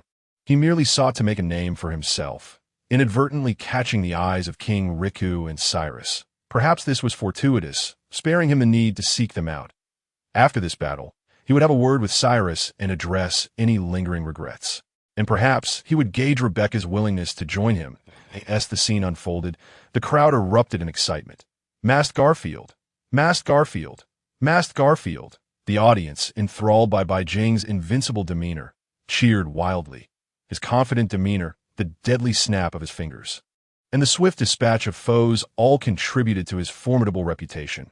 Truly, a strong individual commands respect wherever they go. "Bravo! Truly remarkable!"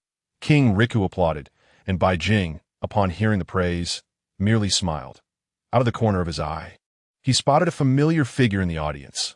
Longma, equipped with two long blades at his waist, had also arrived to witness the spectacle. Longma acknowledged him with a nod, and Bai Jing reciprocated. "How about a duel?" "Little one, no lives at stake, only victory." Cyrus, feeling a surge of excitement, leaped from the platform and landed heavily in the arena, stirring up a cloud of dust. Boom! As the smoke dissipated, Cyrus stood atop with one leg, his right hand gripping a long sword that burned with fierce battle intent, gazing down at Bai Jing. Bai Jing was momentarily taken aback, not anticipating that he would encounter the very embodiment of myth he sought to create, Cyrus himself. Initially, Bai Jing intended for Longma to engage Cyrus in combat, as both were swordsmen. Yet, upon further reflection, Bai Jing perceived Cyrus more as a warrior. Achieved an astounding 3,000 victories in the bullfighting arena. The title of warrior seemed far more fitting. Once he triumphed over Cyrus, resurrecting Cyrus's deceased wife should prove to be a trivial task. Resolving this matter first, he would then seek information about Señor, aiming to revive his beloved and perhaps even their child. Since both his wife and child were mere mortals, it stood to reason they would not be reincarnated in the realm of the dead. This realization afforded Bai Jing ample opportunity. Observing the intense battle spirit emanating from Cyrus, Bai Jing nodded. Unfastening the trident from his back and grasping it firmly in hand, he smiled at Cyrus and declared, "Let us battle." With a powerful push from his single foot, Cyrus propelled himself forward, his speed far surpassing that of many who used both feet, transforming into a streak of light as he charged toward Bai Jing. With both hands firmly gripping his long sword, he lifted it high above his head. This strike was as unstoppable as a raging tide, and a glimmer flickered in the corner of Bai Jing's eye. This was the observation haki, granting him foresight into the future and allowing him to discern the precise trajectory of Cyrus's impending attack. In a flash, Bai Jing transformed into a golden streak, retreating swiftly. Cyrus's strike met only air. Yet his expression remained unfazed as he continued to balance on one foot, thrusting his sword downward with tremendous force, utilizing the recoil to launch himself into the air, his speed nearly doubling. However, before Bai Jing, who possessed observation haki, this was hardly sufficient. He darted across the arena like a phantom, employing the abilities of the flash fruit to evade Cyrus's relentless assaults with remarkable agility. The masked Garfield was truly formidable, managing to evade the attacks of the arena's legendary warrior. With each strike, the speed of his movements was astonishing. The masked Garfield was no ordinary foe. He was the harbinger of doom who could slay 5,000 with a single blow, destined to become yet another myth within the bullfighting arena. The duel of these two legends was nothing short of exhilarating. Above, voices echoed, and the crowd below gazed with curiosity at the unfolding battle. In Rebecca's eyes, concern flickered as she glanced at Violet. "Do you think Father might be defeated?" she inquired, aware of the considerable disparity in their strengths. Violet's gaze was laden with meaning as she replied, "In this battle, Cyrus may indeed falter, for he has yet to unleash his true power and seems to be merely evading attacks. Perhaps he is searching for an opportunity to strike decisively." Chapter 72. The Fall of a Legend. Bai Jing's tale. Rebecca listened in silence, a rare moment of contemplation washing over her. While she could accept the possibility of Cyrus's defeat, it left her heart feeling a tinge of melancholy. For no one wishes to witness their kin succumb to failure. Bai Jing was not as others perceived him. He harbored his own strategies, contemplating the techniques and stances that would lead to his victory over Cyrus. For now, he allowed Cyrus to engage him, as being swiftly defeated would be an unflattering sight for the legendary warrior. Moreover, such an outcome would not bode well for the mythos surrounding the bullfighting arena. Societal norms dictated that one must uphold appearances. After Bai Jing had evaded 100 strikes, Cyrus sensed something amiss. And no matter how he increased his speed or strength, he could not touch Bai Jing, whose movements appeared to have been foreseen. Evading each of his attacks with ease, his expression hardened, and he too focused, utilizing observation haki to predict his opponent's next move. That he knew Bai Jing possessed this ability, yet as the undefeated champion of the arena, he felt unperturbed. With renewed determination, he charged once more at Bai Jing. Seemingly anticipating the direction in which Bai Jing would evade, he landed with precision. That moment, Bai Jing darted to the left, and Cyrus smirked, raising his long sword in a high arc before leaping into the air. This strike was reminiscent of the one that had defeated Diamante, one of Doflamingo's subordinates, as he shouted, "Thunderous Destruction Sword." With a downward swing, he aimed to deliver a devastating blow to his foe. Bai Jing gazed up at the crescent-shaped sword light cleaving through the sky, unperturbed and devoid of panic. His heart was calm. He had anticipated this move, knowing it was Cyrus's strongest attack. To offer his opponent the utmost respect, he sought to defeat him honorably. Bai Jing propelled himself upward, gaining speed as he wielded his golden trident. Enveloped in an aura of dominance, the trident's tip shimmered with the powers of lightning, ice, and fire, the icy force deriving from the Hades fruit that, of course, Bai Jing possessed other formidable techniques, though paramecia-type fruits cannot elementalize the body. As seen with the gold fruit, he was not bound by such limitations. His arrival in this world had already defied a multitude of conventions, rendering such rules inapplicable. He focused solely on manifesting his potential. Bai Jing was, in essence, a walking anomaly. Could a Logia fruit not awaken? He would demonstrate otherwise, achieving an invincible state that elementalized everything around him, synergizing with other fruit abilities. This was Bai Jing's ultimate technique. He shouted, "King Trident triple kill, a decisive strike." Gripping the trident's base with one hand, he swung upward, creating a half-arc that met Cyrus's attack head-on. The metallic clash resonated as the two forces collided, sending a tremor through their hands. Yet, the disparity between possessing fruit abilities and lacking them became evident. The lightning coursing through the tip of the golden trident surged into Cyrus, igniting a ferocious power. While the ice slowed his movements in that brief moment, Cyrus was sent staggering back 100 steps, while Bai Jing stood resolutely, the golden trident resting in his grasp, exuding an air of unspoken elegance. Cyrus, aware that his strongest attack had proven ineffective against Bai Jing, recognized his defeat. However, he did not succumb to despair. Instead, he smiled at Bai Jing, acknowledging, "In this battle, I have been vanquished.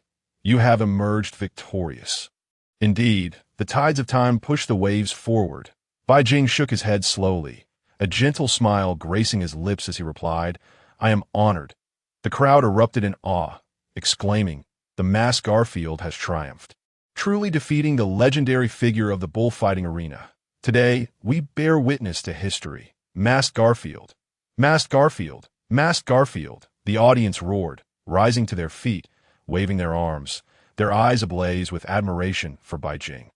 King Liku laughed heartily, showing no signs of disappointment over Cyrus's defeat. Rebecca and Violet exchanged glances, a resigned sigh escaping their lips. They had foreseen this outcome. As Cyrus prepared to turn away, Bai Jing softly called out, "Captain, would you like to hear a story?" Before Cyrus could respond, Bai Jing continued, "The commander, venturing alone into the pirate's lair, rescued the kidnapped princess, Scarlet. This fearless spirit captured the heart of a nation's princess, and they began to harbor mutual affections. Their love was genuine, and Scarlet, resolute in her feelings, recognized Cyrus as a worthy companion. Thus, they fell in love. Yet a troubled youth and a princess from contrasting worlds faced insurmountable obstacles. The upper echelons conspired to orchestrate a tragic incident involving the princess, an accident meant to conceal a lie that would ultimately unite them. As Cyrus, about to depart, heard Bai Jing's words, he froze, a shiver coursing through him. His grip on the sword trembled slightly. Bai Jing pressed on. The boy's hands were stained with blood, while the princess appeared flawless as jade in his eyes, a precious gem he dared not meet gaze with. 2 years later, after their first daughter was born, the boy had never held her in his arms, fearing he might tarnish her purity. In his eyes, his hands were those of a demon, while his daughter was an angel, sacred and untainted. Only after achieving 3,000 consecutive victories did he don gloves to finally embrace her. To this revelation, Cyrus trembled even more violently, his eyes wide with disbelief as he fixed his gaze on Bai Jing. Life was beautiful, yet fraught with hardship. The arrival of one individual had altered everything. King Liku was manipulated, chaos engulfed the city, and people descended into madness as they turned against one another. The boy understood he must rescue King Liku. Thus, he recklessly swung his sword at Doflamingo, only to be transformed into a toy by Sugar. That night, he lost so much that it was nearly everything. Scarlet was tragically shot dead by an enemy while trying to buy bread. In his fury, the young man killed everyone, cradling his wife's lifeless body. Weeping in despair, his toy hands devoid of any warmth. Before Rebecca, he was helpless, grief-stricken, and heartbroken to the point of uttering, "I failed to protect your mother." Surely, this was the epitome of despair. Bai Jing recounted this. His heart, too, felt a slight heaviness. Indeed, Love among pirates often culminated in tragedy. Upon hearing Bai Jing's words, Cyrus was overcome by the weight of his most painful memories. His eyes now completely vacant. It seemed as though he was reminiscing about a woman who appeared celestial to him, his eyes subtly glistening with unshed tears. The men of the pirate world are true men. There was one more thought Bai Jing left unspoken. If a person is forgotten by all, then they have truly died, haven't they? Has everyone really forgotten her existence? Moreover, before her death, Cyrus had already been turned into a toy. Holding her in his sorrow, but as a toy, he could not shed a single tear. The most tragic part was the heart. Death was the transformation into this state, which he could not recognize as Scarlet. Scarlet uttered a phrase, "Even though I do not know who you are." Chapter 73. Cyrus's hope. Re-entering the underworld, Cyrus's gaze towards Bai Jing had completely altered. When he regained his senses, he realized his eyes were wet with tears. Bai Jing approached slowly, softly stating, "You may have lost this battle, but as a father and a lover, you have never truly lost." Cyrus lifted his head, his eyes brimming with sorrow, his voice hoarse and low as he asked, "How do you know all this? I have never spoken to anyone about it." His heart was filled with confusion, now overshadowed by profound grief. He could not comprehend how Bai Jing was privy to such details, even recounting the most agonizing events of that night. Anger flickered in his eyes as he thought of how Doflamingo had destroyed his life and his beloved. Fortunately, he later assumed the guise of a soldier to protect Rebecca's childhood and her growth. Eventually, with the help of the Straw Hats Luffy, he was reunited with Rebecca, and they finally reconciled. Bai Jing shook his head. "How I know is not important. What matters is whether you can mend the broken mirror. I possess a way. Impossible, absolutely impossible. Scarlet should be dead that I witnessed her demise with my own eyes, cradled in my embrace. At that moment, she was still a toy, her hands already cold, devoid of any warmth that lingered after Scarlet's passing." That was his most despairing hour.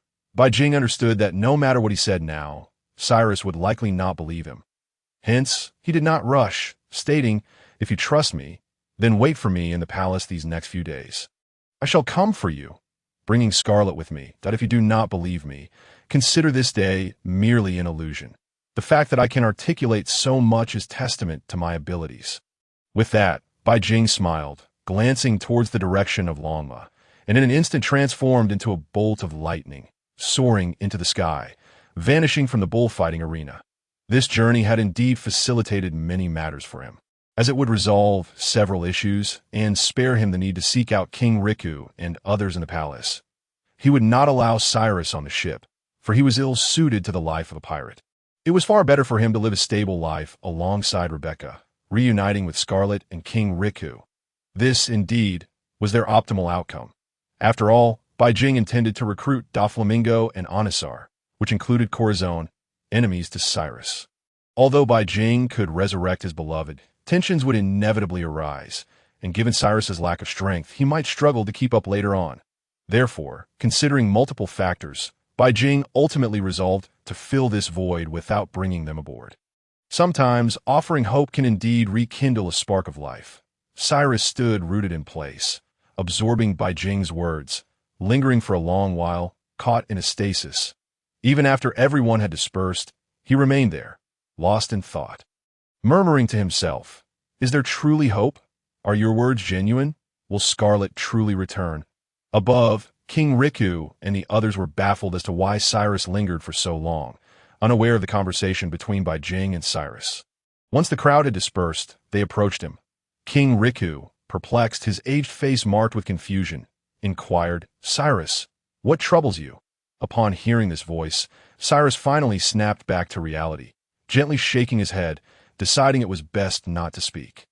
With Rebecca present, if he were to instill hope in her only for it to culminate in despair, the sorrow would become an overwhelming flood that, if possible, he wished to bear this sorrow alone. Rebecca and Violet, being women of keen sensitivity, unlike the robust King Riku, noticed the faint traces of tears in the corners of Cyrus's eyes. Though subtle, they did not miss it. After Bai Jing and Longma departed, they met at a street corner. Corazon had also arrived, while Gold Emperor and Stella continued their romantic escapade in the vicinity, blissfully undisturbed. Bai Jing merely wished to avoid interrupting them and would later explore if any other fruit abilities could enhance his crew's capabilities. Bai Jing addressed Longma, saying, "Stay by my side these next few days. I must employ the same method to seek someone, which may take some time. Just ensure no one absconds with my physical form." Longma and Corazon nodded in agreement, and the trio found a nearby inn, paid their dues, and settled in their shared room. Bai Jing sat cross-legged on the bed, gradually closing his eyes. The terrifying power of the 9 hells emanated from him, freezing the space around them. Longma and Corazon felt this terrifying aura, their expressions shifting in alarm, for they were all too familiar with it. It was akin to the atmosphere of the world of death. They instinctively retreated to a corner. Bai Jing's spirit then departed his corporeal form, his cyan-green soul grinning at the two before gradually fading into the space, disappearing from this realm. He ventured straight into the world of death. The familiar Naiha Bridge, the known underworld, and the 3 cities of the afterlife greeted him.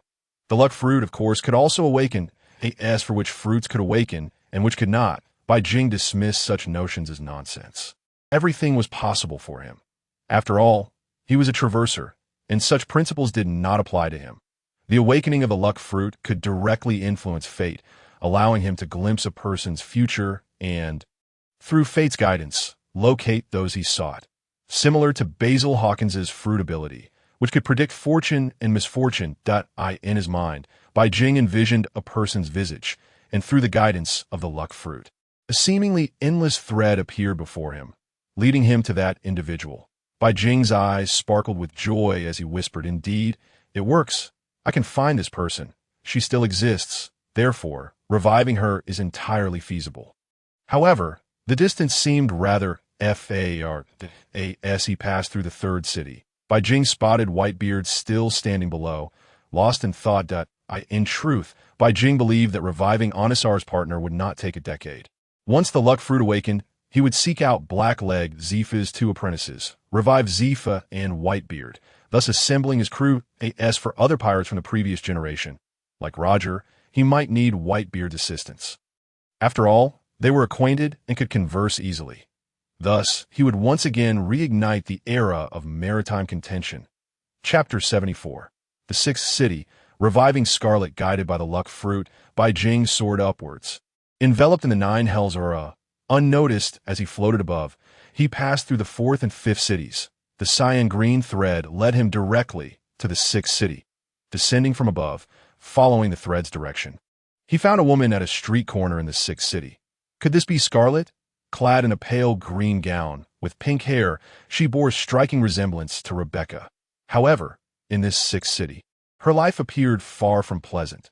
She stood at the street corner, her visage haggard, gazing blankly into the distance, murmuring softly, "This environment is becoming increasingly arduous. Without strength, one simply cannot survive." Needless to say, the notion of reincarnation is far from his current predicament. At this moment, he feels somewhat helpless, his eyes vacant and filled with nostalgia. He wonders whether Cyrus and Rebecca are safe now. After all, years have passed, and Rebecca must have blossomed into a beautiful young woman. It is a pity that he cannot witness her wedding or see Cyrus again. Bai Jing listened to these thoughts. A smile graced his eyes. This is how it should be. Mutual concern and longing for one another. This is the essence of love among pirates. Bai Jing's figure gradually materialized as he turned to Scarlet and spoke, "You need not worry about Cyrus and Rebecca any longer. Rebecca has grown into a lovely young lady, remarkably resembling you. The nation has been liberated and has now settled into peace. All that is required of you is to return with me to the world of pirates." Bai Jing's voice unexpectedly echoed, startling Scarlet. She instinctively clutched her chest, bewildered by Bai Jing's sudden appearance. For just moments ago, she had observed the desolate streets around her, with hardly anyone in sight. Bai Jing shook his head, stating, "How I arrived here is inconsequential. What matters now is that you cooperate with me, refrain from making any sounds or movements. What transpires next may seem unbelievable, yet if you wish to return to the pirate realm to reunite with Cyrus, Rebecca, and King Liku, then follow me." Scarlet was momentarily at a loss for words, and before she could respond, Bai Jing unleashed the ethereal energy of the Nine Nether, enveloping her and whisking her away from the Sixth City. Although Bai Jing's words seemed hard to believe, she felt her body lifting uncontrollably from the ground. Having endured enough of her current existence, yearning to see her daughter and husband, she ceased her resistance and followed the guidance of the Nine Nether energy. They soared above the Sixth City, reaching the First City, and traversed the boundless Yellow Springs, crossing the Naiha Bridge. The entire experience filled her with exhilaration. She could hardly fathom that Bai Jing's words were indeed true. They truly could escape this place without anyone noticing that a joyful expression bloomed on her face, her heart overflowing with gratitude towards Bai Jing. If they were to reunite, Bai Jing would be her benefactor in rebirth. A debt of gratitude that would be difficult to repay. Ahead lay a familiar point of light. Once they broke through, she would successfully be resurrected, her physical form restored to that of her former self. Bai Jing guided her through the realm of Nine Nether, and within merely 3 hours, they successfully departed. As her soul penetrated the point of light, Scarlet felt a peculiar glow descend upon her. In that moment, her spirit rapidly solidified, her clothing reverting to its original state, a green dress enveloping her form. Inside the room, Corazon and Lama remained vigilant, guarding Bai Jing's physical body against any potential theft. Suddenly, a woman descended from the heavens, crashing heavily onto the floor. Scarlet felt a sharp pain in her backside and cried out, "Ah, the familiar light, the familiar air!" As she experienced this tangible pain, she opened her eyes in confusion, gazing down at her hands. With a surge of emotion, she touched her body, pinching her face in disbelief. Turning her head, she beheld Bai Jing, the very person who had rescued her from the realm of death. Bai Jing's spirit had thus returned to his corporeal form. He stood up, offering a gentle smile. "Welcome back to the real world. This is your familiar kingdom." Scarlet, overwhelmed with excitement, rushed forward and embraced Bai Jing tightly, tears streaming from her eyes. "Thank you. I truly appreciate it. I cannot express my gratitude enough." Bai Jing paused momentarily, then gently patted Scarlet's back, saying nothing. The emotions tied to her resurrection and the prospect of reuniting with her husband and daughter were sentiments only she could fully comprehend. For Longma and Corazon, being men, such displays of affection were less significant. For them, resurrection merely meant protecting what they cherished and reconnecting with familiar faces. Those who yearn for rebirth are often bound by their attachments and the shackles of the mortal realm. 3 words encapsulate it all: unable to let go. Bai Jing understood this all too well. Interestingly, the name Bai Jing translates to white scenery, symbolizing the sun, illuminating others, and warming the world. Perhaps this is one of the reasons he can traverse realms. The significance of this name would only become evident in time, but for now, he would focus on filling the voids left by the regrets of piracy. Corazon and Longma, perceptive to the situation, discreetly exited the room, unable to bear witness to such emotional displays.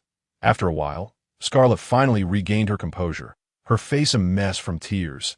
She gently released Bai Jing, who remarked with a smile, "Prepare your appearance. We shall return to the palace of King Li Ku to meet your father, your husband, and your now grown daughter." Bai Jing had thoughtfully gathered an array of cosmetics, pilfered from Stella, though one could argue it was merely borrowed, as she was now part of his crew. Though the quantity was modest, it was sufficient for Scarlet to adorn herself beautifully.